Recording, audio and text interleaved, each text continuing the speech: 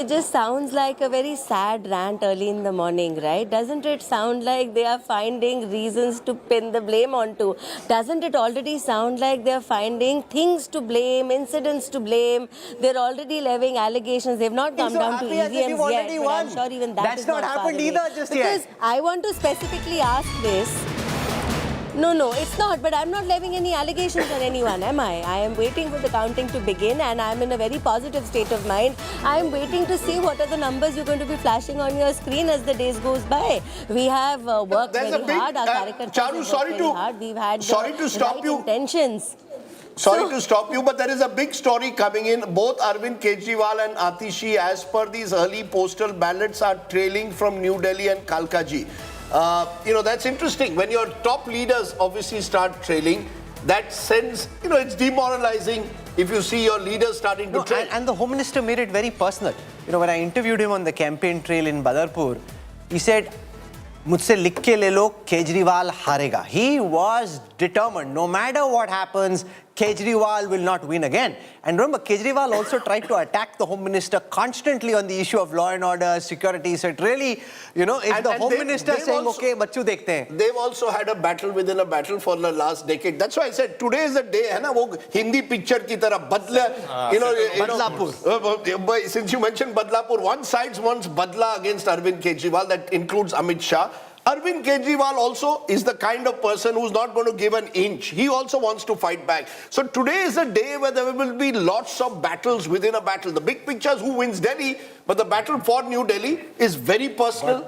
At one level, even in Kalkaji, when you got a Ramesh Bidhuri kind of figure there, look at the Congress putting up an Alka Lamba in Kalkaji, putting up Sandeep Dixit in New Delhi. The Congress has also made it acrimonious. Sandeep Dixit wants to avenge his mother's defeat. Badla. You should have changed your title today to Badla. But Rajdeep, other than Sandeep Dixit, the other Congress leaders, some of them were practically coerced, forced into fighting this election. When I interviewed Alka Lamba, she said, I didn't want to contest from this seat. So Manish Sisodia is also trailing. So your top three leaders of the Aam Aadmi Party, the Chief Minister, the former Chief Minister and the former Deputy Chief Minister are all trailing at the moment. That doesn't mean that could change the map of Delhi. I think Preeti made a very important point that this election is not so much just about Mr. Kejriwal winning you every seat. It's actually about seat by seat. Can individual candidates pull out? Charu wants to complete her argument and then we'll go across to Mahima. Charu, go ahead.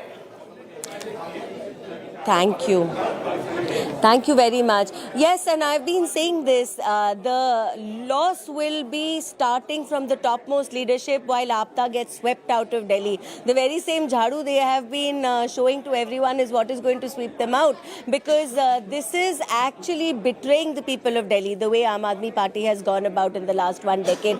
But I just wanted to mention here, while the allegations started, the latest one that came yesterday was of some candidates being approached. The funny thing is, we didn't even get the names of the 16 people who've been approached. We didn't even get reasonable complaints filed to the police station while all of this was happening. And while the Anti-Corruption Bureau turned up to investigate this, there was zero cooperation. They were turned back. They were sent back. So, like I said, the way Aam Aadmi Party has been speaking, it's an indication that they are prepping for a loss and they are prepping to find something else to blame for this loss they are going to be incurring today. Mahima Singh from the Congress is with us. The Congress was 4.65% vote last election.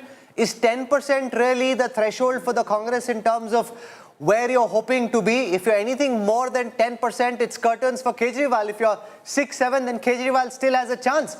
Has the Congress really accepted that Kejriwal is a much bigger immediate threat? Let's deal with him, send him away, and then we'll deal with the BJP next time. Is that really the Congress's calculus? Jai Hind, when it comes to the calculus and the hope, I would say that very serious questions have been raised by the Honorable LOP, Shri Rahul Gandhi, yesterday, asked of the Election Commission basis facts. And I think it is high time that the Election Commission answers those questions to do away with all the aspersions being cast upon a malfunctioning electoral machinery. As far as the hope is concerned, Rahul, I would say we are very hopeful, because we have fought a very ardent fight We have fought fervently for the people of Delhi that have been duped of their very fundamental rights over the past 10 years because it's been a hand-in-glove situation of the BJP and the Aam Aadmi Party. We have seen how they have both turned the NCR to the national crime region, actually. We have seen riots happen in Delhi. We have seen pollution raised to intolerable levels. So We why have didn't raised you all think those of, questions. Mahimaji, why didn't the Congress party think of all of this 6 months ago when you fought with the Aam Aadmi Party in the Lok Sabha elections? Suddenly you call it the national crime region. Was it not the same case 6 months ago? This is the problem. The voter sees through this. It was very much so, but as we have been always pointing out, that federal structure of this nation, the federal fabric of our democracy is at the heart of our politics. And when we were fighting for the Lok Sabha elections, we were fighting against a regime that continuously sabotages the constitutional values of this country that keep our democracy alive. And so when Aam Aadmi Party approached the India bloc to be a part of the whole fight together, we stood with them. We stood with them when they were subjected to wrongdoings at the hands of the BJP at that point in time. So I think when we are fighting for the state, keeping in mind that federalism, keeping in mind the issues that Delhi has been subjected to, keeping in mind the GNCTD Act that the BJP imposed on Delhi and the Aam Aadmi Party let it happen, we have decided to go individual. Just keep it also in mind as we do this Panditri, that Delhi will count faster than Maharashtra or Bihar or Madhya Pradesh. It's a smaller state. As of now, 14 leads for the BJP, up 12 from the last time. The Aam Aadmi Party at 9, down 13. It's very early days, but this is power play in the Delhi political league, and the BJP is off to a flying start. And one of the areas where the BJP in these very early trends is doing well is Outer Delhi. You see, the BJP expected that the turn in Delhi will take place in Outer Delhi. These are areas with large Jat populations, Gujar populations, much more rural in some parts. The BJP is leading in 7 out of the 11 at the moment. These are also the areas which have the unauthorized colonies. And Amit Shah, in one of the last meetings, said very clearly that we are going to give you property rights in these unauthorized colonies if we win the elections. Yes, Preeti. For example, the outer belt is where the Aam Aadmi Party, and we can take that question to Preeti, has written off some of the seats right from the beginning. Why? If Kailash Gehlot switched from the Aam Aadmi Party to the BJP. Kailash Gehlot represented a lot of the Jat community in Najafgarh. Though it's interesting because there was a fair amount of anti-incumbency against him, so he switched seats to Bijwasan. But having said that, Uttam Nagar, Najafgarh, Nangloi Jat are a couple of the seats where the Aam Aadmi Party has written them away. They even stopped the campaign, the tokenism that there is involved. But they understand that they are not going to do well in the outer Delhi areas. What's interesting, is Nangloi Jat is one constituency where actually the Congress is very hopeful. Badli, Nangloi Jat, outer Delhi again, where the Congress is hopeful, maybe not winning, but making a sizable dent. Let's kickstart the election intelligence dashboard. This is the most powerful analytics tool in news television. We'll give you a sense of where these initial leads are coming from. I'd look at the AAP's gains and losses at this moment. The AAP is 3 seats down in New Delhi in comparison with its tally from the last time in Northwest Delhi. These are the 7 Lok Sabha seats of Delhi. They're down 5 seats in South Delhi, they're down 1 in West Delhi, they're down 1 in Chandni Chowk. So there, except for Northeast Delhi, the Aam Aadmi Party losing seats just in terms of initial trends on all the seats. If you look at the gains for the BJP, at this moment, the BJP is picking up seats majorly in Northwest Delhi. They're picking up 1 seat in South Delhi, 1 in West Delhi, 3 in New Delhi, 2 in East Delhi, and 1 seat in Chandni Chowk. So apart from Northeast Delhi, they're in the positive on all the other 6 seats of the national capital. Rajdeep? Interesting, Northeast Delhi, remember, is where the riots took place in 2020. So it's interesting. And remember, the BJP, 3 of their 7 candidates that they had won last time were from, 8 candidates were from Northeast Delhi. They will expect to do well in Northeast Delhi and East Delhi. A lot of, a major wave for the BJP always would have started from the Eastern Delhi, all the Purvanchali belt, my take on this, Yes, one by one, yes. Yeah, my take on this is different. You see, last time out of the 8 seats that you won, 6 came from East Delhi and Northeast Delhi and Yes. Badarpur, of course. Now, these were all outskirts seats. Where BJP has been losing are in its strongholds of the New Delhi. New Delhi and South Delhi. New Delhi, not New Delhi and Chandni Chowk. South Delhi is today outskirt Delhi. New Delhi and Chandni Chowk. West Delhi. These are the areas, and 34 seats. As I mentioned last time also, 34 Bania Punjabi seats. In Chandni Chowk at the moment, it's the AAP which is ahead. In Chandni Chowk at the moment. So the AAP is holding on. Chandni Chowk, you mean the assembly constituency? Yeah, the Lok Sabha constituency, you then make it into assembly constituency. The fact is, if the AAP is not being wiped out in these early trends. That's very clear. So there are parts of Delhi where the AAP is holding its own. Yeah, so if in these areas, if AAP is holding its own, these are the Punjabi Bania areas. Punjabi Bania are the votes which shift from Lok Sabha to Vidhan Sabha to Aam Aadmi Party. If they are going to stay with BJP, BJP is But in New Delhi at the moment, it is BJP leading in 4, AAP in 1. So New Delhi, which is of course where you would have a lot of government employees, you would perhaps have less JJ clusters. Those are the areas where at the moment in the middle class bastion, the BJP is making some kind of a comeback. So that explains the early lead of the BJP. We can look at the urban-rural breakup in the national capital. We have leads currently for 25 urban seats in Delhi. Urban seats are defined as those seats where more than 60% of the total voters live in urban clusters. Here you've got the BJP currently leading on 13, the Aam Aadmi Party on 11. The AAP is down 13 seats from the last time. The BJP is up a whopping 12 seats. The Congress up 1 from the last time. This is as far as urban seats are concerned. If you look at the rural seats, there are 8 seats in Delhi which are classified as rural seats where more than 60% of the population lives in rural areas. The BJP is leading on 4 of those, the Aam Aadmi Party on 2. It's not looking good from the Aam Aadmi Party's perspective. 17 seats down from the last time. But the problem is, Rajdeep, when you start with 62, it's never going to look good.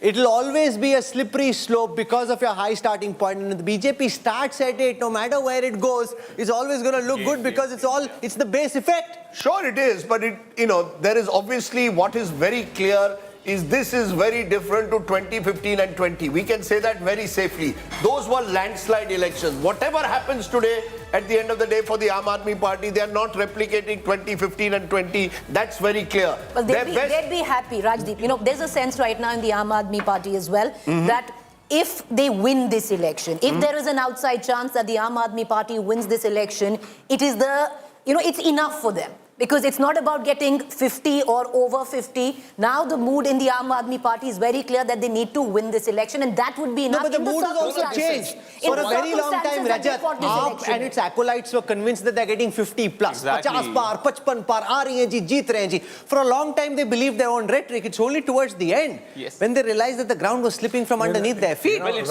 been only in the last 10 days, Delhi public took such a sharp U-turn in their choice of, who's going to lead. To that, in the war room of Aam Aadmi Party, when about 15 days back, 18 days back, it was being said that we are winning, 50 seat jeet rahi ho. At that point of time, Arvind Kejriwal had cautioned his people and said कि BJP last 10 days में अपने चुनाव को उठाती है, हरियाणा में देखता है, they factored it in, and as expectedly BJP ने अपने last 10 days week. But क्या factor in किया? What have they factored in? See, they made blunders and blunders in their strategy. They couldn't even hold their MLA. See, every MLA, even if they didn't get the tickets, still had a sway over 2,000, 3,000 votes. They allowed them to walk away. There are a lot of mistakes, Rajat, that the Aam Aadmi Party's campaign made, but they did factor in that in the final lap, in the last 6 days, something will come, right? Now, you have to give it to Arvind Kejriwal, even though it was theatrics with what many would suggest, but he came out and he appealed to the middle class. So he said, I met a Kattar BJP Samarthak. When he appealed to the middle class. So they factored in that the budget an important lead at the moment.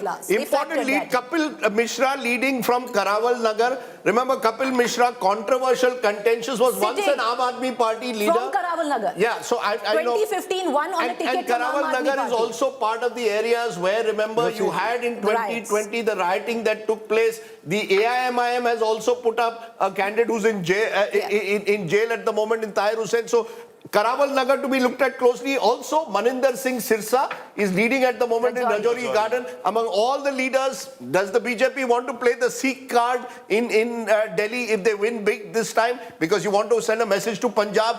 At the moment, all the heavyweights local candidates of the BJP are doing well. All the heavyweight candidates of the Aam Aadmi Party are not doing well. Despite that, the AAP is at 15 and the BJP at 19. So it's a lot of the local level candidates of AAP who seem to be doing reasonably well, even if their top leaders are losing. BJP doesn't have enough number of leaders who have done groundwork Rajat, you consistently. tell me something. Before, of course, with what you said, that sharp turnaround that came in with the Delhi voter, with what you assume, was the BJP confident on even putting up a fight on more than 50 seats? Because I thought, while there is an understanding within the Aam Aadmi Party that they were strong on, say, this time only on, say, 20 odd seats. But the BJP, I would reckon, came from a point of view that they didn't have candidates more than 50 seats. Okay, there are 20 seats that the BJP has never won in 25 years. That's a factor. Two important leaders of AAP who are leading at the moment, Satyendra Jain leading from Shakur Basti and Saurabh Bhardwaj leading from Greater Kailash. That's where I vote, Greater Kailash. Saurabh Bhardwaj is leading there at the moment. So we have the retained ratio I can show our viewers, which gives you a sense of where these leads are coming from and where these parties are trailing. So out of the 62 seats the AAP won in the last election, we currently have leads for 33. AAP is leading on 15 of those and trailing on 18, which means 55% seats which AAP won in the last election, they are currently trailing on. That's terrible. If it's as bad as that, it's very difficult to come up where more than 50% of the seats which you won last time, you're now trailing on. Let's look at the retained ratio for the Bharatiya Janata Party. They had 8 seats last time. We've got leads from 2. They're currently leading on both those seats. After this, let's take a look at the strike rate of the BJP and the Aam Aadmi Party and the Congress. The AAP has a strike rate currently of 49%, so clearly not batting in T20 style. The BJP too has a strike rate at this moment of only 49%. The Congress's strike rate is just 3%. So that's really the way it's looking. And as far as direct fights are concerned, it's really more between the BJP and the AAP. The Congress really... and the role of the Congress, Rajdeep, is about how much of a spoiler can they be. They're not in this battle. And remember, in the 2009 Lok Sabha elections, the Congress had 57% vote share. Would you believe that? 2009, 57% vote share. From there, now to 4.65, that's the base. And just in a matter of 15 years, from 57 to 4.5. Rahul, the Congress will be a factor in this election only if they enter double digits in vote share. Anything below that, at best, they may nibble away in a few constituencies, Okla here, Mustafabad there, Balli Maran. 3 or 4 constituencies where they have Badli was mentioned. There are about half a dozen constituencies. But you see, it's not going to... I don't think it's going to change this election unless it becomes seat by seat. But Rajdeep, look at this. Even 8%, if Congress gets, some exit polls are saying, you add that potentially with an Aam Aadmi Party at 42. No, but they will continue to BJP votes also. I do agree. They will cut into BJP votes. You see, that's the thing. They continue BJP votes also. It is not that, black and white. So who pick what any is example? actually what is worrying for BJP right now? I'll give you Nangloijar, Badli. What is worrying for BJP right now is the Shakur Basti seat, which Satyendra Jain is leading despite being in jail for 2 years. It has 57% Punjabi Vanya votes. 57% Punjabi Vanya votes. And if on this seat, the Mandir Prakosht in charge of BJP, Karnail Singh, who is contesting on BJP ticket, if he is trailing, it's very, it's not a very good news for the BJP. Okay, Neoma Gupta joins us from the Bharatiya Janata Party. 27 years of political exile. Do you think the BJP's exile in the national capital, Neoma, is finally about to come to a close? The BJP is leading in the initial votes that have been counted, but the AAP is snapping at its heels. Good morning. It's looking good, and I think the double exile is definitely going to end because it's. Can you hear? I hear you well, Neoma. Go on. Double exile is definitely going to end because. Okay, so because I think this time people of Delhi were frustrated with the basic infrastructure collapsing. There were lack of amenities. In fact, everybody on all the channels are talking about different sections of society. For me, I think it's more of a generic view because there was bad air. there was bad water, the roads were in deplorable conditions. So this time people have not voted for change, but they've actually voted to sustain the fact that we are staying in the national capital of the country, and the condition is absolutely pathetic. So seeing that, so far the trends are showing literally BJP ahead, but this time people of Delhi have definitely voted for a positive outcome to restore Delhi back to its lost glory and make it a city noteworthy. You know, and that really was a factor experienced during this election. A lot of people, particularly different sections of the middle class, were remembering Sheila Dikshit, the slightly older people, that, you know, we were proud of the fact that we used to live in Delhi. Look at the kind of infrastructure we got. You know, he's turned it into a giant urban slum. So there was that element as well. It doesn't mean that they'll vote for the Congress, but the fact that they were longing for the good old days of what Delhi used to be, when it had a certain privilege in terms of infrastructure during the Commonwealth Games, all that got built up. So there was that clamoring for what's happening now in Mumbai, your city. Look at the kind of roads that are being built. In a few years, if Fadnavis keeps doing what he's doing, and if Kejriwal wins again, Mumbai and Delhi will be similar in terms of urban infrastructure. There is little doubt that the multiplicity of authorities in Delhi make Delhi very difficult to govern unless you have clarity as to who is in charge of what. You're right, the Sheila Dikshit years, I think Sheila Dikshit's big achievement was she was able to work with the centre. But don't forget, the first 6 years of her rule, she had Atal Bihari Vajpayee, someone who by nature was a consensual leader. Because of the past acrimony between Narendra Modi ji and Arvind Kejriwal, it was never going to work. And that was, unfortunately, something that Delhi people may regret. The politics of negativism, as they call it, on both sides. Both sides just didn't want to work with each other. But does the voter care? The voter wants his life to get better. Kejriwal can't get along with the PM. It's really Kejriwal's problem. My point is he did give Kejriwal, therefore, even a renewed mandate in 2020. But a point has been reached where I think there's anger over garbage collection, over sewage. I thought it was very interesting. One of the exit polls said, issue number 1 or 2 was garbage collection. So you've got issues on the ground that have piled up literally over the years. But Rajdeep, what I said earlier, this stems from the fact that the MCD is not performing, and MCD has been the Achilles heel for the Aam Aadmi Party in this election. The biggest issue with Mr. Arvind Kejriwal, if you look at the data of past several years, in last 5 years, 74 days of Vidhan Sabha. Just 20 bills passed. 20 bills with 10 bills are of their increment of salary of the MLAs. What work you are doing for Delhi?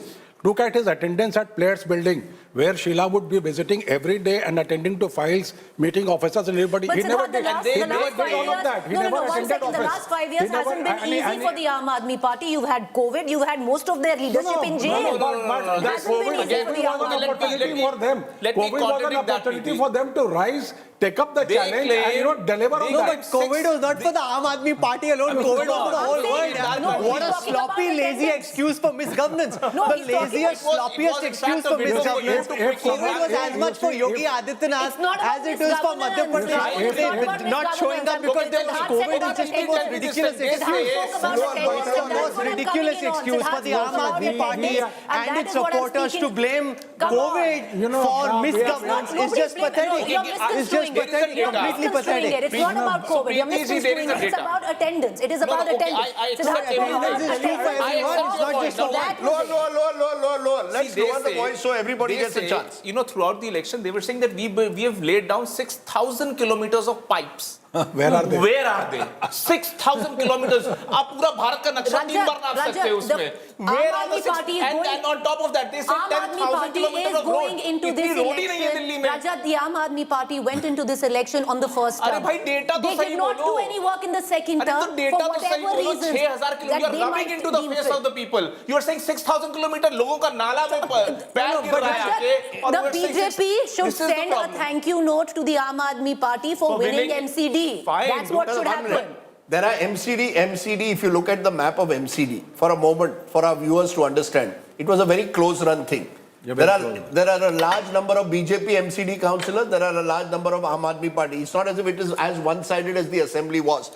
Obviously, councillors have failed and they have huge question marks over their ability to govern. I think this is Delhi elections are increasingly this time localized.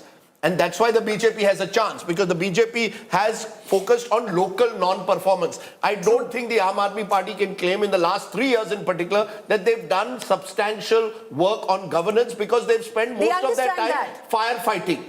Arvind Kejriwal, I make the point, Rahul. No, but I don't agree. Since, no, one second. No, please. Rajdeep, No, 1 minute. Yes. Arvind Kejriwal went to jail. Satyendra Jain went to jail. Manish Sisodia went to jail. Amanatullah Khan also has spent, I think, a period in jail. Vijay Nair, who was one of their troubleshooters. You see, if my top leadership is in and out of prison, Hemant Soren also went to the jail. No, 1 minute. He went back, came back as the chief minister. He went to jail at the end of his term for the last 2.5 years. Was right in that time. What have you heard in the headlines? Delhi liquor scam, alleged Delhi liquor scam. That has taken a huge toll, I think, on the Aam Aadmi Party. You're absolutely right. They have serious questions to answer on governance in the last few years. Rajdeep, Now, the voter is not interested whether you got, No, what are but the reasons Rajdeep, for it's your... a loser's lament. You keep crying, we don't have the MCD, हम कुछ कर नहीं सकते, कुछ कर नहीं सकते. ये लो भाई MCD चला लो, अब हमसे चल नहीं रही है. Now there's anti-incumbency building up. That's a ridiculous situation. No, but that's a ridiculous. You can't say, give me an opportunity to bat. I'm the best batsman. I'm the greatest batsman. I'm greater than Modi. You get an opportunity to bat. You're not interested in batting. He used to go to Ghazipur. Kejriwal used to stand on that, that huge dump pile of. He has stopped going there now. Why do you make claims that you can't solve? No, because the rhetoric of opposition is much tougher than the reality of governance. The rhetoric of opposition is much tougher than the reality of governance, and that's the reality. Otherwise, it makes no sense. The Aam Aadmi Party would have been very happy if it was Sheesh Mahal and corruption. The Aam Aadmi did not want the issue of garbage, issue of sewage, issue of water to actually be spoken of. No, but AAP can't decide what the issue of the elections will be. But AAP can't decide what the issue of the elections will be. Voters decide. Yeah, Rajdeep. What I'm saying is that the BJP picked the right word by fighting the election on these topics. You raised the issue of governance, and I think it's a valid issue. My only limited point is, we have now created a situation in Delhi where there are so many friction points, where you've got the LG battling every day with the chief minister, where you've got bureaucrats through law, but Rajdeep, bureaucrats through law don't have to necessarily listen to the chief. Sit out, fight at the but Rajdeep, I only look, If you only find excuse, don't contest Delhi election, because we people suffer. You see, common people suffer. But Rajdeep, I disagree. Why is it only about Delhi? Even in Punjab, where you have a full government, the police is with you. Now look at the mess the government is. But it's the same. It's about the interest and aptitude to govern. Something very interesting. You are excellent at rhetoric and street fighting and agitational politics. How good are you at governance? Prove it in Punjab. See, Punjab is a different story. Delhi, I believe, is a story where we are going to, at some stage, Delhi is going to have to decide who is the big boss of Delhi. Is it the LG? Is it the Home Ministry? Is it the Chief Minister? Otherwise, do not even ensure we don't need a Chief Minister of Delhi. Why do you need a Chief Minister? Big boss of Delhi are the people of Delhi. In Okla, the BJP candidate is leading. And BJP candidate is leading because his wife is a local councillor. And he's a former congressman. Manish is a former congressman. And his wife is a councillor, and she has done a lot of hard work in the area. But remember also Okla is a classic constituency where spoilers can come in. AIMIM has a strong candidate there. Congress has a candidate there. Despite all that, Okla में BJP का candidate lead करेगा, ये तो बहुत it's a very but it shows that the Muslim vote there could well be getting badly split. There is every indication of that. If vote is getting split in that constituency, that means they are getting split in all the 12. That we don't know. We don't know that. So at the moment, certainly in Okla, that's happening. If the BJP is leading, the Muslim vote is being badly split between Congress, AIMIM, and the Aam Aadmi Party. That's very clear. If the BJP wins, and Manish has a good reputation also. There is some merit in looking at the strength scanner data, because as you're seeing this, BJP supporters would be dancing on the streets of Delhi. They've hit that magic figure. For 2.5 decades, ladies and gentlemen, the Bharatiya Janata Party has eyed that number 35 but unable to get there. This morning, Super Saturday it is from the initial lead. 60 out of 70 trends, the BJP 37. Who is this one lone congressman who is standing tall? Don't they, Usko? We look for him in the election intelligence dashboard. So here's the point I was making, and this is interesting. There are 35 seats the BJP has never won in the last 3 elections. Badly. Out of those, in 14 seats at this moment, the BJP is leading. So they're not just leading on the seats which are relatively safe, even on the seats which the BJP, Rajdeep, has never won in 3 elections. You see, if these numbers hold, the BJP should be in a position, if these numbers hold, to cross 40, maybe even cross 45. Much will depend. Remember, these are also smaller constituencies. Margins can become very tight as the day goes on. We'll have to look at vote share. I think vote share will give us, as the day goes on, a clearer indication. Is the BJP heading for a major victory, or are we in a tight fight? I think these are the 2 possibilities. You gave us a scenario map. Either the BJP wins comfortably today, or we have a seat-by-seat contest that goes down to the wire. Because remember, 23 plays 36 means you require 7 seats to change for the situation to change dramatically. Much will therefore depend on vote share and where the wins are coming from. From what you said at the moment, the BJP clearly is the party today that is making gains. Halfway mark. Also importantly, BJP is leading in half a dozen of the SC reserved constituencies. That is the big story. You see, one of the stories has been in the past, the BJP has virtually given up 12 seats which are SC reserved in Delhi and about 8 seats where the Muslims call the shot. 20 seats, where has BJP given up SC seats? No, in the sense, in the last 20 years, they've not won. 1 minute. This theory, I'm only saying in the last 15 years, the BJP has not won these seats. See, this has been, an agenda which has been, they've not won them. But no, it doesn't matter. It doesn't mean that they'll give up the Dalit seats. When I say Where is this coming in that the Dalits are neutrally, the vote base of either the Aam Aadmi Party or the Congress? That's not even the case. I'm telling you of the last 15 years. Forget Delhi, this has been a narrative which is going around for the entire nation. All media people that I'm talking about, they start off saying that Dalit vote means anti-BJP. That is not the case. No, let me clarify. There are 12 seats which are reserved. In both 2015 and 2020, AAP swept them. BJP only won one of them. AAP swept every seat, general seat, OBC seat, SC seat. So there is no narrative there. 1 minute. When the Congress was in power, Sheila Dikshit and the Congress swept most of those seats. My point is, in the last 25 years in Delhi, forget nation, in Delhi, the BJP has struggled to make a mark in state elections, not general elections, state elections in the Dalit reserve seats. That could be changing today, which is good news for the BJP. And I don't think that BJP has at any point given up on Dalit votes. They have been steadfastly committed because they know that But they've not won that vote in Delhi. That's all I'm saying. They've not won any seat. There is no analysis to be done on that because they've been. So that's changing today. That could be changing today. That could be changing today. No, but if it changes, Rajdeep, remember, it's not because of how spectacular a job the Delhi BJP has done. Absolutely, it's a negative the Delhi senior lead, the BJP top leadership is a bit embarrassed about their Delhi unit. It's not something that they're very... If you have different students in class and you are the principal, Siddharth, the Delhi BJP is not the student you're most proud of. No, not at all. It's a quiz question. Who is what in Delhi BJP? I've always said that for the last so many years. But what I'm going to say, if BJP is doing this well in the election, and what I saw on the polling day was the passion among the BJP workers to deliver. And what has really worked is, Namo app dialogue which Narendra Modi had with the workers here and very passionately talked about giving him Delhi, and where he said, Aapka booth sabse majboot. So there were 2 points that record tod polling karaiye or apne booth par aap lead kijiye. The Dalit record tod polling. There's a data point. 9 seats in New Delhi. BJP leading in 8, AAP in 1. 8 seats in East Delhi, BJP leading in all 8. Yes, please. The point that Rajat raised of the Dalit seats. The point is the Dalit population, Rajat, in Delhi merges into a class divide. And sadly, fortunately or unfortunately. So therefore, I would still hold my horses on this because I think whichever way the result goes, whether it's even pro-BJP or it's pro-Aam Aadmi Party, ultimately we will see a very stark class... Hear me out. We will see a very stark class divide. No. I have been listening to this.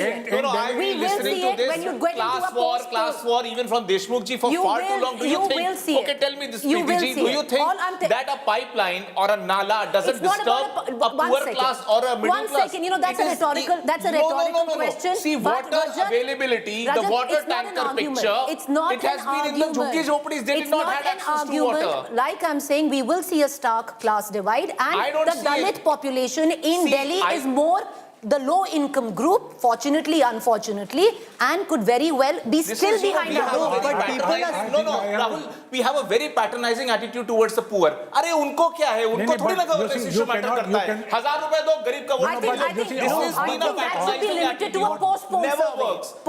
Post-result survey. No, but and I'm we'll know saying- better. But You know, I listen, still believe you give money to middle class or to poor, it's the same. You will attract votes. Similarly, governance issue for the poor or for the middle class Can I remains ask you largely for a intact. favor, Rahul? Yes. Can you give us the breakup region-wise, because I think the story is coming from there. If I get an opportunity, I was Please go about ahead. to do that, because people are speaking on the basis of their own political biases. I think the numbers are speaking louder than anything else. And if the BJP is leading on 38 seats, 31 up from the last time, all kinds of voters are voting Yes, for them. You can't exactly. say That's the what poor I'm saying. haven't There voted is for no them. substratum. That may be someone's bias that's not rooted in numbers. Let's see. Let's now go through the What political seat by bias? seat breakup. Out of the 10 seats of Chandni Chowk, the Aam Aadmi Party is down on 7, is leading on 7, down 3 from the last time. The BJP on 3, up 3 from the last time. Let's now move to East Delhi. In East Delhi, and remember, just keep this in mind, that so far, just 0.1% of the overall vote has been counted. So as people make massive declarations about whether the poor are voting for the BJP or not, keep in mind that 0.1% of the vote has been voted.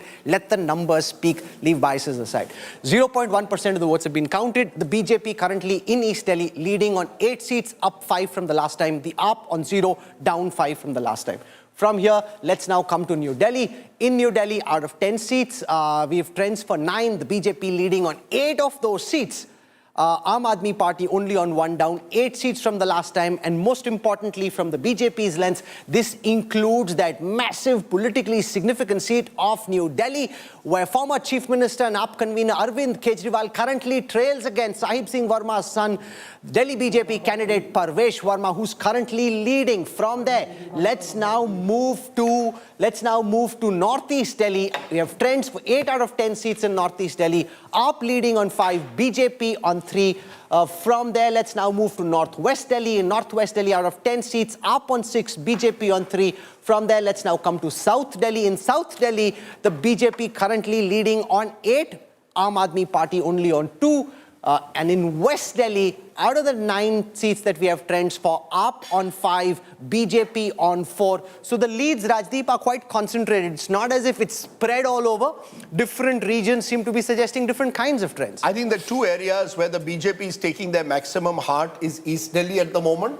Remember, this is an area they expected to do well. This is an area where they have in the past done very well in Lok Sabha elections, not repeated their show in the Vidhan Sabha, but they did decently even in the MCD elections there. So they are looking to build on that in East Delhi. The real story also is coming from New Delhi. Think about it. There are 9 seats in New Delhi, and at the moment, the BJP is leading in 8 of them. So this is where the dramatic shift is taking place. You've got middle class areas, also lower income groups, both where BJP is doing well. They are doing well even in Purvanchali belts, and they are doing well in the middle class areas of New Delhi as well. So you've got the BJP in a way recovering lost ground from Vidhan Sabha, but doing well there where they did well in Lok Sabha. You see, one of the anomalies of Delhi has been both in 2014 and 19. The BJP did very well in Lok Sabha, got over 50% of the vote. If they use that as the base, they built on that base in this election. They've not got into the trap they got into 2015 and 2020. But that's not happening in Chandni Chowk constituency. That's an exception. The rule in general this time is the BJP is now recapturing its original middle class area. Also remember, Rajdeep, but Chandni Chowk has 10 seats, on which Aam Aadmi Party is leading on 8 seats. And Chandni Chowk is the area which has majority of the seats are Baniya Punjabi seats. So that means if the Baniya Punjabis are not voting for BJP in this election, last elections they voted for BJP and he led on all the segments. If they are not, and if they are losing 8 seats out of 10 in this election, I think that's, BJP has not been able to retain largely its Baniya Punjabi voter. And as I have always said, that we blame the Purvanchalis, the minorities, the Dalits, for defeat of BJP Siddharth, in look at Delhi. the fine But print. that's not true. But look at the fine print in the Chandni Chowk seats where the BJP is actually leading are the Bania seats where the BJP but is Chandni trailing. Chowk- Chandni Allow me Chowk- to complete. Where Yeah. the BJP is trailing is the one where the Muslim-dominated seats are coming in. No, but Mostly. Chandni Chowk per se, the Chandni Chowk I'm assembly. talking about Lok Sabha, Chandni Chowk, and 10 seats under that, right? Okay. That's what I'm talking. So what's the score? 7? But you 7-3. No, so there's something interesting on your screen right now. For the first time, we'll call out the power map of New Delhi in the way that it is in the 65 seats for which we have trends. Here you have the trends from the last assembly elections. Look at the purple wave. 62 for the AAP, all across except for very limited pockets here in the eastern corner where the BJP saffron bloomed. Look at 2025. There is so much saffron blooming at this moment. Nadda ji is delighted even in the animation screen image that we have on the screen. It is a very, very different picture for the BJP. And remember, right under their nose, under the noses of two of the shrewdest, smartest politicians modern India has seen, Amit Shah and Narendra Modi, to have Aam Aadmi Party beat them in this fashion, not just beat them, 67 and then 62. This is a day the BJP Rajdeep has waited a long time for. If these numbers hold, I think the BJP will have much to celebrate about the kind of campaign they ran. They've run very targeted campaigns. They've targeted Purvanchali voters. They've targeted Jat and Gujjar voters. They've targeted middle class differently. Remember the budget announcement that was made on the first 4 days before the Delhi elections, which gave the middle class heart. The BJP has realized that in Delhi, one size doesn't fit all. You need very different strategies for different groups. And I think if they win, it will be a success of the BJP being able to target very, very different class groups. Rajdeep, The Aam Aadmi Party, on the other hand, That they have done. you know, the Aam Aadmi Party, on the other hand, has won their 2 elections in a landslide on a mood for change, and Arvind Kejriwal is the central figure. Having chipped away at brand Kejriwal, the BJP realized an opportunity and has used the opportunity. So if these numbers hold, it shows that the BJP strategy of different strokes for different folks has won. You know, we are in a startup era, and startups are always, they beat the big incumbents because they're so agile. Where That's have right. you seen a big corporation being so agile? Here, a big party like BJP is so nimble, on its feet thinking, taking feedback, changing strategies. It is not easy, I'm telling you. This is, even the Congress party hasn't learned how to be agile in changing scenarios dynamically. See, one could have started entering into the Delhi election with their backs against the wall, and this is where BJP started. But they kept taking feedback, course correcting, ensuring that Kejriwal is never able to build the momentum through and through the election. No, but the And this BJP also agility made doesn't come mistakes. easy. I know This is a lot how you are of trained. top BJP You know, leaders one and aspect- ministers are watching at this time, but the BJP made many mistakes. They kept going on the issue of corruption, and only Till later December, in the till campaign, December. till later in the campaign, they figured it's not tracking in quite the same way. That's when they pivoted to civic issues. So they had the agility to pivot, but they also came in with their bias where they thought corruption is a big issue. It irritated them, so they tried to punch the BJP up on that. Looking at the trends, which are coming now, on many seats, Congress is on the second position. If that is happening, like against Kailash Gehlot, Devinder Sehrawat is on second position. In Badarpur, Avtar Bhadana's son, Arjun Bhadana, is on second position. So that means Congress performance is adding to the woes of Aam Aadmi Party in this election. If Congress is coming on the second position against Kailash Gehlot, so the contest there is with Devinder Sehrawat, who also earlier was in Aam Aadmi Party, and then he shifted to Aam Aadmi Party of the different era, when all these ex-servicemen and lots of people were joining. So if Congress is coming second on, is Sandeep Dixit is on the second position as for the data that you are showing.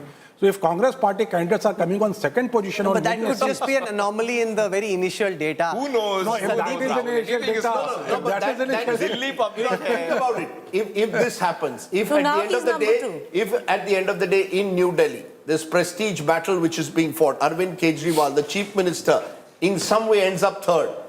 If he does, and Sandeep Dixit ends up second, and Then this Parvesh game over Verma for him. wins, just think about what the message then goes out. You see, it No, means losing is a strong enough message. Third Yeah, आने की no, no. जरूरत नहीं है. irrespective of where you end up in your overall numbers, if you as the sort of face of your party are not able to win or in some way end up third, I think the message that goes down clearly is brand Kejriwal, which we just spoke No about, arrogance, has been Kejriwal. severely... You call it arrogance. You know, So look at it the gets posters. severely diminished. You know, Rajdeep ji, you have been in a habit of looking at holdings and all. Look at Aam Aadmi Party's holding. This man was so confident. He used to put his picture and then question mark. Because he believed that there is no person walking on earth who can match me on the same frame. That is the degree of arrogance that this man You brought call into it the arrogance. table. Look, the fact is that very same strategy worked in 2015. But you are a worked in beaten man. 2020. Your moral capital has been I think you made a eroded. good point. The BJP pivoted in this election and changed its strategy compared to 2015 and 20. The BJP did the same in Maharashtra. Just look at the way after its, just a minute, after its defeat in the Lok Sabha, it pivoted, decided we need to change strategy, we need to make the election much more hyper-local. In Delhi, what they've done a mix of a hyper-local strategy, doing the Nukkad Sabhas, going to the Jhuggi Jhopris, trying to break the Aam Aadmi Party's dominance there, and at the same time ensuring that their middle-class vote, look at the budget, as I say again, is kept galvanized and happy and is able to respond to the BJP effectively. The Aam Aadmi Party, I don't think had any other issue this time apart from Kejriwal. So this is even bigger a problem. Now you don't have any issue. Your main issue is Kejriwal, who himself, his entire moral capital is depleted. It is finished, eroded. The problem was that then you put yourself in the center. There is an Atishi who is doing a relatively far better job than you are doing. You completely sideline her, so much so that she is not even seen in the same frames. She wasn't even talking to the media that much. Only because... Don't go overboard. Atishi and Arvind Kejriwal have a good working relationship. Whatever. benefit of doubt किसी को कुछ भी दे दो, but you need to analyze why he kept himself above everything. I was speaking to certain spokespersons of one second. Okay, let me हमारे यहाँ खून नहीं चलता हमारी नसों में केजरीवाल बैठा है. One by one, please. One by one. I think our viewers will benefit if we don't have cross-talk. The fact is, Rajat, it's all well and good to say this because the numbers right now don't support the Aam Aadmi Party. 2013, 2015, 2020. See look at the number that the Aam Aadmi Party got. They got it on only one name, Arvind Kejriwal, right? So this time also, when Arvind Kejriwal stepped down, he stepped down. Everybody knew this was a de facto chief minister who was coming in. It has to be proven in a court. Charge-sheeted hai, bhai. But it has to be proven. There are so many people who are charge-sheeted. That's a separate matter. There's a charge sheet in the eyes of the Delhi voter. There's a charge sheet in the eyes of the Delhi voter. The Delhi voter is voting on whether he believes that charge sheet or not. This election, like it or not, Kejriwal presented as a referendum. If he wins, it's a referendum in his favor. If he loses, as the numbers are suggesting at this moment, that's a referendum that went against him. The legal charge sheet will take its own time. The political charge sheet, it is judgment day on the political charge sheet. 42 leads, Rajdeep, for the Bharatiya Janata Party, 35 up from the last time. It is Holi come early. They'll be celebrating Holi like they haven't for the last 3 decades in the national capital if the BJP wins. And if I look at all the major leaders of the BJP, most of them are winning. Most of the sort of local heavyweights, if you want to call them that, are leading at the moment. You've got, for example, Maninder Singh Sirsa leading in Rajouri Garden. You've got Kailash Gehlot, who switched sides, leading from Bijwasan. You've got Harish Khurana, son of former Chief Minister Madan Lal Khurana, leading from Moti Nagar. You've got Rajkumar Anand leading from Patel Nagar. You've got Arvinder Singh Lovely leading from Gandhi Nagar. He was, of course, once the Congress president. Ramesh Bidhuri is leading over the chief minister. So you've got all your strong men and strong women leading at the moment. On the other hand, the Aam Aadmi Party is struggling even with its strong candidates, except for Saurabh Bhardwaj at the moment. None of their big leaders are leading. Even Satyendra Jain is now trailing. No, but there is a big message there, Rajdeep. Gopal Rai is the other Aam Aadmi Party minister who's leading. So you've got 2 ministers, Babarpur and Greater Kailash, where the minister is leading. Somnath Bharti is trailing at the moment now from Malviya Nagar. So you've got 2 leaders who are leading, the rest are not. So it's not just about being behind the BJP, but even your faces of the last 5 years, Manish Sisodia, Arvind Kejriwal, Atishi, are all trailing at the moment. The voter is perhaps sending out a message in that sense to the Aam Aadmi Party that we have not, if these numbers hold, that we are simply unwilling now to carry on with what they see perhaps as this politics of endless confrontation, if these numbers hold. See that? About the leaders which you mentioned, there are several other leaders in BJP whom you have not mentioned, but they are otherwise a big activists in their party, like Ashish Sood in Janakpuri. He has been their Prabhari in Jammu and Kashmir and he is leading. again I come back to the Vijender same Gupta leading yet again from Vijender Gupta, Rohini. Dushyant Has Gautam, never won about that whom seat. you mentioned, Dushyant Gautam. But again on Dushyant Gautam seat, which is Karol Bagh reserved seat, it is the Congress which is on the second position. So what the point I'm trying to make is that is this a real comeback for the Congress in Delhi politics? Because on several seats they are on the second position. Abhi, ruk jao, thoda sa, give it some more time. Because as I said earlier, just about 0.2%. Of course, How much of the vote has been counted, Rahul? it changes on different seats, but basically it was 0.1% when I last checked. So I would be very, very careful about trying to draw conclusions. 0.9% now. So Delhi is counting fast. That's the other thing. Yeah. Almost 1% of the vote has been counted. Almost But 1%. that's just 1%. No, but 1% is pretty Across big. Delhi, As gives you you get a fair across, sense. Yeah, you can no, see an 1% is idea. also bigger than any. Yeah. Listen, just so that you understand, 1% seems much smaller than it actually is, but it's on a large sample. So it's actually bigger than any post-poll study or opinion poll, and therefore it starts giving you some trend. You don't need to wait till all the votes are counted. It starts giving you some trend, and the trend right now is that the Bharatiya Janata Party seems on its way to a historic mandate. The BJP has been waiting for this day. Waiting for this day for 2.5 decades, Rajdeep, waiting to see themselves ahead of the Aam Aadmi Party. 26 for AAP, down 36, 36 up. So straight transfer for the BJP, pulling away from the AAP. 23 seats, 23 seats, 23. Rajdeep, Siddharth, Rajdeep, please. 23 seats where there is a Dalit factor at play. Some, of course, are the 12 SC reserve seats, but there are 11 others with a substantial Dalit population. Of these 23 at the moment, AAP is leading in 12, BJP in 10. All these 10 are gains. All these 10 are seats the BJP has not won since 2003 except one. That is huge. Remember, that is where the real change is taking place. These are seats where the BJP over the last 20 years has not won even once. They are leading in 10 of them. In fact, 11 now. 11 and 1 to the Congress. The Congress is leading in one of them, yes. So there is a small gain for the Congress. But by and large, the BJP is making a big comeback in even the poorer areas of Delhi as per this poll at the moment. Rajdeep, the interesting point on those Dalit seats are that look at the candidate who is on number 2. Ambedkar Nagar seat, it is the Congress which is on number 2. That's the one seat and they're leading in one. No, I am saying number 2. In one they are number 2 and one they are leading at the moment. No, they are on number 2 and several seats. They are in Karol Bagh, they are number 2. Behind Dushyant Gautam. In Ambedkar Nagar, they are number 2. Okay. Sairabad is number 2 in Bijwasan. Let's get some political reactions. C.R. Keswan joins us from the BJP. Shama Mohammed is with us from the Congress, and Anmol Pawar is with us from the Aam Aadmi Party. C.R. Keswan, 43 leads for the Bharatiya Janata Party at this time, up a whopping 35. Super Saturday in full play for the BJP. Good morning, Rahul, Rajdeep, Preeti, and all your panelists and your audience. These are early trends, very welcome trends. And I think from the trends indicate two things. First, I think the people of Delhi have vanquished the virus of AAP after a decade of misrule. Second thing is, I think the people of Delhi have reiterated their faith and reimposed their trust in Modi ji's guarantee of Modi ji's guarantee as a vision of a vibrant, Viksit Delhi. I think the past decade has seen a very bizarre rule where,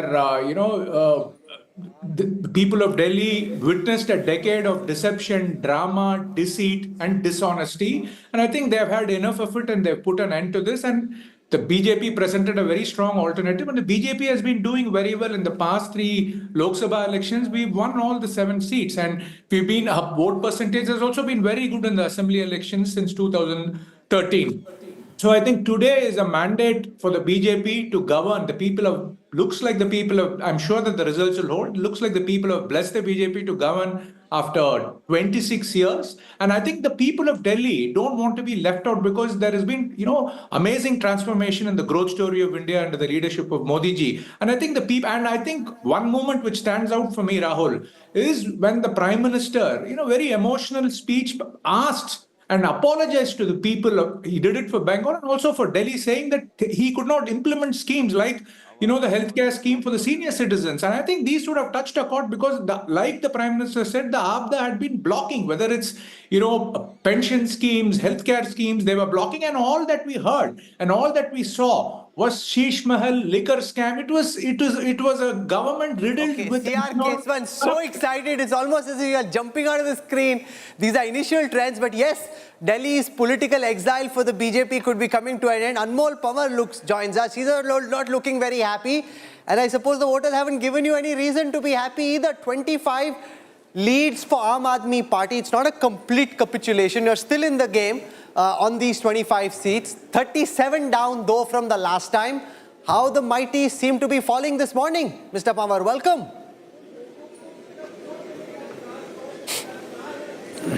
Good morning, Rahulji. Rahulji, these early trends can be misleading as votes are counted in phases. So these number represents only a fraction of the overall picture, and final outcome will be very different from what the initial trends suggest. आम आदमी party प्रचंड बहुमत के साथ चौथी बार सरकार बनाने जा रही है. That's the reality. The people of Delhi are saying in one voice, फिर लाएंगे केजरीवाल. और अगले 3 घंटे में चौथी बार फिर आएंगे केजरीवाल. अनमोल पवार, whatever you say कि क्या होगा, एक बात तो साफ है कि 2025 is not 2015 and 2020 when you swept Delhi. Even your top leaders, including Mr. Kejriwal himself, are trailing at the moment. Is the Aam Aadmi Party accepting that there is much stronger anti-incumbency than you anticipated? That this is a strong, as of now, seemingly a negative vote against your party?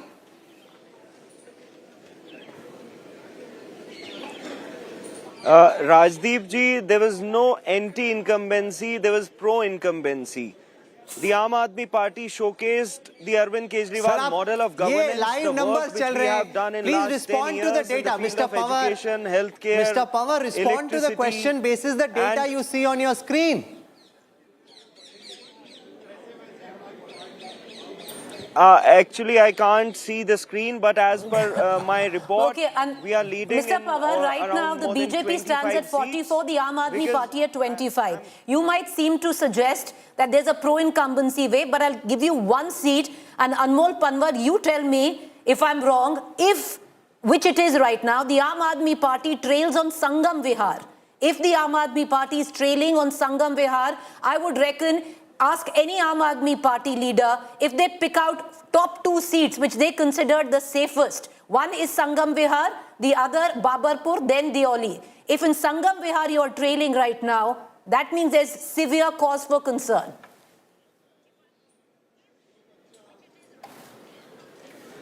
And it's on the EC. I'm not even looking at the other numbers. The EC, this seat is on the EC website.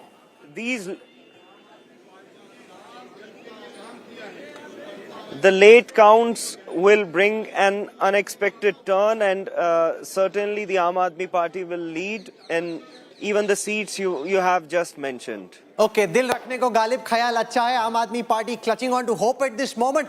Shama Mohammed joins us. Shama Mohammed, the Congress proving to be the giant killer. Not enough to kill and win, but kill enough to trip the Aam Aadmi Party. That's the role. So AAP is seeing in Delhi the Congress do what the AAP did to the Congress in Gujarat. You're just tripping them enough that they lose. It's not about them losing or another person losing or winning. It's about us getting back our vote share, which belongs to us. And I think the people of Delhi have understood in the last 10 or 11 years what this particular party called AAP has been doing. I mean, I live in Delhi. Let me tell you one thing. Two weeks before the election, Rahul, in front of Gargi College, the garbage was cleaned on time. The garbage bin was there. There is a Kuda Bhavan there. They used to clean it up. Before that, nobody cleaned. Yesterday, I was walking past. Again, you see garbage. I mean, what sort of governance is this by AAP? The MCD functions when just 2 weeks before the elections. You have sewage, water everywhere. I mean, Delhi has become so dirty, so polluted. Traffic is horrible. It has become unlivable in Delhi. So I think whatever the result today is, people are replying back on what they are seeing. It's very interesting, Shama Mohammed, that you're detailing all of this. This was the case 6 months ago as well. At that time, you fought in coalition with AAP. This time, you've decided to take on AAP. I just want to put the vote share numbers to show why the Congress is making a difference. AAP, yeah, of course you can. But 42% AAP, 48% BJP, 9% Congress. So the Congress, and if the Congress touches, which means they are doubling their vote share compared to 2020. That is an important factor. But please respond. There are viewers who are listening to you, Shama Mohammed, saying AAP has not governed Delhi well. That was 6 months ago. That time you were embracing Arvind Kejriwal. Okay, so the other reason is why was AAP born? It was born with India Against Corruption. I remember very well, and Lokpal. What was the High Court report? A High Court of India, a High Court of Delhi said that there is a CAG report which says there is an involvement of AAP in the liquor scam. They asked AAP, the Delhi former Chief Minister, Mr. Arvind Kejriwal, to table that report in the Assembly. Call a special session, table the report. Now, if you are innocent, as Mr. Kejriwal says, why did he not table that report? He refused to. And that showed us that he is corrupt. He's involved in the Delhi liquor scam. If a man who came out with Lokpal saying, we need Lokpal, we passed it in the parliament, the Lokpal bill. What has happened to Lokpal? What has happened to the corruption? Most of his ministers are behind bars. You knew all of this, ma'am. I'm sorry to persist. You knew all of this 6 months ago. You see, the opportunity, Congress seems to have suddenly decided we need to finish all the regional parties for us to grow. That's the reality. 6 months ago, you wanted to finish Narendra Modi. No, but that's an absurd, Rajdeep. One second. The AAP wanted to finish the Congress in Goa, in Uttarakhand, in Himachal, in Gujarat. So why would the Congress not take care of its own interests? 1 minute. Do unto others what they do unto you? No, just a minute, ma'am. Just a minute. All I'm saying is this. 6 months ago, this reality was known. Yet you tied up with the AAP because you wanted to defeat Mr. Modi at all costs. Yes. Right? So you decided, I'm ready to break bread with AAP. 6 months later, you've decided, we have to first finish off AAP. Please understand, just before the Haryana elections, Rahul Gandhi told a CWC meeting, we must have a tie-up with AAP. This is just 4 months ago. Suddenly, Shama Mohammed and other congressmen are finding all the weaknesses that they can in AAP. Today, Rajdeep, the story is not the Congress. Today, the story is this historic recovery of the BJP. The story is behind the screen. Sir, the Congress is partly the story. They have doubled their vote share. As a result of that, what could have been even a closer contest is one-sided. That's all I'm saying. I'd like to bring in Shama Mohammed and ask her a question and flip it around, Shama. Because yes, you're saying you're getting your vote share back or a part of that vote share back. What if the Congress had fought alongside the Aam Aadmi Party and it was an open option till at least 2 months ago? If you had gone with the Aam Aadmi Party today, maybe possibly like in Haryana, Delhi right now seems to suggest if the Congress and AAP would have gone together, you could have won this election. No, what seems to suggest that to you? Because they're touching 10%. No, it doesn't work like that. Where AAP had 62 seats, why would they give anything to the Congress? They would have given 2 or 3 seats. The Congress would have... That's the nature of electoral politics. But Rahul, that is what even the Congress thought when they did not give any seats to the Aam Aadmi Party in Haryana. And that's why there were 5 seats. There were 5 seats that the Aam Aadmi Party practically took away from the Congress in Haryana. Similarly, with what Siddharth said, there are multiple... There's a very big difference. The difference is in Haryana, they were in opposition. But there are for a government in power to concede seats is an absurd proposition. But when you understand that it's not going to be a 20 or a 2015, there are 10 seats right now where the Congress is actually coming in number 2, leading in on 1. If the Congress had come in with the Aam Aadmi Party, there is a possibility the result could have been different. But the Congress is doing the right thing to revive itself going forward. This is what they need to do. Take a look at these numbers on your screen right now. The Congress at this moment has 9.5% of the votes that's been counted. They were at 4.65% the last time. That's almost a doubling of the vote share. The Aam Aadmi Party, which was 54% in the last assembly elections, has now crashed to 42%. That's a fall of at least 13% from the last time. The BJP is at 48.3. This is significant because they were roughly at about 38.51% last time. So from 39, they've gone up 10%. It's less. They've lost just 5% of the votes they had in the Lok Sabha. And that is the significant number on the screen, Rajdeep, that they're losing just 5% of their Lok Sabha vote. Typically, they would lose 15% of their Lok Sabha vote. That's what's changed. 2 things have changed. The BJP has held on to a substantial amount of the vote it got in the 2024 Lok Sabha in Delhi. Correct. Number two, the Congress has taken a substantial chunk away of the Aam Aadmi Party vote. Both have happened. It's a double whammy. The AAP has been hit by the fact that the BJP voter has solidified. The same voter who voted for them in the Lok Sabha has by and large solidified. It's a decline by only 5% compared to 15% in previous elections. By and large, the same voter who voted for Modi ji as Prime Minister has chosen to vote for the BJP at the state level. Plus, the voter who voted for AAP in 2020, a section of it has drifted and joined the Congress party, about 5%. Add the two together, it's the perfect swing. So you've got the Aam Aadmi Party going down by about 10-11% because of the BJP retaining a large section of its votes, but also the Congress chipping away, especially, there are constituencies now where the Congress is coming second. Exactly. Those...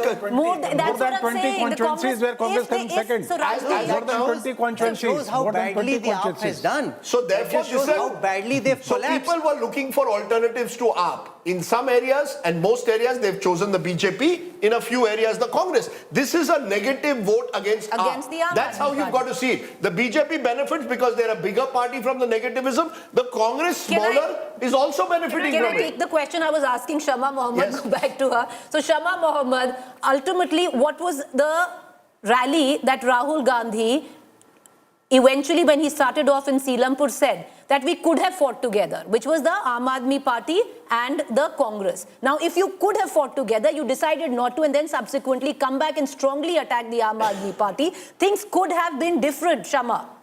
I will answer to that. Just one thing, reply to Rajdeep. He said you were 6 months before together, not now.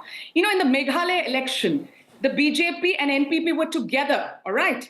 In 1 month, Mr. Amit Shah says, the government which they were together, that NPP is corrupt, do not vote for them. After the election, when they won 2 seats, again they joined back NPP. So please question the Bharatiya Janata Party. Also, Rajdeep Sardesai. No, this is not a Meghalaya election, ma'am. Ma'am, this is not Meghalaya. We are talking about Delhi. No, you must answer this Delhi question. Why not be honest and say we want to finish the AAP? Why don't you be honest? Be honest and say we want to finish that you AAP. sacrificed an election which you could have won jointly and there's nothing wrong in that because that's the nature of politics. Let me answer to that. In Haryana, they had only 1.6% of vote. Why didn't the Aam Aadmi Party tell us, listen, we are not going to fight this election. We are going to stand back because we want you all to win this election. No, they wanted 5 seats for what? For 1.6% of vote? That's when. But it's their right to fight an election like it's your right to fight this election. No, but this is a rhetorical exercise. I don't know why we're wasting time trying to forge an alliance between post facto alliance between AAP and the Congress. Let Shama respond, but this is more studio fantasy than reality. There's no point in this post facto analysis because the fact is the BJP is winning. But Shama, complete your point and then we'll move on. But the problem is also you all are 3 hyper-excited anchors who's not allowing me to speak. So when you have an India alliance partner, not every time the Congress party needs to sacrifice. We need to sacrifice in UP, we need to sacrifice in Maharashtra. Everywhere it is the Congress party who's giving up our seats. So we thought AAP would just say, we're not going to fight this because we are in India alliance. We understood that Arvind Kejriwal is a megalomaniac. It's all about himself and his party. And a man who came up on Lokmal is living in Sheesh Mahal, has the liquor scam under him. He's not tabling the CAG report. But it's all about, he's corrupt. And we understood that these things, which we were not very clear that time, and that is the reason we do not want to fight. We will never fight with AAP. Okay. And we've understood with Arvind Kejriwal, it is me, myself, and I. And we cannot be in an alliance with somebody. And also, remember, they put out corrupt leaders. One of the photographs was Rahul Gandhi, somebody who supported them all the time. And we were very clear. And also, let's not forget one thing which still holds in my heart. He asked, who is Sonia Gandhi? Vidwa hai. And when he went to jail, he puts his wife in front. Why didn't he make Gopal Rai the chief minister? You know what? Because it's all about me, myself, and I. He went to jail. We did not have a chief minister. You live in Delhi. The 3 of you all live in Delhi. Whereas Hemant Soren went to prison and he put up a chief minister because he thought about the people of Jharkhand. Anmol Pawar, what this decimation of the Aam Aadmi Party shows just how disconnected AAP and its acolytes were from the ground reality. You all were convinced that you were getting 50+ seats. The fact of the matter is the ground has slipped spectacularly under your feet and you seem to be living in an ivory tower, or should I say Sheesh Mahal, where you couldn't wake up and smell the garbage around you. Good question. Rahul Let ji, Mr. based Pawar on our respond. ground reports, the Aam Aadmi Party is presently leading on 37 seats. And we are ahead in Rajendra Nagar, in Malviya Nagar, Shakur Basti, Jangpura and Babarpur. We are leading in 37 seats. And as far as Where are you getting these numbers, sir? the Congress spokesperson is concerned, see, in the... Where are you getting these numbers from, Mr. On Dawar? the Where are you getting these numbers from? Election Commission website. Anmol, on the Election Commission website, I hope that you trust. Preeti ji, our volunteers are at the polling station, at the counting centers. Wahan se hame data mil raha hai, and you'll get to see the same results in the next hour. And as far as the Congress spokesperson is concerned, see, the Bharatiya Janata Party and Congress, they are two sides of the same coin. They are working in collusion. We have seen in the Delhi elections with all the agencies at their disposal, whether it was the ED, whether it was the Delhi Police, Election Commission, all were working against the Aam Aadmi Party. Mr. Pawar, the fact, sir, just a minute, sir. The fact is, and I have to go by what I see in front of me, the fact is at the moment, Arvind Kejriwal trailing, Manish Sisodia trailing, Atishi trailing, Satyendra Jain trailing. These are all seats where you're trailing at the moment. Somnath Bharti is trailing in Malviya Nagar, a seat that he's dominated for the last 3 elections. Imran Hussain, Bali Maran, large constituency with a large Muslim vote, is trailing at the moment. Only Saurabh Bhardwaj and Gopal Rai out of your major leaders are leading at the moment. Now, surely there's a message in that when all your top leaders are trailing as of now.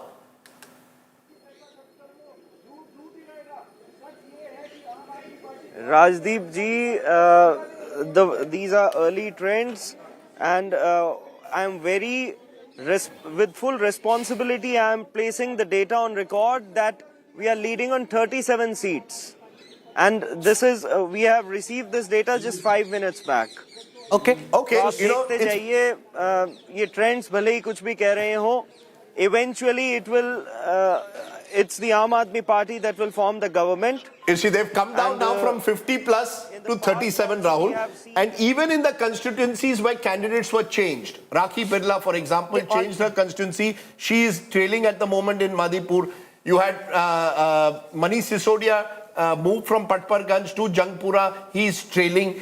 It clearly is sending out a message. You see, the Aam Aadmi Party, but you can't hide. Sorry? You can run from Parparganj, but you can't hide. No, it also shows that, and the candidate leading is an interesting candidate. Tarvinder Singh Marwa was someone who would always find in and around larger than life. Big Burly Sardar. Yeah, you'd find him in and around Sheila Dikshit's house for 15 years, moved to the BJP, and Mr. Marwa is... See, the BJP's touched 50. The gap now, Rahul, if anything, has widened. So unless Mr. Pawar is living in some alternate universe, the truth of the matter is, the BJP is heading, as of now, to a major win. No, can I point out from the election intelligence dashboard that at this moment, there are 45 seats where the gap between the party that's leading and the party that's coming second is less than 500.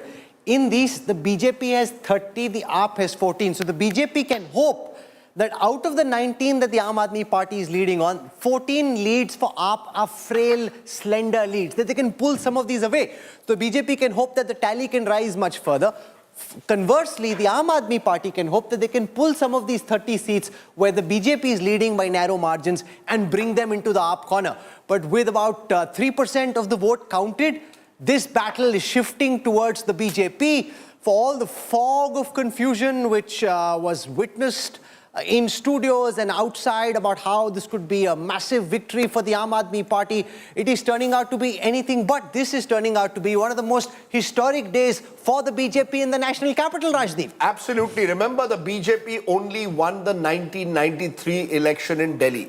That's almost a generation ago. So, you know, you've not won in a state for 30 odd years on your own, a majority on your own. Therefore, it is a historic day for the Bharatiya Janata Party.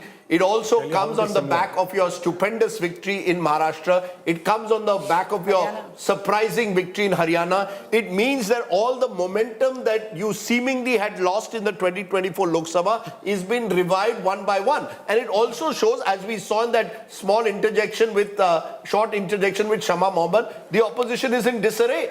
They are now targeting each other. Each of them are saying, you know, who didn't tie up with you in Haryana? Look at the state of the opposition. No, they are and not look at the BJP. Yes. Something I wanted to add. You mentioned 1993 election. Yes. Similar election happening today. Congress is on second position on 24 seats. I just counted. So, and in 1993, it was Janata Dal, then Janata Dal, which, you know, turned the cart of Congress party at that point of time. And this time it is the Congress party which is turning cart of Aam Aadmi Party. 24 seats, they are on the second position. That means a lot. It's a very significant It's a very significant shift of votes. It's not just a defeat for the Aam Aadmi Party. If Congress is not winning any seats today, just one seat they are winning today, somebody to be blamed for it is the Congress central leadership, which did not participate in these elections wholeheartedly. It has stopped people like Ajay Makan going full blast against Aam Aadmi Party in this election. They tried to restrain them. Had they not restrained them in this election and having gone in the campaign full flood ahead, probably they would have had some seats on the board today. Coming second on 24, 25 seats is no mean achievement for Congress Party. Who came second is only partially and marginally consequential. The big story is you got the BJP now with 50%, 50 seats out of 70. That's much more than the halfway mark.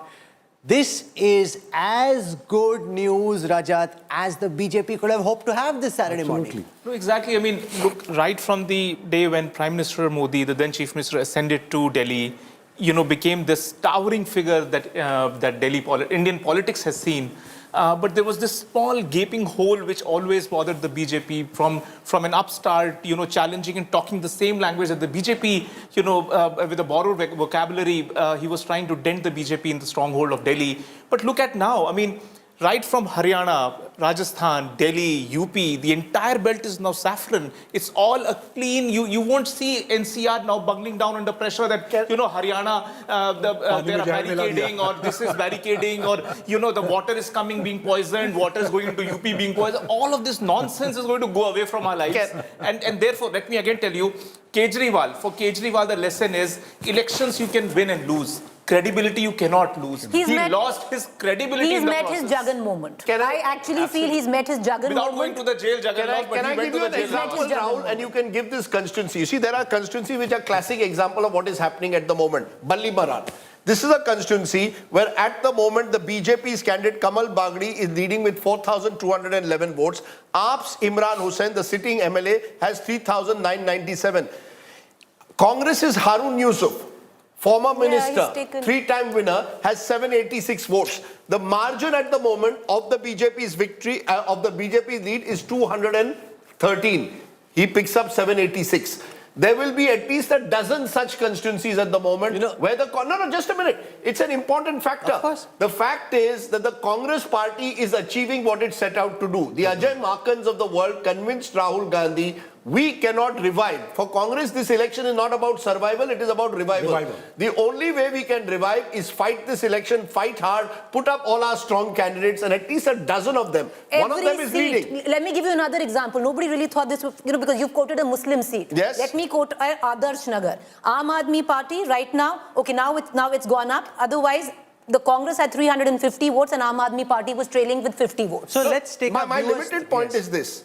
That imagine Muslim seats also. The Muslims are also looking for options. Remember what stand Arvind Kejriwal took during the Delhi riots of 2020. What stand? He didn't take a stand. That the number of Muslims thought that he did not choose to take a stand because he didn't want to lose the Hindu vote at the time. The truth of the matter is, in areas where Muslims are seeing options, even AIMIM, in Okla, for example, the candidate is picking up votes. The point which I'm making is I agree with Rajat. Credibility is being hit on both sides. There is the BJP which hit you with the credibility talking about Sheesh Mahal and claiming that you had not fulfilled your promises. So is the Congress. Can I take Arvind Kejriwal is being hit by a double whammy. The VIP candidates of Delhi, and let's see who stands where. In Kalkaji against Atishi, Alka Lamba is trailing Amanatullah Khan in Okhla on an AAP ticket, trailing Arvind Kejriwal. And this really, ladies and gentlemen, is the biggest story. Outside of the fact that the AAP is being bested, the man who thought he could take on Modi, the man who thought he was the future of Indian politics at this moment, Arvind Kejriwal trails against Parvesh Verma in that bellwether seat of New Delhi, a seat that saw the mighty Sheila Dikshit fall. Could Kejriwal fall here as well? 6,853 votes for Arvind Kejriwal. But Rahul, the You've got winning margin, Sandeep Dikshit, 3,687. Sandeep Dikshit, 3,687. Parvesh Verma at 8,290. Rahul, this is in New Delhi. Yes, you know, as I said, the title of your program is Badla. Sandeep Dikshit for the last decade has been waiting for a moment where he can give Arvind Kejriwal a bloody nose. He believes Arvind Kejriwal is the one who undermined his mother Sheila Dikshit by targeting her. Believes, on it's true. On the CWG scam. He's been waiting for his moment. You know, he hasn't got an opportunity in these last 10 years. He fought a Lok Sabha election, lost, then seemed to be on the margins of the Congress. Took up the challenge only because he wanted to teach Arvind Kejriwal a lesson. Omar Abdullah has this tweet, aur lado aapas mein. You know, he's got this tweet out. Interesting. Khatam kar do ek dusre ko. He's referring obviously to AAP and BJP fighting, unless he's talking about the anchors of India Today having a go at each other, which is a different matter altogether. But, you know, he's talking about aur lado aapas mein, and that's Omar Abdullah talking about how Congress and AAP fighting has had an impact on the electoral results. You know, Rahul, what Omar is saying is absolutely right. If you recall, just a few weeks ago, Omar Abdullah said, we've got to come together and decide, do we want this India alliance or not? One of the stories of this election, Rahul, if these results hold, is while the BJP gets all the momentum, the India alliance is over. You know, where is this India alliance? How can you have calling each other anti-national, useless on governance, corrupt, and next day come together? The voter sees through it. And the BJP loves it. It suits the BJP. This is what the BJP has been saying all the time, that you have come together only out of anti-Modiism. I think the last few months have unraveled just how this opposition is so badly fractured. For all the reasons they give. But I again say, too much time is being spent in the studio talking about the opposition which has lost. It is a story. No, of course it is a story. But rather than the 49 seats that the BJP has got, let's come back and take a look at the numbers. The other big story, in Kalkaji, Atishi Marlena Stroke Singh. In Kalkaji, she is currently trailing. She is the sitting MLA from there, sitting Chief Minister, trailing. In Parpalganj, which is where Manish Sisodia came away from, Awadh Oja, the educationist, on an AAP ticket in Parpalganj, trails.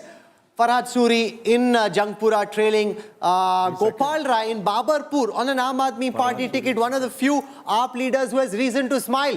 Smiling also is Harish Khurana, Madan Lal Khurana's son. So much for the BJP not being a party of dinners. You've got Parvesh Singh Verma, Harish Khurana fighting on a BJP ticket this time. Sons of former chief ministers, Harish Khurana. In 2020, the AAP won this seat. In Motinagar now, Harish Khurana leading.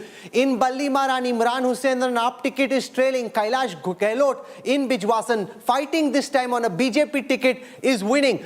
Kapil Mishra in Kharawal Nagar on a BJP ticket is winning.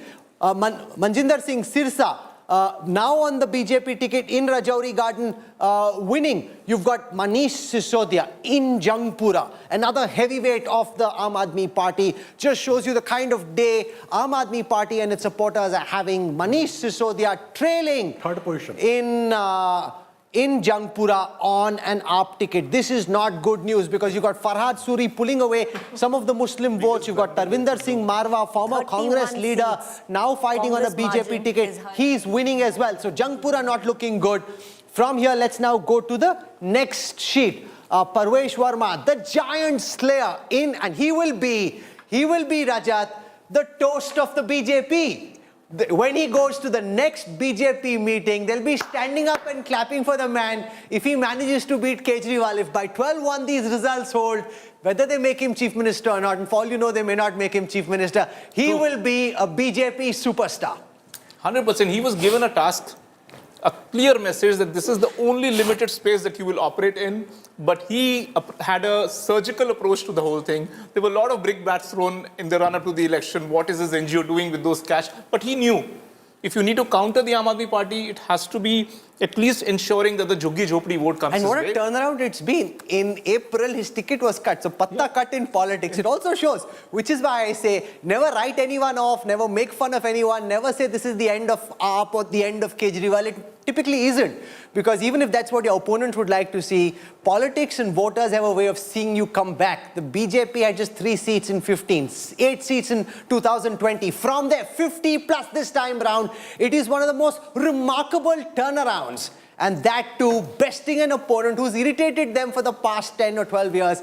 And therefore, the BJP, and mark your words, when those images come, according to the EC website right now, Arvind Kejriwal is trailing by 74. I'd much rather look at our own data on our screen right now, tracked by many more people Rahul, than the Election Commission's website. Saying that don't focus on the opposition story. To my mind, it is actually the story that's building up. You've got to look at the story. Look at the 49 number. There are 31 seats that I have counted, where the margin of the BJP's lead is less than what the Congress candidate is getting. I've just, the Congress is celebrating. I just got a WhatsApp. Didn't we tell you we will finish off Arvind Kejriwal? The truth of the matter is, the Congress may well do so, but the BJP is going to hold all the laddus. I mean, imagine the nature of your victory of the Congress party. Ki humne Kejriwal ko khatam kar diya. This is why I call. But the victory is the BJP's. This is why I call India Alliance as a stillborn. This entire project was ab initio doomed to fail. And the reason is there are so many contradictions within. You cannot just staple all the opposition votes together. It doesn't even work like that. Politics doesn't work. You typically add all the Congress vote, add all the Aam Aadmi Party vote, and then say, in this hypothetical scenario, this alliance would have defeated the BJP. It might have as well, resulted in the same thing. No, but they tried it. It's not as if when both came together, the result was different in the Lok Sabha elections. They fought 4 and 3. The BJP still won. I think the fact is that voters, and this mandate shows, were just fed up of Kejriwal. That they'd had enough. They'd seen enough confrontation. They'd seen enough theatre. They said, boss, I want governance.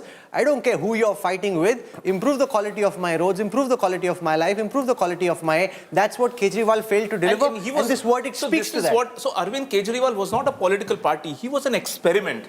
And everybody bandwagoned on this experiment because, everybody, the middle class, typically, they were so disillusioned. To add to what you said, Kejriwal was the Frankenstein which both the Congress and the BJP created to defeat each other, and he ended up bashing up both of them in one point of time. He was so crafty in his message that he created this new plank where neither the BJP could step on nor the Congress could step on. It was his place to sort of rule. He's already, Rajat Sethi already referring to Kejriwal in the past tense. Just hold that political obituary. The wheel in that sense is coming a full circle. Yes. In 2013, Arvind Kejriwal rises over the debris of the Congress.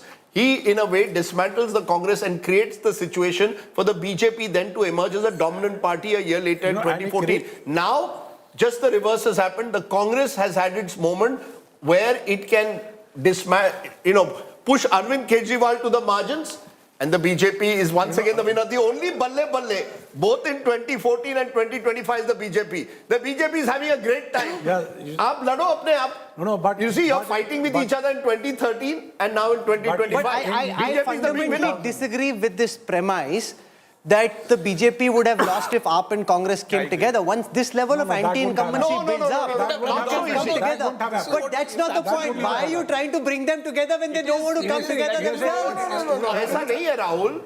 We, as you said, we have to go by data. Of course. I am going purely by data as of now. That data could change by a lot of the Congress vote, Rajdeep, is the rejection of the AAP vote. Why are you thinking it will still come to the Congress? Sir, all I am saying, you're absolutely right. There's an anti-incumbency against AAP. That's the big message. The other message clearly is you want to fight a mighty Modi-Shah machine. Mighty. Of course. The mightiest machine in the history of post-independence India. You fight against each other, your chances of defeating them go even further down. The BJP state president is speaking at this time, Virendra Sachdev. Let's listen to what he has to say. What a day for Virendra Sachdev and his team in the Delhi BJP. आप जनता के साथ विश्वासघात करेंगे, धोखा देंगे तो जनता वैसे ही परिणाम आपको देगी। आखिरी प्रश्न, अगर अरविंद केजरीवाल हार जाते हैं तो क्या लगता है उनका फ्यूचर क्या होगा? उनके भविष्य की तो वो चिंता करे, लेकिन मुझे लगता है वो अपने किसी राज्यसभा सांसद की सीट खाली करवाएंगे। जी, तो बड़ी बात कहते हुए दिल्ली बीजेपी अध्यक्ष वीरेंद्र सचदेवा जो इस वक्त हनुमान मंदिर परेशान होने के कारण दिल्ली में जो लोगों ने नर्क झेला है 10 साल, तो मुझे लगता है कि दिल्ली के सम्मानित नागरिक पूर्ण बहुमत भारतीय जनता पार्टी को देंगे और जो देश में विकास हुआ है उस विकास को देखते हुए दिल्ली में भी विकास होना चाहिए, इस मानसिकता को लेकर लोग त्रस्त हैं। पानी एक बूंद बढ़ाया नहीं गया, वो 950 MGD पानी 1300 MGD चाहिए दिल्ली में। तो दिल्ली के लोगों ने इस बारी बदलाव का मूड रखा है, और जो राष्ट्र के अंदर मोदी साहब ने विकास किया पूरे देश में, दिल्ली भी उसी दिशा में चले कि दिल्ली का विकास हो। इसलिए भारतीय जनता पार्टी की सरकार बनेगी दिल्ली में, भारतीय जनता पार्टी जीतेगी।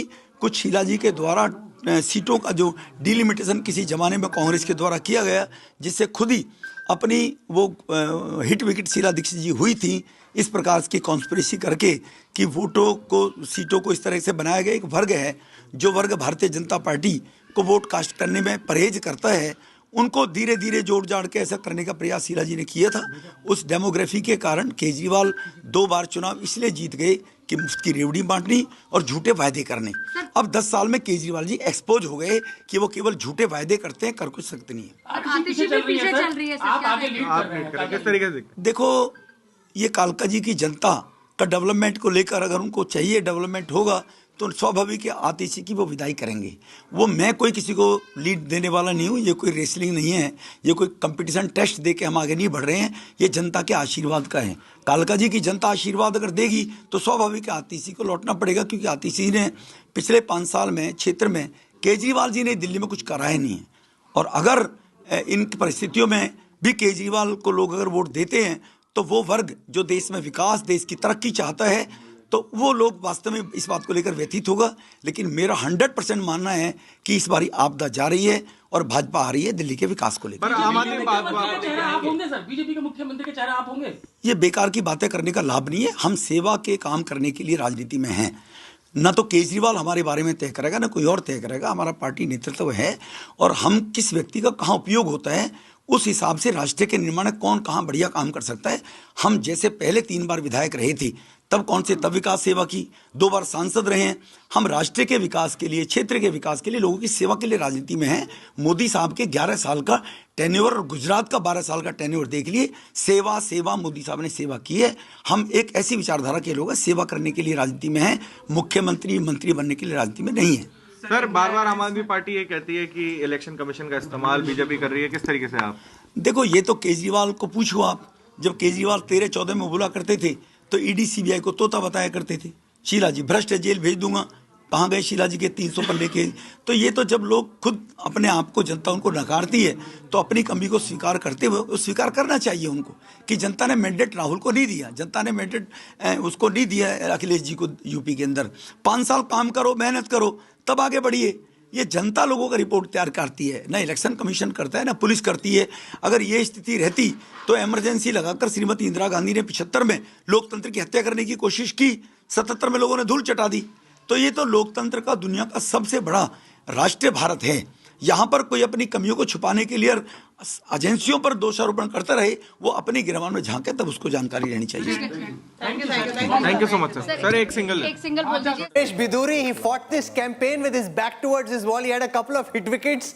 From there, he was feeling the pressure. He's a formidable lead. I went to his house in Tughlakabad. He doesn't stay in his what used to be his MP bungalow. Always stays in Tughlakabad. And no matter what the stereotype about him on television, on the ground, he had a formidable ground game. And look at how the BJP played the Bidhuri card. You didn't give him the ticket for the Lok Sabha. He was angry. His supporters were miffed. They wanted him to get the ticket. He would have probably won the Lok Sabha election. Yet you did not reject him totally. You used him again. You see, the BJP is very clear. You see the difference between the opposition and the BJP, Rahul, and you're seeing BJP's clarity. The BJP has decided हमको दिल्ली जीतनी है. But साम दाम दंड भेद दिल्ली जीतनी है. Just a minute, ma'am. They've used whatever it takes to win this election. So Ramesh Bidhuri, useful, as you said, has a strong ground level connect. Put him up against Atishi. Let him go. He's the kind who is ready to take all, to go into the other side, all guns blazing. You've used him. On the other side, look at the disarray in the opposition. In desperation, AAP took 7 BJP candidates also on its side, changed the number of candidates. The Congress said we want to fight AAP, but Rahul Gandhi, how many rallies did he do in the end? If you really want to fight, you should address 40 rallies, but you address 4. So the Congress has achieved its mission. They wanted to trip the Aam Aadmi Party and set up a Congress versus BJP battle in the future. That limited objective is being met. You know what you spoke of Ramesh Bidhuri, he's never lost a Lok Sabha and a Vidhan Sabha election. So that is why possibly the BJP has fielded him there. What is interesting But they dropped him for Lok Sabha. They dropped him for Lok Sabha, but he has never in his life lost a Vidhan Sabha or a Lok Sabha election. Number one. Number two, what's very interesting is if you look at the micro data, Atish is actually only leading from Alka Lamba by virtue of 200 votes. So you can actually see how close this is. Alka Lamba didn't want to fight this election on her own. When I was interviewing her, she said, I didn't want to fight this election. I was practically coerced into this election. When I spoke to a few people in Kalkaji, they were saying that Atishi was missing from the scene. It seems like her CM chair itself bogged her down so much and not to be seen in the same frame as Kejriwal. What would give Kejriwal hope is that by 254 votes, Arvind Kejriwal has just taken the slenderest of leads. 254 after the second round, Arvind Kejriwal just slipping into the lead. You know, he'll say, if Kejriwal loses, there's a very big message there. If the AAP is losing, that seems quite clear. The question is, will Kejriwal lose his own seat too at this moment? And this will keep things excited. This Saturday afternoon, you will have to stay till a long time to know, because if it goes back and forth like this, a man who thought he would be the game changer in national politics at this moment on his own seat, forget his party, is leading by just 254 votes. Khud ki seat bacha le, party ko kya bachayega? That will be the question. The story of this early morning is Arvind Kejriwal, the giant killer of 2013, the man who defied the Modi wave in 2015 and 2020, is facing the biggest political setback of his career. If these numbers hold, that message is amply clear, Rahul. Arvind Kejriwal is facing the biggest political setback of his career, and how he bounced back, if he can bounce back, is going to be a big question which is still unanswered. Also, I think as you showed just now, Vijinder Gupta, someone who's won several elections from Rohini in the past, is trailing at the moment. A lot of these seats will change. So you could have the BJP crossing even 50 potentially, or wrestling somewhere in the 40s. We can do that. Let's take a look at the margin calculator. It'll give you a quick sense of how seats are settled or unsettled. At this moment, out of the 70 seats, there are 23 seats which the parties are winning or losing with less than 500 votes. These can change with every round of counting. The BJP currently leads on 13 of those seats. Aam Aadmi Party leads on 9, which means of that tally, potentially the BJP can go from 46 to 54. The Aam Aadmi Party currently leads on 9. They could hope to take some of those 13 seats away from the BJP. If I look at seats where the margin is less than 1,000, there are 29 such seats. BJP leading on 16 of them, up on 12. I want to go across Radhika Khera from the BJP. She's joining us this moment. The BJP has been in political exile in the national capital for a very long time. That exile, it seems, is finally about to end. Absolutely. And yesterday, a day back, I was on your channel with Preeti ji, and I had predicted that Bharatiya Janata Party is going to be forming the government with at least 50 seats. We are reaching the 50 mark. 46 is already there. And trust me, even after 2 hours, the numbers are not going to change drastically. The only drastic change you're going to see is in the Aam Aadmi Party.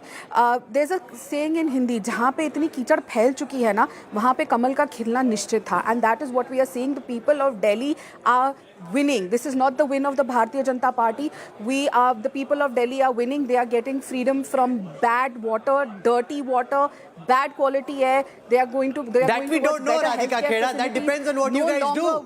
No, once again, let's not get carried away here. Whether we are getting freedom from pollution or from bad roads or potholes and everything else that you mentioned, or from the Yamuna being toxic, it depends on what you guys do. You've just got the mandate to govern. Now you need to deliver.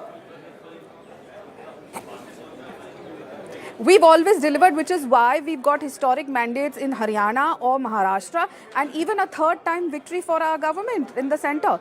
And it's really good to see Rajdeep ji on air after a very long time today, Rajdeep. And I'm sure it's pretty heartbreaking to see the results today. But having said that, no, heartbreaking for who? Rajdeep or Kejriwal? It's heartbreaking for Kejriwal, Radhika. People of Delhi. Madam, my heart breaks. My heart has been broken when I was in college by several women.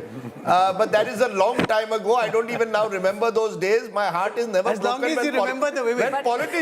When politicians lose and win, my heart isn't broken. I actually am an observer who enjoys seeing, you know, how political fortunes go up and down. But I just want to point out, just while you carry on with Radhika, just to tell our viewers, just as a bellwether, you know, constituency of how Delhi is changing. Karawal Nagar.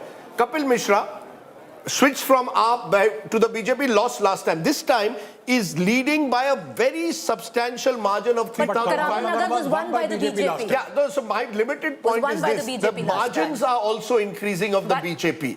Where the BJP was winning by slower margin, they are winning by bigger margin this Bisht time. had won Karawal Nagar with a sizable margin. Yeah, but Kapil Mishra is leading by more than 3,000 votes already. So, you know, the BJP is holding on to its seats. The AAP seats are the ones where the shift is taking place. Radhika, quick question. Radhika, you know, you're right, you were there on my show and you said you'll go beyond 50 and it could very well be possible. But Radhika, rue of fact a little bit, you were part of the Delhi Pradesh Committee, Congress, and the Congress is actually doing quite rather well. You could have been on the ticket this time around.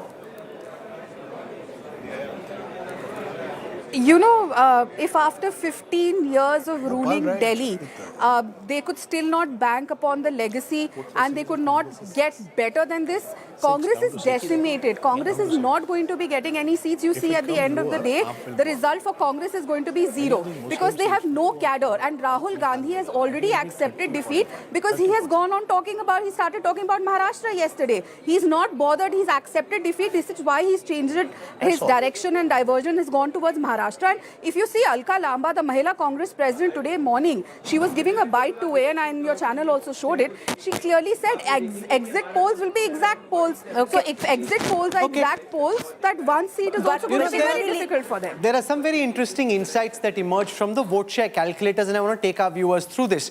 And it'll bring out a very important insight. You know, the Aam Aadmi Party has indeed fallen, but this is not a capitulation. So I think even the BJP would respect the fact that they won, but the AAP is still at 44.5% vote share. So the gap is just BJP at 48.3 at this moment, which is about 4% more than the Aam Aadmi Party. The Congress at 6. So the Congress, given all that was being said about the Congress just a short while ago, which is why I kept telling everyone sitting here, hold your horses in the Congress, because it's 1.5% more. It's not the doubling that we saw a little while earlier. And the BJP is at 48.3, AAP at 40. It's a commendable performance by the AAP. I mean, of course, they're going home, but they're not. It's not an embarrassment. You're coming down, you're still holding on 44.5% against the mighty BJP. It's not a bad performance. The Congress is at 6%, up about 1.5% from the last time. Let's take a look at the density calculator. This will give you a quick sense of how many seats are in contention. So basically at this moment, there are 27 seats where the BJP is 50% plus vote share. If you're 50% plus vote share on a seat, chance of losing the seat now is just because you're just racing ahead of your opponents, right? So there are 27 seats which seem pakka for BJP at this time. There are only 13 seats which seem pakka for Aam Aadmi Party at this time, and there's no pakka seat for the Congress. Let's now look at the seats which are in contention. This is important because it's where your vote share is between 25 and 40, where things could change, where you're in with a shot, your opponents are in with a shot, and as the rounds get counted, things could change. Here, the AAP has 24, BJP has 10. So broadly speaking, the BJP is sitting pretty on 27, AAP only on 13. It is these 37 seats where the vote shares are between 25 and 40. Those are the seats which are currently in the play. If you look at the historical vote share data, the Aam Aadmi Party, which went up to 54% vote share, is now come down 10%. So it's a 10% swing away from the Aam Aadmi Party, a massive swing. The BJP, which was a 39% vote share, has gone up to 48. So it's a 10% swing in favor of the BJP. The Congress was a no-show last time, just 4%. On an aggregate level, they're a relative no-show even this time, going up just 1.5%. So too much was being said about the Congress, Rajdeep, in terms of their impact. It's largely AAP voter going to the BJP. That is the macro picture. You know, therefore, one of the constituencies to look at is Okhla. I don't know when last the BJP, if ever, won Okhla. The fact is, at the moment, Manish Chaudhary of the BJP is winning in a constituency with a large Muslim population. This is where Jamia Millia University is. It has been represented by Muslim MLAs since 1993. The BJP has never won Okhla. At the moment, Manish Chaudhary is leading by more than 2,000 votes over Amanatullah Khan. The story, therefore, is that the Muslim vote is also getting fractured. Not all the Muslims are voting for AAP. That's happening in many seats, and that's Rajdeep. happening in Mustafabad, that's happening in Wazirpur, Poonam Sharma is leading. Tughlakabad, Rohtas Kumar is leading. In Okhla, Manish Chaudhary is leading. In Silampur, Anil Kumar Sharma is leading. In Mustafabad, Mohan Singh Bisht is leading. So at least 6 constituencies, largely Muslim dominated, where the BJP is leading at this time. That is one of the stories, that even in the Muslim dominated areas, the people are looking at options. This is where either the Congress, even in 1 or 2 AIMIM, put up candidates. But Okhla, for the first time in history, you could have a situation where the BJP, Manish Chaudhary's wife is the local councillor, yes, but the truth of the matter is history could be created in Okhla, where you will have a BJP representative, ex-congressman Manish Chaudhary, winning an election for the first time. That has never happened in the history of Okhla. Vote concentration is a very important metric to look at. What this tells you is, where is the party picking up the maximum amount of votes? And if you look here, it is in the outer extremities of Delhi that the color for the BJP, which is the concentration of vote, is the deepest and the darkest. As you come within to the center of Delhi, the BJP's concentration is lesser. It's in the Bahari areas, all across the city-state, where the saffron is of the deepest shade. In the same way, if I look at the Aam Aadmi, it will give you a broad sense of where they're losing ground. If you see the Aam Aadmi Party's concentration, it is in the core of Delhi that the Aam Aadmi Party's concentration of votes is the maximum, whereas on the outer areas of Delhi, the Aam Aadmi Party seems to have lost much more vote share. And that, again, Rajdeep, very illustrative of where the BJP, they're coming in strong in the areas surrounding Uttar Pradesh, in the areas surrounding Haryana. Those are the areas that the BJP is strong in. There and New Delhi. New Delhi and the outer areas is where the major switch has taken place. Yes, Preeti. No, what I'm saying is, if you actually look at it, these 27 seats where AAP is leading at were actually the 27 seats which the AAP was very confident of. So they were hoping that they have these in the bag, but the ones where the seats that they thought were the fence-sitters, they were hoping that they'd be able to convert, if not, all of them, but at least 40% of them, for them to take them home. So these 27 seats, because I've gone to each of these seats and looked at, these have been what the AAP thought was, ye to hum haar hi nahi sakte. No, so that leaves, Preeti, 43 seats so remaining. Out of 43, you would hope to win 8. Wherever they thought there was an issue that, this could go either ways, but we'll pull in some. They're not pulling in some.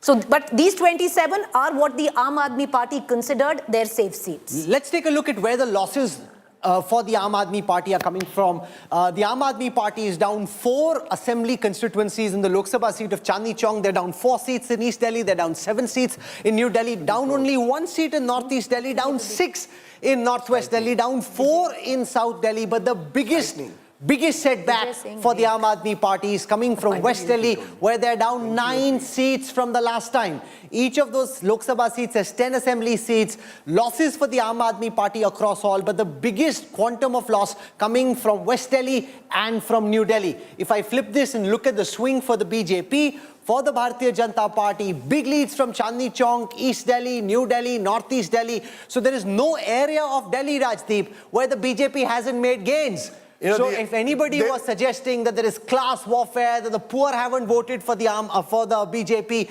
that the data is not backing the BJP winning in all parts of the state. Absolutely. BJP is even leading in 9 seats which are Dalit dominated, as against 11 of the AAP. The point, Rahul, here also is very clear, the gender divide. A number of pollsters said women are overwhelmingly voting one way, men the other. And I kept saying that doesn't happen. You could have a 7-8% lead at times, but you're not going to have 15% more for women and 15% more for men. That's not happening. At the moment, interestingly, Rahul, and this is a seat which will keep us very engrossed all through this day, is New Delhi.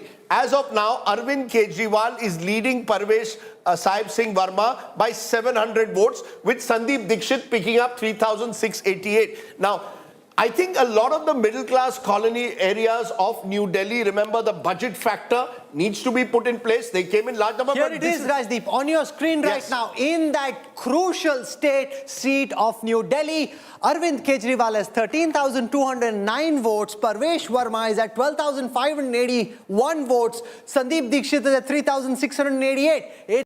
Very, very tight fight, a fight with a lot at stake. Kejriwal scraping through. There's one message. Kejriwal being vanquished in New Delhi is another message altogether. If you break it up, if you break up the 56,000 that have voted, 25,000 come in from the slums, 30,000 are government jobs holders there. This is at least what the division is. And the Aam Aadmi Party hopes to pull in the Jhuggi Jhopdis and a portion of the government job votes. The Valmiki Basti is right here, which is crucial because this time the BJP thought that they had the Valmikis who were voting for the Bharatiya Janata Party. One of the things about the BJP strategy that you've really got to look at and say that's the way they fight elections is whoever is the chief ministerial candidate or the face of the other side, they don't give him or her an easy ride. They go for him so that they are boxed into their constituency. That's what happened to some extent with Kejriwal. Remember, Mamata Banerjee famously lost Nandigram to Suvendu Adhikari. So you go for the top leader, box Kejriwal them would in. take that any day today. He'd like to lose New Delhi and win Delhi, but it's not working out. In the past 30 minutes, what's happened is that the BJP tally, which seemed to have been touching 50,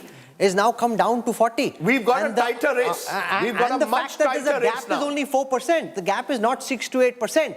So I'm not saying there'll be a twist in the tail. How much has the but vote what been is very counted? clear is that there we have a seems to tighter be race than what we tighter thought. fight than was originally being imagined. For the first time, AAP has touched 30. For the first time, AAP has touched 30. But how much vote has been just a counted? minute. It makes it slightly tighter. I still believe the BJP, because of the margin calculator that you showed, Rahul, has the advantage. But what was seeming like a one-sided race about half an hour ago has slightly tightened. I still say advantage BJP because the BJP is winning across Delhi, but in some of the traditional AAP bastions, the AAP is recovering ground. Also, the Congress vote has begun to sharply decline. And as I keep saying, if the Congress remains at 5-6%, the advantage goes to AAP. If Congress goes to 8 to 10%, the BJP benefits from it. So we need to keep an eye on the Congress overall vote. So it's 44% vote share for the AAP, 48% for the BJP. Congress just at 6%, just 1.5% more than the last time. And the power map of Delhi is now changing. If you see, earlier there was a lot more saffron than there is at this moment. It's 30 versus 39. So it's not as if the AAP is down and out at 15, 16, 30 is bad, you're losing, but it's not at decimation. But your margin calculator, Rahul, is now the key. Every time, I think we should go to it every 10 minutes because it will tell us whether anything can change. I personally still think advantage BJP, but the margin calculator will give us a better picture because it will tell us which areas are voting. Now, AAP strategists are saying some of our key areas are slowly going to start picking in from the Jhuggi Jhopdi clusters. We will recover some lost ground. Can they recover enough? We don't know. But it's become a tighter race. You know, Omar Abdullah said, "Aur lado aapas mein." Let's get a word in from Supriya Srinath. She's joining us, heads up the social media cell of the Congress party. You saw the Jammu Kashmir Chief Minister a short while ago, Supriya ji, saying that it's the fight in the opposition between the Congress and the Aam Aadmi Party which has given the BJP the edge. What are you telling people watching at this time and the Jammu and Kashmir Chief Minister about why he thinks the opposition is in disarray? Supriya Srinath. Thanks very much for having me on the show. It's a good evening, a good morning to you and all your viewers and my fellow panelists here.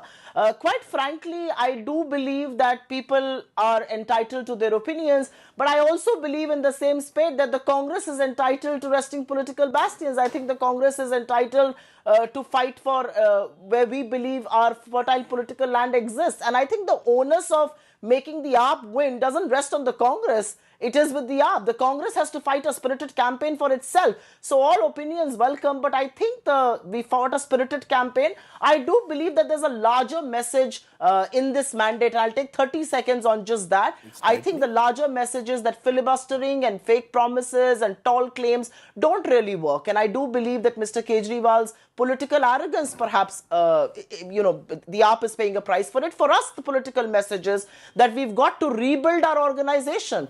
Without a strong organization, a spirited campaign, raising the relevant issues, perhaps helps us ends up helping the other parties, not us entirely. So I think the message for us is we've got to go back and rebuild the cadre, especially in places like Delhi, where we've been in governance till just about 11 years back. So, as far as allies are concerned, I can turn around and then ask the question, why did the TMC or the Aam Aadmi Party go to Gujarat or a Goa or a Maharashtra or a Haryana or an Uttarakhand? And in Uttarakhand and Goa, the vote share difference and the seat difference between us and the BJP was exactly the number of votes that the Aam Aadmi Party polled. I mean, these are statements that will come in from everywhere. No, But so it is- Supriya, the onus doesn't rest on us Shine- for somebody to win. No, The Supriya onus rests Shine, on from us what to you're fight for our saying, own fight.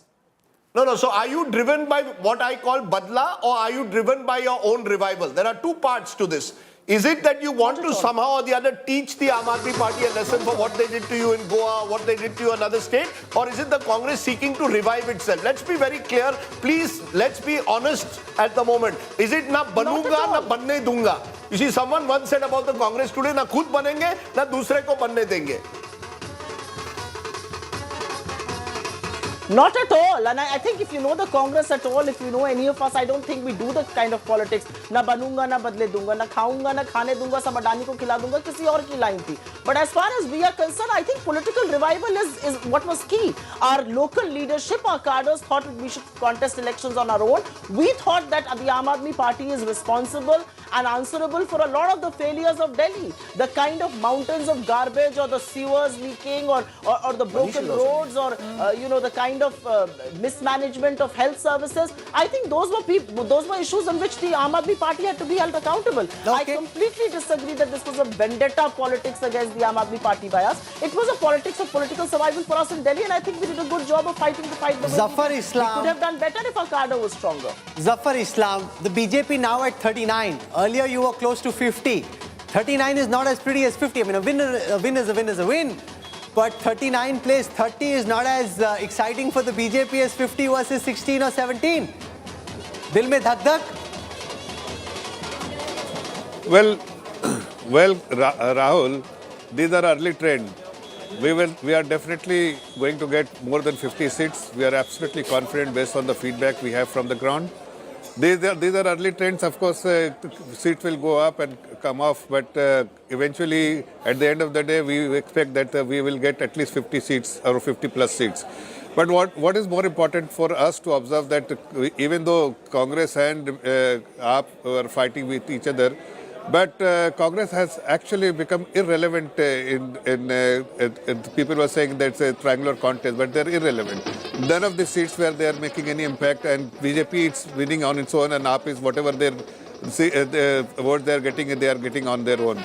So it is very important to note that even in Delhi, Congress has become irrelevant, and AAP, whatever tall promises he has made, actually he didn't fulfill, and something which has been acknowledged by the people of Delhi, and people of Delhi have reposed confidence in the Honorable Prime Minister, because the guarantee what he gives, he always fulfills those guarantees, and that is something which has lent confidence to the people. But there is a difference. No matter what you say, one is to hit the AAP out of the park.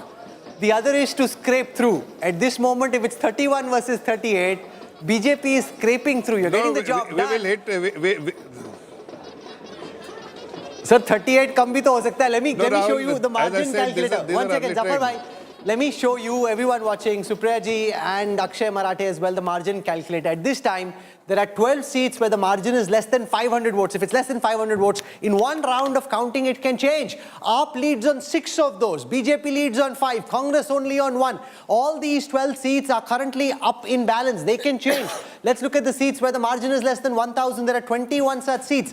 AAP leading on 13, the BJP on 8. So the BJP can hope that they can wrestle some of these 13 away from AAP. The Aam Aadmi Party can hope if they're able to pull a lot of these 8 away, they could still find a way of crossing the 35 number. Akshay Marathe, are you giving up hope, or do you still think you're in with a fighting chance? No, Rahul, absolutely. We are not just in with a fighting chance. I'm confident that we are going to form the government. Of course, getting 55 seats as we had previously hoped may not be likely at this stage. But with 31 seats in the lead, we are only 4 seats away from a majority. And I think that would be miraculous for a party that has been hounded in the way that it has been hounded in the last 5 years. And just to give you an analogy, Rahulji, Rahul Kanwal, Rajdeep Sardesai and Preeti Chaudhary are the 3 stars of India today. If the 3 stars of India today are taken out of the channel and yet the channel comes neck and neck with the next competitor, would you not well, say the that's channel may actually do better. I don't know if it will be neck and neck, but I'm quite sure the channel will actually do better, Akshay Marathis. I don't think that holds. But that being said, I see the point that you're making. Okay. Akshay, you were on my show yesterday and you said you were getting over 55 seats. So suddenly to turn around and say neck and neck is also a great thing. No, all I'm saying is that this was an election for the BJP to lose. The way that they fought the election, they pulled out all the stops to destroy the Aam Aadmi Party, and I don't mean to say these words lightly. Our top leadership was jailed, our government was completely hamstrung, the bureaucracy was taken away from us, and even after that, the BJP is not able to demolish the government of Aam Aadmi Party. I mean, kaise But now Zafar Islam is smiling. When he came, he had a bit of a frown on his face. That's because the BJP had slipped to 38. Now it's gone up to 42. So this is turning out to be a very exciting match where the end result may be known, but how this tally swings, the pendulum swings, Zafar Islam, your heart in your mouth each time it comes down below 40. No. We are, as I said earlier, Rahul, there was no frown on my forehead. But yes, I am watching your channel and I can see the number of seats you are showing. But we are confident. We are confident based on not because of the any agencies which has conducted the exit poll, but based on the feedback what we have from our Panna Pamuk and our ground level workers. And we are a cadre-based party, so we know that exactly what feedback we get from the cadre. Unlike Congress party, the cadre-less party, they are more intellectuals than cadre. That's no, why but let me put that question then to Supriya Shrinet. Supriya Shrinet, this is an important fact. You had a few strong leaders in the Delhi Congress. If they'd been put on seats where you had the possibility of maximizing your seat share, that would have been one strategy. The Congress instead went with the strategy of getting its most prominent leaders, of the likes of, say, Sandeep Dikshit, of the likes of, say, Al-Kalamba, up against the AAP bigwigs. So it seemed as if the priority for the Congress in this assembly election was defeating the Aam Aadmi Party rather than trying to get on the scoreboard, which is why at this moment you're not leading on any seats, even if you've done enough damage to trip the AAP. No, actually, there's a very simple explanation for that. We are not oblivious to the fact that our cadres and our organization needs to be a lot stronger in Delhi, and which is why we chose to put our prominent faces against the prominent faces of the Aam Aadmi Party, so that at least the campaign lifted. If these faces weren't contesting these elections, the campaign would have been very damn squib. I mean, whether it's a Sandeep Dikshit or an Al-Kalamba, we chose to field them because we thought it was going to be instrumental in lifting the campaign, and I think we were absolutely right. The campaign would have been a damn squib had we not fielded them. So we were not oblivious to the fact that our organization is not as strong and we had to resort to this. But no, our priority was not just to defeat the Aam Aadmi Party. Of course, we had to hold them accountable. Of course, we had to ask them the questions of misgovernance. Our priority was very much to win an election like anybody else. And ma'am, even as you said all that, the one seat that you were leading in, Badli, the Congress is now losing even in Badli. The also interesting is that Atishi has now taken the lead, as has Manish Sisodia. So a number of the Aam Aadmi Party leaders who were trailing earlier Manish are is now still trailing. Well, it's been going up and down. So 2 minutes ago, he was leading as per our numbers. But the seat that is fascinating me, Akshay Marathe, is Okhla. You had Amanatullah Khan. This is a seat with a large Muslim population. You're trailing Manish Chaudhary. Manish Chaudhary could well become the first BJP candidate to win here, first non-Muslim candidate to win Okhla. It's never happened. And that in itself could tell a story. He's leading now by more than 2,000 votes. No, Rajiv ji, I think if you look at Indian politics, it is not uncommon for a Hindu candidate from the BJP to win in a Muslim majority seat, especially when the likes of... Never happened in Okhla. It has never happened in Okhla, but it has happened in Mustafabad before. It has happened in several seats of Uttar Pradesh. And it typically happens when you have a spoiler party like the AIMIM.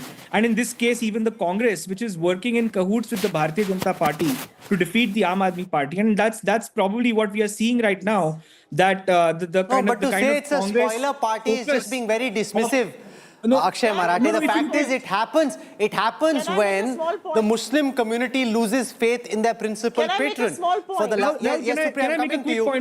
last two elections, the Muslims thought they were safe with AAP. They voted for AAP. Post what happened in the Northeast Delhi riots, post the last 5 years, they didn't feel that AAP provided safe harbor, which is why they picked some Congress candidates in some places and the AIMM in another place. Let Akshay Marathi respond, then we get a quick word from Supresh. No, Rahul, I think if you look at the majority of Muslim-dominated seats in Delhi, it is not as if the Aam Aadmi Party is doing badly. It is only in Okhla and perhaps in Mustafabad where we may not have done as well. It's not as if the Muslim community, lock, stock and barrel, has rejected the party. We have cross section of support across all communities in Delhi, and we are very proud of that. But let me make one quick point. The way the Congress fought its campaign, they started with Silampur, they went after minority seats. That is the kind of cynical view of politics that the Congress has. If they wanted to win the election, they needed to go all across Delhi, but they wanted to weaken the Aam Aadmi Party. Okay, let Supriya make her point. Akshay, we've heard you. Let Supriya make the point. Can I? You know, it's very rich of the Aam Aadmi Party to sit here and say that the Congress was in cahoots. If there is one political spectrum that the Congress represents, that the BJP represents the exact opposite. By that same logic, should I turn around and say that you were in cahoots with the BJP in Gujarat, in Goa, in Haryana, in Uttarakhand? I think this is an illogical statement to make. The reality is that you were in governance for 11 years. You were the ones who were going to be put in the dock and asked those questions. You were the ones who were going to be questioned that when Delhi was ravaged with riots, why did you keep quiet? You went to Gujarat and you said, we are not going to speak about Bilkis Bano. You were the one who said, give me an hour and I'm going to clear up Shaheen Bagh. You expect to win these seats? Really? And you're going to blame the Congress party for your electoral losses? Please don't do that. The Congress chose to fight the election the way we did, whether it was fielding our prominent faces against your prominent leaders, because we had to lift the campaign. And quite frankly, every political party should assess and will assess its political fertile bastions and will try to rest them. I mean, you know, this crybaby attitude of the Aam Aadmi Party has to at some stage end.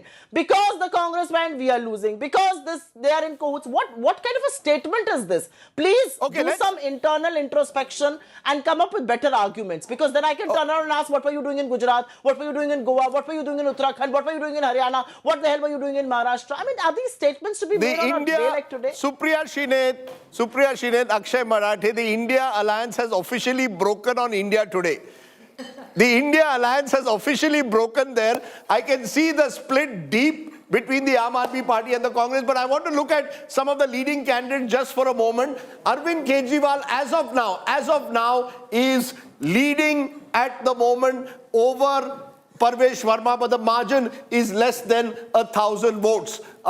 You've got some of the other major candidates to look at. Manish Sisodia is now trailing from Jangpura against Tarvinder Singh Marwa, a three-time former Congress MLA, now with the BJP. The margin is about 1,300 votes.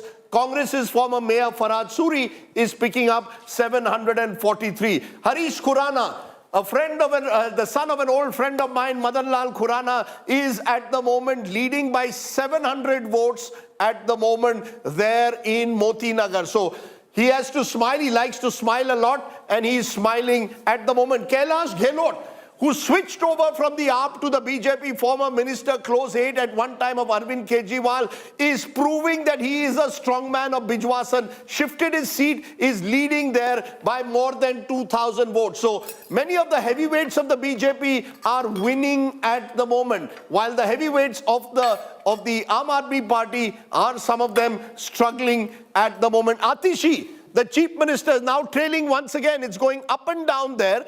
It's a close race at the moment. Alka Lamba wiped out. She's just getting 493 votes at the moment. Atishi has 16,983. Ramesh Bidhuri at 18,531. So the margin is about 1,500 votes. And that really, in a way, reflects, Supriya Shrinet, before I come to you, Zafar Islam, the fact is that all these candidates you put up, the heavyweights, Sandeep Dixit, Alka Lamba, none of them are winning. You see, it's one thing to put up these heavyweights to galvanize your flock, but Alka Lamba is just getting less than 1,000 votes. What's the message?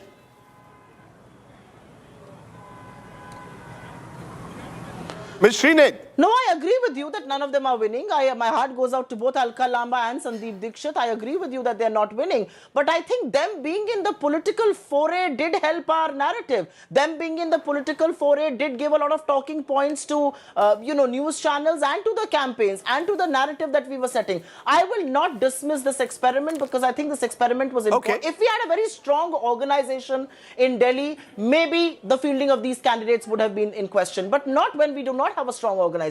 You need to build up. You need to have talking points. You need to for them to be present on news waves like yours.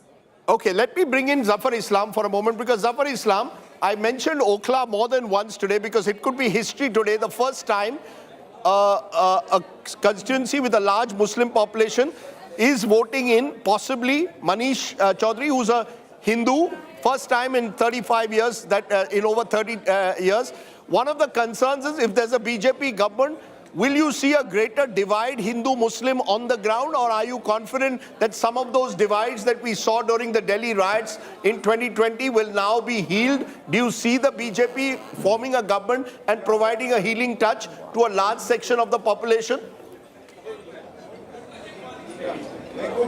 Let me tell you very candidly, Rajdeep, I had told Rahul yesterday that we are winning Mustafabad as well as Okhla. We will create history. But why? Because Manish's equation with the Muslim community is extremely good. And many of my friends who live in that part of the city have very candidly said that we will vote for Manish. And that is what matters, because he is being supported big time by Muslim community. And people are talking about AMIM. See the response. The people have not even given 500 votes or 600 votes to the AMIM candidate, because people know that a good candidate is always welcome, and that's why Manish Chaudhary will win from them. And the current margin is 2,200, but I'm sure that he will win at least with by 10,000 margin of 10,000. That is something which we have predicted. Right. We have. Dr. Islam, I just want to bring in Akshay Marathe into this conversation. But that's one thing which I want to. I'll come back to you, sir. Akshay Marathe, just one quick question. By the time polling closes, I think there will be an understanding, because we've been talking about the Muslim vote, we've been talking about Okhla, Mustafabad, Balli, Maran, name it, all the Muslim constituencies, that the Aam Aadmi Party will understand that you cannot be ideologically agnostic anymore. You cannot not talk about Muslims. You cannot continue to play, to the gallery, say that we continue to project your soft Hindutva card and say that we are still doing it for all communities. You will have to take a stand somewhere. The sheer fact, Akshay Marathe, that Jangpura, that Manish Sisodia could be trailing, and if you actually deep dive in, a lot of those votes are coming in from the Tablighi Jamaat Basti in Nizamuddin for the Congress. And it's over 700. No, Preeti ji, allow me to make a couple points. Number one is that, of course, if Aam Aadmi Party loses, and it is a big if at this point, lots of things will have to be talked about in terms of what we could have done better, how the context of Delhi's governance completely changed, that tied our hands up a little bit. But be that as it may, I think it's let's look at this example, right? The women voters of Delhi overwhelmingly supported Aam Aadmi Party compared to the male voters of Delhi. Now, can we say that Aam Aadmi Party has abandoned the male population of Delhi? No. There are different reasons why people choose to vote for different parties, and I think every Muslim, every Christian, every Hindu, every Sikh in Delhi, they send their kids to the same government schools that Aam Aadmi Party works for. They get the same zero electricity bills that Aam Aadmi Party has worked for. Same zero water bills that Aam Aadmi Party has worked for. Muslim women, Muslim young girl students take the same free bus rides that Aam Aadmi Party has worked for. So it is not as if the Aam Aadmi Party has had any ideological inconsistency when it comes to delivering on the services that the Delhi government is responsible for. When it comes to law and order, unfortunately, we don't have power over law and order in Delhi. And if we could have we're looking at the New Delhi seat, Akshay. Right now, you have Arvind Kejriwal, who's leading from a very slim margin. But Akshay Marathe, it seems that the Aam Aadmi Party has written that seat off, because the booths that have opened up right now in New Delhi are the booths that were supposed to be voting for you. The booths from Kidwai Nagar, areas which are traditional BJP strongholds, even in 2020, have still not opened. So though Arvind Kejriwal is leading right now, you might take heart, but even the Aam Aadmi Party now understands that this is temporary, because your booths haven't quite given you that kind of affirmation that you would have hoped for on the New Delhi seat. No, Preeti ji, I'm looking at my internal reports. I think approximately 4 rounds of counting has been completed. True, but I'm talking about the next round of counting will come in from the BJP stronghold booths. No, I don't think that's necessarily correct. There are other parts of New Delhi that have also not been counted yet. I can tell you some names. I think Sanjay Camp, BR Camp, or some areas where votes have not been counted yet. I mean, you know, we can keep arguing about these things. It's a matter of time. We will soon find out who will win and who will lose. I am very proud of the fact that we fought a very good campaign. The reality that if Kejriwal after 4 rounds is leading by just 223 votes, Rajdeep, there's a very big message in that. Absolutely. I mean, look at these numbers. With every, it's been a very close contest. You're the chief minister of the, you're the face of your party. You've been the chief minister for much of the last 10 years, and you're struggling to complete a hat trick. The moment that happens, the message goes down the line कि यार मामला फंसा हुआ है. Now, whether he is able to pull off a victory in the end or otherwise, we don't know at this stage. Clearly, as Preeti rightly pointed out, with the rounds that are expected to come now, he's under pressure. And I think once the message goes down that your leader... I have spoken to some of my sources within the Aam Aadmi Party as well. They're writing off New Delhi seat. So because they don't think they'd be able to... If they haven't been able to consolidate their booths right now, and it's such a slim margin, they don't see it happening going forward. Okay, by the way, very interesting. I'm just seeing the flash which is also coming in. BJP is leading at the moment in Milkipur, also in Uttar Pradesh. Remember there, Akhilesh Yadav has made serious allegations of voter suppression of the way but the BJP made it a prestige fight. There are questions again, of course, of way the campaigns are run. But the BJP is slowly clawing its way back, even in places where in 2024 Lok Sabha, they suffered a bit of a setback. Remember in Faizabad, yes. The small opening that the opposition, small window that they had created. Yes. BJP is busy sealing that window completely, not leaving a small Manoj bit of Tiwari is speaking at this moment. Let's see what he's saying. मिलता दिख रहा है और ये tally बहुत अच्छी हो. हम शुरू से अंत तक बल्लेबाजी करने में विश्वास करते हैं. हमारे साथ भाजपा सांसद मनोज तिवारी जी हैं. मनोज जी, 27 साल बाद चुनावी नहर से भाजपा के खेतों में पानी आता हुआ दिख रहा है. बहुत ही अच्छे साहित्यिक शब्दों का श्रवण हमारे कान में आ रहा है. बहुत अच्छा लग रहा है. दिल्ली की जनता आशीर्वाद दे रही है, ऐसा हम पहले से भी ग्राउंड पे घूमते हुए देख रहे थे. इसी आधार पे बात कर रहे थे. और अभी जो रुझान शुरुआती जो काउंटिंग शुरू हुई है, उसमें भी बीजेपी क्लियर मैंडेट के साथ आगे बढ़ रही है. हमें पूरा विश्वास है कि यही टैली आखिर तक चलेगी. वो कौन से मुद्दे हैं जो जनता को, आपके उठाए हुए मुद्दे जो जनता को सीधे टच कर गए? देखिए, जिस शहर को साफ पानी न मिले, वो 1 साल भ्रमित हो सकती है, 2 साल भ्रमित हो सकती है, 3 साल भ्रमित हो सकती है, चौथी बार तो नहीं हो सकती. तो दिल्ली की जनता उस भ्रम से निकल चुकी है. साफ पानी चाहिए उसको, साफ हवा चाहिए, साफ यमुना चाहिए, लोगों गरीबों को राशन कार्ड चाहिए और महिलाओं को समृद्धि सम्मान चाहिए. वो सब कुछ मोदी गारंटी जो दिया मोदी जी ने, उसके प्रति एक बहुत बड़ा विश्वास दिख रहा है. जो शीश महल और यमुना की सफाई को लेकर आप लोगों ने अभियान छेड़ा था, उसका कितना? नहीं, उससे तो ये पता चल गया ना दिल्ली को कि जो आम आदमी पार्टी और उसके मुखिया हैं, वो लोग आम आदमी के समर्थक नहीं हैं. वो खास आदमी हैं. आम आदमी पार्टी को धोखा दिया, आम आदमी को धोखा दिया. इसलिए आज आम आदमी पार्टी लोगों की नज़र से भी और ईवीएम के आधार पे भी जा रही है. बड़े बड़े चेहरे जो आम आदमी पार्टी के थे, वो एकदम धूल चाटते हुए नजर आ रहे हैं या पीछे हैं? मुझे ऐसा लगता था कि ऐसा ही होगा. हालांकि मैं भी 2 घंटा वेट करूंगा, लेकिन जिस प्रकार से आम आदमी पार्टी ने जनता को धोखा दिया दिल्ली को, तो उसमें तो जो शीर्ष लोग थे वही थे सबसे ज़्यादा. नीचे के तो बहुत सारे विधायक बेचारे थे उनके, तो उनको सजा मिल रही है, ऐसा दिख रहा है. एक बड़ा हर्डल तो पार कर लिया. अब सबसे बड़ी चुनौती है मुख्यमंत्री कौन होगा. चूंकि चेहरा कोई आगे था नहीं, तो अब कितनी बड़ी चुनौती मानते हैं इसे आप? हमारी पार्टी के पास ये कोई चुनौती नहीं होता है. बहुत आराम से मिल बैठ के हमारी पार्टी डिसाइड कर लेती है और बहुत अच्छा मुख्यमंत्री मिलेगा. ऐसा मिलेगा जो दिल्ली को 15-20 साल तक भारतीय जनता पार्टी की सेवा के आधार पे जो शीला दीक्षित जी का रिकॉर्ड है उसको भी तोड़ेगी भाजपा. ऐसा मेरा विश्वास. क्या सांसदों में से भी किसी को मौका मिल सकता है?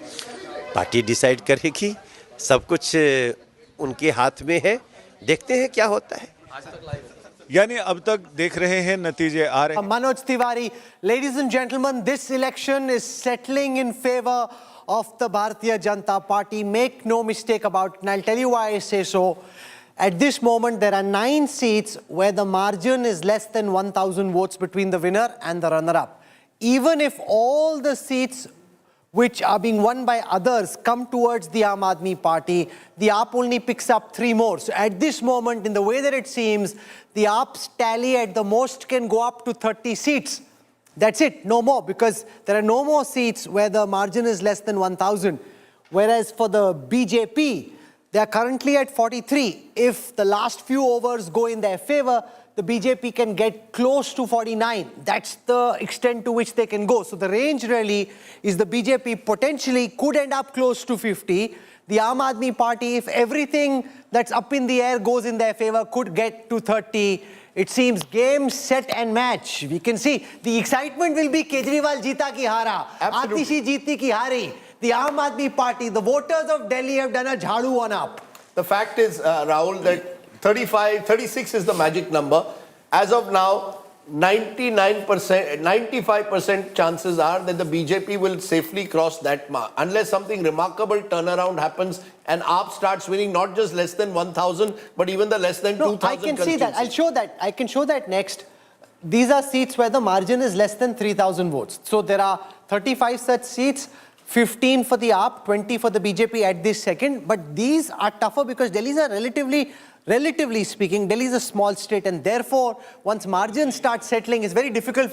So it's seats where the margin is less than 1,000, where things can change. If we look at seats where how many rounds done, Rahul? No, how much? Different seats, different, but about 4 to 5. 4 to 5. But it settles down by 4 to 5 usually. Oh, it's a big sample. It's a big sample. Percentage is how much?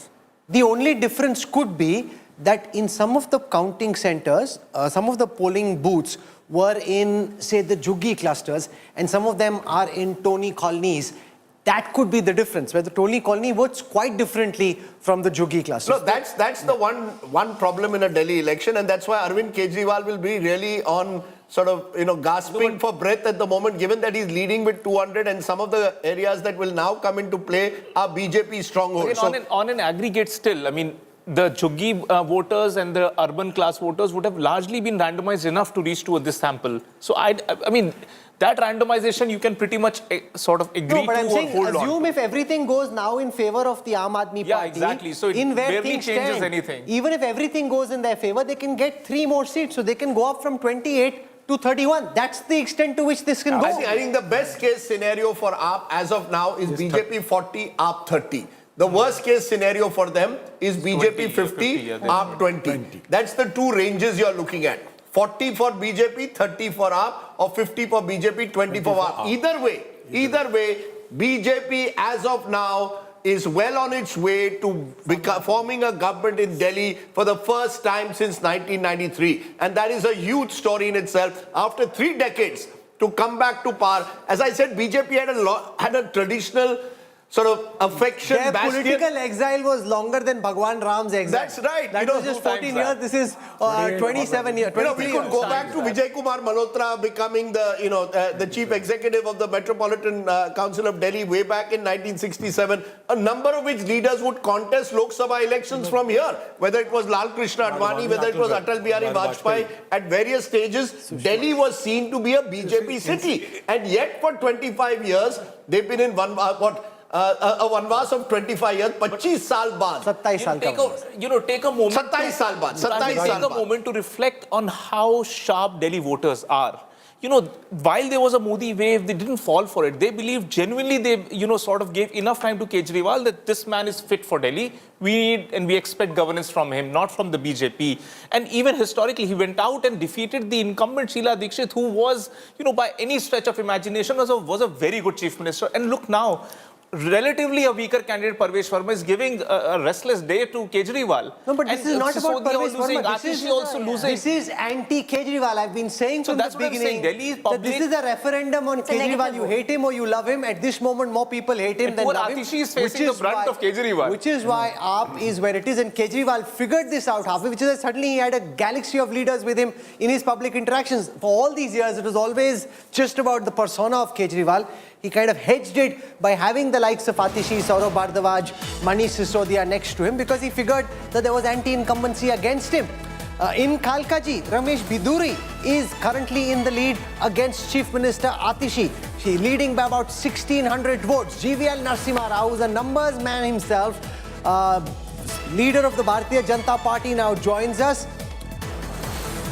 We've got Tom Vadakkan of the BJP also joining us. Mr. Vadakkan, I come to you first. 42 versus 28. Are you still hoping to get close to 50 or do you think anything more than 36 is good enough? It's a fantastic holy, regardless of what the final tally might be.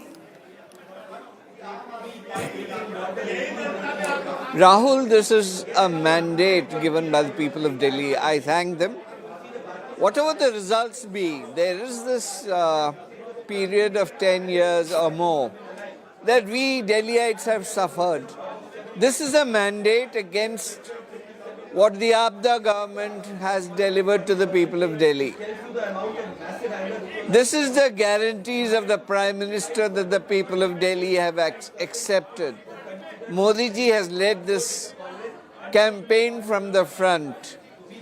This is basically a message down to the India Alliance, to the Congress party, which has lost in the launch, and to the SP in Uttar Pradesh, that we have delivered and we will deliver.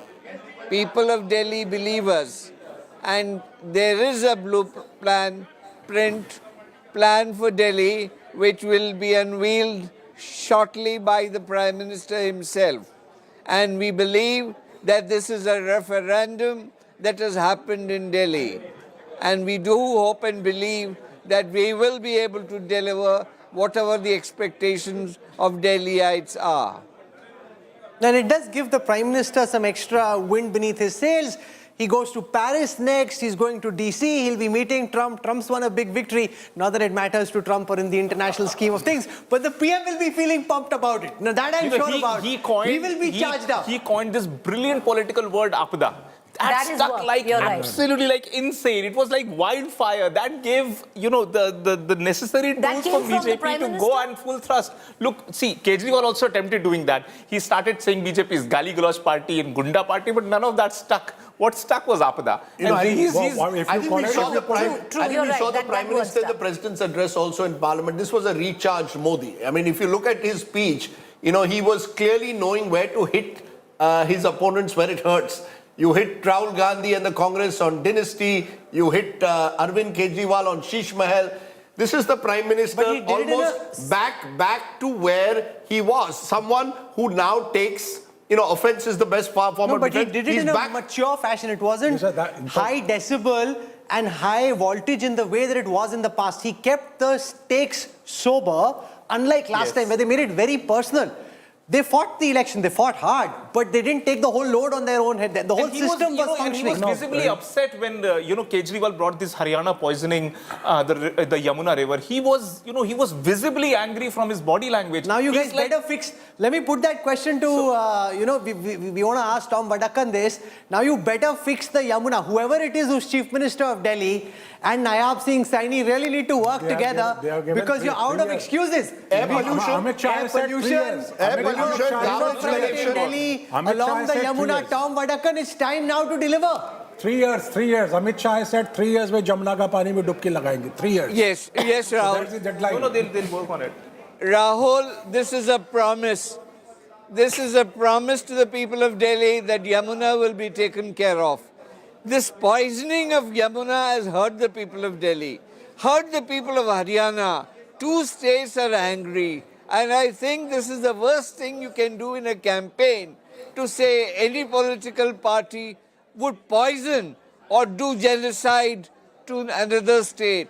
He has created a difference between two states and he claims that he is the son of Haryana. How can he say a thing like that? People of Delhi are shocked, so are the people of Haryana. This is not campaign. So you're telling us, Mr. Vadakan, you're telling me in 3 years, we are about 2025, by 2028, the Yamuna will be fully clean, is it?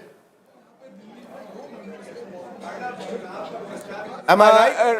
Rajdeep, let me tell you what we have done to the Ganges. We are capable of doing it in Yamuna. And watch it out. Ganges this is has a not cleaned promise up. to the Please people of Delhi. don't use Ma Ganga so easily. I travel through Ma Ganga areas. वो कोई clean नहीं हुई है. I am asking you a straight question. Yamuna will be clean by 2028. Am I clear? Rahul, actually, he said river. Am I clear? Yes, you're loud and clear. You can tell the Congress party and the Abda that we will do it and we'll stand by it. So you're inviting Supriya, he's inviting you, Supriya Shinde, to come along with him in 2028 for a dubki in Yamuna ji, saying tab tak saaf kar denge. Supriya is itching to come in, so let's give her a chance. Supriya. Let's not get too carried away and ahead of ourselves. The 50 crore penalty that the Supreme Court had imposed was imposed both on the Delhi government led by the Aam Aadmi Party and the central government led by the BJP as far as the Yamuna is concerned. एक को माँ गंगा ने बुलाया था, एक को माँ यमुना ने बुलाया. गंगा का पानी भी आचमन के लायक नहीं है. But the reality is that the BJP can't walk away with a lot. The BJP is perhaps going to form the next government. Congratulations to them. But the BJP was an MCD till about 2 years back, right? वो कूड़े के पहाड़ तो आपके भी जमाने में थे, अब उनको हटा दीजिएगा. That is what the people of Delhi want. The people of Delhi want sewers to be clean. The people of Delhi want broken roads. But I do want to just go back to the point that was being made, I think by Rahul, if I did not miss it. The Prime Minister's mature statement. What part of the Prime Minister's statement in the Lok Sabha or the Rajya Sabha sounded mature to you? I have a lot of asking to do there. He did not speak about the basic issues of the day. He did not speak about jobs. He did not speak about high prices. He did not speak about how our people are being handcuffed and being sent back. 140 crore people being humiliated. So I don't know what part of that was mature. So let me try and explain what I said. In the Hyderabad municipal elections or in the last assembly elections. Absolutely. And I want to say one thing. Yes. I want to say one thing, please. What started in 2011 with the whole Anna Andolan has today unraveled. Mr. Kejriwal's filibustering and fake promises and his attempts to just malign the Congress are today unraveling. And I think people of Delhi have seen through that. But Supriya, does that mean that there is going to be now, from here on, no truck with the Aam Aadmi Party? You have a Gujarat election coming up. No truck at all. Is that now a policy decision that the Congress has made, that you will never ally with the Aam Aadmi Party? Exactly the question that the Aam Aadmi Party should have been asked in Uttarakhand, in Goa, in Gujarat, in Maharashtra, in Haryana, and you answer it for us right now. Elections in. Going exactly forward, the question that should have been posed before them. But as far as we are concerned, as far as we are concerned, this mandate is for Delhi. We were contesting the election in Delhi. We were very clear that we had to ask questions and put the government and incumbent government of the day in the dock. There is no denying that. There is a much bigger I just want to ask Akshay Marathe that, because, you know, Yamuna, I saw when I was away on sabbatical a video of mine playing of Arvind Kejriwal promising me on a show that Preeti and I did a few years ago कि हम Yamuna साफ करेंगे to 2025 तक. It didn't happen. Do you believe that particularly in your second term, many of the promises you made, because you spent all your time in firefighting, governance lost out? Are you willing to concede this today on the show, and you paid a heavy price for that, whether it's at MCD level or the Delhi government level? No, Rajiv ji, I think all of us have lived in and loved Delhi. It's a city that is truly magical. And when we formed the government in 2015, we came in with a lot of promises. And in the first 5 years, for the most part, we were able to deliver on them because of the way that the constitutional structure of Delhi was sort of maintained. But by 2021, when the BJP realized that stopping Arvind Kejriwal using fair means of politics is not possible, they changed the GNCTD Act and changed the definition of the government to lieutenant governor. In 2023, when the Supreme Court verdict came in our favor and we got power over bureaucrats, They changed the definition of who has control over bureaucrats to the lieutenant governor. So in every way possible, the governance of Delhi was hampered by the central government only and only to stop Arvind Kejriwal. And I think it's a very tragic event in our history where the central government, whose job it should be to support all states, to encourage all states to do a better job, but to serve their political ends, they sought to destroy our national Just stay with us, Akshay Marathe. We've got Manoj Tiwari joining us. Politics की बात बाद में होगी। 27 साल का BJP का राजनीतिक वनवास दिल्ली में खत्म हो रहा है। मनोज भाई, कोई गाना हो जाए मनोज क्या भाई? गाना गा के सुनाना चाहते हैं? मैं पॉलिटिक्स खूब पूछूंगा, लेकिन पहले बताइए आप क्या गुनगुना रहे हैं अपने दिल में? नहीं, हम तो यही देख रहे हैं कि भाजपा दिल में भाजपा दिल्ली में। लेकिन देखो, एक बात आपने राहुल जी कही ना कि 27 साल का वनवास। एक सेकंड, इतनी बड़ी जीत हुई है, राम जी का वनवास इससे छोटा था जितना लंबा आपका वनवास हो गया दिल्ली में। आपके दिल में जो गाना है वो जुबान पे लेके आई है, पूरे अंदाज में, मनोज तिवारी के अंदाज में समा बनाइए। नहीं, हम लोग तो पूरा गली गली में गाए हैं कि भाजपा दिल में भाजपा दिल्ली में, खुशियां चुनेंगे मिलके चलेंगे जीतेंगे जनमन, मिलके चलेंगे खिलके रहेंगे मोदी कमल तरंग, भाजपा दिल में भाजपा दिल्ली में। और ये लाइन सत्य हो रही है राहुल जी, भाजपा दिल में भी है और भाजपा दिल्ली में भी है। और मैं आपको कह रहा था, जैसे आपने कहा ना कि 27 साल का वनवास, तो 27 साल का वनवास दिल्ली की खुशियों का भी खत्म हो रहा है। दिल्ली की खुशियों पे भी ग्रहण लगा हुआ था 27 साल से, अब वो खत्म होगा और दिल्ली के बच्चों को, दिल्ली की महिलाओं को, बुजुर्गों को, दिल्ली की यमुना जी को, दिल्ली हवा पानी सबको एक अलग ताजगी मिलेगी। ऐसा समय आ रहा है। ये मुझे बताइए, आपने यमुना का जिक्र किया, मैं बार बार ये हर व्यक्ति को पूछता हूं क्योंकि कहीं ना कहीं ये हर सरकार जो आती है मनोज जी कहती है हम यमुना साफ करेंगे। क्या आप हमें वादा कर सकते हैं कि अगर अगले 5 साल में यमुना पूरी तरह से साफ होगी? सरकार तो अब आपकी केंद्र में है और राज्य में। जब आपकी सरकार राज्य में नहीं थी, आप आम आदमी पार्टी का आरोप है आप उनको काम करने नहीं देते थे। अब तो आप वो भी ये नहीं कहे, अब आपके पास पूरी ताकत है, यमुना साफ होगी। राजदीप भाई, मैं आपको विश्वास दिलाता हूं आज कि 5 साल के अंदर हम लोग यमुना जी को स्वच्छ करके, और हम लोग वैसी यमुना देंगे जिसमें पूरे दिल्ली के लोग शाम सुबह यमुना जी जाने के लिए उत्साह से निकलेंगे। हम करके दिखाएंगे, ये हम आपको विश्वास दिलाते हैं। मनोज जी, आपको पता है जितने भी ट्रैकर्स आए हैं अरविंद केजरीवाल के बाद, अगर किसी सीएम फेस का नाम आया है वो आपका नाम है। किसको बनना चाहिए भाजपा का सीएम? अब मैं तो चुनाव नहीं लड़ा हूं, तो वो पहली बार नहीं हुआ है मनोज जी। बाकी पार्टी का निर्णय होता है। हाँ, अच्छा, नहीं हो तो सकता है मनोज जी, है वो तो आप जी कोई बात नहीं। पार्टी अभी हम लोग शाम तक रिजल्ट के बाद पार्टी बैठेगी, पार्टी बहुत अच्छा निर्णय लेगी, बहुत अच्छा सीएम मिलेगा जो शीला जी के 3 बार टर्म के रिकॉर्ड को तोड़ के 4 बार तक भारतीय जनता पार्टी को दिल्ली में सेवा के रूप में प्रस्थापित करेगा। आपको क्या लगता है मनोज जी, किसको बनना चाहिए?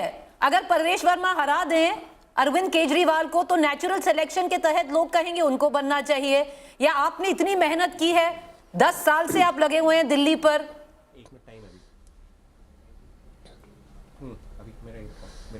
मैंने कहा ना कि इसका एक प्रोसेस है जिसमें अभी शाम तक रिजल्ट होने के बाद हमारी पार्टी बड़ी अच्छे ढंग से फ्यूचर को देख करके चलती है, और आप इंतजार करें, बहुत सुंदर निर्णय होगा। पर आप ये याद रखिएगा कि इस बार दिल्ली ने बहाने की गुंजाइश नहीं छोड़ी, क्योंकि पहले एमसीडी आपके पास थी, राज्य सरकार आप या कांग्रेस की थी, तो आप कहते थे काम नहीं होता था। अब केंद्र में भी आपकी सरकार है, राज्य में भी आपकी सरकार है, अब कोई एक्सक्यूज नहीं है। जो आपने राम राज्य की बात की, साफ पानी, साफ हवा, साफ सड़कें, अब भाई कर दीजिएगा आप। फिर चलेंगे आप और हम डुबकी लगाने यमुना जी में 5 साल बाद। 100%, 5 साल भी नहीं लगेगा राहुल जी, 3 साल बाद। आप सोच के बोलिए, जो बोल रहे बाद में इसी का वीडियो बनेगा घुमा घुमा के अगर गंगा जी यमुना जी साफ नहीं रही तो 3 साल बाद यही वीडियो बनेगा। नहीं, निश्चित रूप से हम 3 साल बाद आपके साथ यमुना जी में, जो यमुना जी आज किनारे खड़ी होने लायक नहीं है, उनको हम लोग डुबकी भी लगाएंगे और उस यमुना जी को पूरे देश का एक सुंदरतम स्थान बनाएंगे। दिल्ली को दुनिया की बेहतरीन राजधानी, राष्ट्रीय राजधानी बनाएंगे। अच्छा ये बताइए, ये आम आदमी पार्टी का आरोप है कि आपने उनको काम करने नहीं दिया 5 साल। 5 साल आपका एक ही मिशन था, अरविंद केजरीवाल को खत्म करो। किस तरह से आप उसका जवाब देंगे आज? राजदीप भाई, आप भी और राहुल जी आप भी, कलीपुरी जी भी एक बार हमारे साथ थी, राहुल जी साथ थे आपको हमने दिल्ली की दशा दिखाई थी। हम उसको बदल के रहेंगे, इन सिचुएशन जो रहे। और आपको बता दें, जिसको काम ही नहीं करना होता है ना राजदीप भाई, जिसका नियत ही नहीं, अरविंद केजरीवाल की नियत ही नहीं है काम करने की, वो सिर्फ उनका भ्रष्टाचार में डूबे रहने की नियत थी। हम काम करने में कभी नहीं रोके। हम तो उन्हीं के शासन रहते हुए द्वारका एक्सप्रेस बनाए, NH24 बनाए, प्रगति मैदान का टनल बनाए, अक्षरधाम से लेके देहरादून वाली हाईवे बनाए, मेट्रो लाए। हम कहाँ रोके? उनको चाहिए था तो अच्छे ढंग से उसका लाभ ले सकते थे, लेकिन उन्होंने अपना काम नहीं किया, क्योंकि वो काम करना जानते ही नहीं है, वो सिर्फ बेईमानी करना जानते। स्ट्रॉन्ग वर्ड्स दे मनोज तिवारी जी। आप म्यूजिक के अलावा क्रिकेट के बड़े शौकीन हैं, तो क्रिकेट के आज अब अगर आज IPL का दिन होता तो क्या कहेंगे? आपने कितने सिक्सर आज मार दिए? या आखिरी सिक्सर आपका तभी होगा जब कोई कहेगा मनोज तिवारी को मुख्यमंत्री बनाइए। आप सब उनको फंसाने में लगे हुए हैं यार। इतनी मुश्किल से तो उनकी पार्टी जीती है, जब से आए तब से सब उनको फंसाने में लगे हुए हैं। नहीं, देखिए 2020 में हम लोगों ने 8% वोट बढ़ाया, लेकिन हमारी सफलता नहीं हो सकी। इस बार हम अच्छे तरीके से सरकार बनाने जा रहे हैं। हमने वेलफेयर स्कीम भी दिया है, और कल CCL का दिन है। कल अरुण जेटली स्टेडियम में मनोज तिवारी और सलमान खान की टीम का सेलिब्रिटी क्रिकेट लीग का मैच है। राहुल जी, राजदीप जी आप जरूर आइए, पूरी दिल्ली आएगी। और कल हम अरुण जेटली स्टेडियम में हमारे सेलिब्रिटी क्रिकेट लीग का पहली बार डेब्यू हुआ है, और मैं भोजपुरी दबंग नहीं, that's a no contest. Manoj Tiwari much better cricketer than Salman Khan. Rahul, Manoj Tiwari is a good cricketer. I've played against him. He has put up nets. In the MPs versus thing, batting करने लगे, out ही नहीं हो रहे थे फिर। उनके garden में cricket के नेट्स है। He's a good batsman, अच्छा कवर ड्राइव मारता है। But university player for Banaras Hindu university. हाँ, मुश्किल हो गया था इनको आउट करना। यूनिवर्सिटी खेला है। जी, Rahul ji is also very good cricketer. Rahul को मैंने देखा है। नहीं, लेकिन तो कल तो मैं आपको इनवाइट कर रहा हूँ। कल हमारा शाम को 6:30 बजे मैच है। खेलने बुला रहे हैं या देखने बुला रहे हैं? हाँ सर, ये बताइए। अरे थैंक यू सर, आपको याद है। नहीं, राहुल जी की कल तो देखने बुला रहे हैं, बाद में खेल लेंगे। मैं क्रिकेट नहीं, मैं टेनिस। राहुल जी एंथुसियास्टिक बहुत है क्रिकेट के फील्ड पे, आप अच्छे खिलाड़ी हैं। लेकिन आखिरी का सवाल मनोज जी ये बताइए जी नहीं, मैं आपसे ये पूछना चाहता हूं कि आप लोगों ने बहुत वादे किए हैं। आप लोगों ने कहा महिलाओं को 2,500 रुपए मिलेंगे मार्च 8 तक। ये सब वादे जो हैं, क्या ये एक तरह से आप पर प्रेशर डालेंगे? जैसी आपकी अब सरकार आएगी, अब आप किसी और को ब्लेम नहीं कर पाएंगे दिल्ली में, ये आप मानते हैं कि नहीं? हम कभी भी सरकार बनाने के बाद दूसरे को ब्लेम नहीं करते राजदीप भाई, आप तो ये तो देख रहे हैं। और हम 2,500 रुपया प्रति गरीब महिला को, जो हमारा महिला समृद्धि सम्मान है, हम बहुत जल्दी उसकी शुरुआत कर देंगे और दिल्ली की महिलाओं को ये सुविधा दे करके रहेंगे। जो रिजल्ट अभी 42 सीटों पे हम आगे चल रहे हैं। दूसरी प्रेस कॉन्फ्रेंस की थी बीजेपी ने, भारतीय जनता पार्टी की टीम इसके उसमें आपने बोला था कि दिल्ली के पास पैसे ही नहीं है देने के लिए, तो कहां से लेके आएगी अभी भाजपा ये पैसा? क्योंकि आप ही ने कहा था कि दिल्ली के पास कोई पैसा नहीं है कि ये दे पाए, जो अरविंद केजरीवाल जी ने 1,000 और 2,100 का बाद में दावा किया है। नहीं नहीं, शायद आप मेरे को मिसकोट हो जा रहा हूं मैंने ये कभी नहीं कहा कि दिल्ली के पास पैसे नहीं हैं। सरकार को देने की नीयत नहीं है। जब भी कोई ये कहता है कि हम प्रत्येक महिला को देंगे तो झूठ बोल रहा है। हमने स्पष्ट कहा है प्रत्येक गरीब महिला को देंगे दिल्ली के, और इन दोनों में बहुत अंतर है और हम वो करके दिखाएंगे। दिल्ली में पैसे की बिल्कुल कमी नहीं है। हम जब 14 में आए थे सांसद बनके तो दिल्ली का बजट 37,000 करोड़ था। आज दिल्ली का बजट 76,000 करोड़ है। इसलिए पैसे की कमी नहीं है, नियत की कमी थी जो अब नरेंद्र मोदी जी का डबल इंजन पूरा करके देगा। अच्छा, जाने से पहले आपने दिल्ली में जो अपने आप को पॉलिटिक्स के सलमान खान समझते थे उनको तो ध्वस्त कर दिया, लेकिन जो गाना सुनाया आपने वो कैंपेन सॉन्ग था।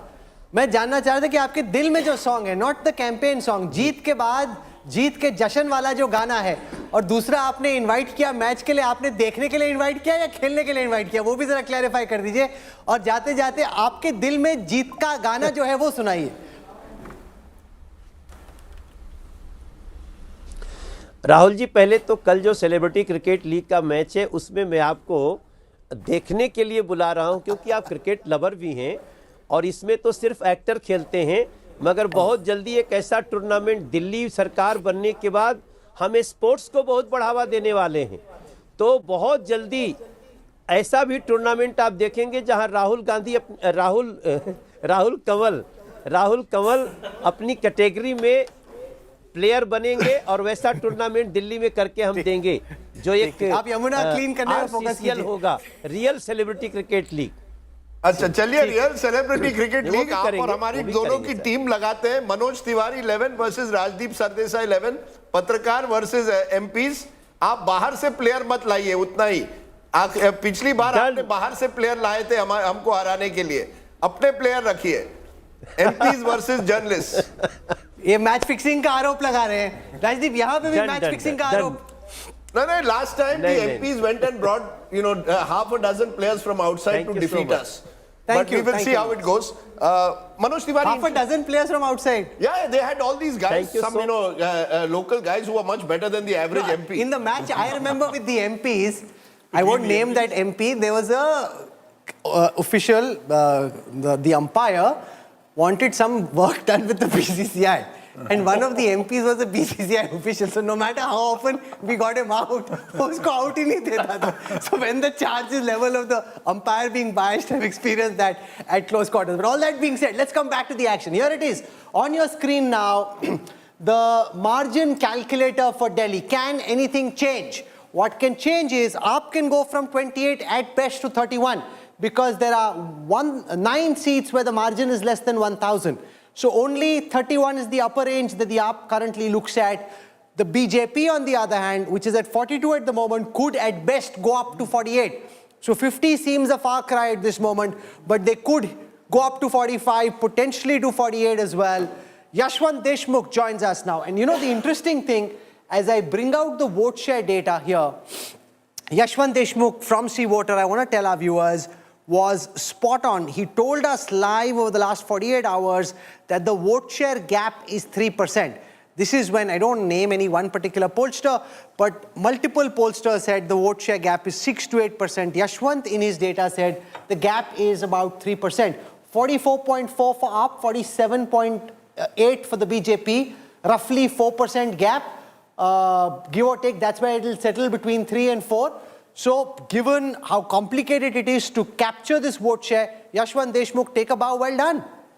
Thank you, Rahul. And I'm so glad that we are not into that seat scope anymore in that way, because you can very well see, as I've been watching you since morning, with the close margin seats of 500 and 1,000 votes, honestly, the fact is that those votes, with each and every round of counting, one machine opens up, and there are more than 1,000 votes going here and there. So obviously, these things are important to gauge. What is more important to gauge is why exactly is this happening? And that is where, our trackers and our post-poll has been focusing on, that Aam Aadmi Party lost the middle class. Or let's put it this way, BJP pulled in the middle class.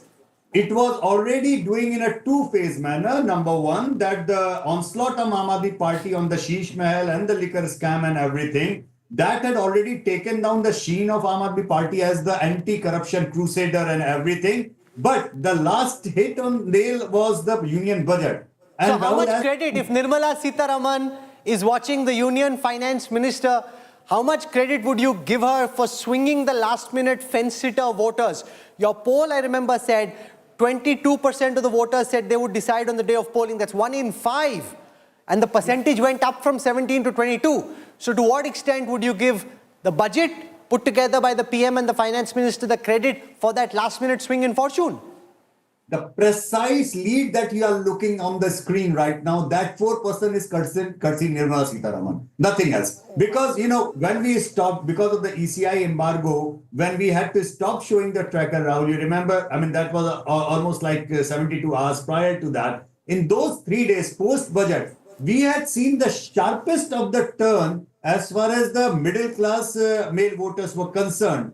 And in the post-poll numbers, when you see the income-wise categorization of how things had been standing, it was a huge gap as far as the upper middle class and middle class voters were concerned. Yashwant, since the morning, there's been a view in the studio that there is no class divide anymore. That's all bunkum. But I would think with what you seem to suggest now, that there is a bigger class divide this time around.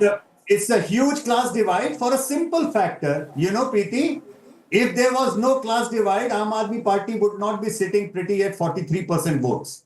You're right. These 43% votes are precisely coming from the bottom of the pyramid. From the Juggi Jopdi, low-income group, the minorities, this is precisely where they are getting it from. So that class divide has only widened, Yashwant. That's what you're saying. It's even more stark than it was in 2020.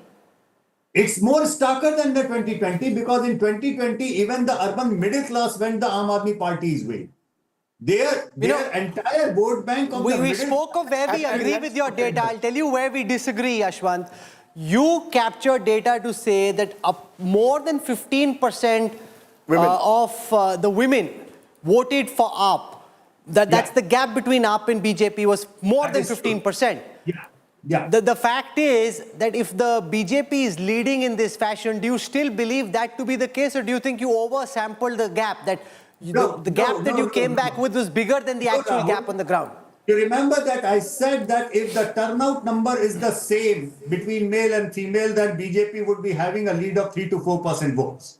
That is precisely what is happening. You see, without that bottom of the pyramid support, without the support of the female voters in Delhi, our vote share would have crashed below 40%. If you are but I think more than that's the wrong way of looking at it. But I think more than gender. But Yashwant, more than gender, this is a class divide. Exactly. You know, the gender divide. But Rajdeep, if I'm a middle class woman, but can I just frame the argument differently? Let's assume earlier you went to the Juggi clusters and 9 out of 10 said they voted for the Aam Aadmi Party. This time, even if it is 7 or 8, it is still a stark class divide in favor of the AAP. But at the margins, your core vote share has fragmented, which is how you've come down from 54 to 44. You won't lose 10% vote share otherwise. No. Rahul, that's the wrong way of looking at it in my view. Okay, argue. The fact of the matter is that the Aam Aadmi Party, there Yashwant is right, would have probably done even worse, but for the income divide that exists in Delhi. The lower income groups, by and large, comparison to the BJP, and I believe you must use the reference point to some extent, at least also as Lok Sabha, the 54%. The BJP has now got the lower middle class. You see, the middle class is not a monolith. Those who benefited, he says the budget made a difference. If I get 60,000 plus salary, I am now a beneficiary. Earlier it was 7 lakhs. Middle class. 1 minute. No, 1 minute. I am now differentiating those who have toilet, who have a fridge in house, who have other consumer durables in house. All of them, to a large extent, have consolidated fully behind the BJP. Similarly, a substantial section of those who do not have those facilities, who are at the bottom of the pyramid, have still stayed with AAP. The gender divide has ensured also that the AAP hasn't done as badly as we thought. If the AAP is getting 28, it's because you will find, I believe, in post polls, a disproportionate number of women have voted for the AAP in comparison to the BJP. So let's pause that to say, that a lot of the people who switched back to the BJP are not your income tax beneficiaries. They're not the ones who had salaries of up to 12 lakhs and therefore benefited. Over 7 lakhs. Correct. At the margins, the AAP vote has fragmented. If that wasn't the case, you wouldn't have slipped from 54 to 44. They've lost the middle class. That's not the only vote you've lost. That's the main vote. That's the main vote. It is a key part of the vote, but I'm saying, let's assume you lose a part of the Muslim vote, a little part of the Muslim vote. You lose a Very little part. You lose a little part of the. That's what I'm saying. You're chipping away. See, this is what I'm chipping so what away. Rahul is saying is actually If you look the correct. other way around, if you look the other way around, from 54% votes in the Lok Sabha elections, now they are down to 49. That means that they have been able to save their middle class vote. Sandeep Dixit is speaking at this moment, Congress candidate from New Delhi. Let's listen. They've lost the middle. Okay, we'll try and pull that out in just a moment from Rajat wants to make a point. I see the starting point of the BJP. It was 40%, around 39-40%. They are almost at 48%. So they've added this 8% kitty. Now, look at the seats that the BJP is leading on. It is all on the outer. There too, there is substantial poorer sections of the society. Look at the central, which is a more urbanized seat where Aam Aadmi Party is still controlling some of the seats. I still believe that this is a Delhi-wide phenomena. Within the Delhi, I don't see that poor would have gone out in the same enthusiasm as they have been doing in the past. BJP's strategy was retain your core 40% and then chip away wherever you can. Yes. Even in poorer sections, there were certain jhuggi jhopris who were suffering really well, really badly. One minute. I would agree with your logic if the AAP had really collapsed as much as some it's not like a zero. Rajdeep, it's not a binary. Rajdeep, when the margins are so tight, it's not a binary. You have to chip away at your vote share. You have to keep yours, consolidate your vote share, chip away at the opposition vote share. All of that is fine. If you look at CSDS data, we can dispute what is the size of the middle class in Delhi. Some data suggests it's as big as 65 to 70%, right? That is the number which is given in some of the CSDS data. AAP has got 44% of the vote. I am willing to bet 4/5 of this vote has come from lower income groups. Outside this middle class category. Therefore, I'm saying the BJP's success in this election is as follows. They have made sure that the chunk of the middle class vote that was voting for Modi for Prime Minister and Kejriwal for Chief Minister has said, no, I want Modi for Prime Minister, I want BJP for Chief Minister. And that is the vote that has made the difference in this election. It is not there. I disagree with Rajat that the BJP has dented the lower income group. Chipping away won't win you an election. You had to win this election by retaining that core. And the core it's the middle class versus the lower income. That is Delhi's election. That class divide continues. That's exactly the point that I was making this morning. It will only get starker by the end of the day. Women may have disproportionate, but let's be clear. There, I think Yashwant got it wrong.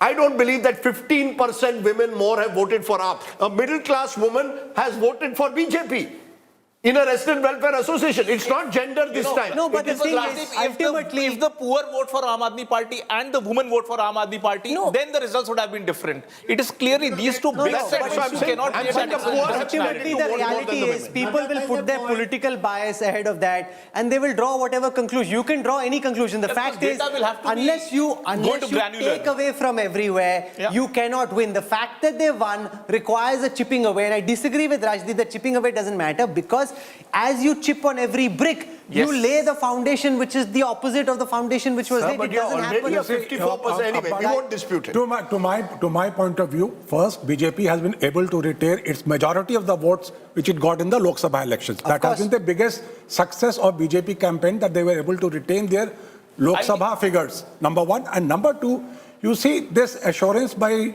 Prime Minister and others that we will not do away with the welfare schemes and all. Fair enough. Would have made the poorer voters indifferent, Sir, look at and they did not vote as passionately for Aam Aadmi Party as they would have voted last time. I'll give you a certain microcosm of what Aam Aadmi Party movement was all about. Rakhi Birla, Mangolpuri seat.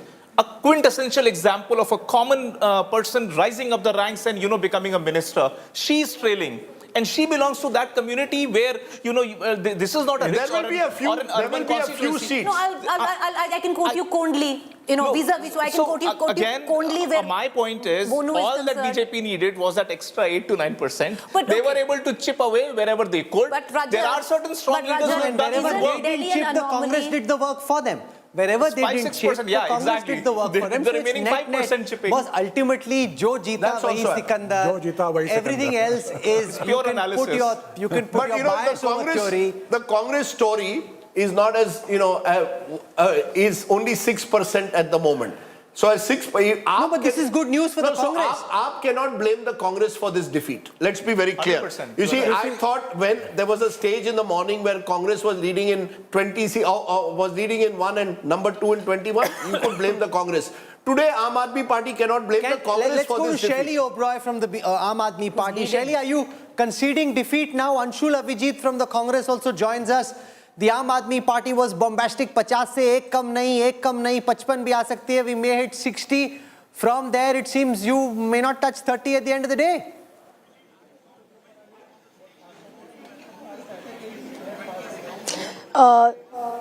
It's a very important day today, and we have full faith that we will form government with full majority, and Delhi people had voted for the politics of honesty and work. And definitely this time the election was totally different. A lot of votes have been counted and there's no basis for that faith. Governance versus the corrupt system.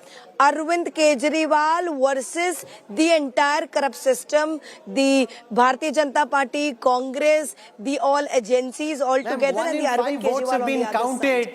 And the possibility of this now being turned on its head. Even after, despite challenges, they were tried to overcome.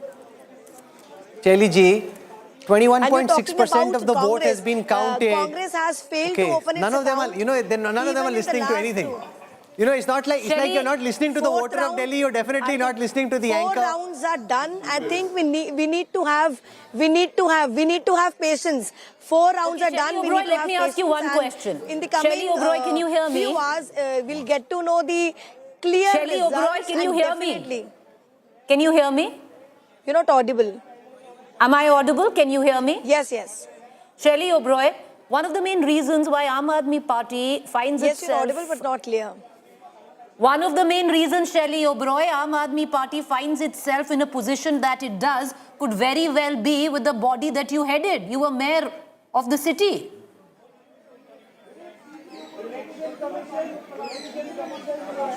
See, in last 10 years, Aam Aadmi Party has fulfilled all their promises, but the way Aam Aadmi Party has faced a lot of challenges in the last 1 year, 1.5 year, Aam Aadmi Party has performed well in comparison to how the things were going on. And definitely we have full faith on Delhi people.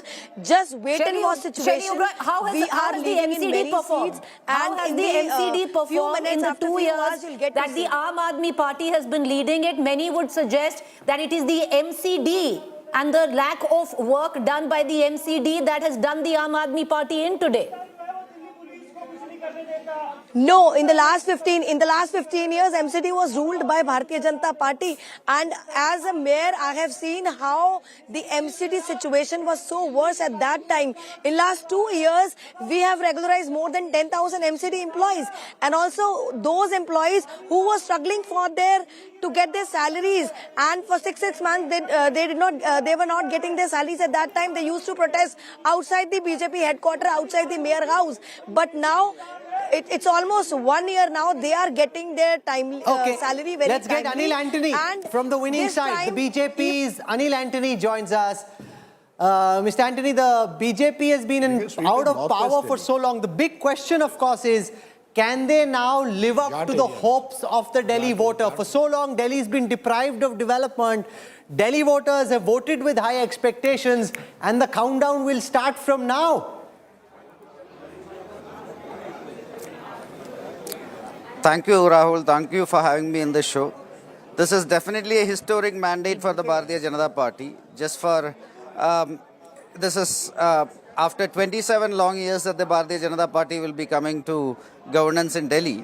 One thing which we can assure, based on our track record and whatever we have been seeing in the last 10-11 years, is wherever there is a Bharatiya Janata Party government, we have always delivered. Something which we saw after the Lok Sabha elections, where it was only the second time in our country's history where our Prime Minister came back for the third time. After that, you saw state elections in Maharashtra, in Haryana, and now in Delhi. And all these places, the common trend is people are giving us historic mandates. All these states, it is our best ever mandates that the people are giving.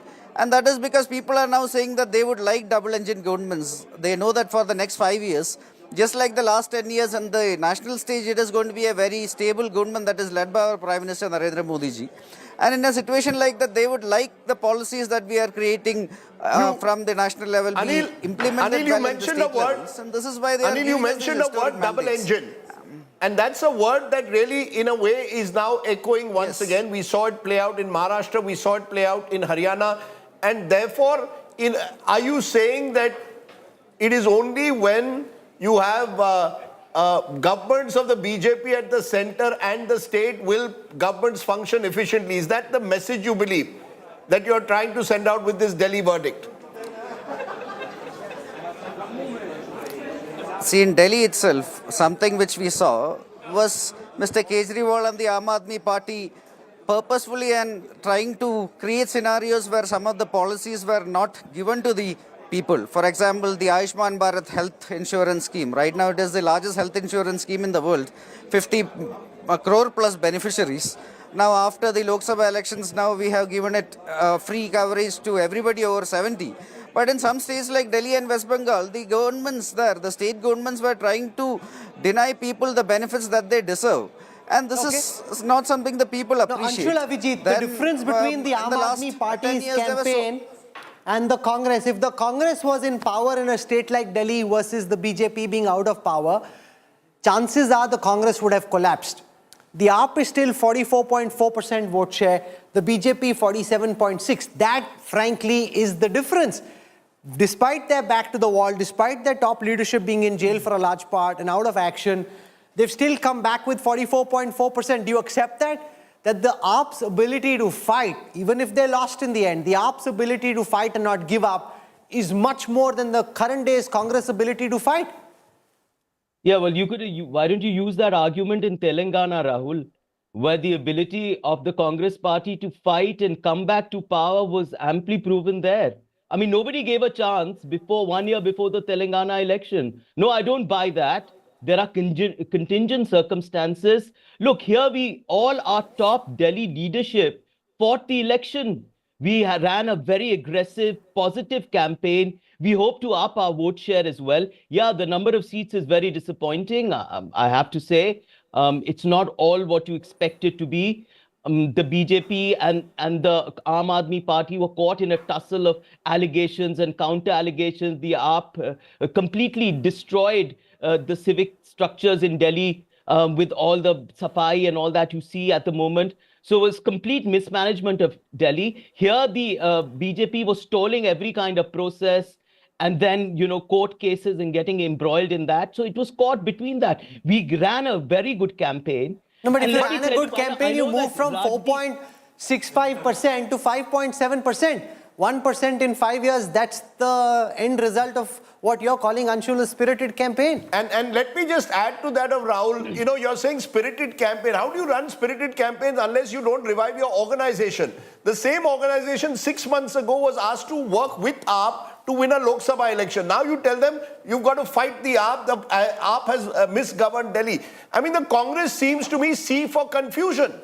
You see, what is the clarity? You need C for clarity. What is the Congress's clarity going ahead? Okay, you've ensured that AAP has lost and you're hoping that you will now climb up and become the challenger. But how are you going to do it without an organization?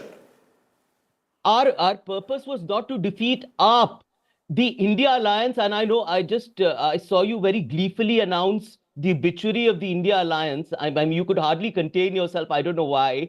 The India Alliance is an ideological compact that is based on certain kind of values of social justice and of secularism, and of course defeating the BJP. Now, sometimes this alliance works very well and complements each other and covers each other's weaknesses in places like Jharkhand, like where it did wonderfully well. I mean, and that is one story that is often neglected. The revival of the Congress in many states where it has won the opposition, won the state despite massive opposition, and people writing it off is not what is quoted. Yes, I do agree. Do you have any regrets at all of not fighting this election with AAP?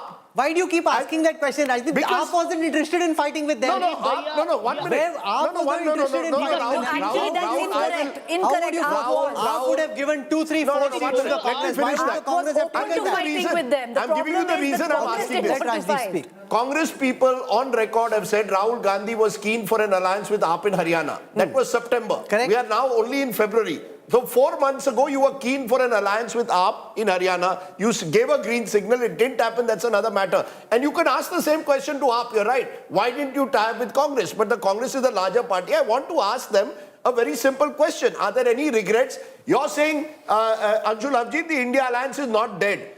If the India alliance is not dead, are you telling me that you and AAP could fight together tomorrow, or is that chapter over? That's what I want to know. The India alliance is bigger than any particular election that we have fought. I mean, there are elections where we haven't fought with the India alliance. There have been statements that are often contradictory to each other. But this is a far bigger idea, the India alliance. Don't write it off like that and so gleefully. I'm simply amazed by that. No, I'm not gleeful. Look, I mean, hang on a minute. I like to smile. You No, see, look, everything, I get into the neck. Anshul, we just like elections. We love politics. We like elections. That's the glee. You know, it's not as if anybody particularly cares. So, gali sabse padni hai. So, it doesn't matter who wins or loses. They're all going to come and abuse us. That's different. It is just that elections are exciting. It's a big day in national politics. It's a massive day in Delhi politics. 27 years of being out of power. The BJP is coming back to power. That is the glee. Once they're in power, they will be held to the same standards of counts as the Aam Aadmi Party and the Congress before that. So there is no glee in any of what you're seeing except for the glee which comes with an exciting election, Rajdeep. No, absolutely. I am mystified that at one level every Congress leader says India alliance is alive, we are ideologically together, and then in the next breath goes and targets the AAP, which is also part of the India alliance, and vice versa, the AAP does the same thing. No, but we have a situation where anchors are more keen on forging an alliance than the parties themselves. No. The India alliance, Congress and AAP are not interested in allying with each other. They are at each other's throats, daggers drawn. Anchors seem more interested in forging an alliance. No, it's not a question of anchors being more interested. I find it very intriguing almost at the way Indian politics moves. If you see what was happening 8 months ago and what you see happening today, all I'm saying is that dissonance reflects in the voting also. Voters also see through it. There are various factors that have led to the erosion of credibility of AAP and Arvind Kejriwal. One of those is the fact that, one day you want to do a transactional alliance with one party, next day you say Ekla Chalo Re. Ditto with the Congress. I mean, Rahul Gandhi and the Congress have to decide. Are you going to ally with regional parties or are you an Ekla Chalo Re party? But that's what I so want to we'll do this post facto hypothesis in a while. Let's focus at the battle that is still on. Let's take you through the VIP candidates and see whether that big fight in Delhi, how does that shape up? At this moment in New Delhi, Arvind Kejriwal, the formidable convener of the Aam Aadmi Party, the man who thought he could take on and vanquish Modi in Varanasi, he is currently trailing, but not with a very big margin. Parvesh Verma is ahead of Arvind Kejriwal in New Delhi. Sandeep Dixit's vote share, and that's the point that Rajdeep was making, Sandeep Dixit's vote share is more than the gap between Kejriwal and Parvesh Verma. So the Congress didn't stand up on its own, but they just tripped the Aam Aadmi Party. So they did what you do in a school. But having said that, it could mean Sandeep could also be getting some votes of people who didn't want Kejriwal but also didn't want BJP. Sure. So that is in Delhi. That's the biggest story. Remember, he failed Sheila Dikshit, thought he could do the same to Modi.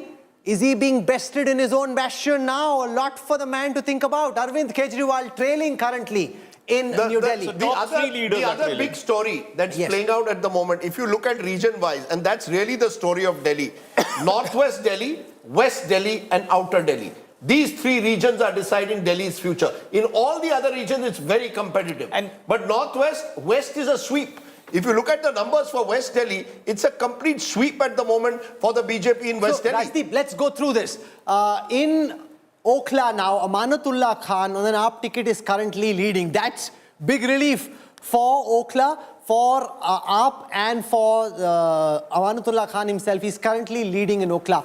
In Khalkaji, the incumbent chief minister, Atishi, trails against Ramesh Bidhuri.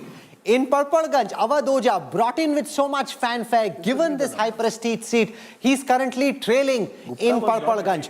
Harish Khurana, Madan Lal Khurana's son, former Chief Minister's son in Moti Nagar, he's leading. Gopal Rai leads in Babarpur.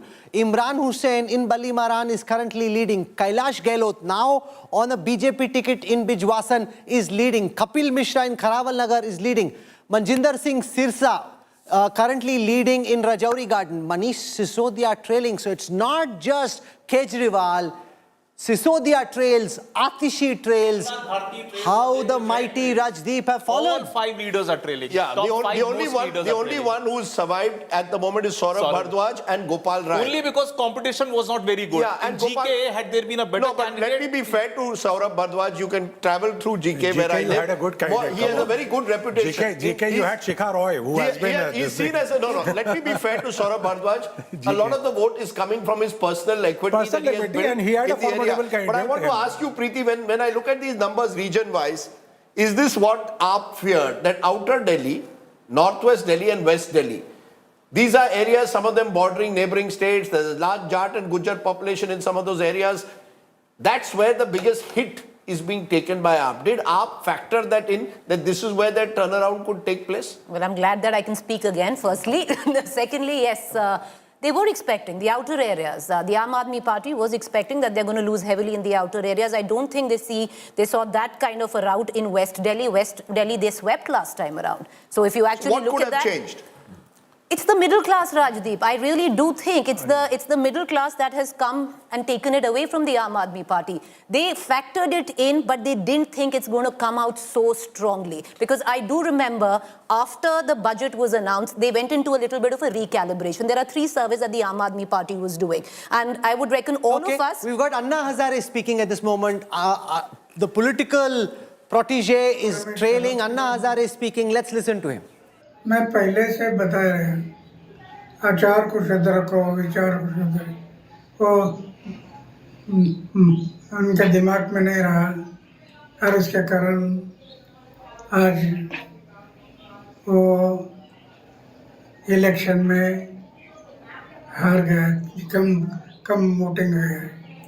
तो क्या अन्ना भ्रष्टाचार जो उनके नेताओं के ऊपर जो भ्रष्टाचार के आरोप लगे थे तो क्या वो भी इस नाकामी के पीछे जो उनको कम सीट मिली है वो भी वजह रही भ्रष्टाचार? उनके ऊपर भ्रष्टाचार के अरविंद केजरीवाल हो या उनके कई नेता हो उनके ऊपर भ्रष्टाचार के आरोप लगे थे, क्या ये वजह हो सकती है जो उनके कम सीट चुनकर आए हैं?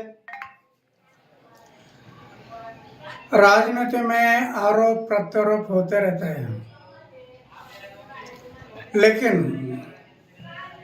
जब आरोप होते हैं तो ये आरोप कैसे गलत है वो जनता को दिखाना जरूरी है कि ये मेरे ऊपर जो आरोप हुआ ये गलत है ये साबित करना पड़ता है। जो साबित होगा तो कोई नहीं बिगाड़ सकता है। वो सच हमेशा सच होता है, झूठा हमेशा झूठ होता है। तो सच के मार्ग से जाना चाहिए था। कई बार ऐसा आरोप भी लगा है क्या अन्ना हजारे के वजह से अरविंद केजरीवाल जो है तो दिल्ली पे सत्ता पर अन्ना हजारे के ही वजह से अरविंद केजरीवाल दिल्ली पे सत्ता पर बैठे, उन्हीं के साथ वो अनशन करते थे। बार बार आप पे उंगलियां उठाई गई और अभी भी उठाई जाती है, कैसे देखते हैं अन्ना इसे? ये बराबर नहीं है। दिल्ली में पहली बार एक मीटिंग हुई थी और उस मीटिंग में इन्होंने पक्ष और पार्टी निकालने के लिए सोच किया था। मीटिंग इसके लिए थी और जिनको पक्ष और पार्टी में जाना है वो मीटिंग के लिए आ जाओ। मैंने देखा, मैंने तय किया पक्ष और पार्टी में मैं नहीं जाऊंगा, किसी पक्ष और पार्टी में मैं नहीं जाऊंगा। और वो मीटिंग हो गई, मैं पक्ष और पार्टी से दूर रह गया। तब से आज तक दूर रहा। फिर वो पक्ष निकाले, पार्टी निकाला और पार्टी में चले। ये नया पार्टी था, लोगों ने विश्वास किया आगे चलकर शराब के बाद शराब के दुकान निकालना, शराब के बिक्री के दुकान बढ़ाना, पैसा। One of the many people who played a role in propping up Kejriwal but feel betrayed by the man. The list is long, Rajdeep. You know, very few people who would have betrayed or have as many people feel betrayed than Kejriwal. From Prashant Bhushan, Yogendra Yadav, Kiran Bedi, Shazia, Ashutosh, Ashish Khaitan. Kumar Vishwas. There's a very long list in a very short span. There is, and therefore, let's be honest, this is a startup whose many co-founders have left it. And that doesn't, that clearly shows that something perhaps didn't quite go well with the original idea of this startup and where it stands today. You're right that Anna Hazare may well feel betrayed. And which leaves to the question of bounceability. I want to go right round. I mean, can Kejriwal bounce back from this? It's pretty clear now that he's probably going to lose in New Delhi. And it's pretty clear now that the BJP is winning Delhi. Let's go right down the thing. Quick comments. Can Kejriwal bounce back? You see, first thing which Arvind Kejriwal would be thinking after today's defeat, how to keep his flock together. Because whatever 20-25 odd MLAs is going to win, they are not people who are ideologically aligned to him, because this party never had any So you think ideology. your first challenge is to keep the party together? The first challenge is to keep the party together in assembly and also save itself in power in MCD. Preeti, what's Kejriwal's bounceability? Can he bounce back? Well, in this election, no, he's lost this election. In terms, what does he do now? Well, number one, I think even before he starts looking at losing his MLAs in Delhi, he needs to look at Punjab immediately. I think that is priority number one for the Aam Aadmi Party, and I think they understand that. With 91 MLAs, you're saying the danger exists to his government? Yeah, they feel that, and it's going to happen, and they thought it was the inevitable, and if they lost Delhi... What would happen? Multiple things could happen. And Eknath Shinde but possible. figure? There could have been a possibility, but they will, number one, Punjab. Number two, yes, in Delhi, because if at about 26, 27, Arvind Kejriwal will not be in the assembly. They'll need to figure out how to safeguard their own MLAs. Number three, I actually, contradictory to what Siddharth said, I think Arvind Kejriwal will let go of the MCD. I have a feeling, because that has been something, that there is a part of the Aam Aadmi Party, think tank, that, if this was an eventuality, if at all, then the MCD is only going to pull back the party further. So that is something, and you can't put anything beyond Arvind Kejriwal, because with him everything is possible and anything is possible. So is he going to bounce back from this? No. But eventually, will Arvind Kejriwal bounce back for a person I've followed for so long? Yes. Where does he start? You see, the problem he has, I mean, let's be fair to him. It's incredible in today's India to build a political startup so soon, win 2 states, become a national party. I don't think that's ever happened.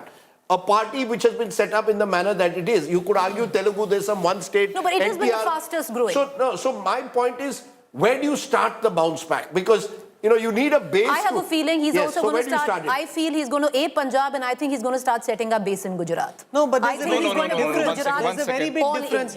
Let's keep that in mind, Rajdeep. In Gujarat, part of the reason the Aam Aadmi Party saw purchase was on the back of the springboard that Delhi provided. With that core motherboard now out of action, these ancillary units that you're seeking to bring, how much life will they have? Rajat wants to come in on this. That where does the generator draw its bijli from? Agar generator mein bijli nahi hai, then how do you kind of power and irrigate Gujarat? They believe that the diesel from Punjab generator would supply fuel to all the other states. That's not going to happen. Allow me to finish. Supplier in Punjab.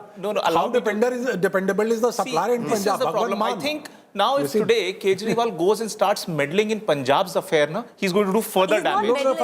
He will have that itch now, because he loses his own MLA. Karenge kya ghar mein but Bhagwant Mann feels remote controlled. He feels he's not given a fair share. He will now want to flex his muscles a bit more. He's the top leader now. Kejriwal is no longer. He can be a convener. He can keep convening the Aam Aadmi Party. But he cannot be seen meddling. Again, second most important thing is, in a relationship, you should not take your partner for granted. Here, Kejriwal was in a healthy romantic relationship with Delhi. He kept flirting with all other states without doing necessary that he should have done for Delhi. True. He should, again, if at all, resurrection of Kejriwal will happen only when he goes back to his original promise. Original promise being that I have come here to change the politics. I will go into every gully, nukkad, Chauraha, fight for people's rights, do the tough battle. Don't try to find shortcut that going to Punjab, etc. Let me tell you one final thing. In Kharagpur, sir, you know, when I was studying at IIT Kharagpur, he used to be my senior and he used to come in and he used to sing these things with the dhol and dapli in his hand.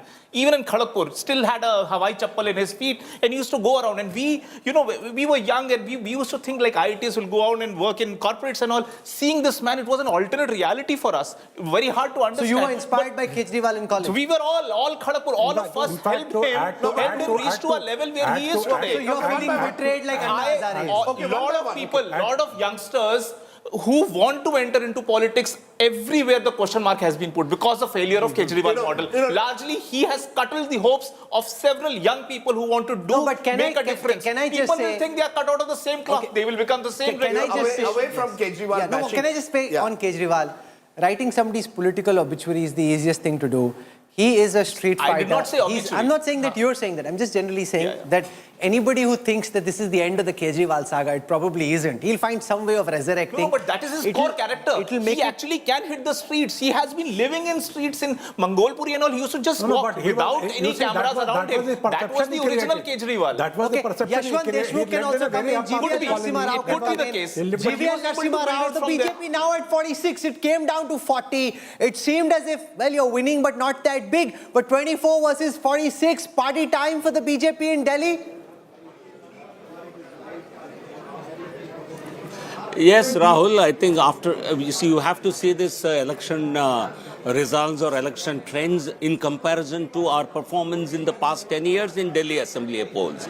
I think while we were winning Lok Sabha big time in 2014, 19 and 24, Assembly always proved to be a big challenge.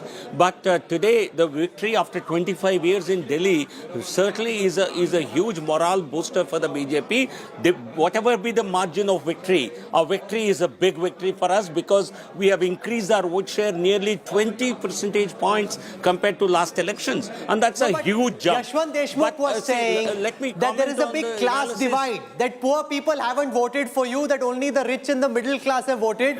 The lowest of the lowest, the poor, have all gone for AAP. That's the argument that Yashwant makes. Do you buy that? That's what the AAP camp thinks as well. Do you buy that argument that there's a massive class divide, that women and the poor have not voted for the BJP?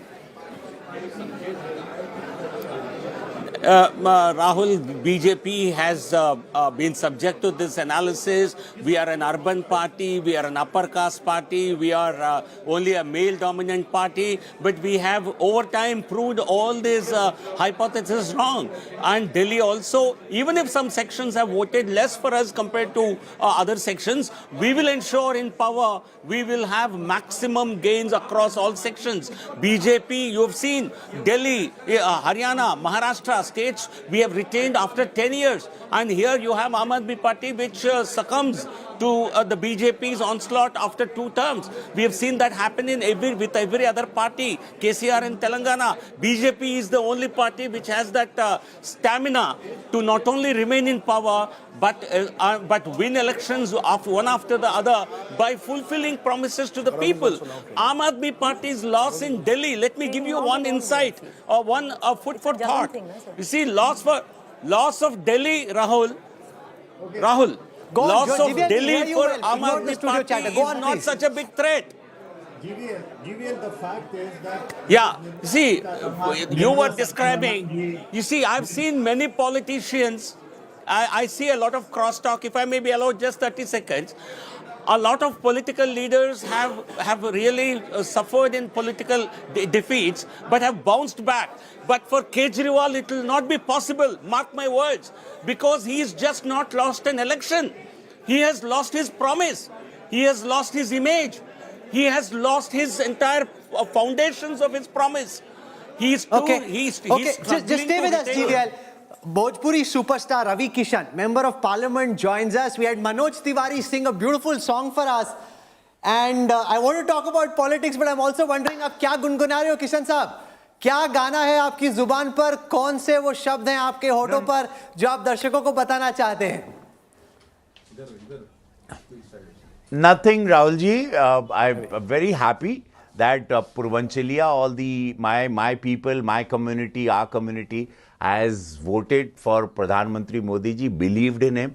और finally जितना कहा कि जिंदगी झंड बा आज इन लोगन के आपका, और अब उन लोगों के शीश महल वाला के कोनो बात के घमंड ना रही.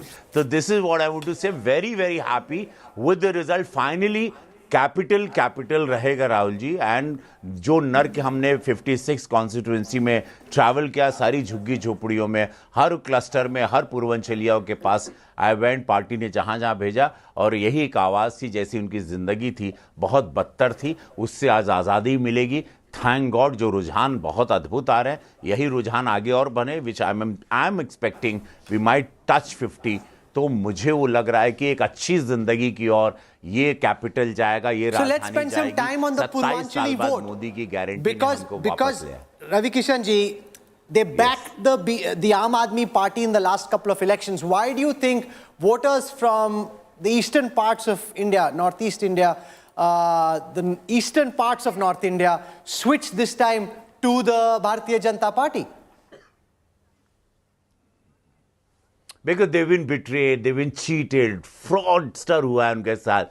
उनके बच्चों को you serving them booze, एक बोतल पर एक फ्री, वो ड्रंकर्ड बना गए. वो बेचारे काम करने, they've come मायके के हम कमाए जाता नहीं हम Delhi. And here you are giving them what service, what life you're giving? No water, pollution, no drinking water, no school. Everything was lies and lies. They've been cheated. First 200 unit बिजली पर bus में free घुमा देंगे.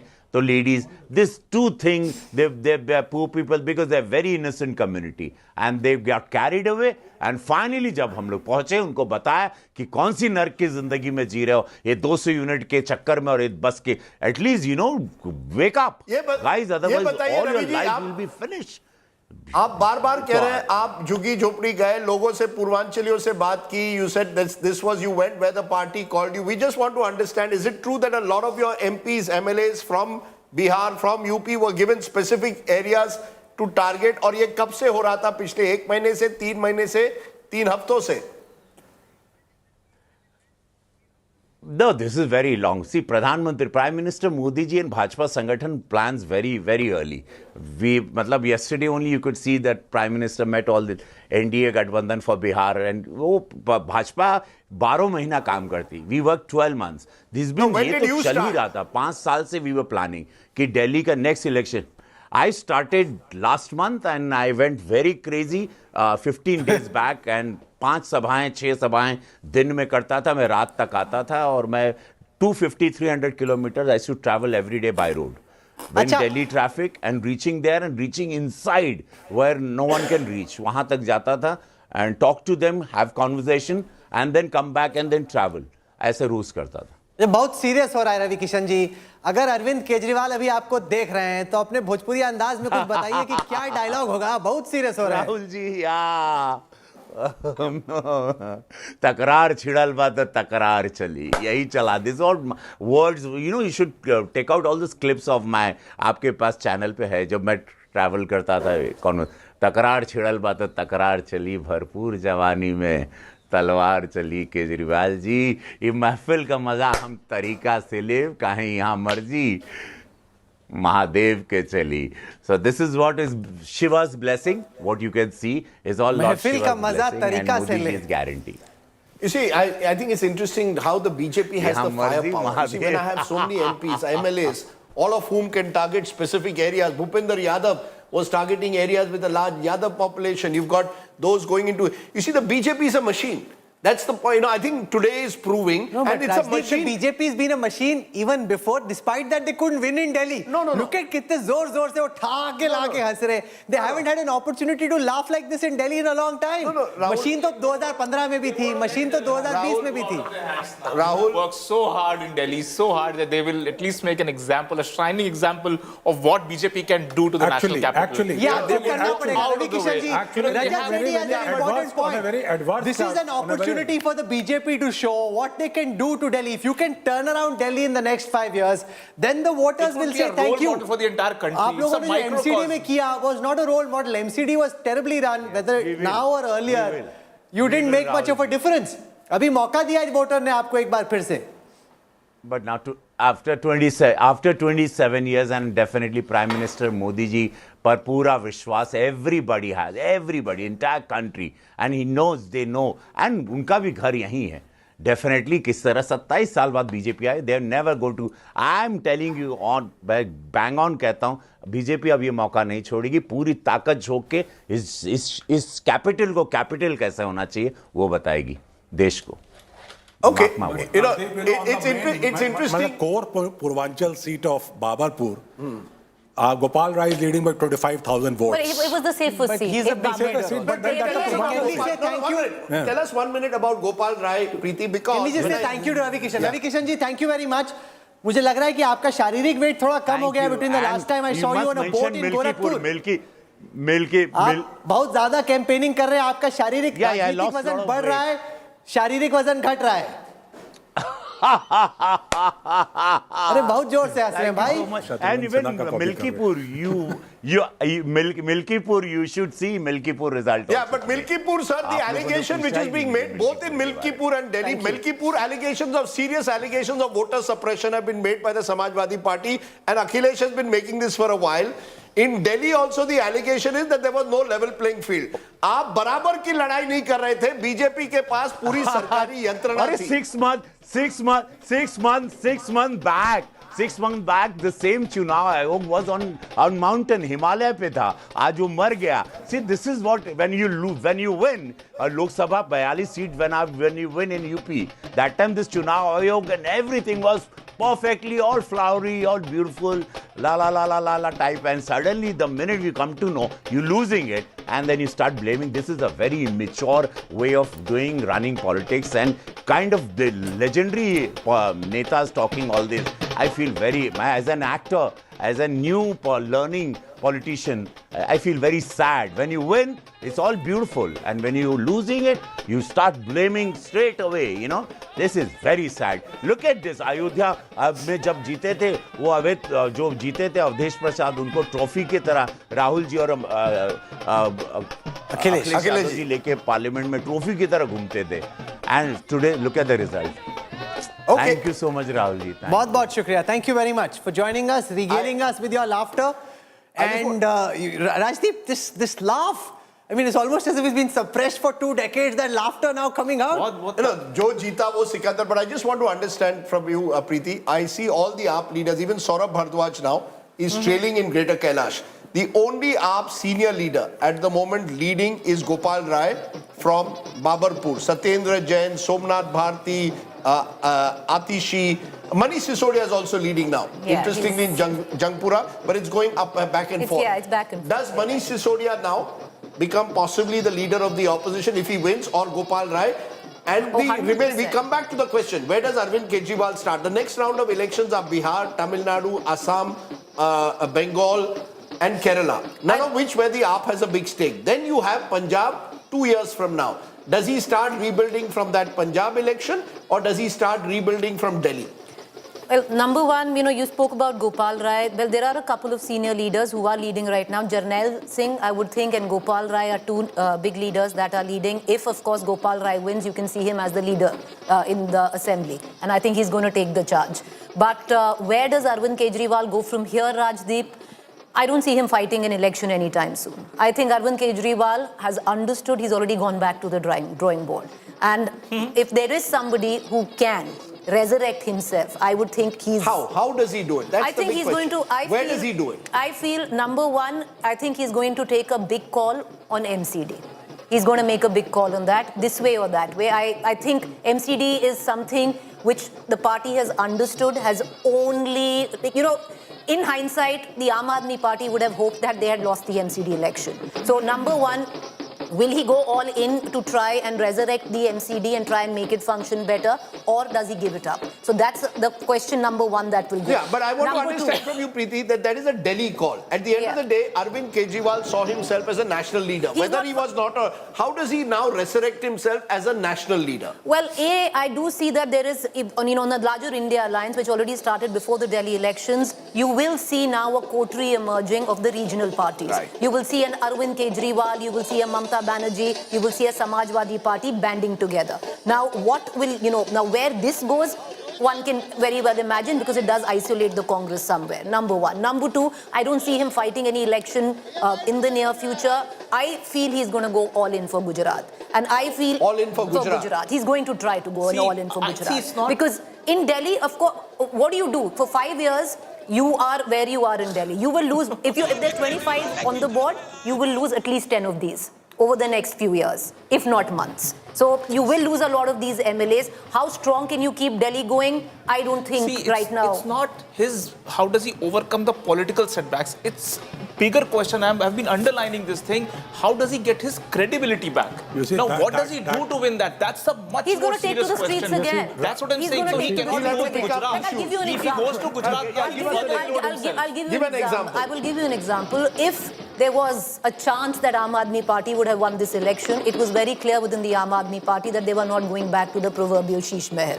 So, that's an example of that. So there is already a certain amount of recalibration that is going in. There is already a certain amount of recalibration that has already gone in trying and putting your team and reassessing the people that you had in your team. And now try to create a second rank of leader. The character itself, it has been nominated by too many viruses. You have a Raghav Chadha who is going to go see Wimbledon. Arvind Kejriwal. That's not Did you see Raghav Chadha in the election? Arvind Kejriwal's biggest problem today. Okay, one by one. Yes, Arvind Kejriwal's biggest problem today, where he's going to find it very difficult to take a flight again, is lack of intellectual fuel. When Arvind Kejriwal started his career, there was such a good, intellectual stuff which was there with him. Today, this party totally lacks on intellectual caliber. Look at the people who have been given ticket, all, migrant people with all kind of, credentials for which Aam Aadmi Party never came into existence. So today, with all its intellectual caliber gone, I think it's going to be very, very challenging for Mr. Arvind Kejriwal No, but to this rebuild also shows how deadly 10 years of anti-incumbency can be. Just the fact that you're in power, it all adds up. The same person doing the same job in the same function for a long time. And that also shows the significance of the 4th of June and Prime Minister Modi's hat-trick. He'd been in power for 10 years. Of course, his esteem took a bit of a hit, came down from 303 to 240, but 240 was still enough to stay in power. To come down from 62 to 25 just shows how Kejriwal has fallen. I want to show you Rahul, where the BJP's gains are coming from. Before you go, all this Kejriwal bashing, and today is a good day perhaps to... No, it is. No, 1 minute. It is. He will get his due share. He has to get his due share. No. All I'm saying is, and I'm open to being challenged on this, it was not a level playing field. Over the last 3 years, ever since Kejriwal went into Gujarat, the BJP consciously decided we are going to destroy him. It's that when the Delhi... Are you in politics for charity? 1 minute, sir. What do you mean by he was in power. He cannot play victim card. See, I'm asking you a question. He has consistently played the victim card. Let me finish. I'm not even doubting that he has consistently played the victim part. I'm only stating facts. Almost his entire top leadership at some stage or the other has faced court charges in the last couple of years. The fact is, laws were changed. Ordinance was brought in Parliament to essentially mean that bureaucrats would respond only to the LG and not to him. Please understand, the BJP ensured even YSR Congress stayed with them for enough time to change, to ensure that the ordinance was passed in Parliament. You create a situation where you reduce the chief minister to a virtual, Did he not know what he's signing up for? Why did he contest? That's a different... But Rajdeep, this argument can't cut both ways. See, on the same day... You choose your battles, you stick with those battles and see to the conclusion. On the same day, on the 23rd of November, when results came out, it was a level playing field in Jharkhand and not in Maharashtra. I'm talking about Delhi. The point I'm making is, last 2 times when they won, was it a level playing field in 2015? Was it a level playing field in 2020? When the Congress was in power, was it a level playing... The incumbent always has an advantage. It's not right or wrong. No. That's a different argument. Delhi is distinct. Do not use these examples in to make... In Jharkhand, how did they win? Because if in which state has an ordinance been brought to reduce the powers of the chief minister to ensure that he responds to an when LG? Kejriwal had credibility on the streets of Delhi, he won despite that. you could still build a narrative. When In Rajdeep- Jammu Kashmir, you tell me what better odds could have been there in favor of BJP. They still could not do that well. You are talking still have about an Umar BJP Abdullah. winning a Muslim majority state at the moment. Come on, See, Rajat, they you're being were sensible about this this. close to actually winning and creating a dent even in Kashmir. Go Well, to it the didn't happen. analysis I'll give you an there. example. It didn't My happen. point is Bad that example again. you cannot One second. perpetually be May in I- that victimhood. May I? One second, You could Rajat. have done a That's better a job. good I'll give you an example why Jharkhand and what's the difference. Number one, if it was Jharkhand, Arvind Kejriwal and company would have already started rolling out the direct cash transfer. It happened in Jharkhand, right? It couldn't happen in Delhi. So he It couldn't couldn't do happen in it. Delhi This for is what multiple Rajdeep has been reasons. clarifying for Second past part. 1 week. He Second did not part. even attempt to doing it because he was so full it would of not have happened. hubris. It would not have happened. Number two, now I do you're agree with preempting you. it. I do agree with you that the halo of morality that Arvind Kejriwal That's had, gone. that is gone. And I'll give you, there are a number of reasons. I think he will have to really rethink who he stands for today, because look at the candidates, look at the kind of criminal cases they have. What he took a leaf out of BJP's playbook on winnability. Look at the number of tickets that he cut getting in the BJP candidates.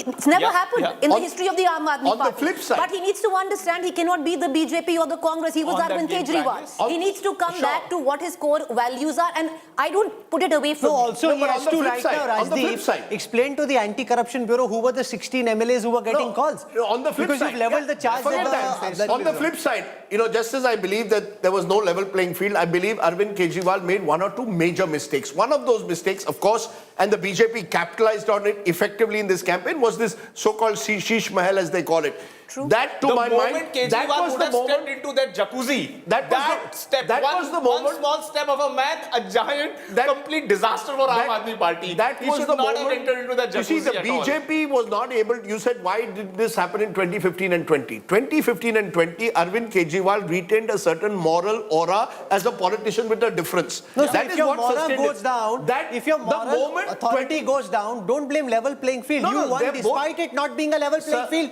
in Rahul- 2015 and 2020 as Rahul- well. And then 2023, Rahul, 1 minute. an ordinance 2015 was and brought in, 2020, switching it. I remember what were the talking points in the election. And it became a talking point in Punjab as well. The so-called Delhi model of governance with education and health, mohalla clinics and government schools. It was a time when Arvind Kejriwal could go to a public gathering and claim I am a politician with a different, ye sab neta alag hai, main alag neta hu. By 2023-24, on the back of the alleged Delhi liquor scam and the Sheesh Mahal controversy that breaks, Arvind Kejriwal then loses the moral halo. The BJP has benefited hugely from that. It's not ever one factor. I'm only pointing out two issues. One is the lack of a level playing field that the BJP has ruthlessly exploited. Number two, Arvind Kejriwal's own mistakes, which he is paying a heavy price for. That's how politics No, but works. why a loser lost cannot consume more time than what the winner now intends to do. And the fact that Delhi has This an election is opportunity. about the loser. No, This but was a referendum on but Kejriwal. Rajdeep, that's looking at the rear view mirror. Look in front. There's a new Delhi that awaits. Sure, sir, The but- BJP has an opportunity to fix the ills of Do the you last and- 10 years. do you and I agree? Try and provide, if they can, a new model of governance to the capital. Do you and I agree on a simple issue? Which is? That this election, and maybe everyone on this, was a referendum on Kejriwal. Of course. Of course. That And he whether, failed. right? And he lost the You know, referendum. one more That's thing. why I'm spending time on him. Rajdeep ji, one more This thing. election is not about One the more thing. BJP. This Kejriwal election said- is about Mr. Kejriwal. It was a referendum on Arvind Kejriwal and his rule over the last 10 years. And the voters of Delhi for now have said, sorry, Mr. Kejriwal, we get you Kejriwal 10 said years. one more thing. Rahul, it's important. He said, I'm going back to the public for public's court. BJP has cornered me and, issued all these fake notices and fake charge sheets against me. He's lost I'm in going it. to the people's court. Now, the people's court has said that what you did was an error on your part, error on your core character. So I think the verdict is now clear in no uncertain terms. He has lost all credibility, all moral character, all moral capital. If he needs to regain, he needs to go back into his Hawaii chappal and do Rajniti, which actually suits him. He can still resurrect. But then this Hawaii chappal is not going to be a sellable item now. Because that Hawaii chappal has lost credibility. Okay, let's take a look at where the BJP's gains are coming from. This is in terms of seat share. The BJP's maximum gains have come from West Delhi, suggesting that in the Punjabi-dominated areas, the BJP has done far, far better than it did the last time round. The BJP's other big gains are coming from Northwest Delhi, 7 seats. I'll quickly translate this into votes, which can be more illustrative. The maximum vote share leads for the BJP have come from West Delhi, 10% more than the last election. In New Delhi, 10% more than the last election. In Chandni Chowk, 8% more than the last election. In South Delhi, only 5% more than the last election. So East Delhi and South Delhi is where the BJP hasn't gained as much. The biggest gains for the BJP have come from West Delhi and from New Delhi. Let's, on the other hand, look at the vote share gains and losses for the Aam Aadmi Party. The Aam Aadmi Party has lost 12%. This whole Punjabi kind of vote in West Delhi, largely Punjabi, 12% move away from the Aam Aadmi Party in West Delhi. 13% move in New Delhi away from the Aam Aadmi Party. 9% move away from the Aam Aadmi Party in Chandni Chowk. 6% away in... So it's East Delhi and South Delhi where the AAP has lost the least. The biggest shift away from the Aam Aadmi Party has happened in New Delhi, West Delhi, and in Chandni Chowk. I want to show you something which is incredibly interesting. Look at the power map. Now, this is important because this was the last assembly where the Aam Aadmi Party swept everywhere.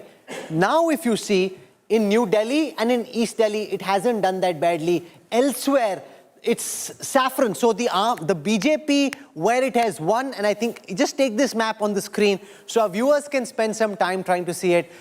The AAP had hope because if you see the pockets where the AAP has done well, they've got concentrated pockets of support. Where the AAP has lost, Rajdeep, they've been hammered so badly that there is no sign of the BJP on the outer periphery of the capital. Where the AAP holds in the southern part and in New Delhi, it is still quite strong. So where it holds in contiguous areas. Where it has lost, it's been bested almost entirely. Rahul, the AAP has declined across Delhi. In all the regions you said, it's a question of scale. The scale is highest in areas where you will find what I call not just middle class, but I like to call them aspirational middle class. The areas where you've seen large middle class colonies mushroom over the years. Now we can define the medium income of middle class in Delhi as 3 lakhs, 6 lakhs, 12 lakhs. We can go into that debate. But the truth of the matter is, the more urbanized areas of Delhi,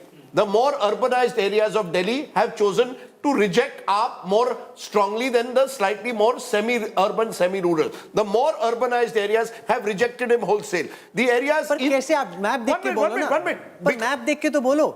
It's the outer periphery that's picked. Sir, all these areas are becoming parts of Delhi. All these are becoming also aspirational. Look at the affluence that is coming in. Look at the number of middle class families. We can go by CSDS numbers. 65 to 70% of Delhi is middle class. Arvind Kejriwal lost the Delhi middle class completely in this election.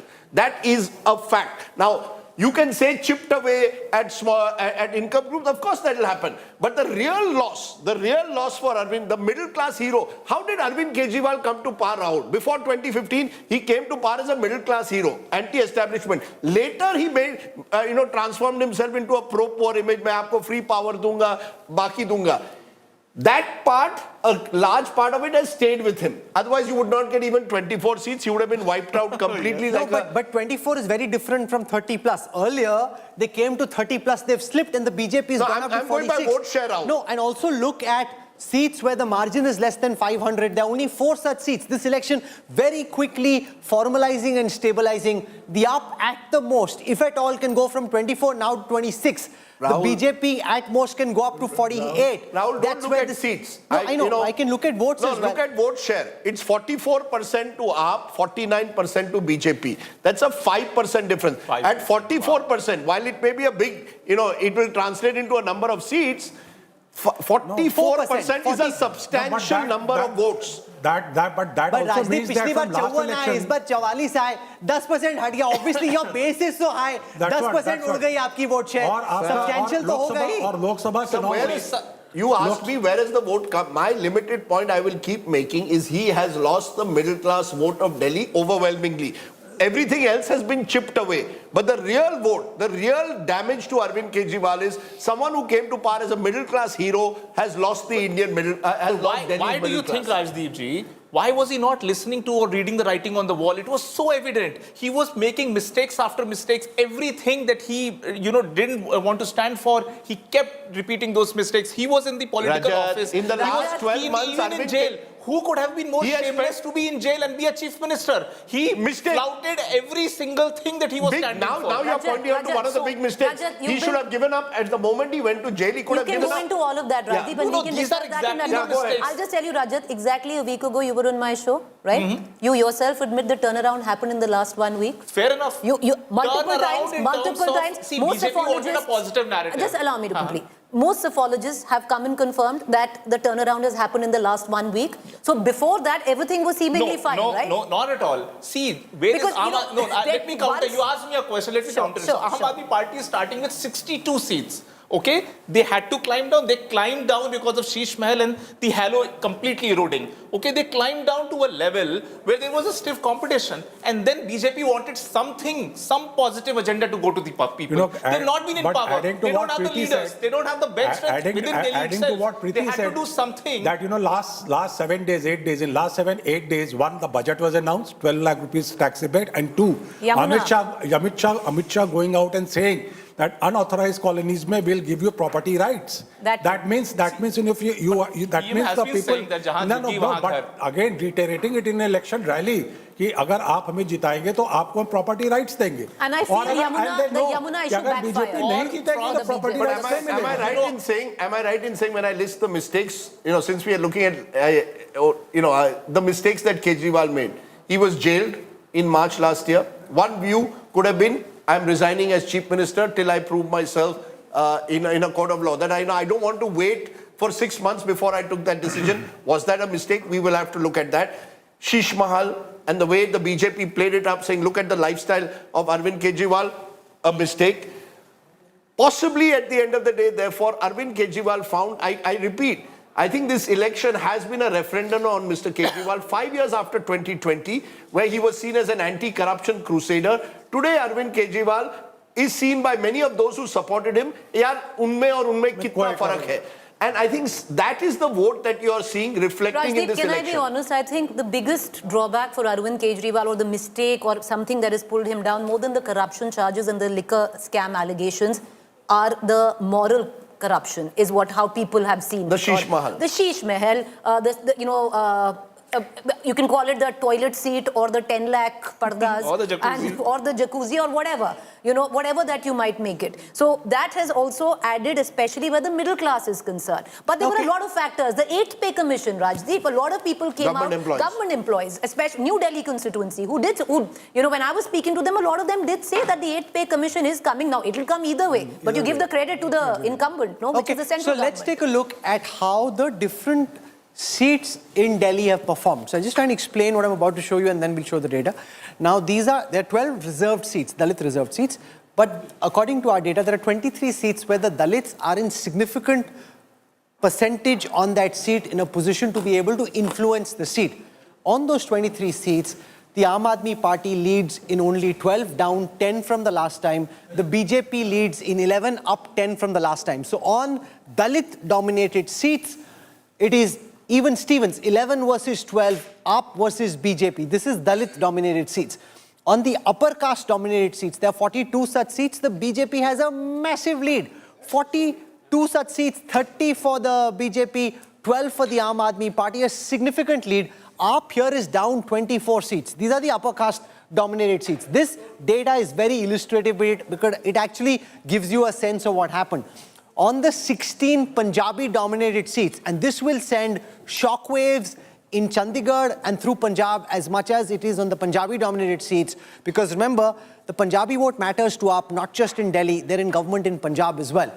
On the seats dominated by the Punjabi community, 11 for the BJP, up 10 from the last time, AAP only at 5, down 10. This particular data sheet will be looked at extremely closely all through Maja Malwa, where the Aam Aadmi Party is on extremely slippery ground, losing that core Panthik vote which it had in the 2022 assembly elections there. Now from there, let me now come to the Muslim-dominated seats.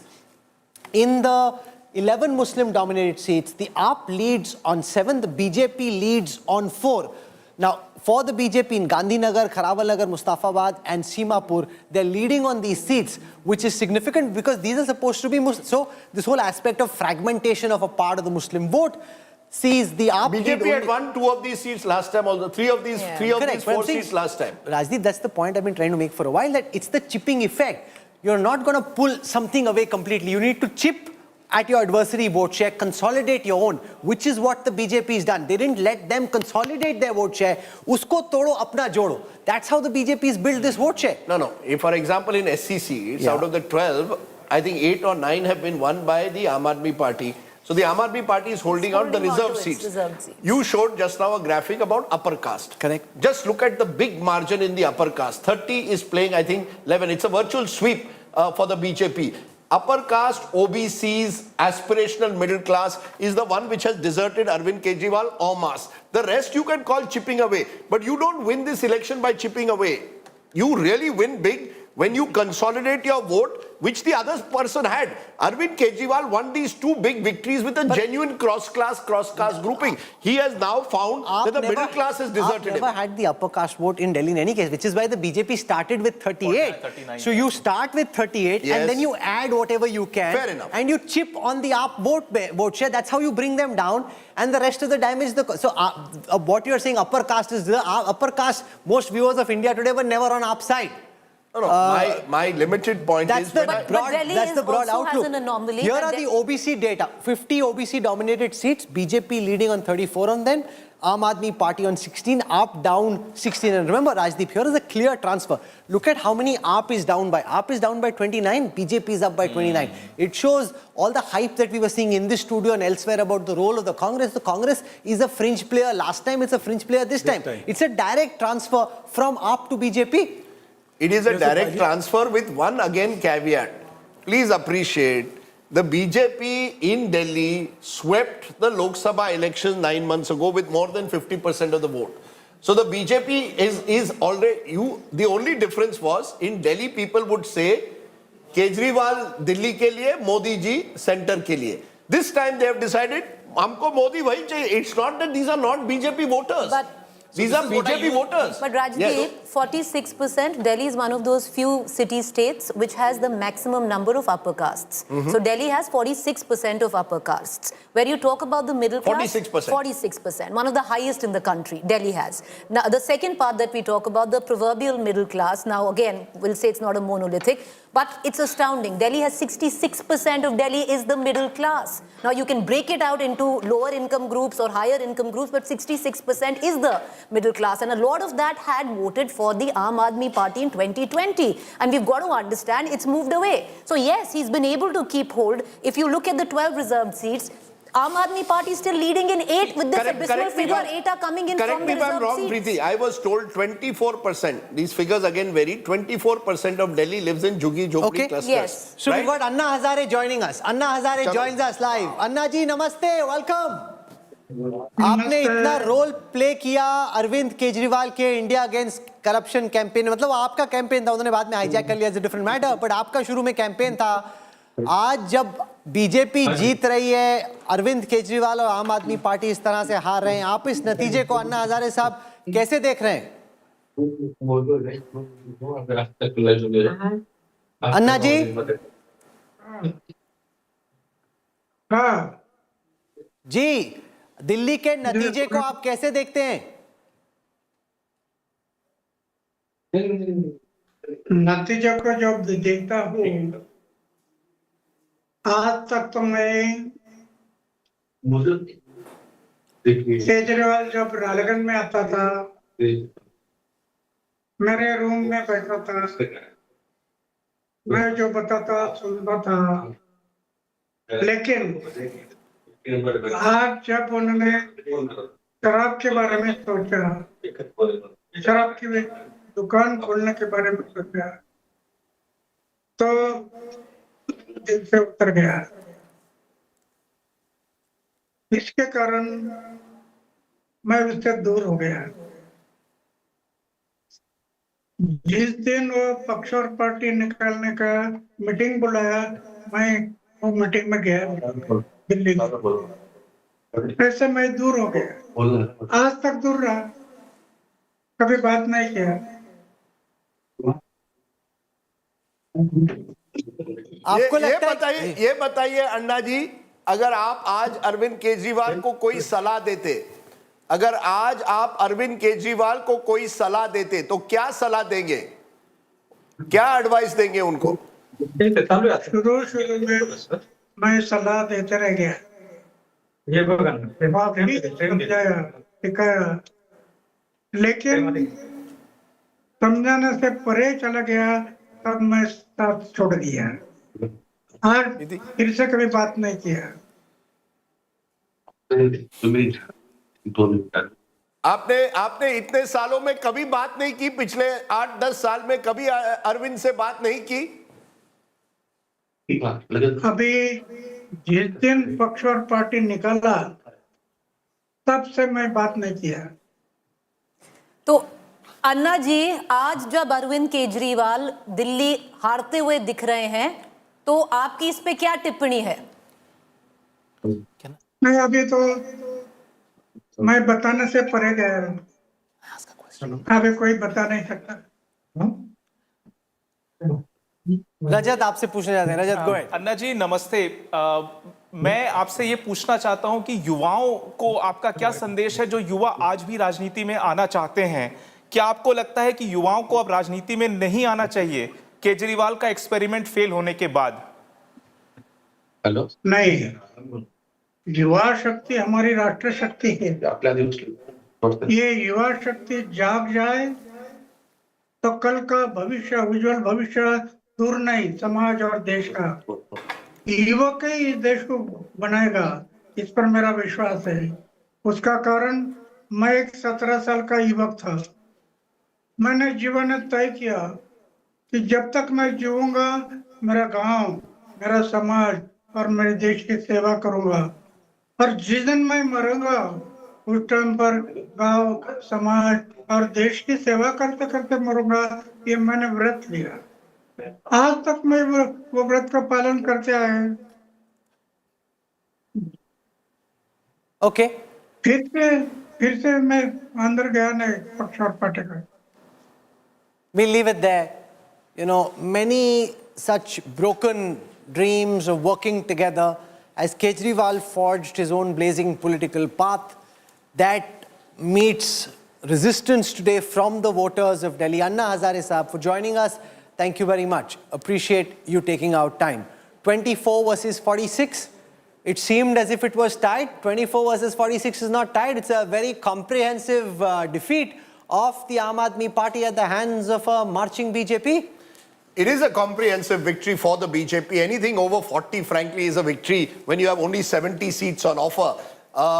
In 1993, they had 47 seats. Yeah, so they're almost going back to where they were in 1993. But I think the real story still remains, to me, in this particular election, not the BJP but the Aam Aadmi Party. Because I maintain, Rahul, what are the changes that have taken place in Indian politics in the last decade? One of the changes was 10 years ago or 11 since we had Anna, a party comes up, startup party, says India against corruption, metamorphoses into Aam Aadmi Party. And there were a lot of people, Rajat mentioned, a lot of young people, a lot of people who are disenchanted with both the Congress and what the BJP stood for, who thought maybe we have an alternative. No, I recall being in places. BJP. He gave a localized solution to a localized problem. I remember going to an IT park in Bangalore, and a lot of the young guys who had been IITians were looking up to Arvind Kejriwal as someone who was going to be a game changer. You go to Chennai, there were people in Chennai talking about it. In Mumbai, Arvind Kejriwal was a big talking point 10 years ago. And he came out of the cold. He didn't come from Mr. Modi had the full backing of the Sangh Parivar. The Congress leadership has, decades of being in power. Kejriwal was the outsider. I think on reflection, he will realize that he made mistakes and is paying a price for it today. Betrayal of an idea. Betrayal of an idea. Well put. A betrayal of an idea is an idea. Aam Aadmi Party was not just a party, it was an idea. And today maybe that idea of providing that third alternative has gone down. What lies ahead? Huge question mark. You see, Virendra Sachdeva is being held on the shoulders by BJP workers, dancing and celebrating. It's going to be a wild Holi at the BJP headquarters. And let's be clear, it's not as if, you see, when we talk about bounceability, it's easier for a Congress leader or a BJP leader to bounce back. They have a structure in place. For someone like Arvind Kejriwal, whose party is built around his own image, once his image takes a dent, it's not going to be so easy for Arvind Kejriwal to bounce back. So as we see the BJP celebrating their Virender Sachdev, the BJP has had many state presidents over the years. But he's the one who hit the ball at the park. He's at the right place at the right time. No, so he wanted Rajdeep a ticket for himself, gave his name on 3 seats, was sent out of the meeting. You can't be president and try and fight yourself. And let's listen to what he's saying. He's the one who did what Kiran Bedi, Harshvardhan, Vijay Goyal, Manoj Tiwari, all of them couldn't. Jo jeeta wahi Sikandar.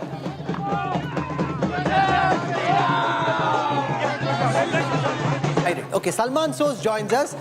There's some dissent breaking out within the Congress. We can see Udit Raj has tweeted, commenting on this defeat, saying that the local leadership was not in sync with the central leadership, that we could have taken this vote, Salman Soz, from this was originally a Congress vote, we could have taken it back. It seems to have gone to the BJP. Lots of murmurings of what could have been within the Congress already. Oh, well, Rahul, the Congress party, it is inhabited by human beings. We all have feelings. We all are, obviously deeply upset. I mean, I'm very upset by what has happened here. This is the 3rd time that we have such a poor performance. And I guess we're all looking for answers. And I hope, that, of course, the party leadership will sit and actually look for answers in a very forthright manner so that we can now, in some ways, of course, the BJP deserves congratulations. Aam Aadmi Party has also done well, but I think Rajdeep may have a point about Aam Aadmi Party and what this might do to Mr. Kejriwal. But frankly, this may also be an opportunity for the Congress now to force the path ahead. The BJP did not win in Delhi for all these years. And now, after all these years, they have won, and it is a very good victory. So no reason that the Congress cannot come back. Okay. But Nalin Kohli joins us. Nalin Saab, इतने दिन से TV से गायब, जीत गए तो आ गए. That's a big complaint. You hardly make. You're all busy fighting all these fancy legal cases. Now that you won, welcome and congratulations. Well, in fairness, Rahul, your comment is not incorrect, because I've been doing TV only in the last few weeks. Not too much of it. I normally tend to give bites, but it's nice to be back on your show. You did call me once, and I'm thankful for you to remember me from time to time. Okay, so tell us, what do you attribute this big BJP victory to? I think plenty. There are 2 stories, Rahul and Rajdeep. I'd like to basically want you to reflect that Delhi is at a unique position.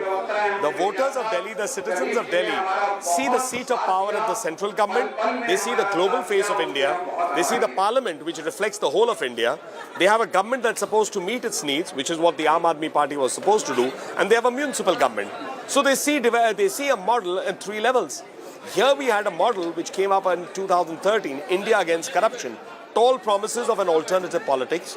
Tall promises that we will not take homes, we will not take cars, we will serve the people, we will not allow corruption to take place. What do we have?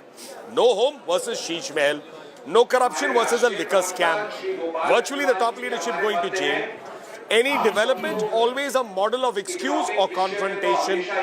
Blame somebody. When Punjab was not the Aam Aadmi Party, they blamed it for the pollution. When Punjab came to the Aam Aadmi Party, they blame Haryana. How long will the people of Delhi give them a rope? They gave it for 10 years. The Yamuna is worse. The air is worse. Infrastructure is crumbling. So is education and health not keeping pace.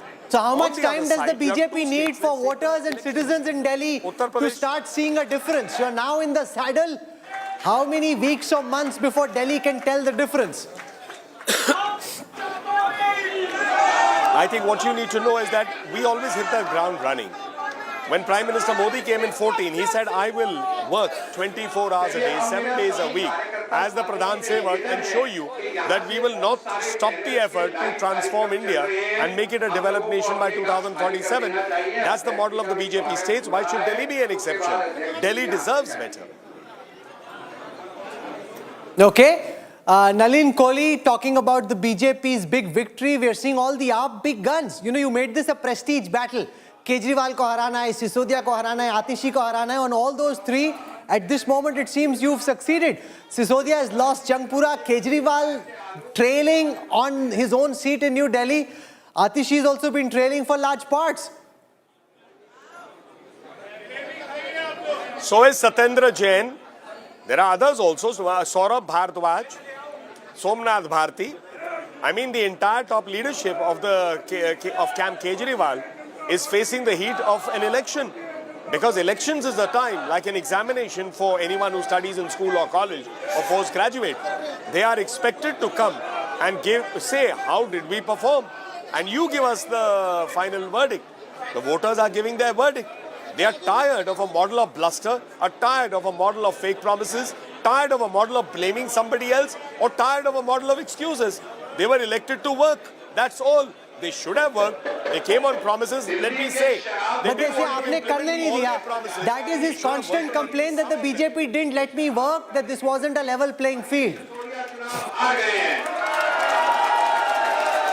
There's an old story, very old story I grew up learning, of the camel and the tent. That the camel was feeling cold, so it gave an excuse. I put my head in, put my neck in, but the camel was never happy. And that's Mr. Kejriwal's model. He's always unhappy, always wants more, without even taking care of what he can do. Why there was no confrontation or problem when Sheila Dikshit was here, when the BJP was there and the Congress government was at the center? I mean, if you want to work, you will work. If you don't want to work, you will find an excuse or find someone to blame. Was this in that sense, though, somewhere today was an election also about settling scores? I know you said elections are about exams and how you perform. Somewhere Kejriwal was a fly in the ointment. He got under the BJP's skin time and again. Do you believe that you finally got him out of your system by doing what you've done today? Rajdeep, you will have to permit me a few moments. Delhi is an interesting place. It is a union territory with a person who runs Delhi called a chief minister, but is not a chief minister like, say, Uttar Pradesh or Haryana or Punjab or any other state. Therefore, the person who's working in this municipal area of Delhi, because it's not a state and the size of other states, is required, has the whole global media looking at him as well as the national media. So that person occupies a predominant position in the national narrative, which is actually disproportionate to his punching size in reality. You can't compare him to, say, the Chief Minister of Uttar Pradesh or Maharashtra or Tamil Nadu or Karnataka or any of these states, even West Bengal. So he or she occupies that position. So therefore, the media likes to see him as a national alternative with 7 Lok Sabha seats, ignoring other states with 20 to 80 seats. They try to see him as the face against the Prime Minister who contests and needs to get 272 seats to be the Prime Minister of India. So I don't think Mr. Kejriwal was ever the person who was this national narrative. He failed miserably wherever he went. Except Punjab. You pick up every election result, all Aam Aadmi Party candidates lost their deported. And basically, with due respect, someone like you in the media paints him at the national level. So that painting does not change the reality. You can paint me as whatever you want. You can paint me I think he benefited, just as some leaders on the periphery of the country lose out because of tyranny of distance, he benefited from what I call doorstep journalism. Most TV channels are in Noida. Mr. Kejriwal was in Delhi and therefore got disproportionate coverage. But go ahead, Preeti. But it was also, the Aam Aadmi Party, Mr. Kohli, was also one of the fastest growing political outfits that one has seen in the recent past. It's also the fastest growing political outfit. No, but go ahead. It was, but I want to bring in Salman Soz into this conversation. Salman Soz, it does Can we listen to Manish Sisodia? He's speaking at this moment, just lost in Jangpura. हम सब कार्यकर्ताओं ने मिलकर बहुत मेहनत से लड़ा। जंगपुरा के लोगों ने, जंगपुरा विधानसभा के लोगों ने भी बहुत प्यार मोहब्बत सम्मान दिया, लेकिन 600 वोट से लगभग 600 वोट से उसमें हम पीछे रह गए। तो मैं जो कैंडिडेट जीते हैं उनको बधाई देता हूं और उम्मीद करता हूं कि जंगपुरा की समस्याओं को वो हल करेंगे, जंगपुरा के लोगों की जितनी भी चीज़ें हैं उनको हल करेंगे। बाकी तो अब बाकी देखते हैं। सर काफी टफ फाइट रही है। 600 votes. Salman Soz, I want to come back to you. You know, what you were hoping to possibly engineer and cause a bigger dent in Delhi, you might actually get the benefit of that in Punjab, Salman Soz, because there will be immediate ramification in the state of Punjab, and the viable option there is not the BJP, it's you. You can stand to gain in Punjab of what's going on in Delhi today. You know, looking at Aam Aadmi Party's difficulties in Delhi and then saying that we will gain in Punjab, that is one way to think about it. What I would prefer that our party do is actually to see how we can actually emerge from the difficulties of the past 10 years. And I think that is important for us. I think we made some headway during the Lok Sabha election. We need to do more of that, much more of that. We've had some big reverses in the past few months. And we need to really understand what's going on. And then I think things like Punjab and everything else, they will fall in place. But if we start just going willy-nilly to, okay, now these guys are suffering here, let's take them out in Punjab, I don't know if that's going to be sustainable for the long run for us. We need a long-term Take a look strategy. at this. In Jangpura, Manish Sisodia had 30,724 votes. Tarvinder Singh Marwa, who used to be a Congress MLA, now fighting on a BJP ticket, formidable local candidate, has 31,593. Farhad Suri, from the Congress, former mayor of Delhi, had 6,551. So he's lost by the narrowest of margins. And Rajdeep, as I traveled with him in Jangpura, there was a fair amount of goodwill for what he'd done originally in his first term around the Delhi education model. This is a very, when you lose, if you lose badly, you say, kya kare yaar, pit gaye. When you lose like this, you keep saying, oh, 600 vote, yahan pe, wahan pe. Virendra Sachdeva is speaking at this moment. Just 1 second. BJP president, let's listen to it. प्राथमिकता ये है कि हमने कहा, जैसा माननीय प्रधानमंत्री जी ने भी, कि पहली कैबिनेट में जितने घोटाले हुए उसके लिए एसआईटी का गठन होगा, आयुष्मान योजना लागू होगी, महिला समृद्धि सम्मान योजना जो है वो लागू होगी, और दिल्ली में हर घर नल से जल, दिल्ली की सड़कें, यमुना का प्रदूषण, ये वो विषय है जिस पे हमको काम करना है, 24/7 काम करना है, दिल्ली को विकसित राजधानी बनाना है। लगातार आप कई सारे मुद्दों को, भ्रष्टाचार के मुद्दों पर सवाल उठाते रहे आम आदमी पार्टी की सरकार पे, क्या उनकी अब जांच होगी सरकार बनने के बाद? कहा कि हर घोटाले की एसआईटी का गठन होगा, जांच होगी, दोषियों को बख्शा नहीं जाएगा। इस मैंडेट को लेकर के उम्मीद थी बीजेपी को? हमें अपने काम पर भरोसा था, हमें हमारे प्रधानमंत्री नरेंद्र मोदी पर भरोसा था, और हम जानते थे कि उनका नेतृत्व इस दिल्ली को विकास दे सकता है, और उनके नेतृत्व को दिल्ली की जनता ने सलाम किया। जीत का श्रेय किसे देंगे? एक ही जीत का श्रेय सिर्फ एक है, श्रीमान नरेंद्र मोदी। कार्यकर्ताओं ने मेहनत की है, लेकिन हम सब कार्यकर्ता हैं, लेकिन हम कार्यकर्ताओं को चलाने का काम, हमको प्रेरणा देने का काम माननीय प्रधानमंत्री करते हैं। प्रधानमंत्री ने किया, यहाँ पर आप देख सकते हैं तस्वीरों में, यहाँ पर वीरेंद्र सचदेवा जो कि मीडिया से बातचीत करते हुए, BJP president in 3 decades, Rajdeep, to lead the BJP to power. This would hurt. 600 votes in Jangpura. I just wanted to make a point, and I think Preeti had an interesting observation which she can make, but the point I want to make, this is the classic triangular contest in Delhi. You see, wherever there were a few, they wouldn't have made a difference given the fact that you have such a big victory. Had it been 37 plays 33, you could have said Congress has caused the defeat. But this is the kind of constituency where a Congress candidate picks up 6,500, you lose by 600. Manish Sisodia clearly has lost to a large extent because Farhad Suri fought a tough campaign. He's a former mayor. He's a visible player. He fought a strategic campaign. Tell us how. Which is because, if you look at it, Farhad Suri made sure he campaigned in certain areas in Nizamuddin, which felt dissatisfied, disaffectionate, especially at the time of the COVID controversy on the Tablighi Jamaat, where the Aam Aadmi Party hadn't taken a stand when an FIR was registered. So there's about 30,000 votes there. And he constantly Farhad Suri refused to speak to the press, only campaigned in Nizamuddin, in that particular area, and he's been able to draw out so a good that his sole objective was to defeat the Aam Aadmi Party. he wanted to be the spoiler. He wanted to be the spoiler. He's an old Sheila Dikshit, loyalist. And you'll see them, there are a lot of old Sheila Dikshit's loyalists who are coming in just to, that's an interesting observation. It's revenge. When I sort of, the Congress people who are feeling elated today or vindicated are largely those who have worked in and around Sheila Dikshit. You may have heard, just the other day, Pawan Kheda said that, Kejriwal is anti-democratic. Now, I think the likes of Pawan Kheda, who works so closely with Sheila Dikshit, Sandeep Dikshit, her son, Farhad Suri, you've got a few others out there, Harun Yusuf. All of them went into this election knowing they would lose, but wanted to teach Kejriwal a lesson. But look at how the numbers have changed.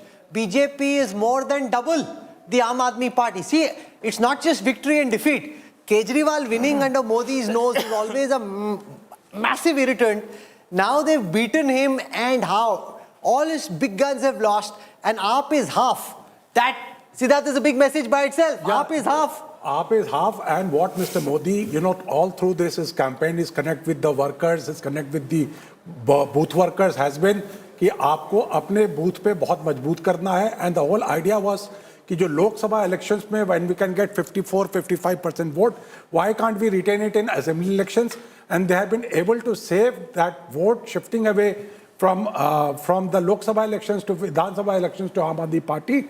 So that way, BJP has absolutely consolidated itself in. So I want to make the same point that you're saying. Earlier thing which you showed, the Punjabi and the Vaishyas, Punjabi and the Banya votes, who in the earlier elections went to the finance minister and arguably the woman of the match. Yes. Nirmala Sitharaman is speaking. She'll also get a big cheer when she goes to the next BJP meeting. Let's listen to Nirmala Sitharaman speaking at this moment. अपने budget speech में trust शब्द का इस्तेमाल 18 बार किया है, credit शब्द का इस्तेमाल 26 टाइम्स और लोन 15 टाइम्स रिपीट किया है. तो आपसे ये सवाल है गवर्नर सर कि क्या हम Pull out what Nirmala ji is saying in just a moment. Here's what I want to show you. AAP ran a weak race on 22 seats where their vote share was less than 40%. 22 seats, AAP ran a weak race. That's a lot for a party which started with 62 out of 70. Fighting a weak race on 22 is a big number.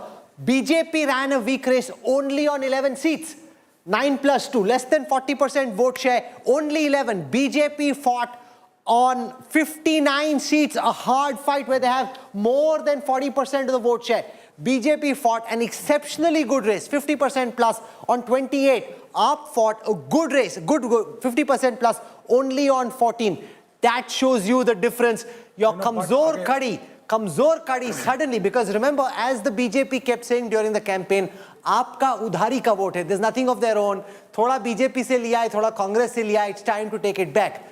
Rajat wants to come in, Rajdeep also wants to come. One at a time. See, basically, the game plan of Kejriwal has always been that right before the Delhi Assembly elections, he used to never go out and contest. Kejriwal has lost. Ladies and gentlemen, breaking the story now, right here on India Today television, the big political story of this moment. Yes. The man who once thought he could be the new Modi, the man who thought he could beat the Prime Minister in Varanasi, Arvind Kejriwal of the Aam Aadmi Party, its national convener. What a fall from political grace. Losing to Parvesh Verma. 24,743 votes for Parvesh Verma. There it is on your screen right now. Arvind Kejriwal with 21,561 votes. It's not a decimation, but it's a defeat. But for the AAP convener to lose, and remember, the gap is 3,113. I met Sandeep Dikshit in Kidwai Nagar in New Delhi. He denied that this is about revenge, but you speak to anyone around him, he wanted to teach Kejriwal a lesson. तूने मेरी माँ को हराया, मैं तुम्हें बताता हूँ. Look, you can look at it that way that, here is Sandeep Dikshit who's got 3,113 votes. Arvind Kejriwal loses almost by an identical margin. And blame it on Sandeep Dikshit. But it goes beyond that. It's not as if every vote that Sandeep Dikshit got was a vote that was voting against Arvind Kejriwal. Truth of the matter, Rahul, is that Arvind Kejriwal has suffered, like every AAP candidate has suffered, anti-incumbency. It has been across the board. You see, this is a classic old-style election where people have voted to vote out Arvind Kejriwal, not necessarily vote in the BJP. Get that very clear. This election... No, so your biggest asset became your biggest liability. It's as simple as that. Because the parties...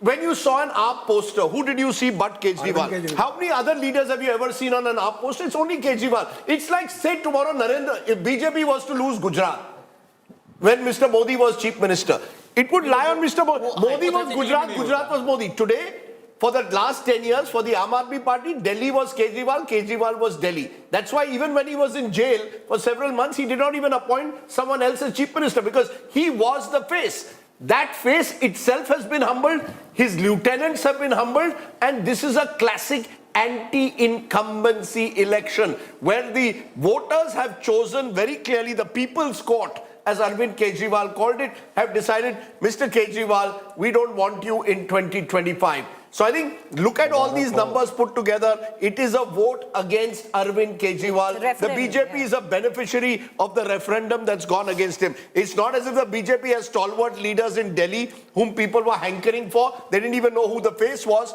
They just wanted Kejriwal out this time, and they have trusted to some extent in Mr. Modi's promises. They believe, I told you in 2014, two middle-class Not heroes to some emerged. extent. Why are you underplaying this? Was 48 placed 22. Sir, they had faith, massive faith in Modi ji's promises and no faith in Kejriwal's promises. Rahul, again you are looking at black. There are two reasons. The larger reason, according to me, is to defeat Arvind Kejriwal. This election was not about Narendra Modi. This was a referendum on Mr. Kejriwal. He has lost that. The fact that the BJP had Mr. Modi on their side is an added bonus. The real reason is not people went to vote कि मुझे मोदी जी चाहिए. They were मुझे केजरीवाल और आम आदमी party नहीं चाहिए इस बार. This is a negative vote. Negative vote. Rajdeep, let's just come again. No, one second. Let's just make this point again. When you are at 48 versus 22, you have won votes from all communities. In fact, it is not as if only the rich and the fancy India Today viewers have voted for you, and that's how you won. But it's a all vote kinds against of people across all Sir, communities. when Maybe in certain communities, more people still voted up. That's obviously true. But you have won votes across communities. Nobody's political bias or personal bias should supersede the data. The data speaks louder, and it speaks clearly. Rahul, I would have thought you know, the fact is a party has come down from 62 to 22. Yes. When you come down, the vote principally is against you. The other side... So you lose everywhere. Sir... Rajdeep, what was being said earlier, कि women and poor have disproportionately voted. You can't win 48 seats if the poor haven't voted. This is a classic anti-incumbency election. People have voted out the incumbent. The entire top brass of AAP has lost. Not just Kejriwal, so all kinds of people have voted against you, including the poor. You can't say only the rich, fancy pants have voted for us and BJP won 48 seats. That's a foolish statement, Rahul. That's what I'm saying, but which was being said. 44% of the vote, where have they come from? So obviously, that is correct. No, that is correct. So I'm saying... So how can you say that? But Rajdeep, that's the point I'm making, that vote has got chipped away. You've lost a part of your co-vote. It cannot happen. But the हमारा सारा vote हमारे पास है, फिर भी हम 22 seat पे आ गए. That makes no sense. You've lost a part of your vote. You have to wake up and feel the coffee. If not wake up and feel all that's happening across. Yes. मैं एक सुमन के शब्द हैं, कवि सुमन रहे हैं, बहुत जरूरी है. केजरीवाल हारना is a colossal loss. Rajat getting poetic now. क्या बात है? I've never heard him. No, this is all the time he's been with us. This is coming straight from the heart. You see, Rajat Sethi is part of that group. All IITians who had invested a lot of hopes in Kejriwal. Some of them, like Rajat, also had a leaning towards Modi. He chose Modi over Kejriwal. Today is his day to exult. Irshad. So it says, आसमां इतनी बुलंदी पे जो इतराता है, आसमां इतनी बुलंदी पे तो जो इतराता है, भूल जाता है कि ज़मीं से ही नजर आता है. The problem of Kejriwal was that he started, thinking that he is that larger than life. And he forgot the gully nukkad from where he has risen. The problem with Kejriwal was that he started thinking that everything that he could stand for, he can just chuck it aside and go back and be a typical politician, enjoy all the glory that comes with politics, live lavishly, forget about your core promise. Janta to moorkh hai, freebie baat do. The biggest disservice that he has done to the entire country is introducing this virus of freebies. Who brought freebie culture in our country? It's him only. And it was never targeted. These freebies were pan-Delhi, pan-population, and he kept pushing this idea, and every other political party, Congress, BJP, had to join that bandwagon of giving freebies. The defeat of Kejriwal, Rajdeep, is a big day in Indian politics. The fact that you had... And in some senses... And while you... This was linked to a startup. Let's draw the startup analogy. I don't want to take any I'll give you a startup example. I'm saying, let's not take any one company's name, but we've seen many Indian startups reach $10 billion, $16 billion valuations. I was going to say exactly only to be proven to be made of feet of clay. The whole and they sector takes a hit. It's in some ways the equivalent of the Indian political startup story, and we've seen that happen in business. It's happening now in politics. Right? Look, in politics, it's far more difficult. When we compare, Kejriwal was India's only political unicorn of the 21st century. Let's be very clear. You have lots of but he had unicorns. exaggerated You have lots valuation. of valuation thi. Exaggerated Real valuation. No, with Not an- actually matching Agreed. cash flows. Agreed. You, Exactly. Agreed. Zero profit. You've had many such startups which have zoomed up and dramatically so in terms of politics. Between 20, he joins politics in 2012. By 2013, he's become chief minister. 2015, wins a big majority. He is a political unicorn. And I think the disappointment... No, he may no longer be a unicorn. See, unicorn requires 1 billion plus. You still hold on to Punjab, so I suppose you're a unicorn to that extent. I don't think he's... But you had a multi-billion-dollar valuation. That's crashed. That's quite crashed. While my friend Rajat Sethi exults over Kejriwal's defeat, I think the troubling part is simply this.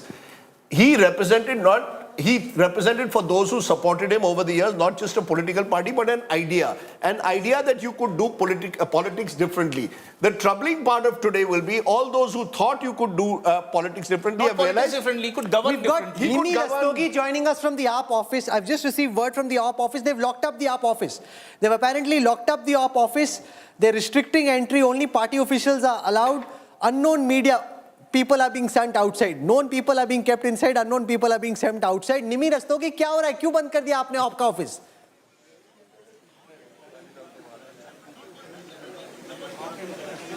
Dekhi, while everybody is hyperventilating on this winning and losing game, let me remind you that the difference in percentage is only 3.5%. And, you win some, you lose some. And in all humility, we accept people's mandate. But let me remind you, it was Arvind Kejriwal who set the narrative, who set the higher standards in electoral politics, who called a spade, and who had the guts to say even the most unthinkable the very things rare which people shy piece away. of good news And we in belong the to- last round of counting in Khalkaji, Atishi at this moment is leading by 2,700 votes, which means unless all the votes which are still to be counted go against a chief minister, sitting incumbent chief minister, now on her way out, Atishi is likely to win. So you'll have somebody in the assembly on an AAP ticket who's a prominent leader. Atishi likely to win, though Kejriwal and Sisodia have both lost. Nimi Rastogi.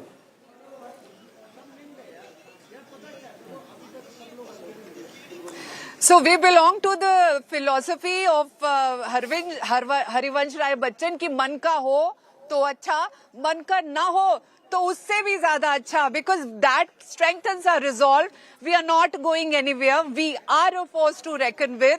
We will continue fighting for the rights of people, for differentiating between what is right, what is wrong. We will not let corrupt politicians like BJP to have their way, to run all over the people of India. So we are here. We will check course correct. But how will you and do we it? will Nimiji, proceed from here. Nimiji, we those are are even fine more words. motivated to go ahead and serve Nimiji, people. those are fine words. The truth of the matter is Delhi was your bastion, your fortress. When you want to expand, you first need to protect your fortress. Now your fortress has been breached. How do you expand or even contemplate the future? Do you accept that you have a very long marathon now to run? You are a startup, as we are calling it. You've met a huge bump. अब आप next level पे कैसे जाओगी?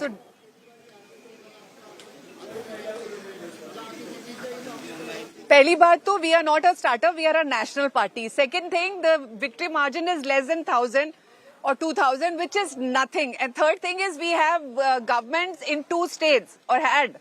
And we have our Vidhan Sabha members, MLAs in 5 states. We have 1 in MCD. So there is nothing that is writing at us off. Don't be in hurry to write an epitaph for us.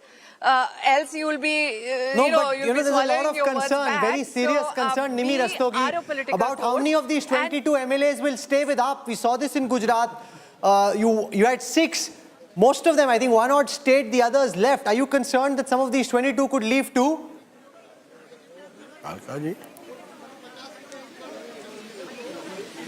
See, you are speaking as if you're normalizing horse trading and you're kind of almost anticipating that BJP Parvesh will Verma throw is speaking money at this the time, the MLAs biggest slayer in Indian politics at this moment.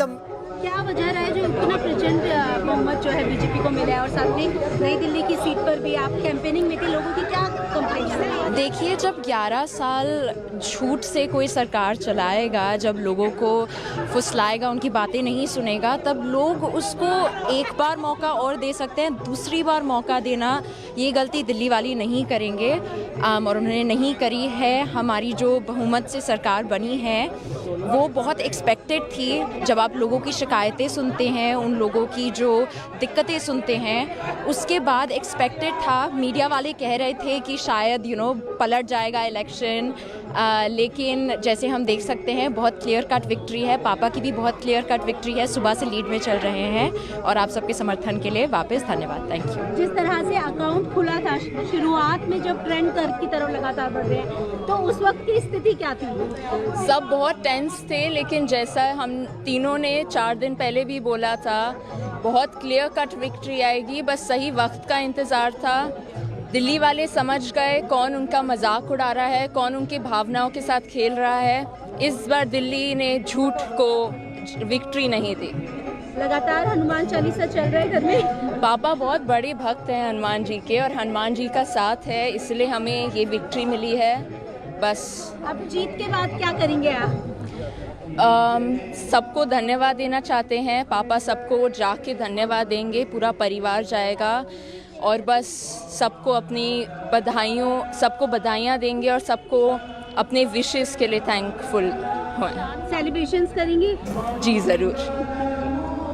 Almost like it takes a village. When someone fights a campaign, it requires everyone, friends के friends, beta, beti, सब आ जाओ, लग जाओ. It's like a barat. And when I'd gone to their house, it was interesting to see how everyone was chipping in. They all had as if they were all deep data strategists, looking at the data, but just trying to chip in. It's like contributing to a barat, contribute in any big, small way that you can. Kejriwal has lost, and the one woman who's feeling that I told you so is Swati Maliwal. She joins us. Member of Parliament, once a core part of Team Kejriwal, now out on the streets, showing everything that's wrong with the Kejriwal model. Are you feeling happy? Are you feeling sad? Swati ji, do you say, I told you so? I don't think I'm feeling any of the above, but yes, I think that if a person gets so arrogant that he stops listening to anyone, if a big person becomes so cruel that he ensures that a woman is beaten up in his own house and then throws her out and then assassinates her character and then protects the person who has actually beaten her up, promotes him again and again and again, I think then God does some justice. आपने भी बड़ा loss किया। हर जगह आप जा रही है, video डाल रही है, बीजेपी वाले उसको वायरल कर रहे हैं. You kind of exposed the misgovernance everywhere. It was almost as if you were standing there showing the AAP model of governance in all its glory. But I just showed the truth. It's not as if I created anything. सड़कें टूटी हुई पड़ी हैं, बुरा हाल हो रखा है। संगम विहार में चले जाइए, पानी एकदम आपको स्विमिंग करके सड़कों से निकलना पड़ रहा है। नालियां ओवरफ्लो कर रही हैं, सभी जगह की नालियां ओवरफ्लो कर रही हैं, बुरा हाल हो रखा है। कूड़ादान बन गई है दिल्ली। आप you go anywhere, there are just piles and heaps of garbage that is lying on the streets, on the roads. People are fed up. The water that is being delivered to houses, you see, even in Dwarka, even in colonies of Dwarka, I went to one of the houses in Dwarka and black water was coming from the taps. Yellow water looking like beer with a lot of froth that is coming from taps in Bhalsua, and this is not just 2 localities, this is across Delhi. So people are angry. What I did was I tried Swati, but whatever you've rightly, in your right, exposed what you thought was best of the Aam Aadmi Party. You've defended your own self, very rightly so. The question that I ask you, Swati, then why continue on a Rajya Sabha ticket which comes on from the Aam Aadmi Party? Because when it comes down to Rajya Sabha, you'll still have to follow the whip of the Aam Aadmi Party, a party which hasn't performed, a leader who has been so cruel. The same leader gave you that ticket, promoted you as a Rajya Sabha MP. You should walk away from it then. Why should I walk away from my party? Why will I walk away from my party? Do you understand who I am? For 18 years, I have given my blood and sweat to this party. And what have I done wrong? just because I dared to challenge the system. I'm sorry, if something wrong will happen, I will question again and again and again. If I'm beaten up, I will file a complaint. It is my duty, it is my right as a woman. What have they done? The moment I filed a complaint, they assassinated my character. Bibhav Kumar was given you do feel, security. so Swati, you do feel, then you do feel you're a part of the party. Preeti ji, आप इतने सवाल अरविंद केजरीवाल जी से पूछती नहीं है, मुझे please आप complete ma'am उतने ही पूछे थे, आपका सवाल ही पूछा। आप मुझे कंप्लीट करने दीजिए, आपने मेरे बारे में नहीं पूछा उनसे, आप मुझे कंप्लीट करने दीजिए। Now please give me the time to complete. आपके बारे में भी पूछा था। मैं एक बार मैम प्लीज अपनी बात रख लेती हूं। जरूर। मैं आपसे ये बताना चाहती हूँ कि जब मेरी लीडरशिप, विभव कुमार जिसने मुझे पीटा, उनके घर में पीटा, उसको Z+ सिक्योरिटी देंगे, उसको पंजाब में एडवाइजर टू चीफ मिनिस्टर बनाएंगे और उसके बाद उसको डीजीपी और चीफ सेक्रेटरी रिपोर्ट करेंगे। उसके लिए 7-7 गाड़ियों का काफिला चलेगा और मेरे को जिस तरीके से ट्रीट करा गया, मुझे ऐसा लगता है कि लोग देख रहे हैं। लोगों का आप बार-बार पागल नहीं। Swati Maliwal, I agree with you. I agree with what you're saying. I'm answering your question, Preeti ji, have some patience. Question आप पूछ रही हैं कि मैंने क्यों नहीं छोड़ा, मैं क्यों छोड़ूं? मैंने अगर कुछ गलत करा होता मैं सबसे पहले छोड़ती। आप ये कह रही हैं कि आप एक्सपोज कर रही हैं, मैं क्यों नहीं एक्सपोज करूंगी? मैं संविधान की शपथ लेके एक मेंबर ऑफ पार्लियामेंट बनी हूं। मेरा ये काम I agree with you. I don't think you're understanding my question. I agree with you. How does that, ma'am? Swati Maliwal, how does that change the fact you're claiming you're exposing the Aam Aadmi Party and you're within? You're almost saying that we want inner party democracy. I want to fight for my rights, remain in the Rajya Sabha. I believe that I am still part of the Aam Aadmi Party. But you tell me, after this defeat today, right, where does the Aam Aadmi Party, according to you, go from here? If you're going to sit there, attack everyone else, have you in a way also contributed today to the defeat of your own party? You are among those who has attacked the... It's one thing to take on Kejriwal. You claim to be part of the Aam Aadmi Party. The Aam Aadmi Party itself has lost today, and you have contributed to the loss of a party of which you are the Rajya Sabha MP. If I'm not contributing to my party, why doesn't my party throw me out? They can also throw me out. They are not throwing me out because I'm contributing to the cause of the Aam Aadmi Party. Aam Aadmi Party is my party and it was built with a vision to change the system. So what happens now? Not about you. What happens? Do you believe the Aam Aadmi Party can recover from what has happened today, being dismantled and decimated in Delhi? Do you see the Aam Aadmi Party recovering? I think the leadership needs to sit down and think. I think we really need to think, and I think that we need to get all the contrary voices and sit down together. Why do I have to use Twitter in order to reach out to my leadership? What have I done? What is the wrong thing that I have done? If somebody beats you up or somebody beats up anybody else, that person is going to complain. I am a former Delhi Commission for Women chief. I am the member of parliament. If I don't complain, if I'm beaten up, what is wrong with that? Of course, are you asking for a new leadership of Of course, I'm going to work for Delhi. Swati Maliwal, for the last 10 years, I raised an issue about it. What is wrong with that? Ma'am, for the last 10 years, the impression was Kejriwal is Aap is Kejriwal, right? Do you believe that has changed as a result of today? And do you therefore see a new Aap emerging, possibly with a new leadership at all? Absolutely. I think it is very important. I think that even Arvind Kejriwal, I hope that he realizes what has happened. I hope that he realizes that you cannot always play the blame game. You can't always act like a rondu bacha and get away with the lack of work, with lack of governance. I hope that he takes notice of it, and I hope he calls voices like me, and I hope that there can be some discussion as to what should be the future of the party. Just one question, Swati Maliwal. In Parliament now, in Rajya Sabha, will you be following the whip of your party because you really do feel aligned with it? Will you follow the whip of your party? Of course, why will I not follow the whip of the party? I will have a discussion and I will decide and I will follow the whip of the party. Since you've been such a core part of Team Kejriwal for so long before you fell out. Why don't we question Mr. Arvind Kejriwal ji for doing what he did? Have anyone question, ma'am? I don't think you watched. One second. So Swati Maliwal, I don't think you watched enough interviews. The first interview that we did with Arvind Kejriwal, we had asked him about your case, ma'am. Have you questioned Mr. Arvind Kejriwal ji for giving Z+ security to Bibhav Kumar? Have you questioned him like this? Ma'am, I don't think it's okay. One second. Swati Maliwal, because you're a member of parliament, let me tell you, I had this question is not for. Madam, allow me to speak. You've asked me a question. This question is not for Arvind Kejriwal. This question was for Bhagwant Mann. And yes, Swati Maliwal, Bhagwant Mann was asked this question in this interview that I had conducted. I think the voters of Delhi have spoken very loudly and all questions have been answered in that, Swati ji. True. You tell me this, where do you think Arvind Kejriwal lost the plot? You've been such a core part of his key team. Then you fell apart. Where do you think this man who thought he could be the messiah, the Moses Indian politics was waiting for, where do you think he went wrong? So I think it is absolute arrogance. You see, when we got Punjab government, after that, the amount of money, the amount of power that started flowing in, I think that caused a lot of arrogance. Otherwise, there is no justification for this. You see, during COVID, the entire Delhi was burning. The country was burning. Why does a man have to build, the chief minister of Delhi, why does he have to build a Sheesh Mahal during that period? आपकी कथनी और करनी में कुछ भी समानता नहीं है. केजरीवाल कहते काम नहीं करने दिया मुझे. मैं तो करना चाहता था, ये बीजेपी वालों ने, एलजी ने करने नहीं दिया. सर, आपने दिल्ली महिला आयोग का काम देखा? 9 साल में दिल्ली महिला आयोग में थी. सर, मैंने 9 साल के अंदर 1,75,000 केसेस की सुनवाई करी. हर दिन 4,000 कॉल्स हमारी 181 हेल्पलाइन पे आती थी. Stay with me, Swati, just for a moment. Parvesh Verma is speaking at the moment. I want to listen in. Okay, that's Parvesh Verma. We'll try and get more from him in just a moment, but go out and complete your argument. Sir, 2,500 से ज्यादा rescue operations करे.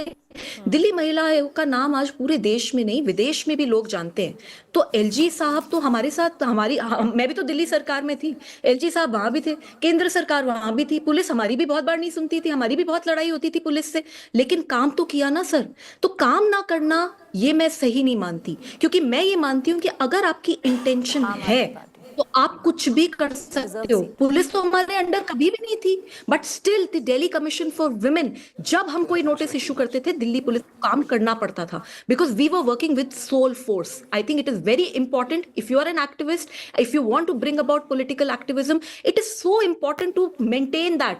You can not get corrupt, you can not not listen to others, you can not meeting people. You're saying the turning point for you was the victory in Punjab. You believe the victory in Punjab led to the Aam Aadmi Party believing that it could walk on water. That's where you believe that the transformation took place. If you had one piece of final advice for Arvind Kejriwal today, Swati Maliwal, what would it be? What would you tell him if you met Arvind Kejriwal today?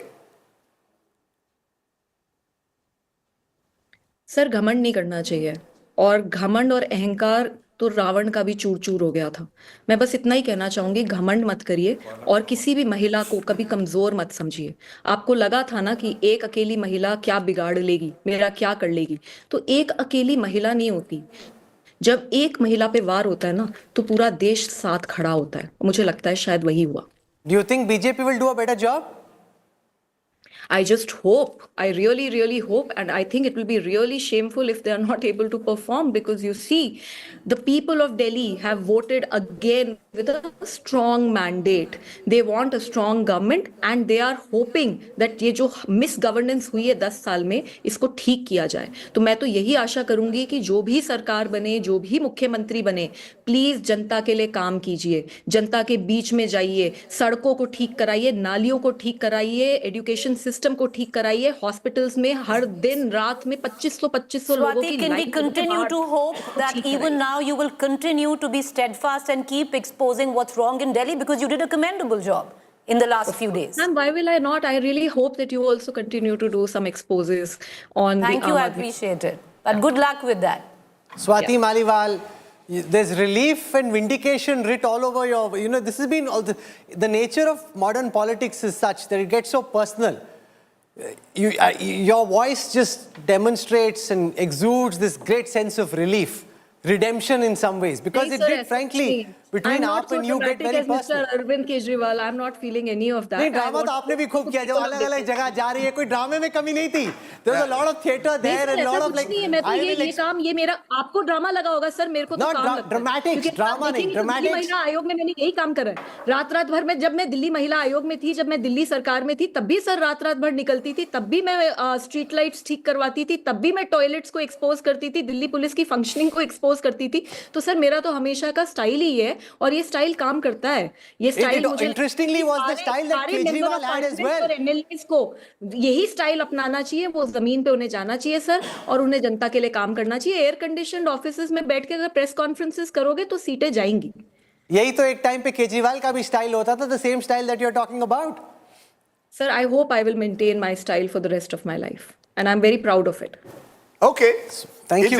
It's interesting in a way. Swati Maliwal, speaking out today, and you will find possibly, she, of course, has been speaking out for a while, but I think over the next Kumar Vishwas. Over the next 6 to 12, there are lots of these people. Sure, but she's a member of parliament. Yogender Yadav. It'll be interesting to see if Yogender Yadav joins in the next 6 to 12 months. I think you will see many more voices speak out, with especially MLAs who perhaps are also looking at greener pastures. I think the Aam Aadmi Party is going to go through great amounts of churning. You'll have MLAs leaving, joining. There are MLAs in Gujarat. Okay, let's now go across. Okay, that's the big news. Atishi has won. So you've got the one silver lining on what has been a very, very cloudy day for the Aam Aadmi Party, that Atishi has won from Kalkaji. And look at the difference there. There, the Congress has been completely wiped out. Alka Lamba was there. Sandeep Dixit has got over 3,000 Ramesh votes. Bidhuri loses his first Vidhan Sabha or a Lok Sabha election. With that being said, let's go across now to the IT chief of the Bharatiya Janata Party. Came in for a lot of criticism during the last few months, saying BJP was silent on the IT cell. Kuch kar nahi rahe hain aapke log. Well, on the ground, you had a good game, 47 versus 23. Amit Malviya, is it party time this Super Saturday already? Well, of course, this is a great win, and the BJP has reclaimed the capital after 27 long years, and that makes it really special.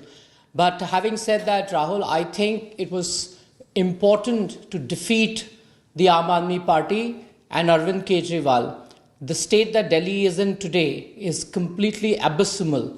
If Lalu Prasad was the worst politician my generation had seen, Arvind Kejriwal is far, far worse. You have to just travel around Delhi to see how bad the city is, how terrible the roads are. There's a crumbling infrastructure, there's no healthcare, no education, but just a lot of talk about these things. Arvind Kejriwal had come to sort of personify a model which was all about advertisement, which was about high decibel communication and really no delivery on the ground. And finally, the people of Delhi have spoken and have spoken unequivocally. And I think it's a new dawn for Delhi. Things will only get better from here. And the BJP, led by Prime Minister Modi at the center and now in the state, will ensure that India has the capital that it deserves. A capital for a Viksit Bharat of 2047. Do you believe, though, that Arvind Kejriwal, Mr. Malviya, was not just another political rival? He was also someone who got under your skin for a decade, and today, finally, with this defeat, you believe that you have managed to ensure perhaps that Arvind Kejriwal is pushed to the margins. Is that the significance, apart from what you mentioned about Delhi, that political rivals, Arvind Kejriwal was one person that you were going for right from the beginning?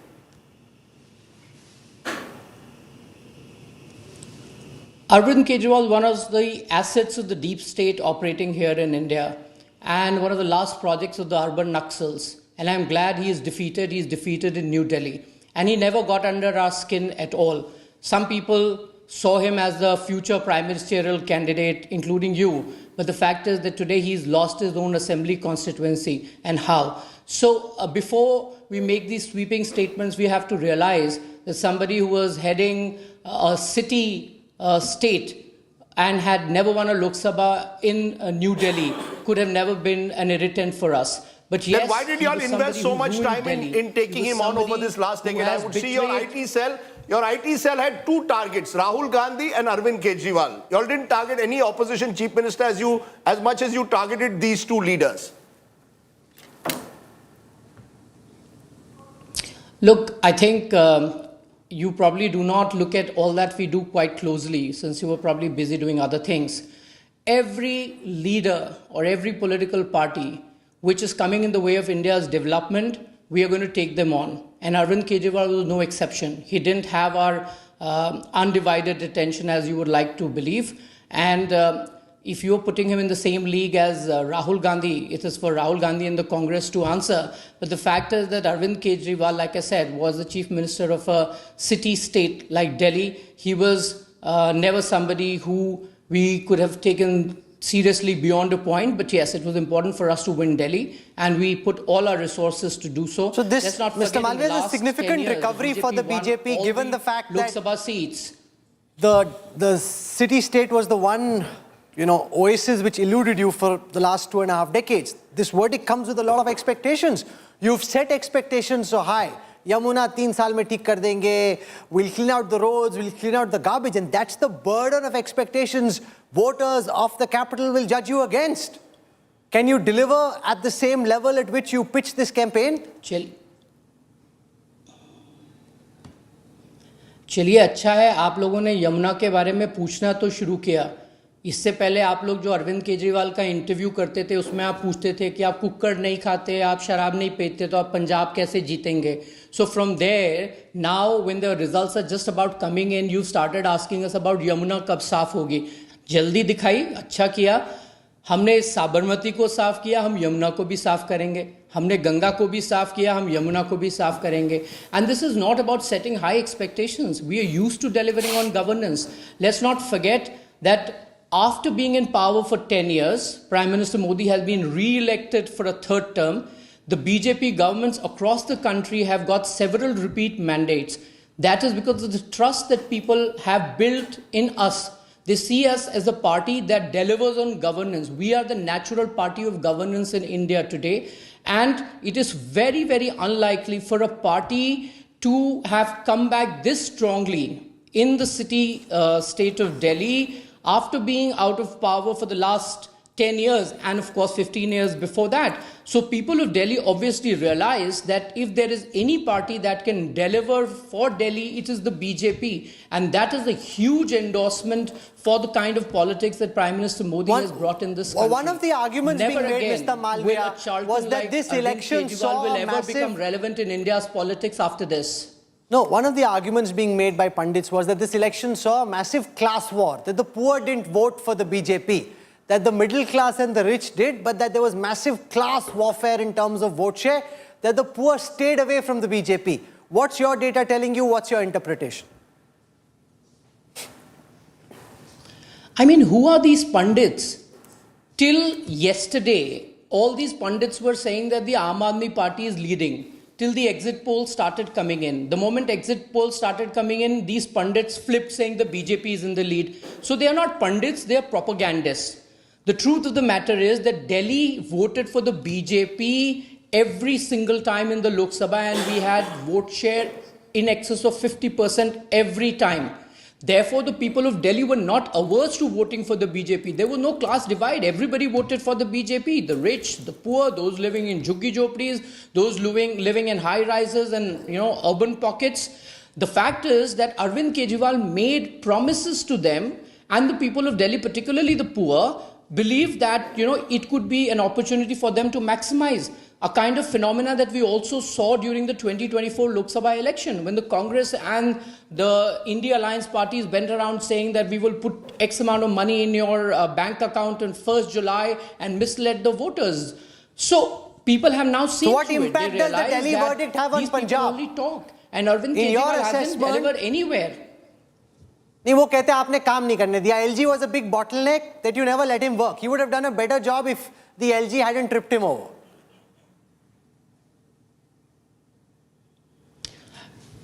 Arvind Kejriwal की party तो पंजाब में भी है.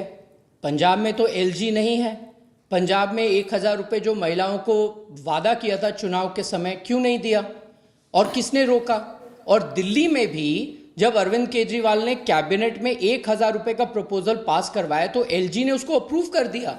LG ने नहीं रोका, अरविंद केजरीवाल ने नहीं दिया। इसलिए आप अरविंद केजरीवाल और आम आदमी पार्टी की लाइन को पैरेट करना बंद कर दीजिए। The man has lost. You guys need to find another potential candidate to build up against the BJP because he is now in the dumps. तो एलजी ने किसी को नहीं रोका। आप काम ही नहीं करना चाहते हो, एलजी ने सड़क बनाने के लिए रोका। Amit Malviya, are you writing today obviously every election sees winners and losers. You seem to have written the obituary of Arvind Kejriwal. I come back to it. Are you saying that Arvind Kejriwal is over?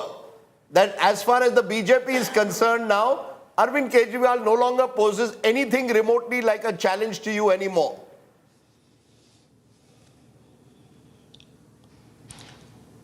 We don't write anyone's obituary because writing obituaries in political sphere is the job of journalists like you, not of practicing politicians like us. He might still be around. He still has a government in Punjab for at least another 2 years. So we are not in a hurry to write anybody's obituary, but clearly the phase of Arvind Kejriwal's kind of politics is over. Just like Lalu Prasad Yadav, after he was defeated, he never came back to power in Bihar. Similarly, Arvind Kejriwal will never be the same Arvind Kejriwal who rode to power in Delhi with very large mandates, because clearly people have seen through him. And I repeat again, the era of charlatans like Arvind Kejriwal is over. This kind of sham politics where you would do nothing, use media, spend huge amount of money on advertisement, do propaganda and ensure that you do not work is over. This is an era of accountable governance, of politics that is visible, of politicians who will come and give hisab of their work like the BJP does. The kind of transparent politics that Prime Minister Modi has ushered in, where we are looking at quantifiable outcomes, that is the way forward for politics. And clearly people like Arvind Kejriwal have no room in this kind of politics. Mr. Malviya, what impact or implications do you think this will have in the state of Punjab? Well, Punjab government still has about 2 years to go, but it will be a very tough ride for them during the next elections, and we will sort of build up to that. And clearly Punjab is showing a great deal of shift away from the Aam Aadmi Party already towards the BJP. It is quite evident from the recently concluded Lok Sabha election, where the BJP has done exceedingly well. If you look at the results very closely, the BJP's performance across several assembly constituencies has been quite outstanding, and we'll build on it from here. And like I said, just like Arvind Kejriwal did not deliver here in Delhi, the Aam Aadmi Party in Punjab is also not delivering. The law and order is in shambles. No promises have been met. The same model of excessive advertisement, funding the media, shutting them up with a lot of money is happening in Punjab, but nothing will be able to save them. You will see a change in Punjab the next time there's an assembly election, just and AAP to will ask you clearly this, be on the fringes. Even the in Aam Punjab. Aadmi Party says there was no level playing field in this election. We had one of their spokespersons come and say our leaders were jailed, the LG was non-cooperative, the bureaucrats were non-cooperative, ordinances were brought in parliament reducing the powers effectively of the chief minister. The BJP spent a lot of money on this campaign. How do you respond? Was it a level playing field in your view in Delhi?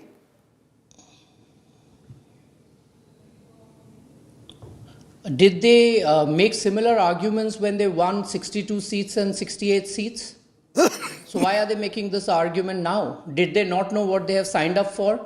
Did they not know what the structure of Delhi's governance model is? That there is an LG, that there is central government, all of them have a say in the governance. And what is it that Arvind Kejriwal tried to do which the LG did not allow him to do? I just gave you an example. 1,000 rupees to women, LG approved it. Why did Arvind Kejriwal not implement it? Why was the liquor policy first introduced and then withdrawn when they were called out? Their leaders were in jail because the Congress party filed a complaint, the courts took cognizance, the agencies investigated, and eventually the Supreme Court gave them bail on technical grounds, not because they did not find them guilty. The matter is still being pursued. So what level playing field are you talking about? Mr. Are you Malviya, saying their that it is grounds kosher to stems be from corrupt? the fact You that think the power Kejriwal equation can ruin the completely was country, tilted ruin after the state, ordinance and was still voted in continue to be in office? 2023, overturning a Supreme Court order? Madam, how did Sheila Dikshit deliver while Atal Bihari Vajpayee ji was the Prime Minister? Sheila Dikshit was the Congress Chief Minister. Atal Bihari Vajpayee was the Prime Minister of the NDA alliance. But there was no problem. Delhi had the most prosperous growth during that period. So the problem is with Arvind Kejriwal. The problem is with nobody else. And So making what the about point, health? Mr. Malviya, Why did Arvind that Kejriwal Kejriwal not deliver will now there? have a lot of No, let time me to finish. train. Yes, Rahul, yes. Rahul, Go on, sir. Rahul, let me just finish. You know, this whole boogie about LG ने हमें काम नहीं करने दिया. Health तो आपके पास था, education आपके पास था. जब कोविड में LNJP हॉस्पिटल में the mortuary was full, Arvind Kejriwal did not even go there. It was Home Minister Amit Shah who went to LNJP and inspected. He was the one who ensured that burials and last rites of people who had died was ensured. Kejriwal was nowhere to be seen. School क्यों नहीं बनाए? सड़कें क्यों नहीं बनाई? इसके लिए तो LG का अप्रूवल नहीं चाहिए. Meanwhile, on the screen we have Parvesh Verma. Basically, Arvind Kejriwal को कुछ काम करना नहीं है. Parvesh Verma, Amit, is Parvesh Verma the man who could now be the next Chief Minister of Delhi? We are seeing pictures of him being, held aloft by supporters of the BJP. Do you see a generational change now in BJP in Delhi?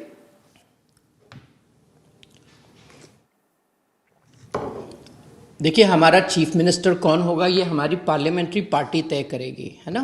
तो ये television debate का issue नहीं है. But the fact is that he has defeated Arvind Kejriwal. That is the most important aspect, and we can't lose sight of it. Leave it to us to decide who our chief minister will be. We'll let you know when we make that decision. Some panelists were making the point that Kejriwal will now train his guns on Gujarat, that he has more time for Gujarat. He's going to try and uproot the BJP from Gujarat.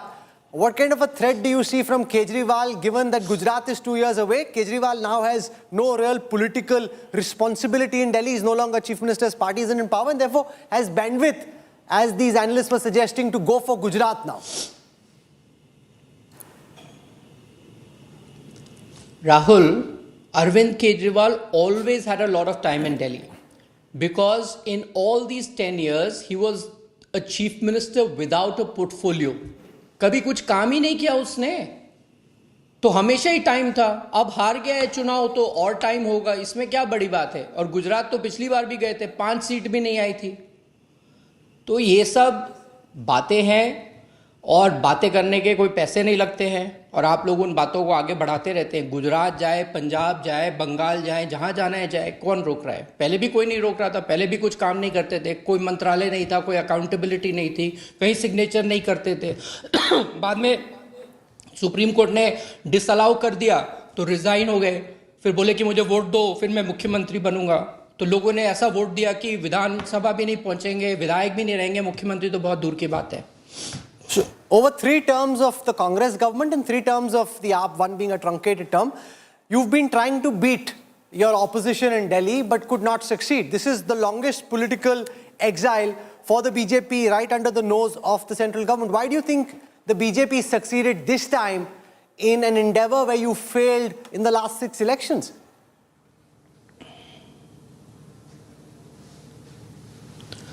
Look, I think what you have to understand is that it was quite circumstantial. When Sheila Dikshit was the chief minister, Arvind Kejriwal came on the back of a popular movement, right? He came in with the likes of Anna Hazare at a time when India was seeing absolutely abysmal governance. Corruption was at its peak. You had the Nirbhaya episode. He basically exploited the emotions of the people, the heightened emotions of the people at that point in time, in a campaign which was called India Against Corruption. He formed a political party out of it, and it was the it was the emotions of the people that he sort of exploited to come to power in Delhi. He formed his own political party after saying that he will not do it for the longest time. And therefore, that particular moment was the inflection point where the BJP's return back to power was somehow thwarted. He then came in a very populist avatar. He made a lot of promises, so people in Delhi, particularly the poor, thought they should maximize it out. A lot of people, the urban middle class, also thought that it was a different kind of politics. Arvind Kejriwal has cheated all of them. And like I said, never again in this country, at least in my generation, will anybody trust somebody like Arvind Kejriwal who comes on very high promises and does not deliver. Give me a more traditional politician, who will deliver on what he promises, rather than a Charlton like him who will say things but do something completely different. I don't think India deserves this kind of politics. And to be fair, some of the more traditional politicians have done far better job of delivering their states or regions than Arvind Kejriwal has. He is perhaps the worst experience India has seen, and I'm glad that Delhi has dumped him, and dumped him how? Okay. Amit Malviya has reason to celebrate. I maintain, Rahul, and I think we agreed on this. No, but there are lots of these laddus in the BJP office. I hope you're sending some our way as well. Mr. Malviya, you can't eat all the laddus yourself and not give us any. We've been anchoring since early in the morning and are quite famished by now. He's a diabetic. He doesn't have to eat the laddus. He can send them to us. Well, Rahul, the mood in your studio is pretty somber. I mean, I don't think people in your studio are up for laddus. And those of you in the studio who would celebrate the BJP win would get our laddus. But for some of the others, हम तो किसी की भी win celebrate कर लेंगे. I am having orange juice and the color is saffron. I know exactly what the color of the day. The color is saffron. I'm having orange juice and I enjoy laddus. And I enjoy Mysore Pak. I enjoy all kinds of sweet. I hope Mr. Malviya sends me a box. He's basically not sending us any. आपको नहीं खिलाना तो ऐसे नहीं, वो आपको खिलाना चाहता है. वो कहता है अगर बक्सा राहुल को भेजूं, राजदीप भी 2 लड्डू खा लेगा. वही मुसीबत है. हम भी खा लेते हैं. सबका साथ सबका विकास. सबका साथ सबका विकास. सबके लड्डू. सबके Laddu. No, so no laddus coming. Understood. Okay. Mr. Malviya decided not to share his sweet. की क्षमता बढ़ाइए अपनी. काफी टफ दिन है आप लोगों के लिए. I can see it. And Arvind Kejriwal losing your last hope, it must be quite a painful thing. तो थोड़ी हिम्मत दिखाइए. होता है ऐसा सब चीजें. हिम्मत मत हारिए. आप लोग 22-23 साल से लगे हुए हैं. कोशिश में लगे रहिए. लगे रहो राजदीप भाई. That's what is the message from Amit bhai. No laddus. No laddus. Unfortunately, he doesn't want to share his sweets. But I've got some orange juice. But the point, I can see the BJP, let's be honest, Arvind, they may not agree to it on camera, but he was very different to other opposition rivals that they had. He got under their skin. He was David against Goliath when he took on Modi in Varanasi. No, but he's not a dynast. He doesn't come from privilege. And therefore, he's tougher to counter. No, but this had to unravel on its own. He was punching above his weight all the time. BJP goes after all its rivals in the same way. Look at Mamata Banerjee. Made life really difficult for her. The BJP cannot something deny different. Something different. It's much easier for I haven't seen Rajat exult as much as he exulted today on Kejriwal's defeat. I've never seen him exult with this. There is something that Arvind Kejriwal perhaps... No, but it's very simple. Rahul Gandhi is much easier for the BJP to punch. Dinesh, born into privilege. He's trying to change that in what he's doing, but that's the charge. And to a large extent, it's stuck over the last decade. He comes with more baggage. Kejriwal is tougher to punch. He's also born outside the manor. He is challenging them. So he's as much a challenger and as much an outsider. Before this whole going into Sheesh Mahal and Jacuzzi and the Golden Cupboard, he was as much the outsider. But I'll give you a very interesting story. And I think Mr. Malviya made the point. One of our guests made. You see, because Arvind Kejriwal was in Delhi, and most of the national media is located here, he was bound to get disproportionate importance. Look at where India Against Corruption took off. Delhi became the epicenter of politics. I remember once Manohar Parrikar, I met him at the airport. He was carrying his own bag. And I said, sir, you're carrying your own bag? He said, yes, I'm also an Aam Aadmi. The only difference is I'm in Goa. Your Aam Aadmi is in Delhi. You cover him, you won't cover me. So I think there was a lot of that bhadas, if I may use that word, within several of the BJP members and others.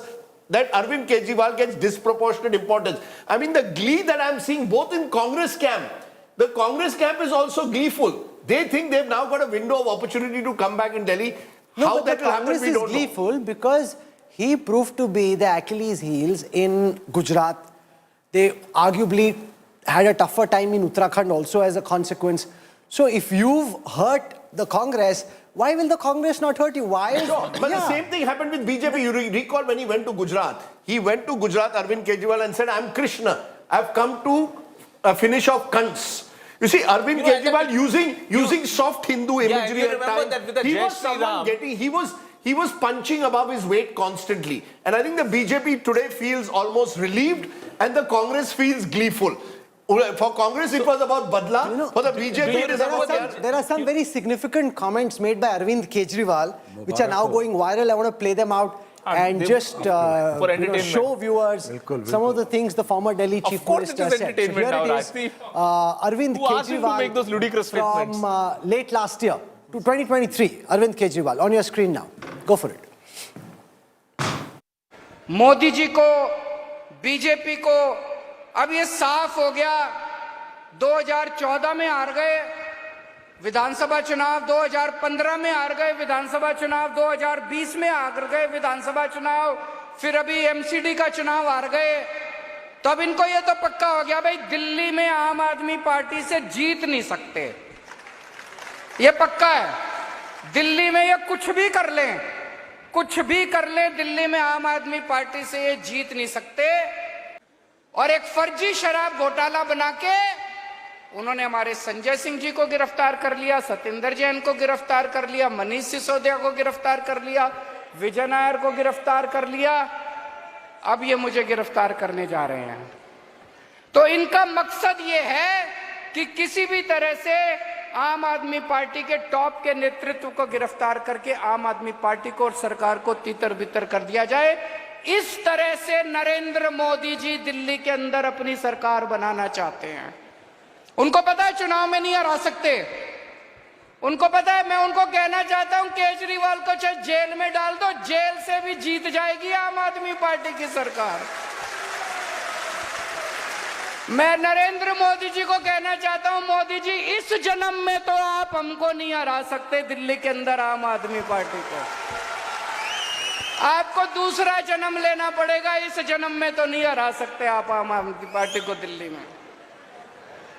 Delhi के मालिक हम हैं, दिल्ली के मालिक ये लोग नहीं है। ये हमारे ऑर्डर को पास करेंगे, मानेंगे, हम दिल्ली चलाएंगे। मोदी जी इस जन्म में नहीं हरा सकते। परवेश वर्मा ने हरा दिया, मोदी की जरूरत ही नहीं पड़ी। Parvesh Verma has bested him. People should be careful. Anchors too about the extremity to which they go in terms of what they say, because this can be pulled out and be very, very dangerous. Rajdeep, that reeks of hubris. Modi ji is janam mein kya agle janam mein nahi hara sakte. That is hubris. Now you got Parvesh Verma, whose ticket was cut in the Lok Sabha elections. He's bested you. You see, it is seen, it will certainly be seen as hubris today, particularly when we play it back. But for Arvind Kejriwal supporters, that was one of the reasons why he was also, so many people reached out to him. You see, for the last 10 years, a large number of people have been looking for who is that person who's going to take on Modi. And many of them who felt disenchanted and felt, can Rahul Gandhi really do it? Is he a dentist? Does he have it in him? Turned to Kejriwal. That's the reality. Those people were not well-wishers of Kejriwal. They were actually enemies of... Because they catapulted him overnight to be this national champion. Look at the other people. I mean... You're accepting the reality that there were people who projected Kejriwal thinking he could be the next challenger. उसकी ज़मीन खिसक गई पैर के नीचे. उसको पता ही नहीं चला कि मेरी ज़मीन खिसक रही है. You see, so I think this is the problem. I thought Swati Maliwal made that interesting point, Rahul, that after Punjab in particular, and Preeti, please weigh in on this, after Punjab in particular, Arvind Kejriwal decided this is my moment to become a national challenger. I remember him telling some of us, I am going to go into areas where the Congress is weak and become the challenger to the BJP. What was the next step? You went into Gujarat, which is really the lion's den. So I think somewhere that victory in Punjab convinced him, I'm now ready for the next league. This was personal, not just for Kejriwal. A man in a hurry. This was personal for Amit Shah also. He's tweeted just now. We'll take our viewers through what he said. Amit Shah Remember the way Kejriwal targeted him over law and order? You know, in that conversation I had with Amit Shah, it was very clear. He wanted to teach Kejriwal a lesson because he was getting irked with the fact that Kejriwal kept targeting him, made it seem as if it was Kejriwal versus Amit Shah in the campaign. Didn't attack Modi as much as he attacked Amit Shah. So here it is. Home Minister Amit Shah commenting for the first time. I'll take you through what he says. Delhi ke dil mein Modi. Delhi की जनता ने झूठ, धोखे और भ्रष्टाचार के शीश महल को नेस्तनाबूद कर दिल्ली को आपदा मुक्त करने का काम किया है। दिल्ली ने वादा खिलाफी करने वालों को ऐसा सबक सिखाया है जो देश भर में जनता के साथ झूठे वादे करने वालों को मिसाल बनेगा। ये दिल्ली में विकास और विश्वास के लिए एक नए युग का आरंभ है। It got personal, Rajdeep, quite bitterly so. And the Home Minister said, "ठीक है, दिखाता हूँ, पहले अपनी सीट बचा." Forget the state. Preeti, you want to agree on the Gujarat point? No, I'll tell you why it's gotten personal. It's gotten personal because 2020 was an election where Amit Shah and it was versus Arvind Kejriwal. Amit Shah did 23 rallies, went across campaigning. It was seen as an Amit Shah versus Arvind Kejriwal election. So therefore, it has become personal between them. With what you speak, what we were talking of earlier, Rajdeep, not just Gujarat, Goa, Haryana, Uttarakhand. Yes. So, you know, you tried to spread further than what you could actually afford to. Yeah, and you realize that you shouldn't have done it. In hindsight, you know, should have Arvind Kejriwal gone to Gujarat at the time he did? No, and I'm sure that even the troubleshooters, and there are only few and far between, where the Aam Aadmi Party comes into question, agree that maybe it was a bad idea. They should have gone to Haryana, maybe Goa, but, you know, Goa is a place where I think Arvind Kejriwal will still look at penetrating again. But is Arvind Kejriwal someone, I mean, one of the challenges for all opposition leaders is to work with each other. When you're faced with the Modi-Shah juggernaut, can Arvind Kejriwal work with other leaders? Do you see him actually, you know, we blamed the Congress up to now. Let's now, no, but 1 minute. Let's put the 1 minute. Whatever it is, whether in Goa, for example, in Goa, if you recall, the South Goa seat in Lok Sabha was won with AAP and Congress coming together. I'm just asking you, do you see Arvind Kejriwal being able to work with any other leader? Can I tell you something? Arvind Kejriwal over the years has become quite amiable to working, especially with the Congress. And I'll give you an example. I think you'll come in on this. Who brokered the deal of fighting the Lok Sabha 7 seats together? Arvind Kejriwal kept trying to get in touch with Rahul Gandhi. Rahul Gandhi never really gave him the time of day. It was Sharad Pawar who actually had to come in and broker that deal and say, okay, let them fight 4, you fight 3. So there have been multiple times. Gujarat, Arvind Kejriwal wanted to fight with the Congress. He was denied. Haryana, they would have settled on 3 seats. He was denied. Even Delhi, till 2 months ago, the Aam Aadmi Party was open with an alliance with the Delhi Congress. The reason I'm asking you this is because if you've seen in the last few weeks, Akhilesh Yadav campaigned with Arvind Kejriwal. Yes. The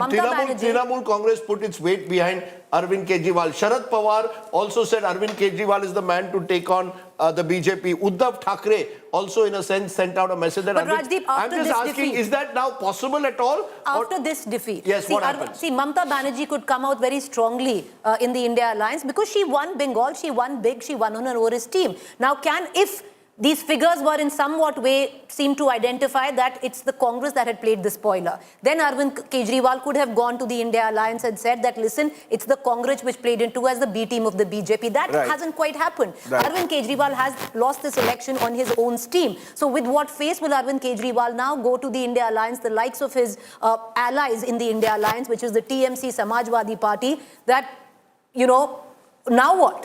Because he will not have elbow room to continue being what his position was earlier. So he's going to have to find some place to again. And he was anyway alienated in the first place. You know, Rajdeep, this is illustrative. Yes. It shows you how Kejriwal and AAP have suffered all-round defeat. You know, they've splintered everywhere.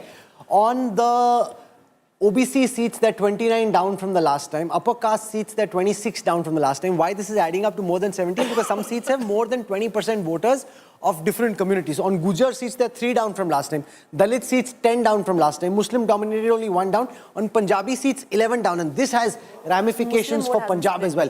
That is as far as the stronghold seats are concerned. As far as the stronghold seats are concerned, the seats which AAP has won in 3 elections, they've lost now more than 50% of them. Seats which AAP won in every election for the last 3 elections, seats which would typically be considered stronghold, safe seats, AAP has lost more than half. Out of 26 such seats, AAP has won only 12. The BJP has won 14. So what was supposed to be the AAP's biggest strength became their biggest weakness, losing 12 of what was supposed to be stronghold seats, Rajdeep.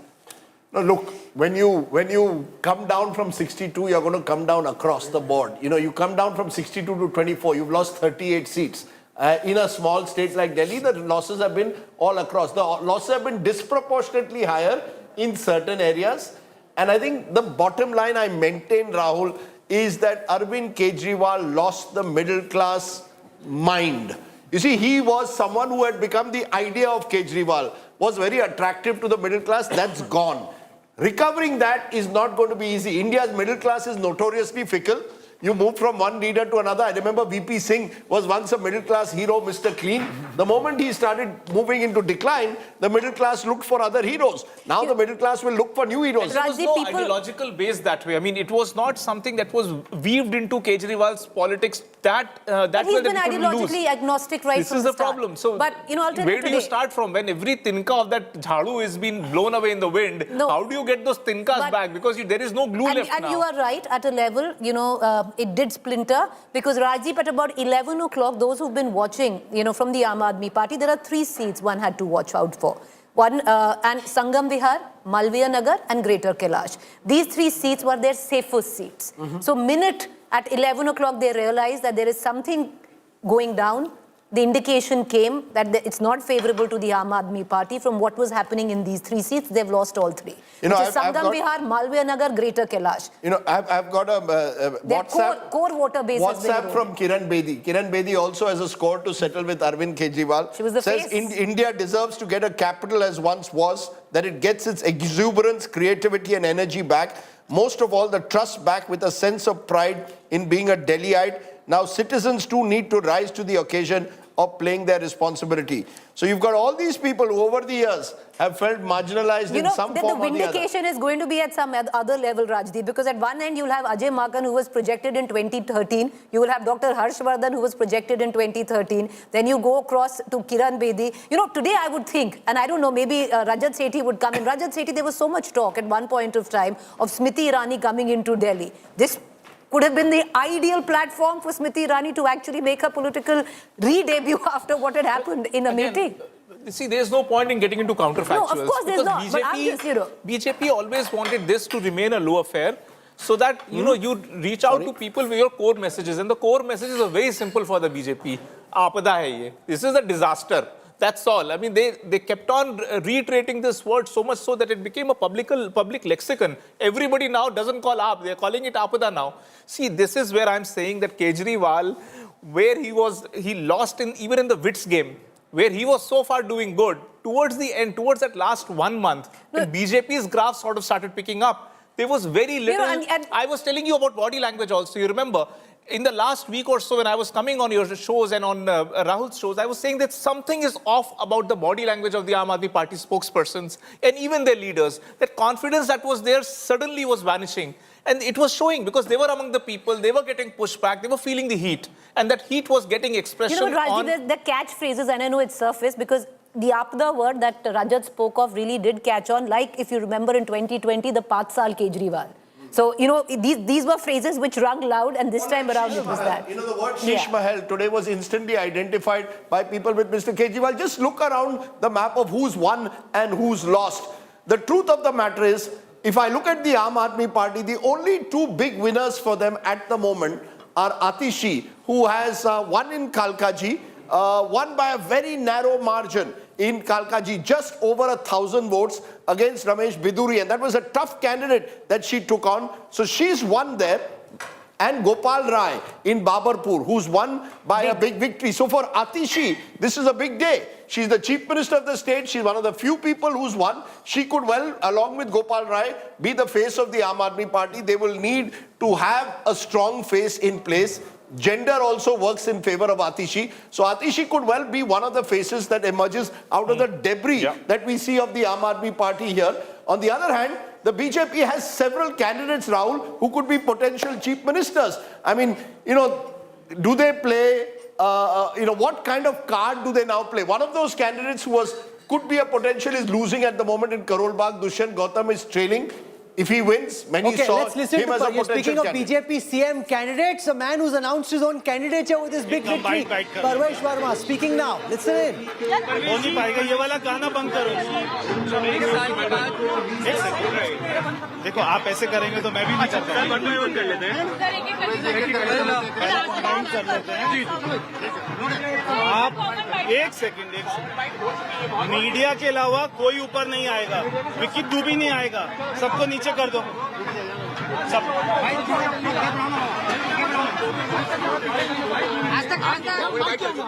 चाहो तो आप अंदर बैठ के देखो, 2-2 minute आप sir बाहर की है। अरे यही हो जाता है यार।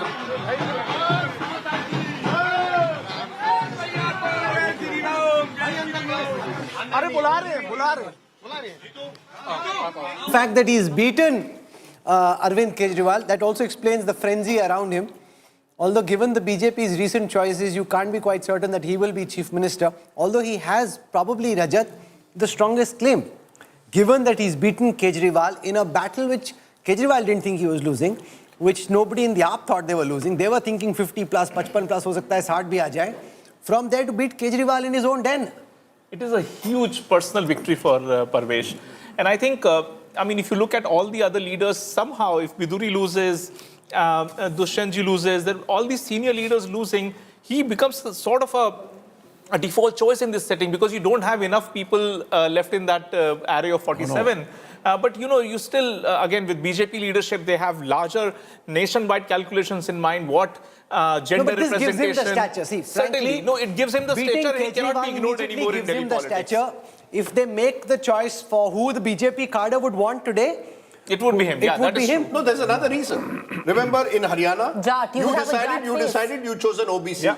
In Rajasthan, there has been a silent, sullen anger among the Jats ki hamare liye jagah nahi. Now, if in Delhi you have a Jat face in Parvesh Verma, who is voluble and therefore will be out there. He's not someone who's going to sort of... But he's not voluble like Ramesh Bidhuri. No, not voluble like Ramesh Bidhuri, but he's not someone who's going to take a step back. So if you've got someone like that, an assertive Jat there... He's a fighter. As Chief Minister of Delhi, it is able to overcome one of the question marks over the BJP that they've suffered, which they, in 2024 Lok Sabha, it was certainly an issue. Whether it was in Haryana or Rajasthan, they lost a number of Jat-dominated seats. That they do not also have a Punjabi face in the whole country, BJP. And on the Punjabi seats, you have one in stock. Yeah, so that's the other option for them.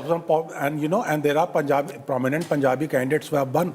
Like in Janakpuri, I was seeing this person called Ashish Sood, who was their Prabhari in Jammu and Kashmir. Right. Yes. He's leading by about 20,000 votes. Yes. Satish Upadhyay, another former leader of the former BJP president. BJP president, he has won his Malvinagar seat, defeating Somnath Bharti. Yes. So there are prominent faces. Rajdeep, other than natural selection, because he's beaten Arvind Kejriwal, the David who is now Goliath, coming to the fact that outer area, Parvesh Verma comes from outer Delhi, borders Haryana. This is that area where there was a certain amount of resentment because we kept talking about the Jat vote so much in Haryana. You appease that. In Rajasthan, everybody thought that the fulcrum of Jat politics from Haryana is now going to spin over to Rajasthan. At some level, you're giving messaging there as well. Western Uttar Pradesh, there's a certain amount of messaging that goes to Western UP as well. So you're saying the Jat factor could well work in Parvesh Verma's No, but you also need somebody with some stature and you need somebody who has some standing. Stature ka matlab kya hai? I'm saying felling Kejriwal gives him that stature instantaneously.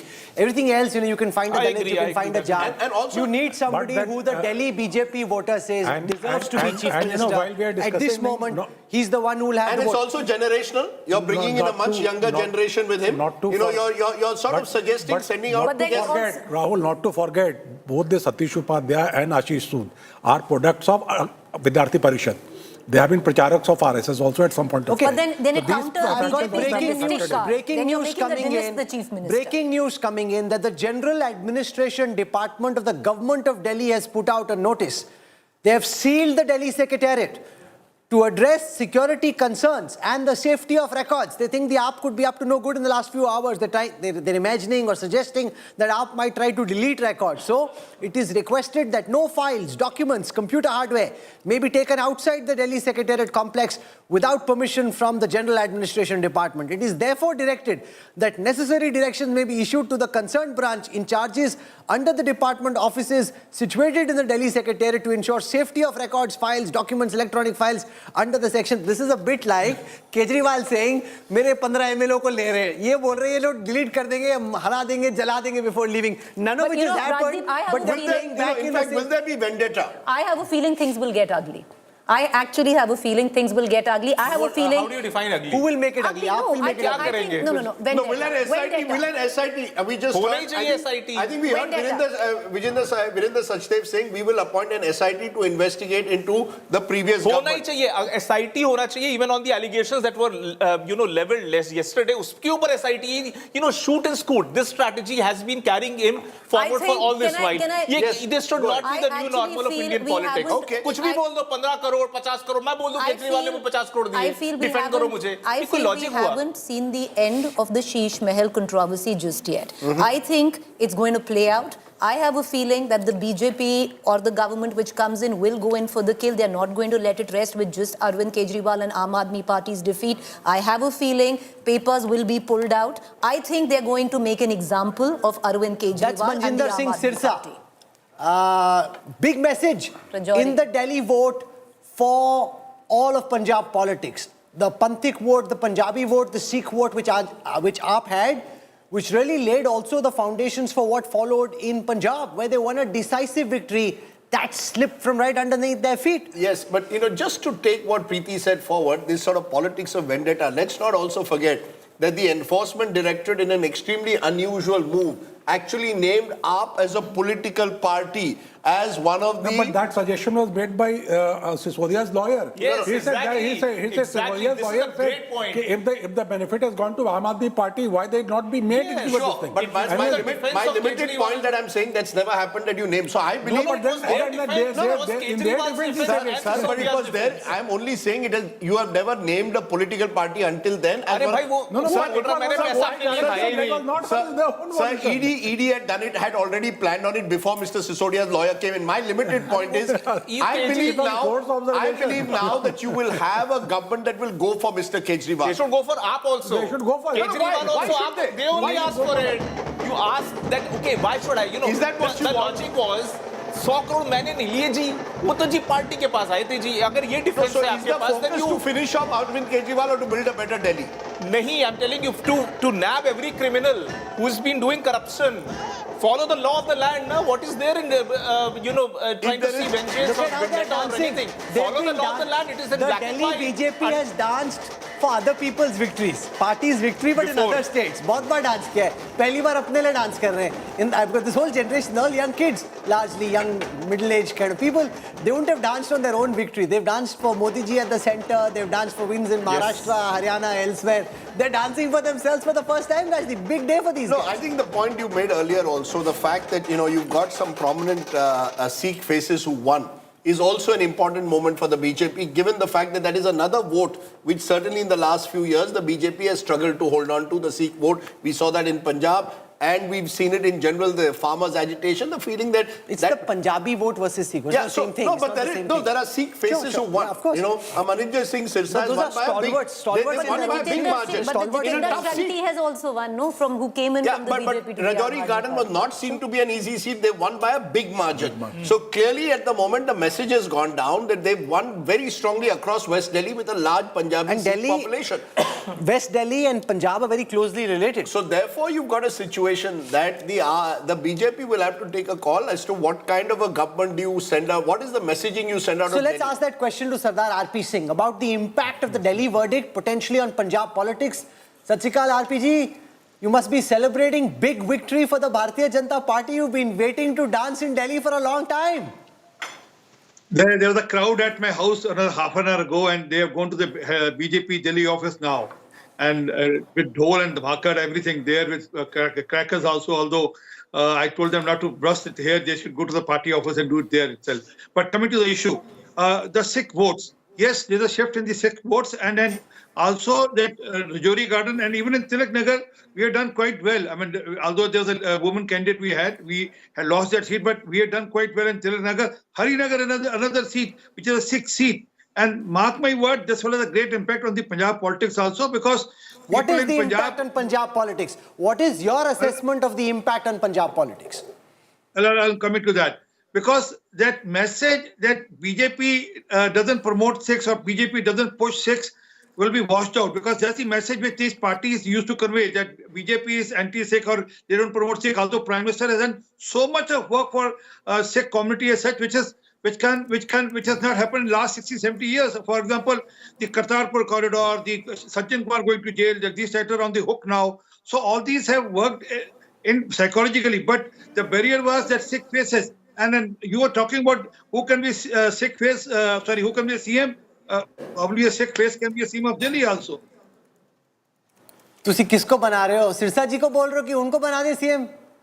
I'm saying probably. I never said that. I can't name anyone. I'm no one to decide on that. But since you're talking about, Siddharth Mishra has a question for you. RPJ, आपने 3 नाम मुझे WhatsApp किया था कि रमेश, प्रवेश और आशीष जीत रहे हैं. आपके दोस्त हैं विद्यार्थी परिषद के. रमेश हार कैसे गए? चलिए, मतलब मेरे तो सतीश भी हमारे पुराने दोस्तों में से हैं. दिल्ली में एक बार ये कहा जाता है ये 4 लोग ऐसे हैं जो कि पूरे दिल्ली के सिस्टम्स को देखते हैं, परंतु रमेश का हारने का कारण इसलिए कि थोड़ा सा मार्जिन कम रह गया, थोड़ा सा कुछ वहां पर वोट इस प्रकार के हैं जो क्लस्टर्स में कुछ दिक्कत रही है. उसको मैं भी एनालिसिस आ जाएगी, डिटेल आ जाएगी. परंतु आपने जो एक नाम दिया था वो भी पंजाबी वोट फेस हो सकते हैं. Siddharth, Ashish can be another good Punjabi face also. I am just naming. I am no one to decide on it. You have fought an election in Delhi. इस बार अब लग रहा है लड़ लिया तो बेटर था राजेंद्र नगर से. पहले भी लड़ चुके हैं sir. Preeti, good question. See, Preeti, there's a time to move on in the party also. Party called me, the party bosses called me and told me that it's time to move on from Delhi and to some other work. Let party decide on it. I'll be very keen, not to contest election, but to manage Punjab affair. I was in charge of Punjab affair when party won 19 out of 23 seats. So I don't mind. Party gives me a challenge. No, so will Bhagwant Man's government last its term or not? Daso. There's $1 million question. Mr. Kejriwal was already saying that we were poaching his MLAs 15 crore rupees each. So I'll appreciate that he should name all those people now, or all those will be repenting now that they should have made money at least 15 crore rupees each. They could have maintained that 15 crore rupees each. But fact is that nothing of this sort is there. But yes, there'll be Punjab government can be in trouble because Mr. Bajwa is on record saying that 32 MLAs, Bajwa, the Congress leader of the party there in the assembly, is on record saying that 32 MLAs are in touch with Mr. Bajwa. I don't know how much. But they will need more than. They will need more than that to actually topple the government at the moment. Rajiv, yes. it is the tumbling stone. One start, then everything falls in place. I mean, you don't know how things will shape up. Because no, so you're saying that the Bhagwant Mann government in Punjab could be toppled as a result of this election with the Congress leading the way. Am I correct? I'm not saying Mr. Bajwa is on record saying that 32 MLAs are in touch Bajwa ji nu sun rahe ho. So why is the BJP leader quoting a Congress leader? You seem very inspired by Bajwa ji. क्या हो रहा है? यही तो केजरीवाल बोल रहा है. सब मिले हुए हैं जी. अच्छा, मिले हुए की बात कर ले. एक मिनट राहुल, मिले हुए की. Okay, just give me a second. I'm coming back to you. Parvesh Verma is with my colleague Piyush. Let's listen to the man of the moment. श्रेय किसको देंगे? देखिए, जीत का श्रेय है दिल्ली की जनता को. चलो खुश रहो, बहुत अच्छा लगा. जीत का श्रेय है दिल्ली की जनता को, सारी नई दिल्ली के मतदाताओं को. जीत का श्रेय है हमारे दुनिया के सबसे लोकप्रिय नेता आदरणीय श्री नरेंद्र मोदी जी को, जिनकी ऊपर में दिल्ली के लोगों ने विश्वास जताया. जीत का श्रेय हमारे पार्टी के राष्ट्रीय अध्यक्ष आदरणीय श्री जेपी नड्डा जी को.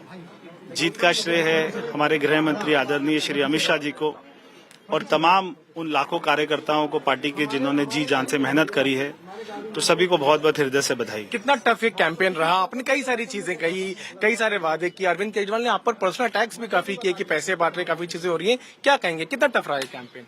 मैं यही कहूंगा, छोड़ो कल की बातें, कल की बात पुरानी, नए दौर में लिखेंगे मिलकर नई कहानी। आपने कहा था शीश महल में बीजेपी का मुख्यमंत्री नहीं जाएगा, तो क्या ऐसा होगा? अभी मैंने कहा था और ऐसा होना भी चाहिए। पार्टी का विधायक दल, पार्टी की लीडरशिप तय करेंगे कि कौन हमारा मुख्यमंत्री होगा। तो जो मुख्यमंत्री बनेगा मैं उन तक अपनी बात को पहुंचाऊंगा। पहली कैबिनेट का क्या फैसला होगा? पहली कैबिनेट का फैसला होगा कि एसआईटी की जांच होगी, सारे करप्शन की जांच होगी, एसआईटी का गठन होगा और महिलाओं को जो हमने 2500 रुपए का वायदा किया है उसको पूरा करेंगे। एक आखिरी प्रश्न, क्या आपको लगा कि सबसे बड़ा मुद्दा रहा जिसने दिल्ली की जनता को टच किया और उन्होंने अरविंद केजरीवाल के खिलाफ, आम आदमी पार्टी के खिलाफ वोट किया? देखिए, अरविंद केजरीवाल जी ने 11 साल में कोई काम ही नहीं किया, तो बहुत सारे मुद्दे थे, मगर दिल्ली की जनता को समझ आ गया था कि अरविंद केजरीवाल जी केवल और केवल झूठ ही बोलते हैं। क्या हम अगले मुख्यमंत्री से बात कर रहे हैं? ये जब पार्टी तय करेगी तो आपको नाम जो है सबको पता ही लग जाएगा और हमारा विधायक दल बैठेगा, उसके बाद में पार्टी की लीडरशिप बैठेगी, तो जो भी होगा वो सबको मंजूर होगा। जी, जो भी होगा वो सबको मंजूर होगा। इस तरह की बातें करते हुए परवेश वर्मा, जायंट किलर जो है वो Verma, the giant slayer, besting the mighty Kejriwal in his bastion of New Delhi, trying to sound chief ministerial, if I may say so. छोड़ो कल की बातें, कल की बात पुरानी, नए दौर में लिखेंगे मिलके नई कहानी. But you heard what he said, that the two decisions, SIT to be appointed, which will look into the corruption charges, which of course Rajat believes is the way forward. Good luck. But they said it earlier also. Yes, but you see what he's going to do, sometimes with leaders like Arvind Kejriwal, he will want, otherwise he'll be completely out of the news. He's going to use this then. The only hope that he still has is to somehow the other claim that ignoring him is the worst thing you can do to him. Is that, you know, that this is a vendetta against me, but that's one part. Second, 2,500 to women.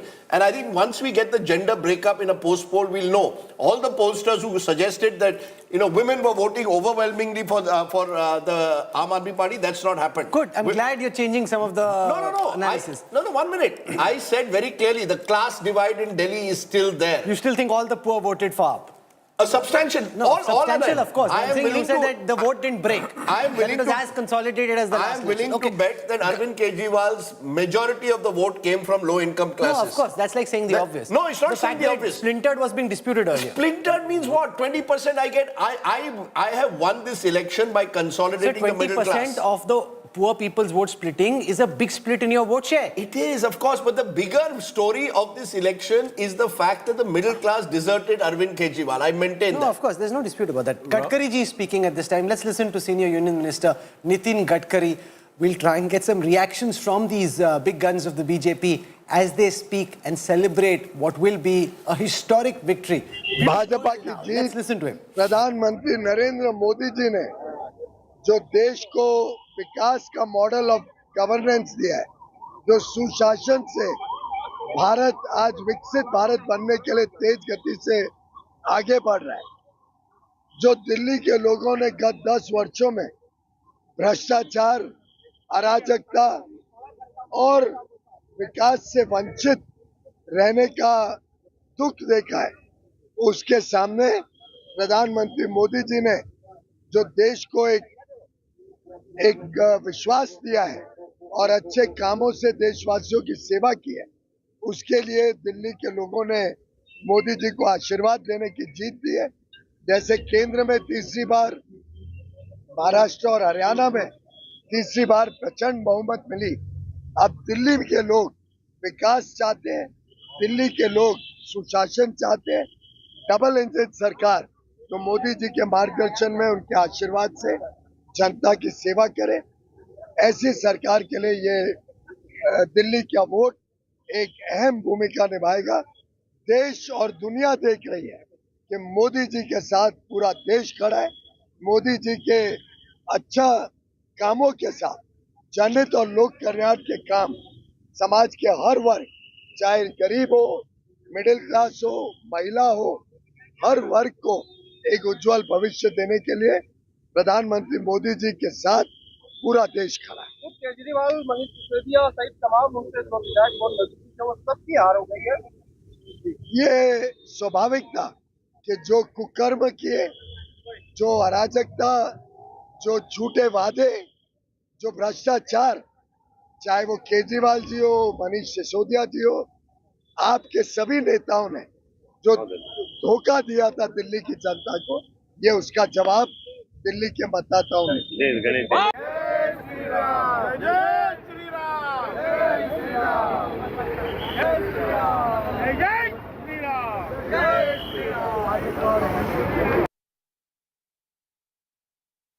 All right, Piyush Goyal there. Of course, the BJP ecstatic, elated, Parvesh Verma coming in, and also suddenly, Rahul, for somebody who went out for Arvind Kejriwal very statesmanly when he was questioned, कि अब छोड़ दो जो पीछे हुआ, जाने दो. That's why he's going to try and sound chief ministerial. He wants to make his case. He knows that there are people who... Okay, I want to go across to Pratap Singh Bajwa. He's joining us now. He's on the farms.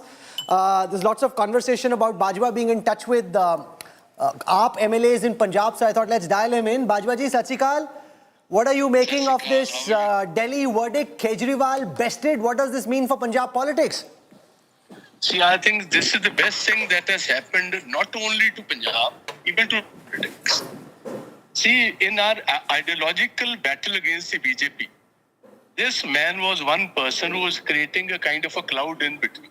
He was creating a confusion. I think so with his going, it is real, I think so, a good thing for Punjab, because people of Punjab were also taken in with their false promises and all those kind of things. That today, everything is in shambles. Finances are in shambles. Nobody's life is safe. Nobody's property is safe.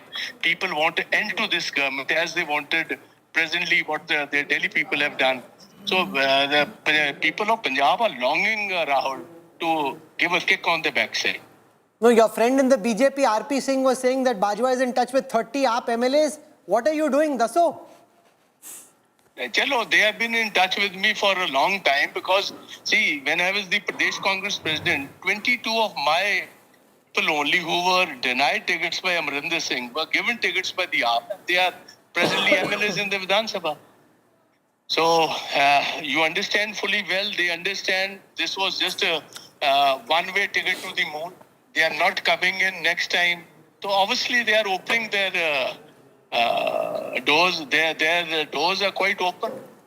No, so I want to press you further so that I have clarity.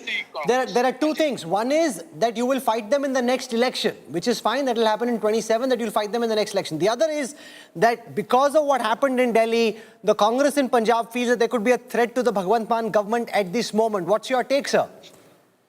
See, Rahul, both the things can work. See, one thing is for sure, Bhagwant is already in touch with the Ministry of Home Affairs for long. For what? And I've been seeing, just see, there's already a battle between Punjab AAP and Delhi AAP.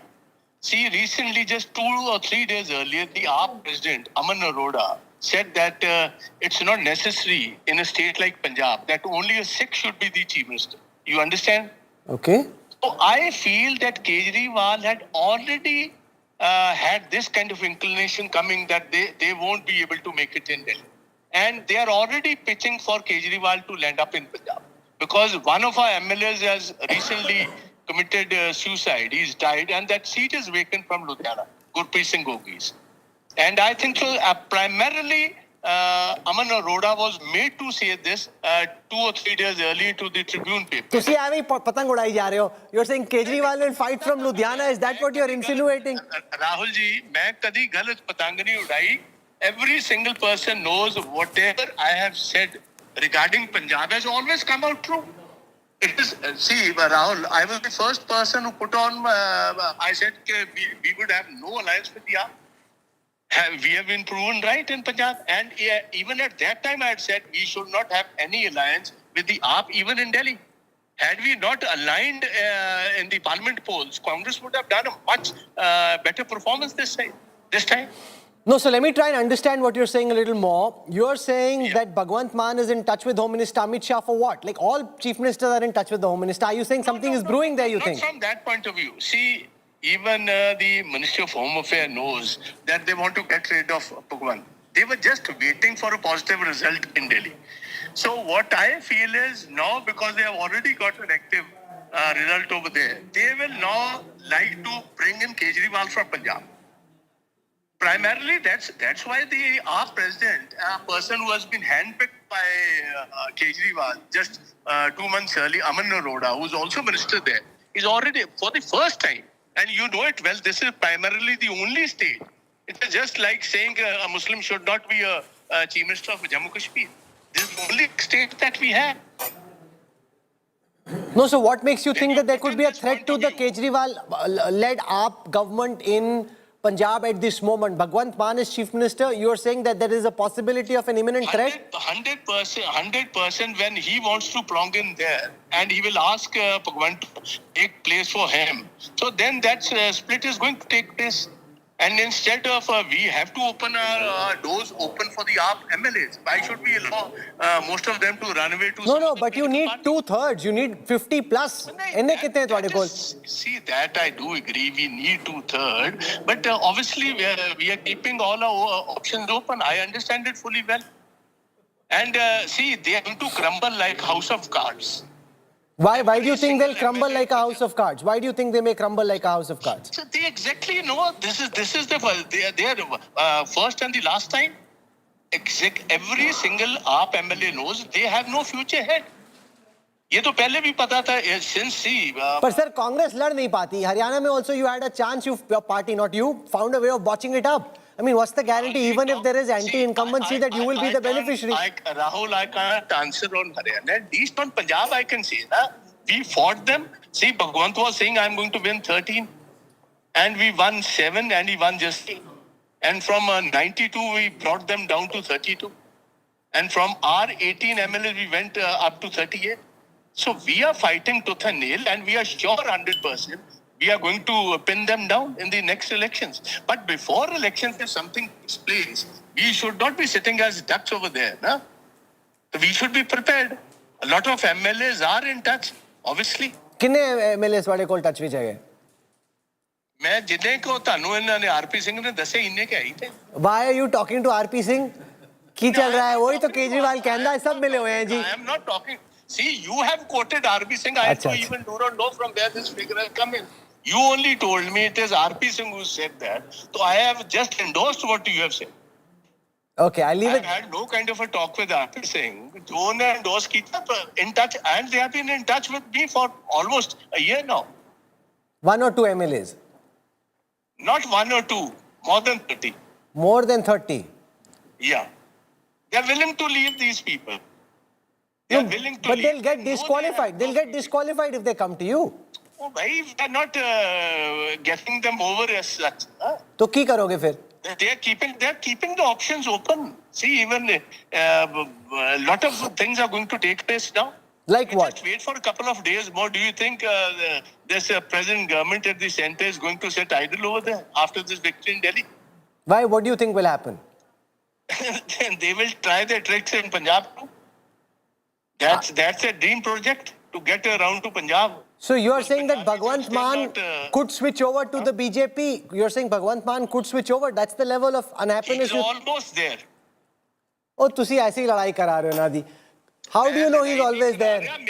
See, this statement is there since the last 1.5 years. Whenever this Maharashtra plane lands in Delhi, in Chandigarh, Lahore, the first passenger who will become Eknath Shinde would be Bhagwant Mann. I've been saying this consistently for the last 2 years. You can ask your reporters in Chandigarh. And this is going to come out true. You think now is the moment that the BJP will strike? Now is the moment. That is go between Bittu. No, what is Bittu doing? Bittu is the go between the Ministry of Home Affairs and Bhagwan. This is known to every single person. It may not be common knowledge in Delhi, but in Chandigarh, every single person knows. All operations of Bhagwant Mann with the Ministry of Home Affairs are through Revolution Bittu. They already won.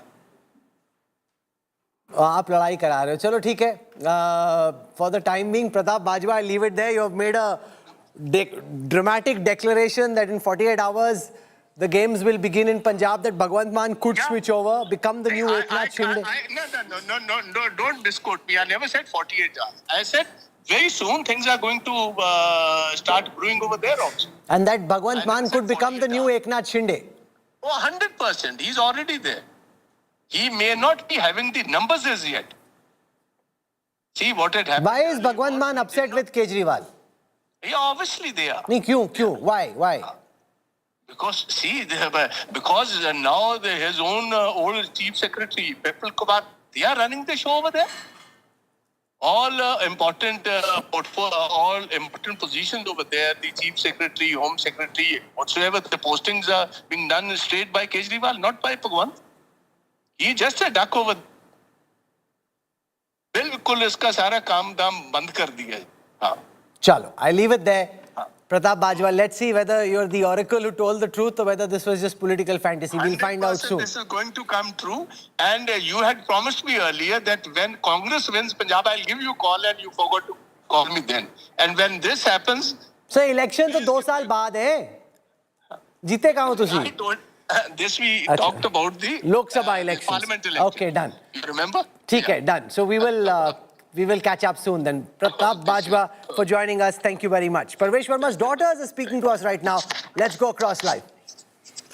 राजधानी है, अगर लोगों को वहाँ पर साफ पानी, बिजली की दिक्कतें हों तो दिल को बहुत दुख पड़ता है और हम सभी को बहुत मुश्किल लग रहा था उनकी स्थिति को देखकर, क्योंकि हम उनकी सेवा नहीं कर पा रहे थे, लेकिन उन्होंने हमें आश्वासन दिया था और आज आशीर्वाद दिया है, समर्थन दिया है और हम 5 साल उनकी मेहनत करके उनकी सारी दिक्कतें दूर करें. आप युवा हैं, कितनी बड़ी डबल इंजन की सरकार युवा के लिए हो सकती है दिल्ली में? बहुत बड़ी. एजुकेशन, एम्प्लॉयमेंट, जो वुमेन एम्पावरमेंट है, इन सारे इश्यूज पे एक यूथ सबसे ज्यादा अफेक्टेड होता है और उससे भी ज्यादा जो दिल्ली का यूथ है उनमें एक जोश हमेशा से रहा है एंड वो बहुत क्लियर कट रहे हैं.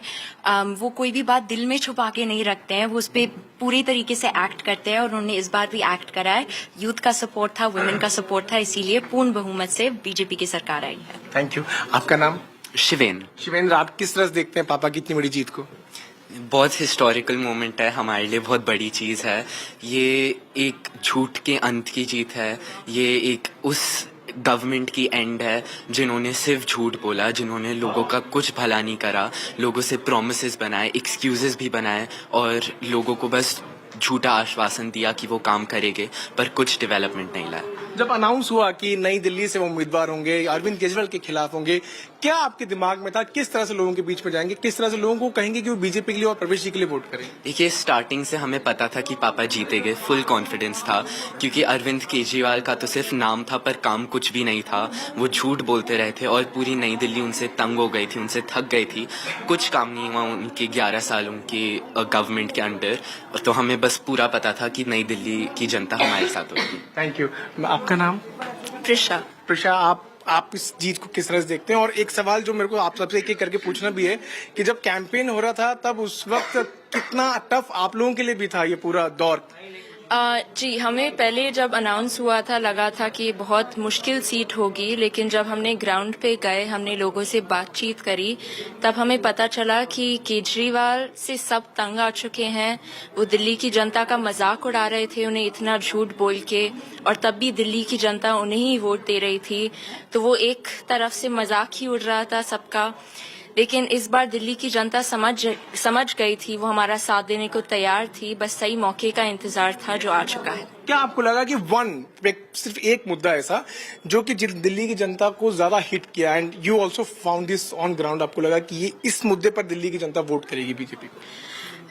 आई थिंक लाडली बहना और महिलाओं का सम्मान देने जो पापा ने शुरू किया और जो मोदी सरकार ने पूरे देश में शुरू किया जहाँ जहाँ उनकी सरकार बनी है, वो बहुत इम्पोर्टेंट मुद्दा था.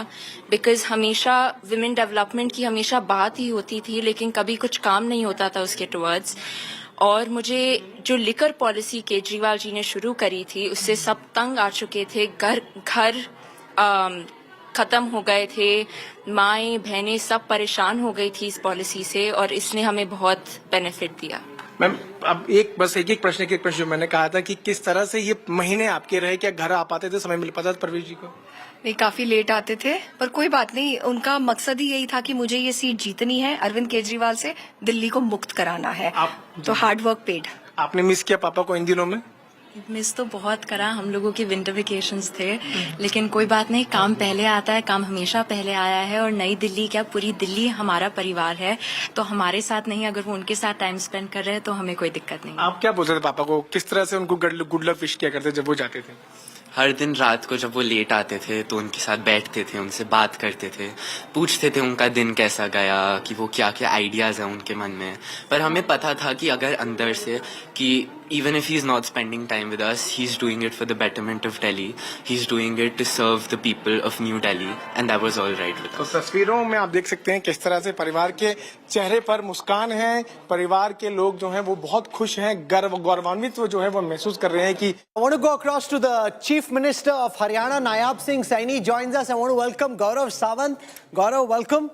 Saini साहब, Kejriwal is gone. Will the Yamuna finally get cleaned? आपको लगता है कि दिल्ली वालों को साफ यमुना का पानी मिलेगा फाइनली? राहुल जी, मैं धन्यवाद करता हूं दिल्ली की जनता का और आदरणीय नरेंद्र मोदी जी की उन नीतियों का जो केजरीवाल ने लगातार झूठ बोल करके उन योजनाओं से वंचित रखा दिल्ली के लोगों को। मेरे लिए खासकर ये गौरव की बात है कि अब दिल्ली के लोगों को मोदी जी की वो सारी योजनाओं का लाभ मिलेगा जिनसे केजरीवाल ने वहां पर दिल्ली में उनको वंचित रखा है। और जिस प्रकार का झूठ का नैरेटिव केजरीवाल ने सेट करने की कोशिश की है, दिल्ली के लोगों ने उसका जवाब दिया है। जो व्यक्ति जिस माटी के ऊपर, मैंने कहा भी था राहुल जी, जिस माटी के ऊपर इसने जन्म लिया उस माटी का नहीं हुआ तो दिल्ली का कैसे होगा? दिल्ली के लोग उसको नकारेंगे। और आज मुझे इस बात की ये है कि वो झूठ का जो इसने नैरेटिव सेट किया था उससे आज आपदा से दिल्ली के लोगों को मुक्ति मिली है और उन्होंने मोदी जी की नीतियों को स्वीकार करते हुए बड़े मार्जिन के साथ भारतीय जनता पार्टी 27 वर्षों के बाद दिल्ली के अंदर आई है। गौरव, और लेकिन नायब सिंह सैनी जी, लेकिन अब एक बड़ी चुनौती होगी यमुना को साफ करना। अभी तक तो जो आरोप लगे कि यमुना में जहर मिला दिया और पॉइजन्ड है यमुना या पानी नहीं दे रहा हरियाणा, अब तो हरियाणा में भी आपकी सरकार है, दिल्ली में भी आपकी सरकार है, तो मतलब बीजेपी की, तो अब तो यमुना को साफ करना ही होगा। हमने जो कहा उसको 100% पूरा करेंगे। हम दिल्ली के लोगों को पहले भी स्वच्छ जल पहुंचाते थे और आगे दिल्ली को पानी को ट्रीट करके बिल्कुल स्वच्छ जल देने का काम वो करेंगे। आदरणीय मोदी है उस गारंटी के ऊपर दिल्ली के लोगों ने विश्वास किया है और मोदी जी का जो एक विजन है कि हमने भारत को विकसित बनाना है, उस दिशा के अंदर दिल्ली भी आगे बढ़ रही है और हम यमुना को स्वच्छ करते हुए दिल्ली को स्वच्छ जल देने का काम हमारी सरकार करेगी। हम आदरणीय मोदी जी के नेतृत्व में लोगों तक सब सुविधाएं पहुंचाएंगे। आपके हिसाब से क्यों हारे केजरीवाल, क्यों हारी बीजेपी आज? What is your assessment? आप नहीं, देखिए राहुल जी, क्योंकि ये झूठ बोलता था, हर बार एक लिमिट होती है झूठ की। अब दिल्ली के लोगों के झूठ का पानी सर से ऊपर से चला गया था और ये 5 वर्ष के लिए कोई व्यक्ति चुना जाता है, इसको 10 वर्ष का समय दिया। इसने मांगा कि मुझे 5 और दो, मैं सुधार करूंगा, नहीं कर पाया, भ्रष्टाचार में ज्यादा इन्वॉल्व हो गया और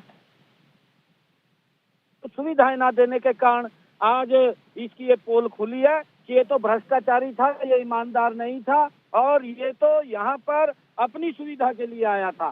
दिल्ली के लोगों ने नकार दिया है। आदरणीय मोदी जी की गारंटी, आदरणीय मोदी जी की नीतियों को दिल्ली के लोगों ने मुहर लगाई है। मैं दिल्ली के लोगों का बहुत बहुत धन्यवाद करता हूं, उनको शुभकामनाएं देता हूं और हरियाणा से हम मिलकर के दिल्ली के अंदर जो यमुना को स्वच्छ करने की बात है, हमारा पानी स्वच्छ जा रहा था, उसको और क्लीन करके दिल्ली के लोगों तक पहुंचाने का काम हमारी सरकार करेगी। अब आप ये बताइए, दिल्ली में आपकी सरकार है, हरियाणा में बीजेपी की सरकार है, राजस्थान में है, क्या अब इन सब का असर पंजाब में पड़ेगा? क्या अगला गेम पंजाब में खेला जाएगा? देखिए राहुल जी, क्योंकि पंजाब के अंदर भी सेम पोजीशन है, कांग्रेस और आम आदमी दोनों एक ही थैली के चट्टे बट्टे हैं, दोनों मिले हुए हैं और दोनों भ्रष्टाचार के माहिर हैं और दोनों झूठ बोलने के भी माहिर हैं और इस प्रकार का जाल बुनते हैं झूठ का कि सजा भाग दिखाते हैं।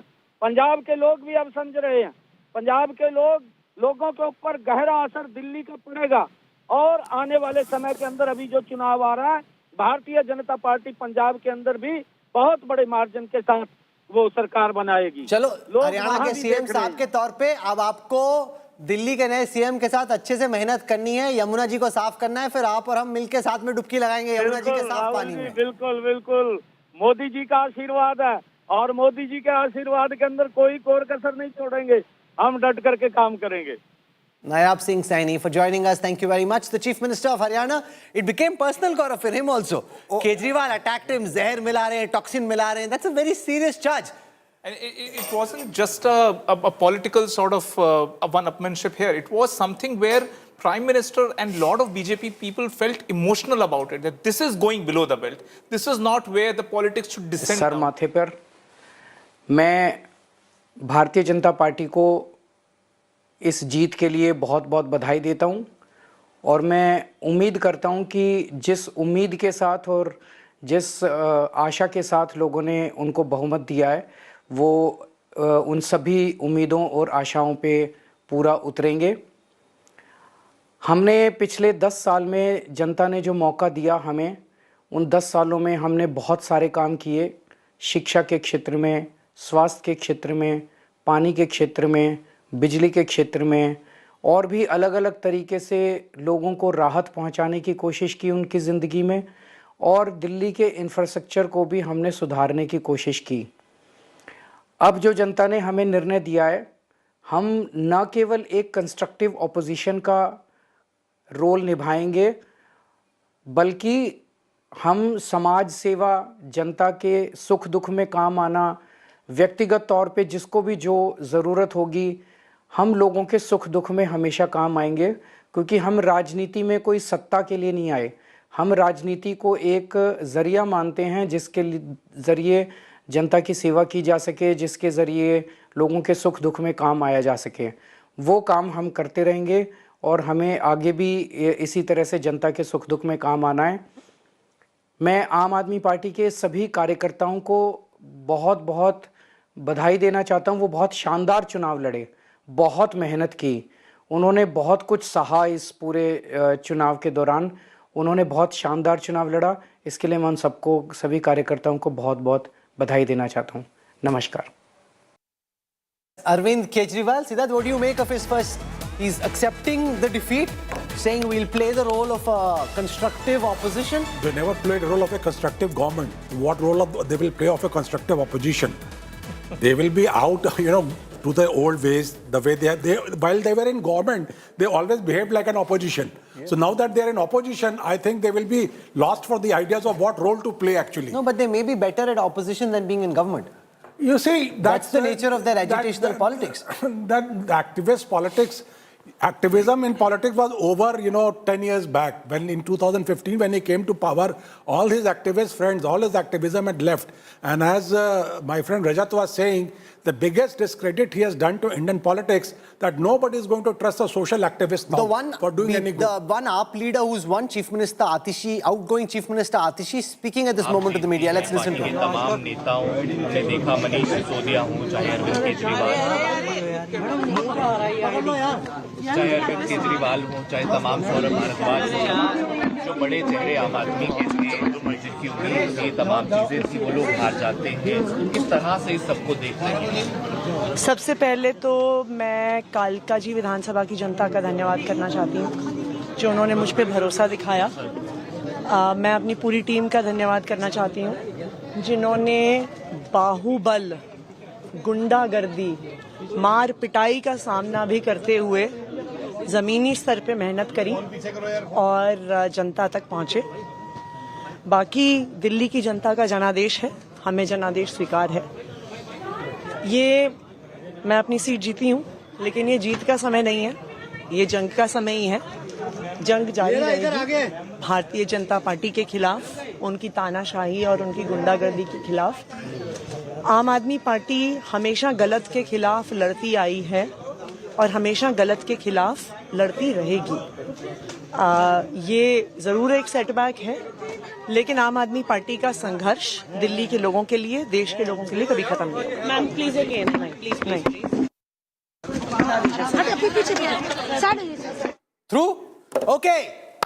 Let's go across now to the man of the moment, the man who scripted electoral history for the Bharatiya Janata Party, the man who's being celebrated all the way from Kashmir to Kanyakumari amongst the BJP cadre, Parvesh Verma, the giant slayer, now joins us live. Parvesh bhai, from a BJP lens, आपने तो कमाल कर दिया.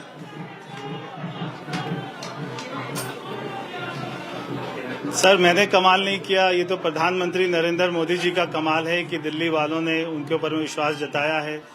जो उन्होंने देश में काम किए, दिल्ली में काम किए, ये कमाल है हमारे पार्टी के राष्ट्रीय अध्यक्ष आदरणीय जेपी नड्डा जी का. ये कमाल है हमारे गृह मंत्री आदरणीय श्री अमित शाह जी का, जिन्होंने दिल्ली में सारे चुनाव की कमान अपने हाथ में ली है. ये कमाल है दिल्ली के पार्टी के कार्यकर्ताओं का, जिन्होंने जी जान मेहनत करी है. और ये कमाल है दिल्ली वासियों का, जिन्होंने एक अच्छी सरकार बनाई है. कई सारे लोगों को लगता है कि तुक्का है, आपने ऐसे ही हरा दिया. उनको मालूम नहीं कि पिछले एक महीने में आपने कितना काम किया नई दिल्ली में. तो थोड़ा बिहाइंड द सीन्स, पर्दे के पीछे की कहानी बताएं कि आपको कब बताया गया गृह मंत्री द्वारा कि दिल्ली जाना है, आपका शुरू में क्या रिएक्शन था, कैसे आपने जमीन तैयार की जो कि आज लोगों को वो इमारत दिखाई दे रही है. देखिए, अभी मैं आपको 2 मिनट में तो सारी राम कथा नहीं बता सकता हूं, मगर आपके साथ में कभी बैठूंगा आपके चैनल पे, फिर आपको विस्तार से बताऊंगा.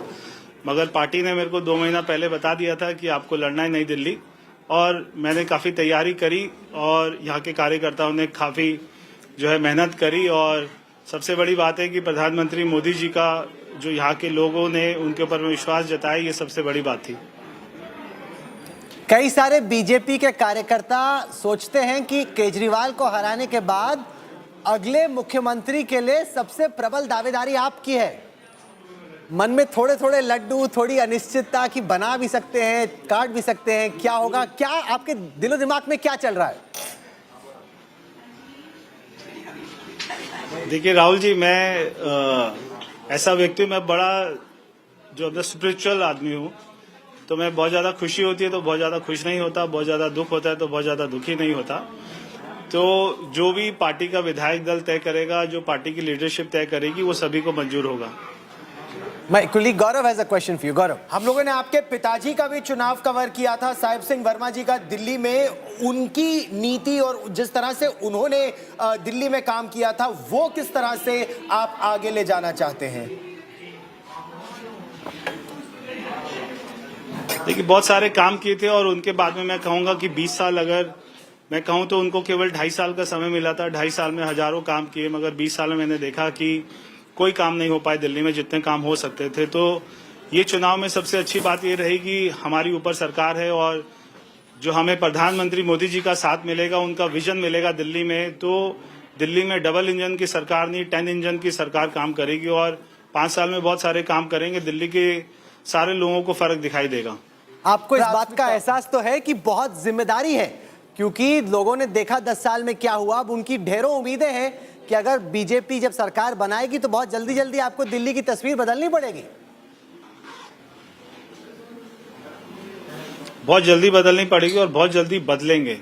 आपको 5 साल में हमने जितने वायदे किए, सारे वायदों को पूरा करेंगे और दिल्ली के लोगों के ग्राउंड पे दिखाई देगा. अगर हम यहाँ से नई दिल्ली से बाहर निकलते हैं, 10 किलोमीटर दूर जाते हैं, तो हमको दिल्ली की सही पिक्चर दिखाई देती है कि वहाँ पे सीवर लाइन की क्या हालत है. शायद कट गया क्या? नहीं, यहाँ पे सीवर लाइन की दिल्ली में क्या हालत है, गाँव की कॉलोनियों की क्या हालत है, रोड्स की क्या हालत है. तो बहुत सारे काम करने राहुल जी, हमारे ऊपर में बहुत बड़ी जिम्मेदारी है, क्योंकि दिल्ली की हालत को मैं समझता हूँ.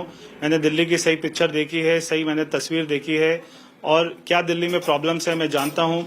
तो बहुत सारे काम करने हमारे सामने बहुत बड़ी चुनौती है, मगर सबसे हमें जो है विश्वास है कि प्रधानमंत्री मोदी जी के साथ में मिलकर बड़े से बड़ी चुनौतियों को पूरा करेंगे. ये बताइए, जो शीश महल का केस है या दिल्ली लिकर वाला जो मामला है, क्या उसमें वो आपकी प्राथमिकता रहेगी या दिल्ली में सुधार आपकी प्राथमिकता रहेगी? देखिए, सारी चीजें एक साथ ही करेंगे. दिल्ली में विकास भी करेंगे और दिल्ली के टैक्स पेयर का पैसा कहाँ पे करप्शन में गया, कौन से स्कैम में गया, उसकी भी जांच करेंगे. तो अगर किसी सरकार ने स्कैम किया है तो उसकी जांच होनी चाहिए. कौन कौन उसमें कल्प्रिट थे, कौन ऑफिसर थे, कौन पॉलिटिशियन थे, वो सभी को सजा मिलेगी. शीश महल में रहेगा नया मुख्यमंत्री कि नहीं?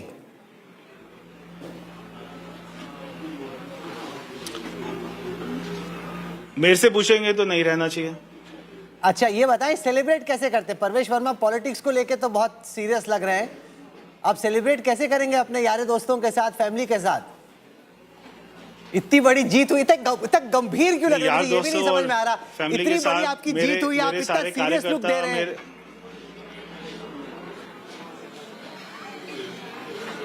मैंने कहा राहुल भाई कि देखिए ये जो होता है ना जीत और सुख दुख ये चलता रहता है जीवन में। मैंने कहा कि बहुत ज्यादा कोई वो होती है, खुशी होती है तो ज्यादा खुशी होना भी ठीक नहीं है, बहुत ज्यादा दुख हो तो दुख होना भी ठीक नहीं है, क्योंकि बहुत सारे काम करना है मुझे, केवल इस बात की चिंता है।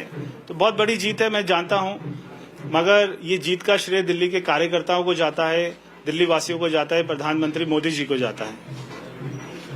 क्या एमसीडी आपके लिए चुनौती रहेगी? क्योंकि इस समय जब अरविंद केजरीवाल मुख्यमंत्री थे और बीजेपी एमसीडी में थी तो कहते थे सहयोग नहीं मिल रहा है, या फिर एलजी का सहयोग नहीं मिल रहा है, केंद्र का नहीं मिल रहा है। आपके साथ वो वाली प्रॉब्लम्स तो नहीं रहेंगी, लेकिन एमसीडी? देखिए वो प्रॉब्लम तो कभी इनके साथ भी नहीं थी, ये केवल उसको इशू बनाते थे, ये ऐसा नैरेटिव बनाते थे, क्योंकि काम नहीं करते थे इसलिए ये नैरेटिव बनाते थे कि मुझे कोई काम नहीं करने देता। ऐसी बिल्कुल कोई बात नहीं है, चाहे वो एलजी साहब हो चाहे प्रधानमंत्री जी हो, सभी चाहते दिल्ली में विकास हो, क्योंकि दोनों यहीं तो रहते हैं। तो दिल्ली में अच्छे काम होंगे, ये हमारी प्राथमिकता है। दिल्ली को वर्ल्ड कैपिटल जैसे होती है वैसी कैपिटल बनाएंगे ताकि दिल्ली वासियों को गर्व हो। चलिए अभी आपके पास बहुत काम है तो आपको ज्यादा रोकेंगे नहीं, तसल्ली से बैठेंगे। आपने कहा राम कथा सुनाएंगे तो सुनेंगे आपकी राम कथा। थैंक यू, धन्यवाद। अभी आपने हमारे लिए वक्त निकाला, बहुत बहुत शुक्रिया। Parvesh Verma, the man of the moment, the giant slayer, and remember from the lens of the BJP supporter, this man is a hero. I mean to beat Kejriwal is just the biggest thing that the BJP karyakarta could have hoped for. And he, as you rightly pointed out, a giant slayer, defeating somebody like an Arvind Kejriwal, easier said than done. Prime Minister Narendra Modi has just reacted. He said the BJP's victory is now guarantee for development. Through the campaign, Rahul, the Prime Minister had said, talked about Modi ki guarantee of development in Delhi, development that hadn't taken place for the past 10 years, as the BJP put it, of the Aam Aadmi Party rule. He's hailed the BJP's landslide victory. Perhaps not even the BJP expected 48 seats, Rahul. Jan Shakti is paramount. Development wins, good governance triumphs. The first time we're hearing from Prime Minister Modi after this big victory.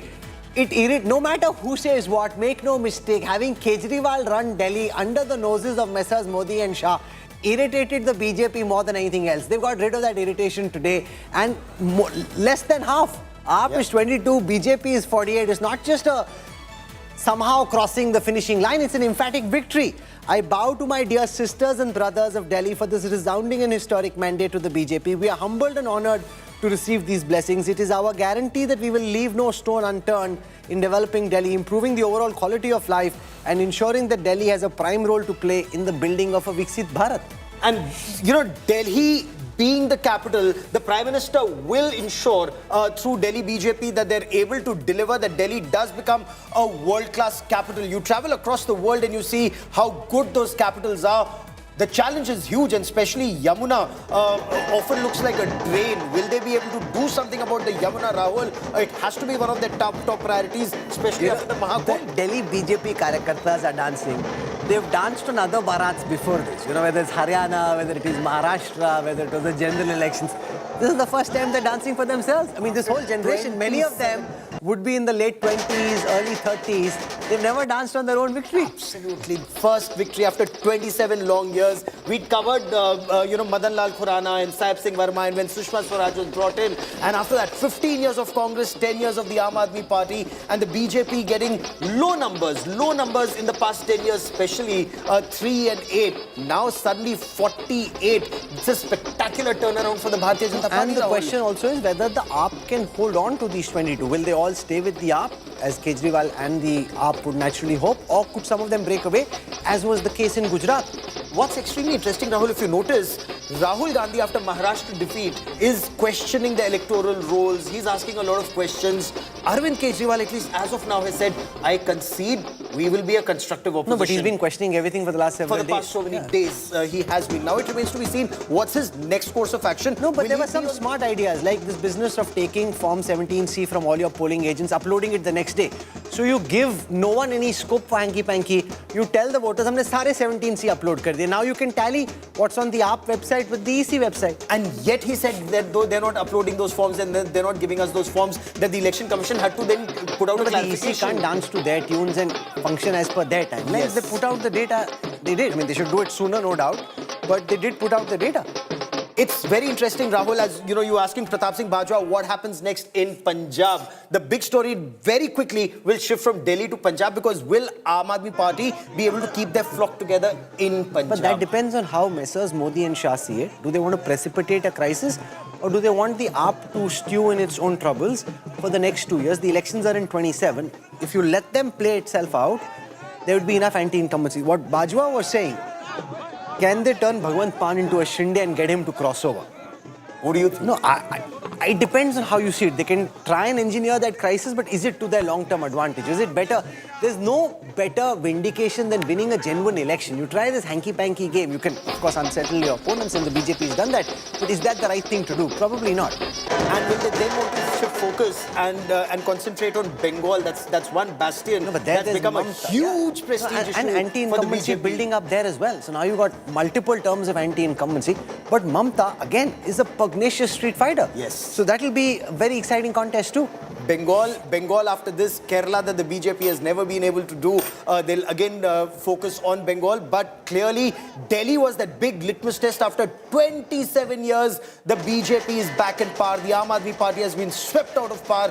The BJP's next course of action, Rahul, will also be extremely interesting. What does the BJP do next, especially on cases like Sheesh Mahal? What will they do on cases like the Delhi liquor scam? Because these are cases which will have a ripple effect in Delhi and in Telangana. No, but they'll go all guns blazing. They want to just go after Kejriwal and not leave him. So if there's a case and they can prosecute the case, they're not going to let up on it. There's no sympathy and no love lost between the two. What Amit Malviya told you in a conversation on India Today just a short while back is very, very significant if they have evidence to back it. He said Arvind Kejriwal was a deep state asset. Saying that on live television by the BJP's... no, but in Sheesh Mahal and in this liquor scam, they allege so many things. I mean, they have to go out and prove it, right? Correct. They have to prove this. If that is truly the case, on what kind of funding have people received in our country? Who are the people who've received that kind of funding and why? How have those funds been used? That becomes That's Jai Panda. Jai Panda ran the Delhi campaign for the BJP. He's taken the BJP to victory. He was an import from the Biju Janata Dal in Orissa. From there, his stock is risen, vice president, leading the BJP to victory for the first time in 27 years.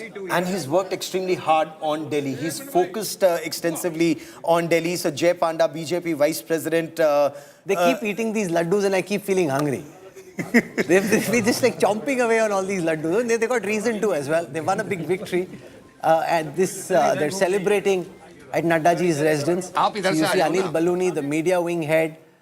You see Rohan Gupta, an import from the Congress party, now BJP leader, Jai Panda. It just also shows how they've pulled in different people from different parties. It's all this coming together rainbow coalition that's now taken the BJP to this historic victory. What explains these numbers in your view? Because you've traveled across the length and breadth of Delhi, Rahul. What explains the 48 mark? You know, because some exit polls had predicted yes between 35 and 45, maybe 46. Many said that Arvind Kejriwal had his nose ahead and may scrape through with 36. That didn't happen. But the BJP was quite confident. You know, the BJP, if you ask them, doesn't agree with this thing that we won after the union budget. They think this was already building up. Union budget के आपको दिखने लगा, हमें पहले से ही पता था. That's their line on it. And the fact is, you can't turn around an election in the last 2 days. There were many people who were unhappy with Kejriwal, didn't have that trigger or the instinct to emphatically say they'll vote BJP. So Finance Minister Sitharaman provided that trigger, arguably, but it's not as if the election turned in the last couple of days. It never is the case. You ask Amit Shah, you ask Nadda ji, you ask any of the top BJP leadership, they'll say, "This is TV में बोलने के लिए होता है." That's not how elections actually. You have to work on the ground for long to build the mahal which ultimately culminates in a particular voting preference on polling day. And the figures are there for all to see. Some of the Aam Aadmi Party's biggest leaders, including Arvind Kejriwal and Manish Sisodia, losing. Some of them losing in their strong Satinder seats. Jain, Somnath Bharti, apart from Gopal Rai and Atishi, the entire battery of AAP leadership has lost. And it's surprising that Atishi was able to pull through as chief minister in a seat where Bidhuri has never lost. No, Not narrow Lok Sabha, margin. not assembly. No, but she's also sitting chief minister. Yes. MP from MLA from Khalkaji, so she has some advantages, and she's barely scraped through. When the battle gets that tight, there's no way of knowing. A few hundred more votes here, a few hundred more votes there, it could have changed the verdict. It indeed could have, and it did for Atishi. So she makes it to the Delhi Assembly. Delhi Assembly will perhaps see a very vocal Aam Aadmi Party, but minus Arvind Kejriwal. The BJP has all along said he took no responsibility. Even as chief minister, he didn't sign anything. No, but the AAP hardly had any assembly sessions. There was very little legislative work in that sense. So therefore, having a strong opposition is important. You question and counter the government and you hold them to account. So it's a good balance. It's not 60, 65 where the BJP can do what they want. 23 is a fair number. 23 if they can hold on to that 23 and push the government of the day back. What would you make of the Congress now that 80% of the votes polled have already been counted? The Congress remains at a big zero. I'm sure most of our viewers would have seen that meme that is now viraling and how in different avatars one of the Congress leaders at a petrol pump and the petrol pump attendant saying, Zara zero check kar lo. It's been 3 elections. They've been 0 in 15, 20 and now again. Very, very embarrassing. I mean, this is a party, Gaurav. In 2009 in the Lok Sabha election, that 57% vote share. When they won, they had vote share in the mid-40s. From there now to just be at 6 is quite embarrassing. Ruling for 15 long years. When Sheila Dikshit was chief minister, her son sadly could poll just about 3,800 odd votes. No, but he caused the defeat of Kejriwal. Caused the so defeat. those are 3,000 priceless votes from the BJP's legs. Absolutely. And he's in a way avenged all that was said about his mother by Arvind Kejriwal. It became so personal. Kejriwal made it seem as if Sheila Dikshit was the biggest charlatan Indian politics had ever seen, which wasn't the case. Nope. I think 10 years of Kejriwal being in power, give viewers some perspective. But the thing is, our voters are so young that many of them didn't remember Sheila Dikshit and her term in office. And the great work that had been done when Sheila Dikshit was chief minister for 15 long years in the national capital. Rahul and I are slipping into a quick break. Back with the headlines and our top stories. Stay with us.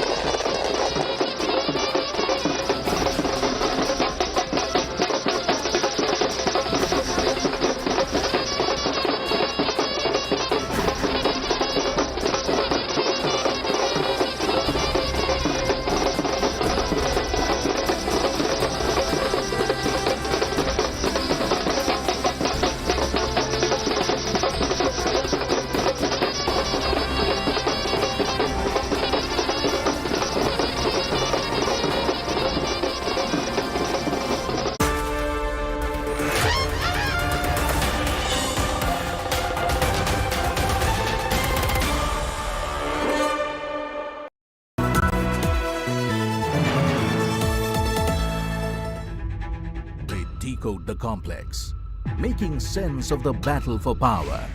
They stand for trust, built over decades, earned with every analysis, every trend. They question. सारी दिल्ली को शराबी बना दिए. They challenge. अभी जो सरकार आई हुई है लोग बाग खाने के भी लाले पड़े हुए हैं.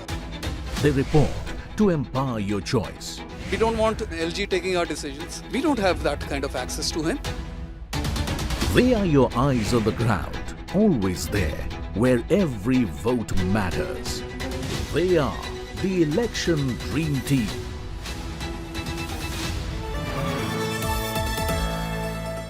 In association with Tata AIG Health Insurance.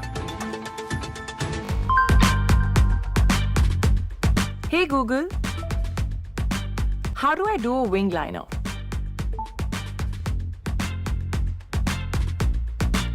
AI Ray. Flip the script with the new Motorola Razr 50 series. Hello, Moto. मुस्कुराए लड़खड़ाए जिंदगी चाहे जो भी हो मैं हूँ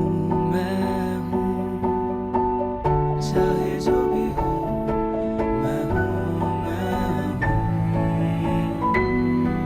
गले से लगा बिन सोचे कल हो. सर, पेशेंट के लिए कौन सा रूम प्रेफर करेंगे आप? सर जिंदगी भर के प्यार का कोई रेट कार्ड नहीं होता। Tata AIG health insurance, with you like family, with you always. Motorola Razr 50 Ultra comes with Google Gemini. Hi, I am AI anchor Sana, bringing the top headlines for you, presented by Motorola. BJP heads for landslide victory in Delhi, BJP to form government after 27 years. Arvind Kejriwal loses New Delhi seat, Manish Sisodia also loses Jangpura seat. Prime Minister Narendra Modi is scheduled to visit BJP headquarters in Delhi today at 7 p.m. to address workers.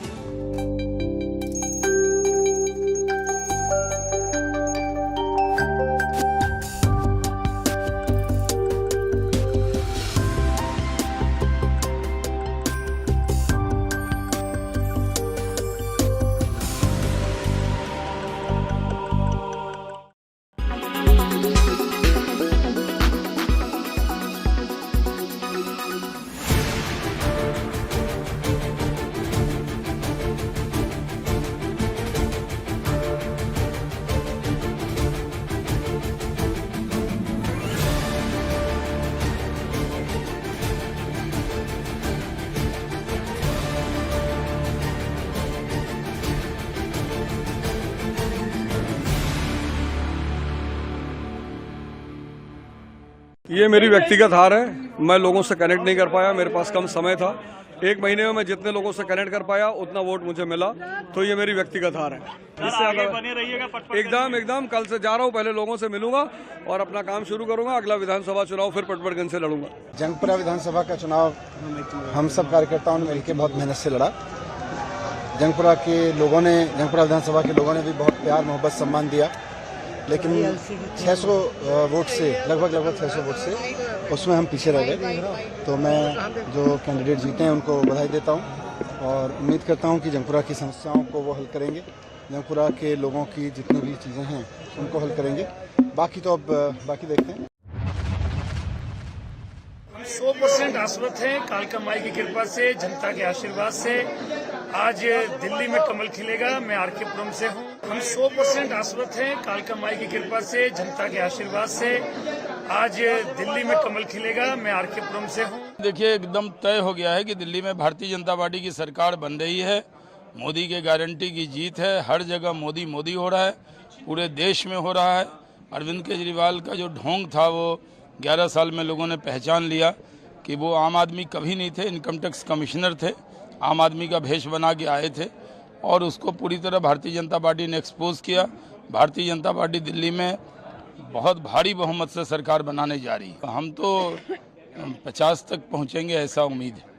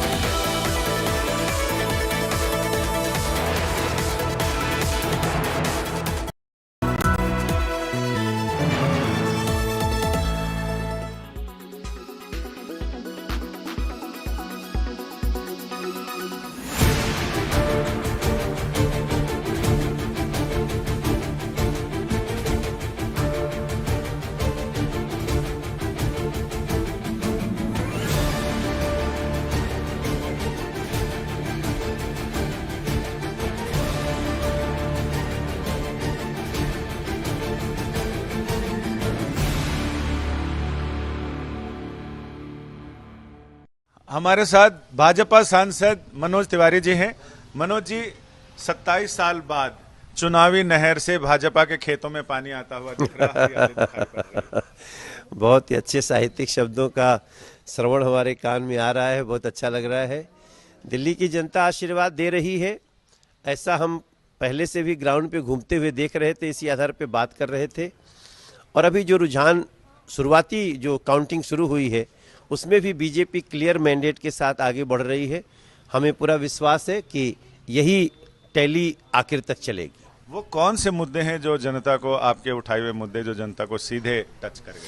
देखिए, जिस शहर को साफ पानी न मिले वो 1 साल भ्रमित हो सकती है, 2 साल भ्रमित हो सकती है, 3 साल भ्रमित हो सकती है, चौथी बार तो नहीं हो सकती। तो दिल्ली की जनता उस भ्रम से निकल चुकी है। साफ पानी चाहिए उसको, साफ हवा चाहिए, साफ यमुना चाहिए, लोगों गरीबों को राशन कार्ड चाहिए और महिलाओं को समृद्धि सम्मान चाहिए। वो सब कुछ मोदी गारंटी जो दिया मोदी जी ने, उसके प्रति एक बहुत बड़ा विश्वास दिख रहा है। जो शीश महल और यमुना की सफाई को लेकर आप लोगों ने अभियान छेड़ा था, उसका कितना? नहीं, उससे तो ये पता चल गया ना दिल्ली को कि जो आम आदमी पार्टी और उसके मुखिया हैं वो लोग आम आदमी के समर्थक नहीं हैं, वो खास आदमी हैं। आम आदमी पार्टी को धोखा दिया, आम आदमी को धोखा दिया, इसलिए आज आम आदमी पार्टी लोगों की नज़र से भी और ईवीएम के आधार पे भी जा रही है।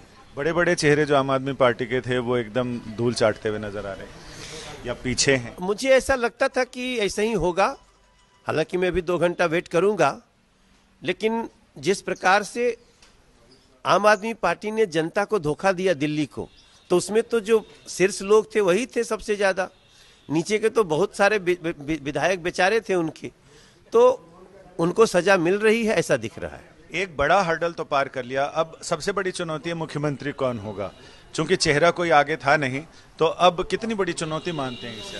हमारी पार्टी के पास ये कोई चुनौती नहीं होता है, बहुत आराम से मिल बैठ के हमारी पार्टी डिसाइड कर लेती है और बहुत अच्छा मुख्यमंत्री मिलेगा, ऐसा मिलेगा जो दिल्ली को 15-20 साल तक भारतीय जनता पार्टी की सेवा के आधार पे जो शीला दीक्षित जी का रिकॉर्ड है उसको भी तोड़ेगी भाजपा, ऐसा मेरा विश्वास। क्या सांसदों में से भी किसी को मौका मिल सकता है? पार्टी डिसाइड करेगी, सब कुछ उनके हाथ में है, देखते हैं क्या होता है।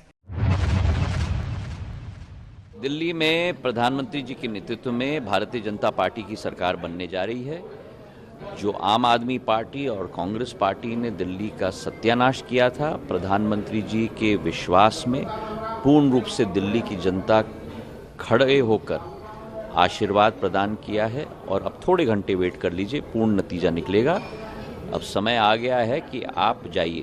प्रधानमंत्री 10 साल से दिल्ली में थे, लेकिन वो दिल्ली नहीं जीत पाए, तो उनकी एक आखिरी इच्छा रहेगी, शायद राजनीति में होती है, कि मेरे होते हुए दिल्ली में जीतना चाहिए, तो किसी भी हद तक जाकर दिल्ली में जीत हासिल करने की कोशिश हो रही है। अगर कांग्रेस पार्टी और आपका मनोमिलन होता तो अच्छी बात रहती। हमको भारतीय जनता पार्टी की हराने के लिए, सत्ता से दूर करने के लिए, आप भी लड़ती है, कांग्रेस भी लड़ती है, लेकिन अलग अलग लड़ते हैं। अगर एक साथ होते तो दिल्ली का नतीजा डेफिनेटली पहले 1 घंटे में ही बीजेपी की हार सुनिश्चित हो जाती।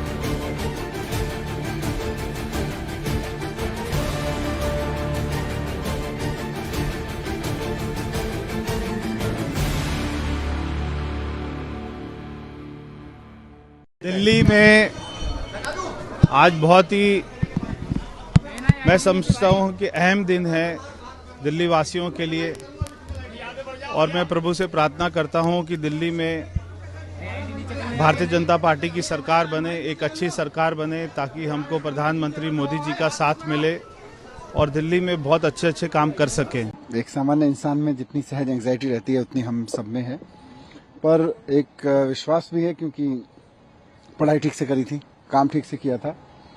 पिछले 10 साल से केजरीवाल जी ने जिस तरह के काम दिल्ली की जनता के लिए किए हैं और दिल्ली में शिक्षा, स्वास्थ्य, बिजली, पानी, इन सब के लिए जो काम हुए हैं, उसको देखते हुए हमें पूरा यकीन है कि दिल्ली के लोग इस पूरे अच्छे काम को आगे ले जाने के लिए और भी एक गुड गवर्नेंस के लिए, काम की राजनीति के लिए, ईमानदारी की राजनीति के लिए वोट किया है और पूर्ण बहुमत की सरकार आज बनने जा रही है। देखिए, दिल्ली के लोगों ने सकारात्मक वोट दिया है। अरविंद केजरीवाल जिन्होंने 10 साल दिल्ली को मूर्ख बनाने के अलावा दूसरा कोई काम नहीं किया, दिल्ली की जनता ने दोनों में तुलना की और अपना मत और अपना समर्थन प्रधानमंत्री नरेंद्र मोदी जी को दिया, जिसके कारण से भारतीय जनता पार्टी आज दिल्ली में बड़ी सरकार बनाने जा रही है। जनता का हम आभार व्यक्त करते हैं। जनता ही जनार्दन है और एक स्पष्ट मजबूत संदेश जनता ने दिया है। वो संदेश ये है कि हमें डबल इंजन की सरकार चाहिए, हमें बिना इंजन की वैगनआर नहीं चाहिए। कट्टर बेईमान पापी आपके कन्वीनर अरविंद केजरीवाल की आंखें खोलने का। Presented by Parul university Vadodara Gujarat. को प्रेजेंटेड बाय आपका जॉय भारत का जॉय, जॉय ई बाइक। को presented by Kia Syros, evolved by the future. Book now.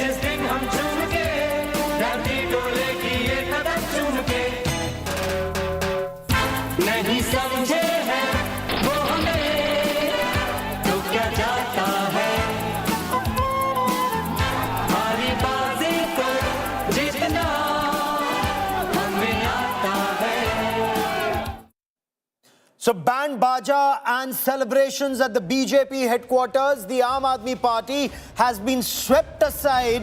And how in Delhi the BJP has won or is leading in 47 of the 70 seats. The Aam Aadmi Party has been restricted to 23. But the bigwigs of the Aam Aadmi Party, including Arvind Kejriwal, convener of the Aam Aadmi Party, Manish Sisodia, former Deputy Chief Minister of Delhi, they've all lost elections. Atishi managed to win. We get you all details. I'm Gaurav Sawant as always. Let's get started with the headlines.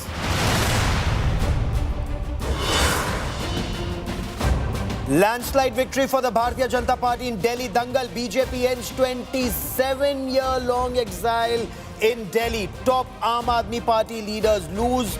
Congress fails to open its account again. Arvind Kejriwal loses his 3-time bastion in New Delhi by 4,089 votes. BJP's Parvesh Verma wins New Delhi, emerges as the giant slayer. मैं आम आदमी party के सभी कार्यकर्ताओं को बहुत बहुत बधाई देना चाहता हूं। वो बहुत शानदार चुनाव लड़े, बहुत मेहनत की। मैंने कमाल नहीं किया, ये तो प्रधानमंत्री नरेंद्र मोदी जी का कमाल है कि दिल्ली वालों ने उनके ऊपर विश्वास जताया है। बीजेपी वाले कहते हैं केजरीवाल फ्री कर रहा है। The biggies defeated in Delhi Dangal. Arvind Kejriwal, Manish Sisodia, Saurabh Bharadwaj and Satyendra Jain lose their seats. Only Chief Minister Atishi survives the saffron wave, wins Kalkaji.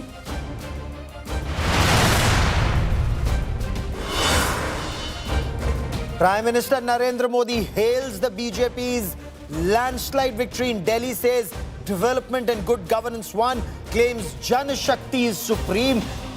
BJP is set to celebrate blockbuster Delhi victory. Prime Minister Narendra Modi to arrive at the central BJP headquarters at 7 p.m.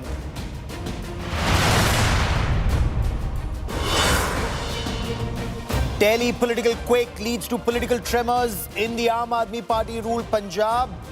Punjab Congress claims Aam Aadmi Party MLAs are ready to jump ship, claims Aam Aadmi Party MLAs are in touch with the Congress.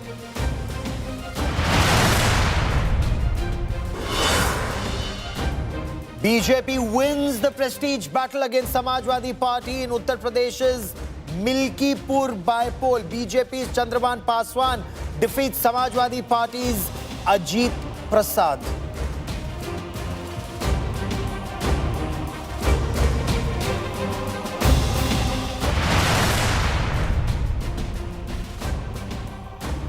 It's a big win for the Bharatiya Janata Party. After 27 long years, the BJP is back in power in Delhi, and how? Winning or leading as of now in 47 of the 70 seats. But one man is being talked about very extensively, and that is the giant slayer. That's right, Parvesh Verma in the New Delhi seat has defeated Delhi's former Chief Minister and the Aam Aadmi Party convener Arvind Kejriwal by a margin of over 4,000 votes. How did he do this? Now, we spoke to him just a short while back, but now his daughters join us on this special broadcast. I have Sanidhi Verma joining me on this broadcast. Also with me is Prisha Verma on this broadcast, and both the girls worked extremely hard with their father for this election victory. And Sanidhi, let me begin by asking you, your first reaction to your father's victory. Were you scared before the election results were coming in, or were you confident? I would say that we were all in the family very confident that my dad is going to win this election. I think that confidence did not come from a place of ignorance or a place of bliss. It came from talking to the people on the ground. It came from campaigning, talking to them about their problems, about the work that Arvind Kejriwal ji, as their Vidhayak, as their MLA, had not done. And the confidence came from the fact that we knew that our dad would be the right solution and the right contender against him. You know, Prisha, your dad was always in the line of Aam Aadmi Party fire. People were saying, look, he's paying money to win elections. Openly, money is being paid. But the young generation is someone that both of you also reached out to in a big way, I'm told. Tell us about how all of you campaigned as a team for your father's victory. I think it was a very, he knew from the start that he's going to lose the elections, so he tried every single possible way to put the people against Papa, which did not work. People were tired of his excuses, of his lies, of him making fun of them by giving them all fake promises and never completing any one of them. So it was a very easy way to convince them to support us, to help us in removing him from power. They wanted us to go away, sit home, and let them campaign for us. So I'd say the groundwork was very easy. Initially, we thought it would be tough, but it wasn't. So what was the family strategy? Let me also bring Shivan into this conversation. Shivan is Parvesh Verma's son, so this was actually a team and the family working together. Shivan, was it tough, this entire campaign in New Delhi, something that was seen as Arvind Kejriwal's bastion? Nobody had defeated him in 3 elections.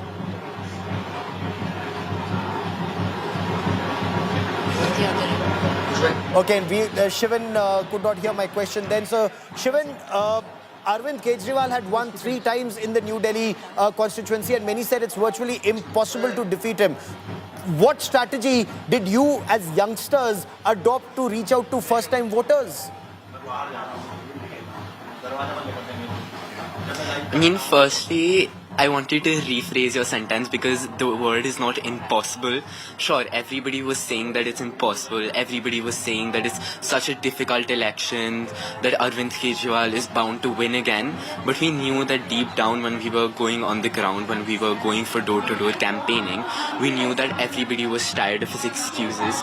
We just appealed to voters by telling them all the promises that Arvind Kejriwal did not complete, that we would complete them. We did introduce a lot of new schemes that will come into play after, like right now, because Papa has won the elections.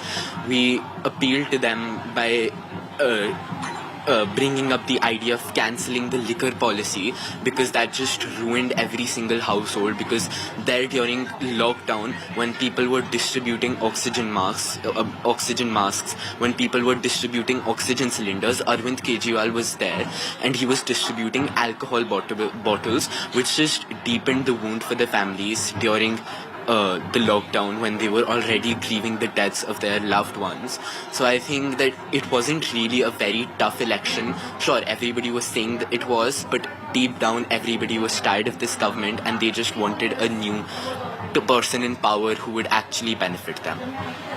And Sanidhi, what would you want your dad's priorities or the BJP's priorities to be in these elections? Because many said that getting women to vote for the BJP would be very difficult. Women in large numbers were voting for the Aam Aadmi Party, and especially Arvind Kejriwal in New Delhi seat. I would honestly ask my dad to focus on education and employment. I feel as though the most essential of issues can boil down to the fact that has the person received a chance to educate themselves, a chance at sustaining themselves financially, and the fact that the Delhi government for the past 11 years under Arvind Kejriwal ji had not had the chance to sort of work on these issues. They say that they built schools, but if 80% of the schools that they built still have a vacant position for their principal, then what kind of schools have they built? A school is not built just from the building. A school is not built from pools, auditoriums. A school is built when the students are ready to study. I ask AAP's government why none of their ministers' kids had studied in these government schools that they said that they had built in these colleges. So I feel as though these are the priority issues that BJP and my dad is going to work on and is going to deliver in the next 5 years. And Prisha, for you, what are priority areas where the BJP or your father especially should be focusing on, that you would want your father to focus on? I think air pollution is one thing which is, I've been studying environmental science, and even listening to all youth concerns, the main one that came out, that stood out, was air pollution. How Delhi, which is the capital of the nation, nobody wants to visit this place because of the air quality index, and how people are scared to even send their kids to schools every day. Schools are shutting down. If because of such an issue, schools, their education is coming at risk, that they have to sacrifice going to schools because of such reasons, then I think the government should definitely work towards it. And I think Papa's main focus, one of his main focuses, should be on combating air pollution. Okay. Shivan, there are those who say that the BJP may have come to power, but connecting with the youth does remain a challenge. But that is something that during the campaign, all of you worked on extensively with the BJP. A youth connect, a women connect. Kejriwal did say that women are voting for him, but I did not see that happen. I think all they want is for their families to stay intact, their families to stay close-knit. And in during COVID, when their family members were dying, he was busy releasing the liquor policy, which was instead destroying their families. And I think the youth and women have given their support to us, have put their trust in us, and we will not let them down. Okay. Sanidhi, what was the toughest part of this battle in the past 1.5 months, when your dad came home and said, it's the New Delhi seat that I have to contest on? What was it that the family went through? I would say that initially we were all quite doubtful. He had been talking about wanting to fight against Mr. Arvind Kejriwal for quite some time by then, and we were all quite stressed. But when we started door-to-door campaigning, when we started connecting with people on the ground, the confidence slowly started to build up. The people, as my sister and my brother have already pointed out, were quite sick of the AAP government and of Mr. Arvind Kejriwal ji. And so it was quite obvious that the election results were going to be positive. None of us had expected a margin of 5,000, but we would like to thank the New Delhi constituents for their support. And we promise to deliver on everything that we've talked about for the past 2 months. For joining me here on India Today. Many thanks and wish you all the best and celebrate. How are you celebrating tonight? Sanidhi and Priya, how are you celebrating tonight? I think we're going to be celebrating with family, with friends. Right now we're celebrating with the people of New Delhi, and I think the celebrations are going to continue. We have a lot of people to thank for this moment, whether it be a party member, whether it be a family member, whether it be friends who've worked tirelessly, who've, sacrificed their work for the past 2 months. So I think we're going to be celebrating with all of them, and it's going to be a fun couple of weeks before we get back to work. Okay, so enjoy your celebrations and many thanks for joining me here on India Today. So the fact remains that Kejriwal that everybody was talking about, that Kejriwal has come crumbling and crashing down. The Aam Aadmi Party has been swept aside by the Bharatiya Janata Party in these elections, and Arvind Kejriwal, he's just released a video. He's of course said that they accept the mandate and they will play the role of a constructive opposition. Listen in. आज दिल्ली के चुनाव के नतीजे आए हैं और जनता का जो भी निर्णय है, जनता का जो भी फैसला है, उसे हम पूरी विनम्रता के साथ स्वीकार करते हैं। जनता का निर्णय सर माथे पर। मैं भारतीय जनता पार्टी को इस जीत के लिए बहुत-बहुत बधाई देता हूं और मैं उम्मीद करता हूं कि जिस उम्मीद के साथ और जिस आशा के साथ लोगों ने उनको बहुमत दिया है, वो उन सभी उम्मीदों और आशाओं पे पूरा उतरेंगे। So while he talks about being a constructive opposition in Delhi, he also listed out the work that the Aam Aadmi Party did in the past 10 years for the people of Delhi. He thanked leaders and cadres and workers of the Aam Aadmi Party for putting up this spirited fight. They were hoping to return to power, even scraping through to get at least 36 to remain in power after 10 long years. Let's listen in. हमने पिछले 10 साल में जनता ने जो मौका दिया हमें, उन 10 सालों में हमने बहुत सारे काम किए।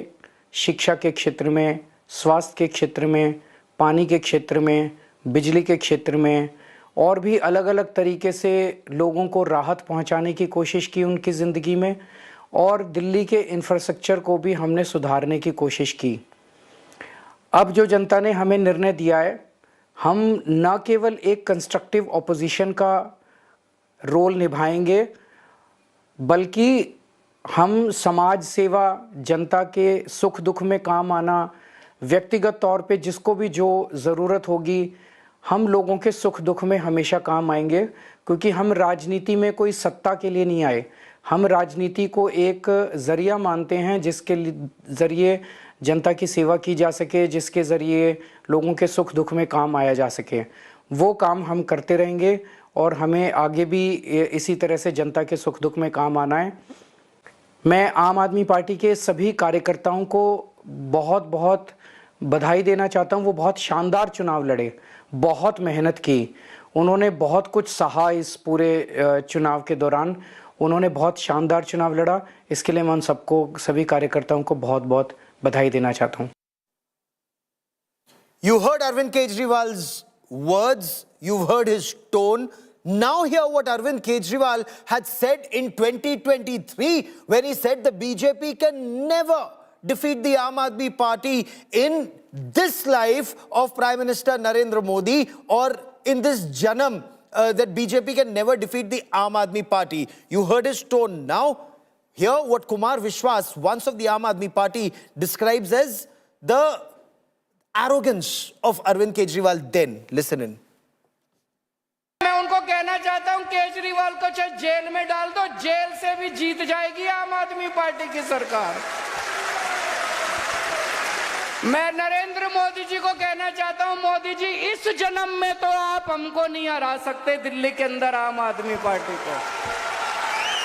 आपको दूसरा जन्म लेना पड़ेगा, इस जन्म में तो नहीं हरा सकते आप आम आदमी पार्टी को दिल्ली में। मोदी जी को, बीजेपी को अब ये साफ हो गया, 2014 में हार गए विधानसभा चुनाव, 2015 में हार गए विधानसभा चुनाव, 2020 में हार गए विधानसभा चुनाव, फिर अभी एमसीडी का चुनाव हार गए। तो अब इनको ये तो पक्का हो गया भाई दिल्ली में आम आदमी पार्टी से जीत नहीं सकते, ये पक्का है। दिल्ली में ये कुछ भी कर लें, कुछ भी कर लें, दिल्ली में आम आदमी पार्टी से ये जीत नहीं सकते।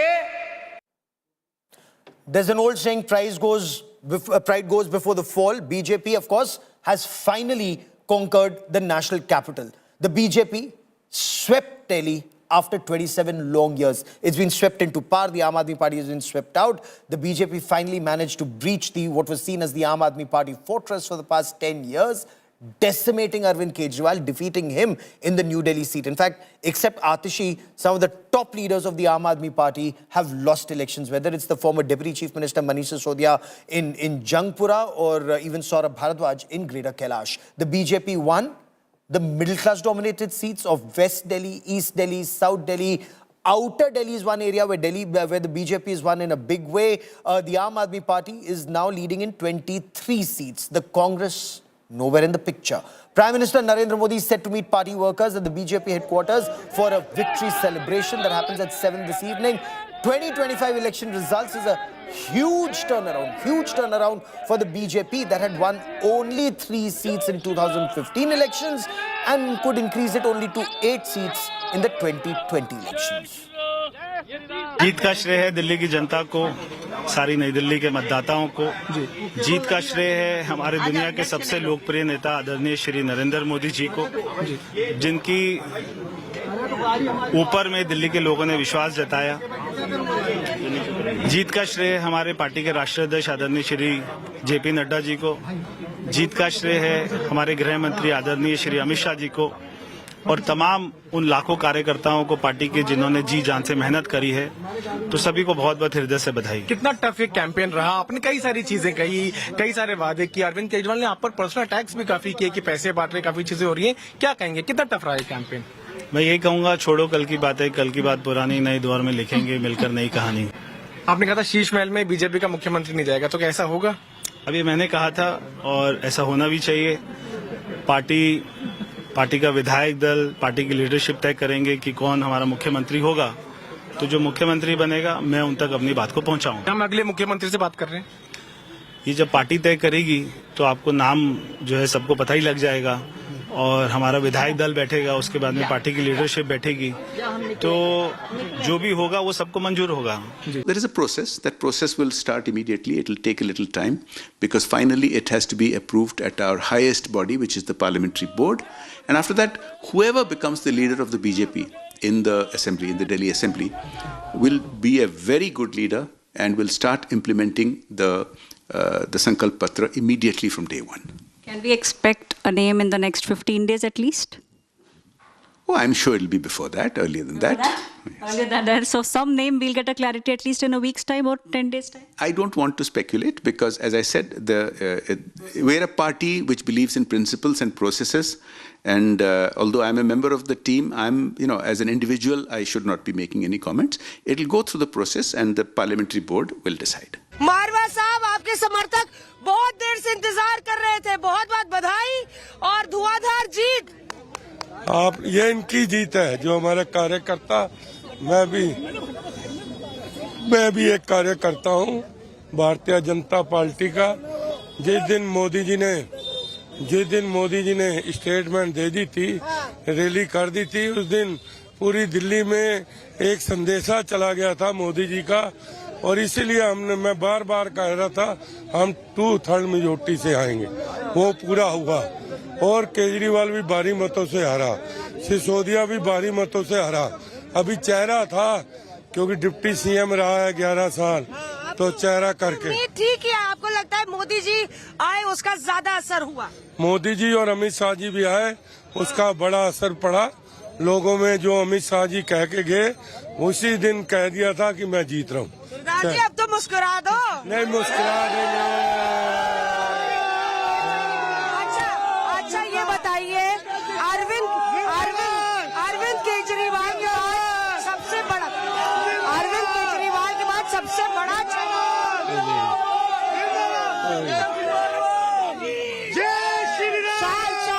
और देखिए यहाँ पे जय श्री राम के नारे हो रहे। अरविंद केजरीवाल के बाद मनीष सिसोदिया ही सबसे बड़ा चेहरा है, तो आपको लगता है आपकी दावेदारी भी बड़ी हो जाती है जहाँ तक सीएम, उप मुख्यमंत्री और मंत्री बनने का सवाल है? देखो, कार्यकर्ता की कोई डिमांड नहीं होती, पहली बात तो सुन लो। हम मोदी जी के, अमित शाह जी के, जेपी नड्डा जी के कार्यकर्ता है। हमारी कोई डिमांड नहीं। मैं तो यही शुक्रिया करता हूँ भाई अमित शाह जी का, नरेंद्र मोदी जी का और जेपी नड्डा जी का, जिन्होंने मुझे इस काबिलियत समझा कि मुझे मनीष सिसोदिया के खिलाफ उतारा, क्योंकि और भी बड़े चेहरे थे लेकिन उन्होंने विश्वास दिखाया। गढ़ था आम आदमी पार्टी का जंग, गढ़ था, लगातार गढ़ था। मेंबर पार्लियामेंट के भी इलेक्शन में हम 2400 से हार के निकले थे, आपको मालूम है। लड्डू की बरसात होगी, लड्डू और गुजिया की, लड्डू जलेबी की भी होगी। मिल्कीपुर विधानसभा उपचुनाव का परिणाम झूठ एवं लूट की राजनीति पर पूर्ण विराम का स्पष्ट संकेत कर रही है। आदरणीय प्रधानमंत्री श्री नरेंद्र मोदी जी के नेतृत्व में सेवा, सुरक्षा, सुशासन और लोक कल्याणकारी जो कार्य पिछले 11 वर्षों से निरंतर चल रहे हैं, उनकी विजय है। मैं दिल्ली में विजयी हुए सभी प्रत्याशियों को, भारतीय जनता पार्टी के सभी कार्यकर्ताओं को हृदय से बधाई देता हूं और आदरणीय प्रधानमंत्री जी, भारतीय जनता पार्टी के राष्ट्रीय अध्यक्ष आदरणीय श्री जेपी नड्डा जी, रणनीतिकार के रूप में केंद्रीय गृह और सहकारिता मंत्री आदरणीय श्री अमित शाह जी समेत केंद्रीय नेतृत्व को 2.5 दशक के बाद दिल्ली में कमल खिलाने के लिए हृदय से अभिनंदन करता हूं। दिल्ली में झूठ और लूट की राजनीति पर पूर्ण विराम हुआ है। अब हमारा राष्ट्रीय राजधानी भी विकास, सुशासन और लोक कल्याणकारी योजनाओं का सही लाभ दिल्ली वासियों को प्रदान करने में सफल होगा। पिछले लगभग 2.5 दशक से और पिछले 11 वर्षों से तो जो स्थिति दिल्ली के अंदर पैदा कर दी गई थी, उसने दिल्ली को बहुत पीछे धकेल दिया, जनता को बुनियादी सुविधाओं से वंचित किया। वेलफेयर के नाम पर वास्तविक जो लोक कल्याणकारी योजनाएं थी, उनसे जनता को वंचित रख करके जिस प्रकार की लूट और झूठ की राजनीति को प्रश्रय दिया, उसका पर्दाफाश हुआ। अब हम कह सकते हैं मां यमुना के तट पर बसी हुई दिल्ली विकास का रसास्वादन करेगी और दिल्ली वासियों को उन सभी वेलफेयर स्कीम का लाभ प्राप्त हो पाएगा जिसमें बैरियर का काम दिल्ली के अंदर आम आदमी पार्टी की सरकार पिछले 11 वर्षों से कर रही थी। ऐसे ही उत्तर प्रदेश के अंदर अयोध्या जनपद की मिल्कीपुर विधानसभा का उपचुनाव इस समाजवादी पार्टी के परिवारवाद और झूठ की राजनीति को पूर्ण विराम देते हुए डबल इंजन सरकार के सेवा, सुरक्षा और सुशासन के मॉडल को अंगीकार किया है। जनता जनार्दन ने बहुत स्पष्ट किया है कि भले ही अपने राजनीतिक स्वार्थ के लिए समाजवादी पार्टी कितना भी झूठ का सहारा क्यों न ले ले, कितना बड़ा प्रोपेगेंडा क्यों ना कर ले, लेकिन जनता जनार्दन उन्हें सबक सिखाने के लिए पूरी तत्परता के साथ कार्य कर रही है। अयोध्या का ये परिणाम लगभग 61,000 वोट से भारतीय जनता पार्टी के चंद्रभान पासवान की विजय इस बात को प्रमाणित करती है कि जनता जनार्दन का विश्वास डबल इंजन की भारतीय जनता पार्टी सरकार और प्रधानमंत्री मोदी जी के नेतृत्व में है। मैं चंद्रभान पासवान के विजयी होने पर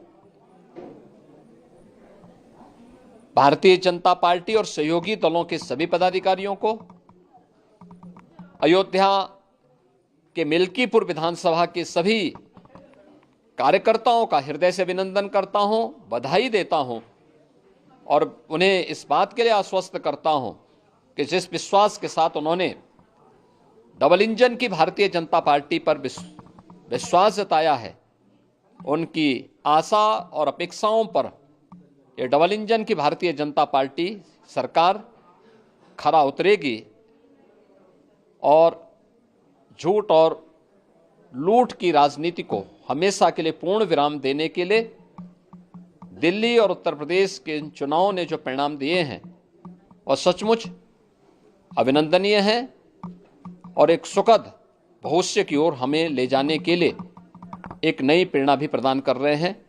मैं सभी कार्यकर्ताओं को इसके लिए हृदय से बधाई देता हूं।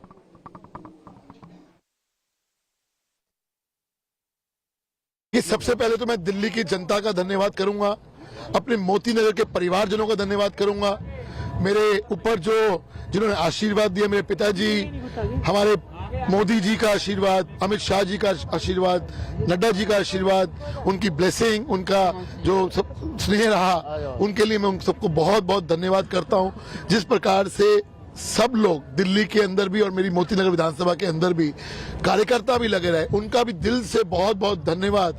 ये जीत जो है जनता की जीत है और जिस प्रकार से उन्होंने एक जो जिम्मेवारी सौंपी है उसको हम निश्चित तौर के ऊपर अच्छी तरह निभाएंगे। So Arvind Kejriwal had asked voters of Delhi before the elections, vote for me if you think I am kattar, imandar or absolutely honest, and he's been voted out of power. The people of Delhi have spoken. The government meanwhile has just issued a clarification. The government has said that rumors are being spread that the Delhi secretariat has been sealed off. These reports are incorrect. These reports are mischievous. The Delhi secretariat is functioning as normal. It's functioning in a normal manner as it was functioning earlier. It is being ensured and the sting is in the tail. Hear the government statement.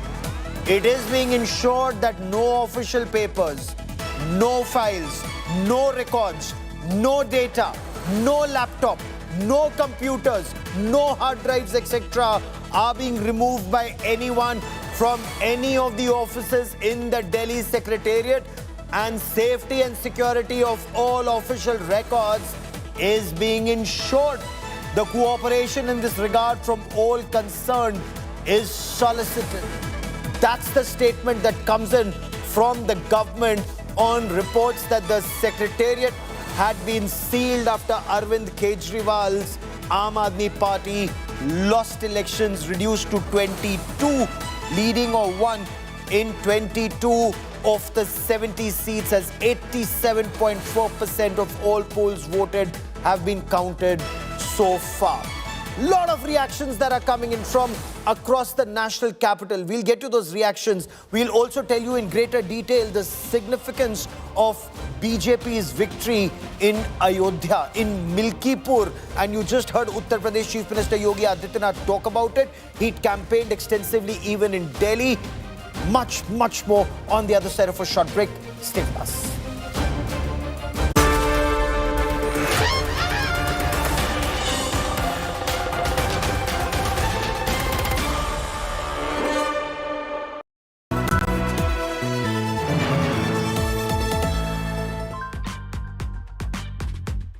Hey Google, how do I do a wing liner?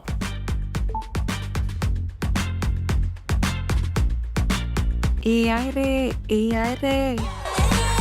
Flip the script with the new Motorola Razr 50 series. Hello, Moto.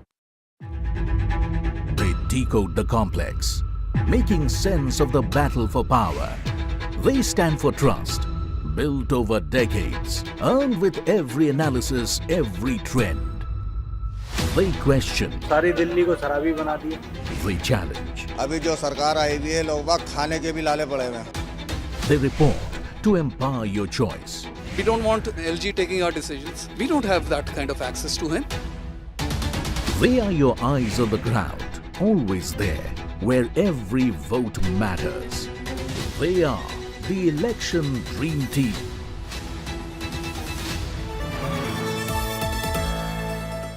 In association with Tata AIG Health Insurance. मुस्कुराए लड़खड़ाए जिंदगी, चाहे जो भी हो मैं हूँ, चाहे जो भी हो मैं हूँ,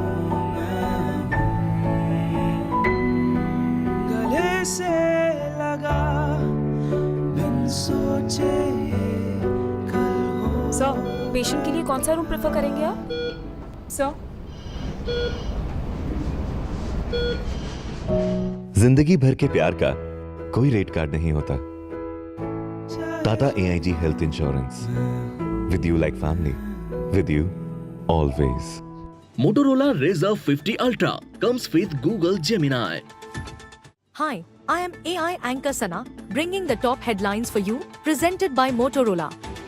BJP heads for landslide victory in Delhi, BJP to form government after 27 years. Arvind Kejriwal loses New Delhi seat, Manish Sisodia also loses Jangpura seat. Prime Minister Narendra Modi is scheduled to visit BJP headquarters in Delhi today at 7 p.m. to address workers. Budget Day viewership super smash, crushing claims, shattering competition, not just domination, total annihilation.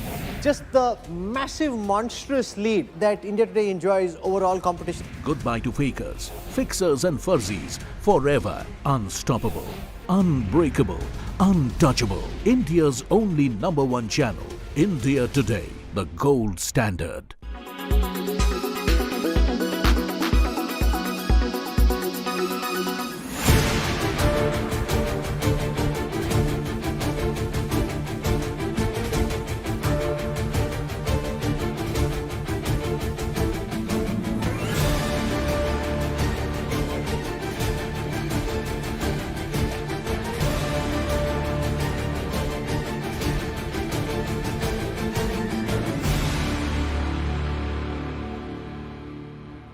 कि BJP के ऐसे कौन से मुद्दे थे जो आगे उसको लेकर के गई और आम आदमी पार्टी एकदम पीछे चली गई? भरोसा.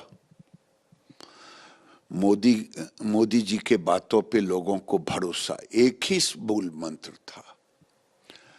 लोगों का भरोसा उठ गया था और मोदी जी के बातों पर लोगों को भरोसा हुआ. इन चुनावों में जिस तरीके से आपने देखा कि लगातार प्रचार हुआ, आम आदमी पार्टी ने अलग अलग तरीके के आरोप लगाए, आप लोगों ने भी उनके ऊपर भ्रष्टाचार और शीश महल का आरोप लगाया. क्या उसकी वजह से जनता कन्विंस हुई जिस तरीके के रिजल्ट्स आ रहे हैं? देखिए, जो भी हो, ये केवल नैरेटिव बनाने का काम करते थे. पहला मुख्यमंत्री होगा कि दिन में उनके टीम रोज 3 बार 4 बार मीडिया के सामने आता था सरकारी चीजों को लेकर के, और जमीन पर कुछ नहीं. न मोहल्ला क्लिनिक था. क्लिनिक अगर है तो डॉक्टर नहीं, डॉक्टर है तो दवा नहीं, स्कूल मॉडल बना नहीं, पानी लोगों को मिला नहीं. जो बेसिक चीज था वो मिला नहीं, तो मोदी जी पे भरोसा किया.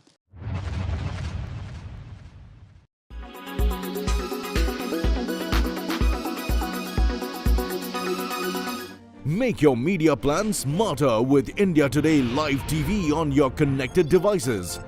Amplify your brand with 100 million smart internet viewers. To advertise, mail us at sales@aajtak.com.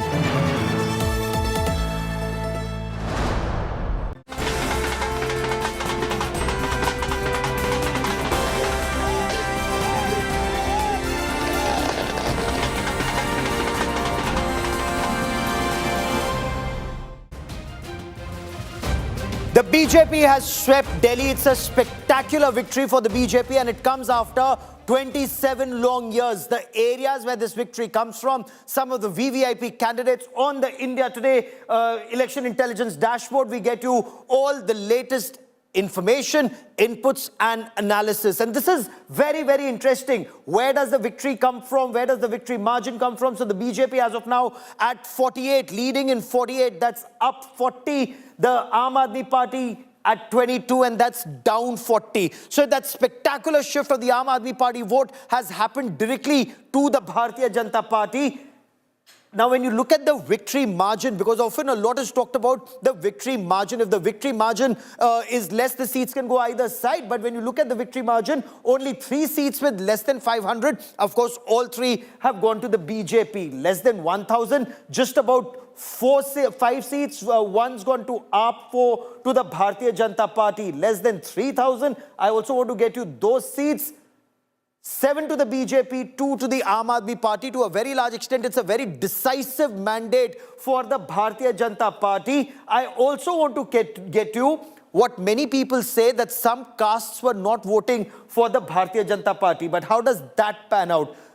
When you look at the Dalits, the Aam Aadmi Party has won 10, which is down 12. The BJP has won 13, which is up 12. So that big Dalit outreach has worked for the Bharatiya Janata Party.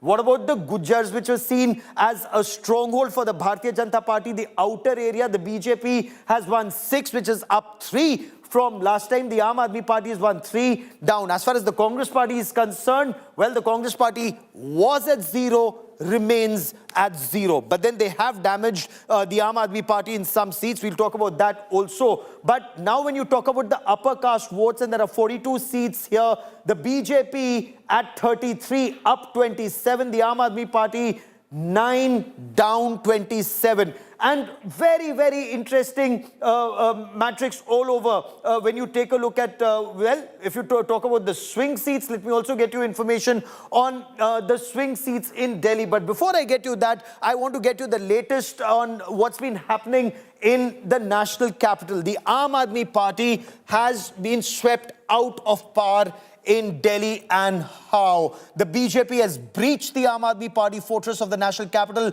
after 27 years. And it was a shocking defeat for Arvind Kejriwal personally in the New Delhi seat. But if you look at some of his top associates, from former Deputy Chief Minister Manish Sisodia to, of course, Atishi has won in Kalkaji, but several others who were seen as very strong. Satyendra Jain was seen as a very, very strong candidate. He's lost. Saurabh Bharadwaj has lost at Greater Kailash. Arvind Kejriwal conceded defeat. He lost to Parvesh Verma in New Delhi by a margin of about 4,000 votes. He said he accepts the mandate of the people of Delhi and will play the role of a constructive opposition. Former Deputy Chief Minister of Delhi, Manish Sisodia, he too lost the Jangpura seat to BJP's Tarvinder Singh Marwa. Again, the BJP has made a big effort to reach out to the Punjabis, to the Sikhs, once seen as strong vote base during the times of Sahib Singh Verma, and before that Madan Lal Khurana. Incidentally, Madan Lal Khurana's son has also won, and Sahib Singh Verma's son has also won. Delhi's sitting Chief Minister, now outgoing Chief Minister Atishi, one of the survivors, she managed to scrape through at Kalkaji, defeating BJP's Ramesh Bidhuri. All the Aam Aadmi Party biggies, they had to bite dust in these elections, and not just Arvind Kejriwal and Manish Sisodia. Saurabh Bharadwaj, for example, he lost Greater Kailash. Durgesh Pathak lost. Satyendra Jain lost. Somnath Bharti lost the Malviya Nagar seat. And these were considered strong bastions of the Aam Aadmi Party. Lots of reactions coming in. Listen in. हमने पिछले 10 साल में जनता ने जो मौका दिया हमें, उन 10 सालों में हमने बहुत सारे काम किए। शिक्षा के क्षेत्र में, स्वास्थ्य के क्षेत्र में, पानी के क्षेत्र में, बिजली के क्षेत्र में, और भी अलग अलग तरीके से लोगों को राहत पहुंचाने की कोशिश की उनकी ज़िंदगी में, और दिल्ली के इंफ्रास्ट्रक्चर को भी हमने सुधारने की कोशिश की।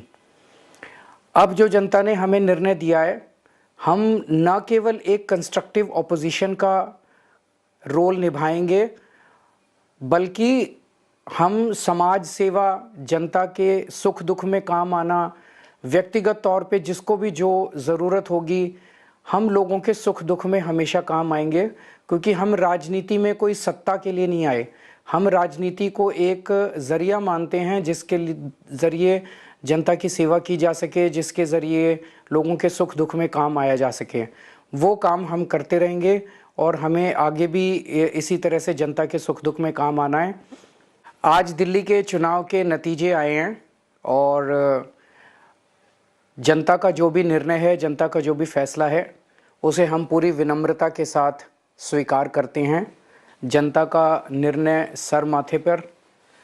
मैं भारतीय जनता पार्टी को इस जीत के लिए बहुत बहुत बधाई देता हूं और मैं उम्मीद करता हूं कि जिस उम्मीद के साथ और जिस आशा के साथ लोगों ने उनको बहुमत दिया है, वो उन सभी उम्मीदों और आशाओं पे पूरा उतरेंगे। दिल्ली की जनता का जनादेश है, हमें जनादेश स्वीकार है। मैं अपनी सीट जीती हूँ, लेकिन ये जीत का समय नहीं है, ये जंग का समय ही है।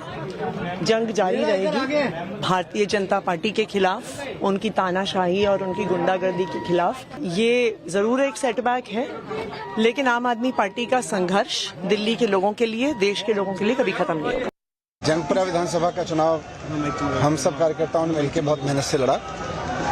जंगपुरा विधानसभा के लोगों ने भी बहुत प्यार मोहब्बत सम्मान दिया, लेकिन 600 वोट से लगभग 600 वोट से उसमें हम पीछे रह गए। तो मैं जो कैंडिडेट जीते हैं उनको बधाई देता हूं और उम्मीद करता हूं कि जंगपुरा की समस्याओं को वो हल करेंगे, जंगपुरा के लोगों की जितनी भी चीज़ें हैं उनको हल करेंगे।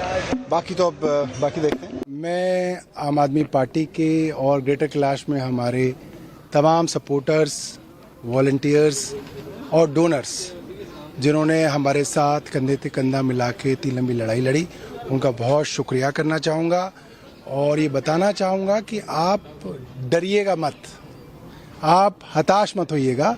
ये छोटी छोटी लड़ाइयाँ हम हारते हैं, बड़ी जंग जीती जाती है। Small battles are lost to win a bigger war. So that's quite a spirited thing for Saurabh Bharadwaj to say, that they may have lost a battle, but they're still there to fight that war. Very, very interesting what that war is or would be in the days and weeks ahead, and what the Bharatiya Janata Party's priorities would be: development of Delhi or prosecution when it comes to the Sheesh Mahal case or the Delhi liquors case, and several others that the BJP wants to pursue in the days and months ahead. We put that question to Parvesh Verma. He said everything will happen simultaneously: development and prosecution to bring back funds. All that and much more on the other side of a quick break. Stay with us.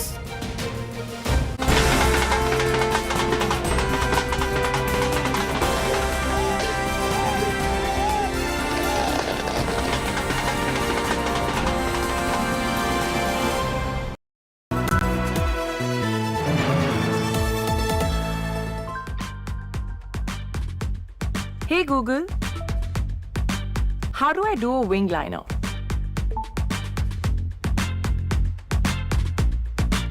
AI Ray. Flip the script with the new Motorola Razr 50 series. Hello, Moto. मुस्कुराए लड़खड़ाए जिंदगी, चाहे जो भी हो मैं हूँ, चाहे जो भी हो मैं हूँ। गले से लगा बिन सोचे कल हो। सर, पेशेंट के लिए कौन सा रूम प्रेफर करेंगे आप? सर, जिंदगी भर के प्यार का कोई रेट कार्ड नहीं होता। Tata AIG health insurance, with you like family, with you always.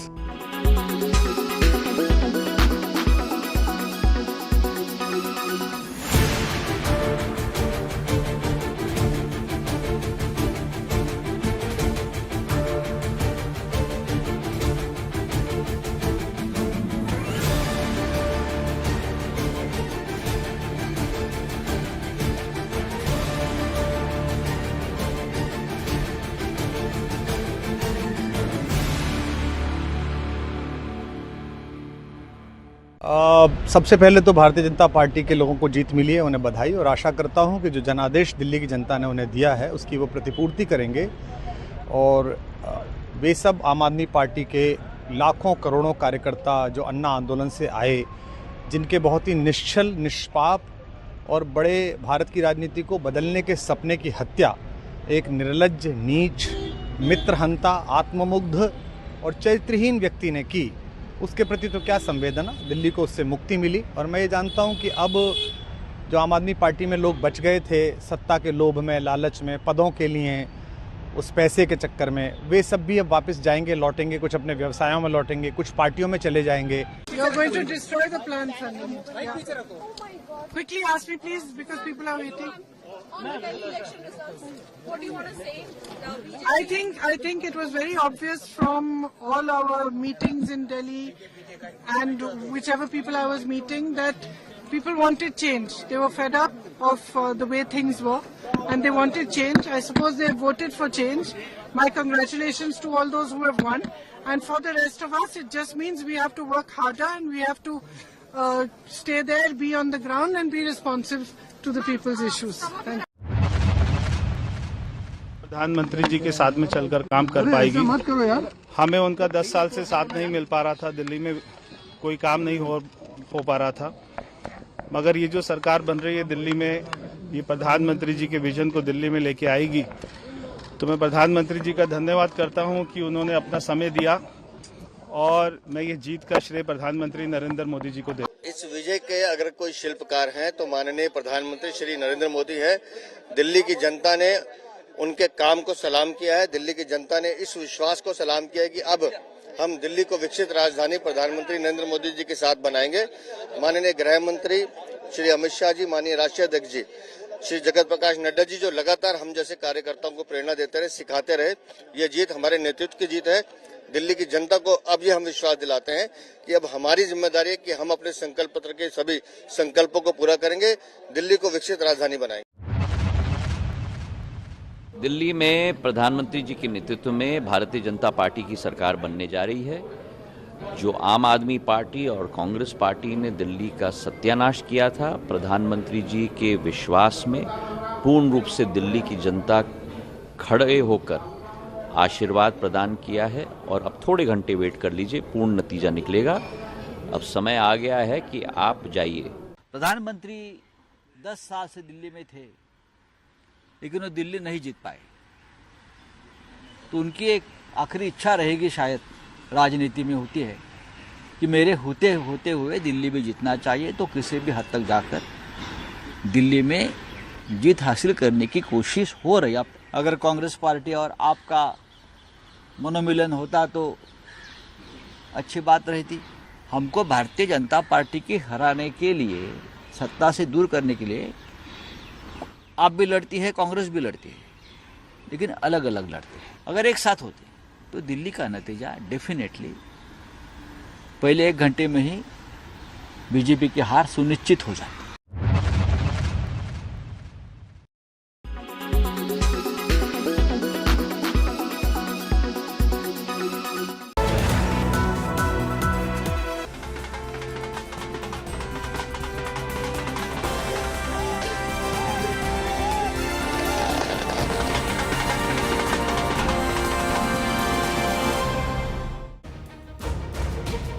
There was a big war for the vote of the Purvanchalis. Where would the Purvanchalis vote?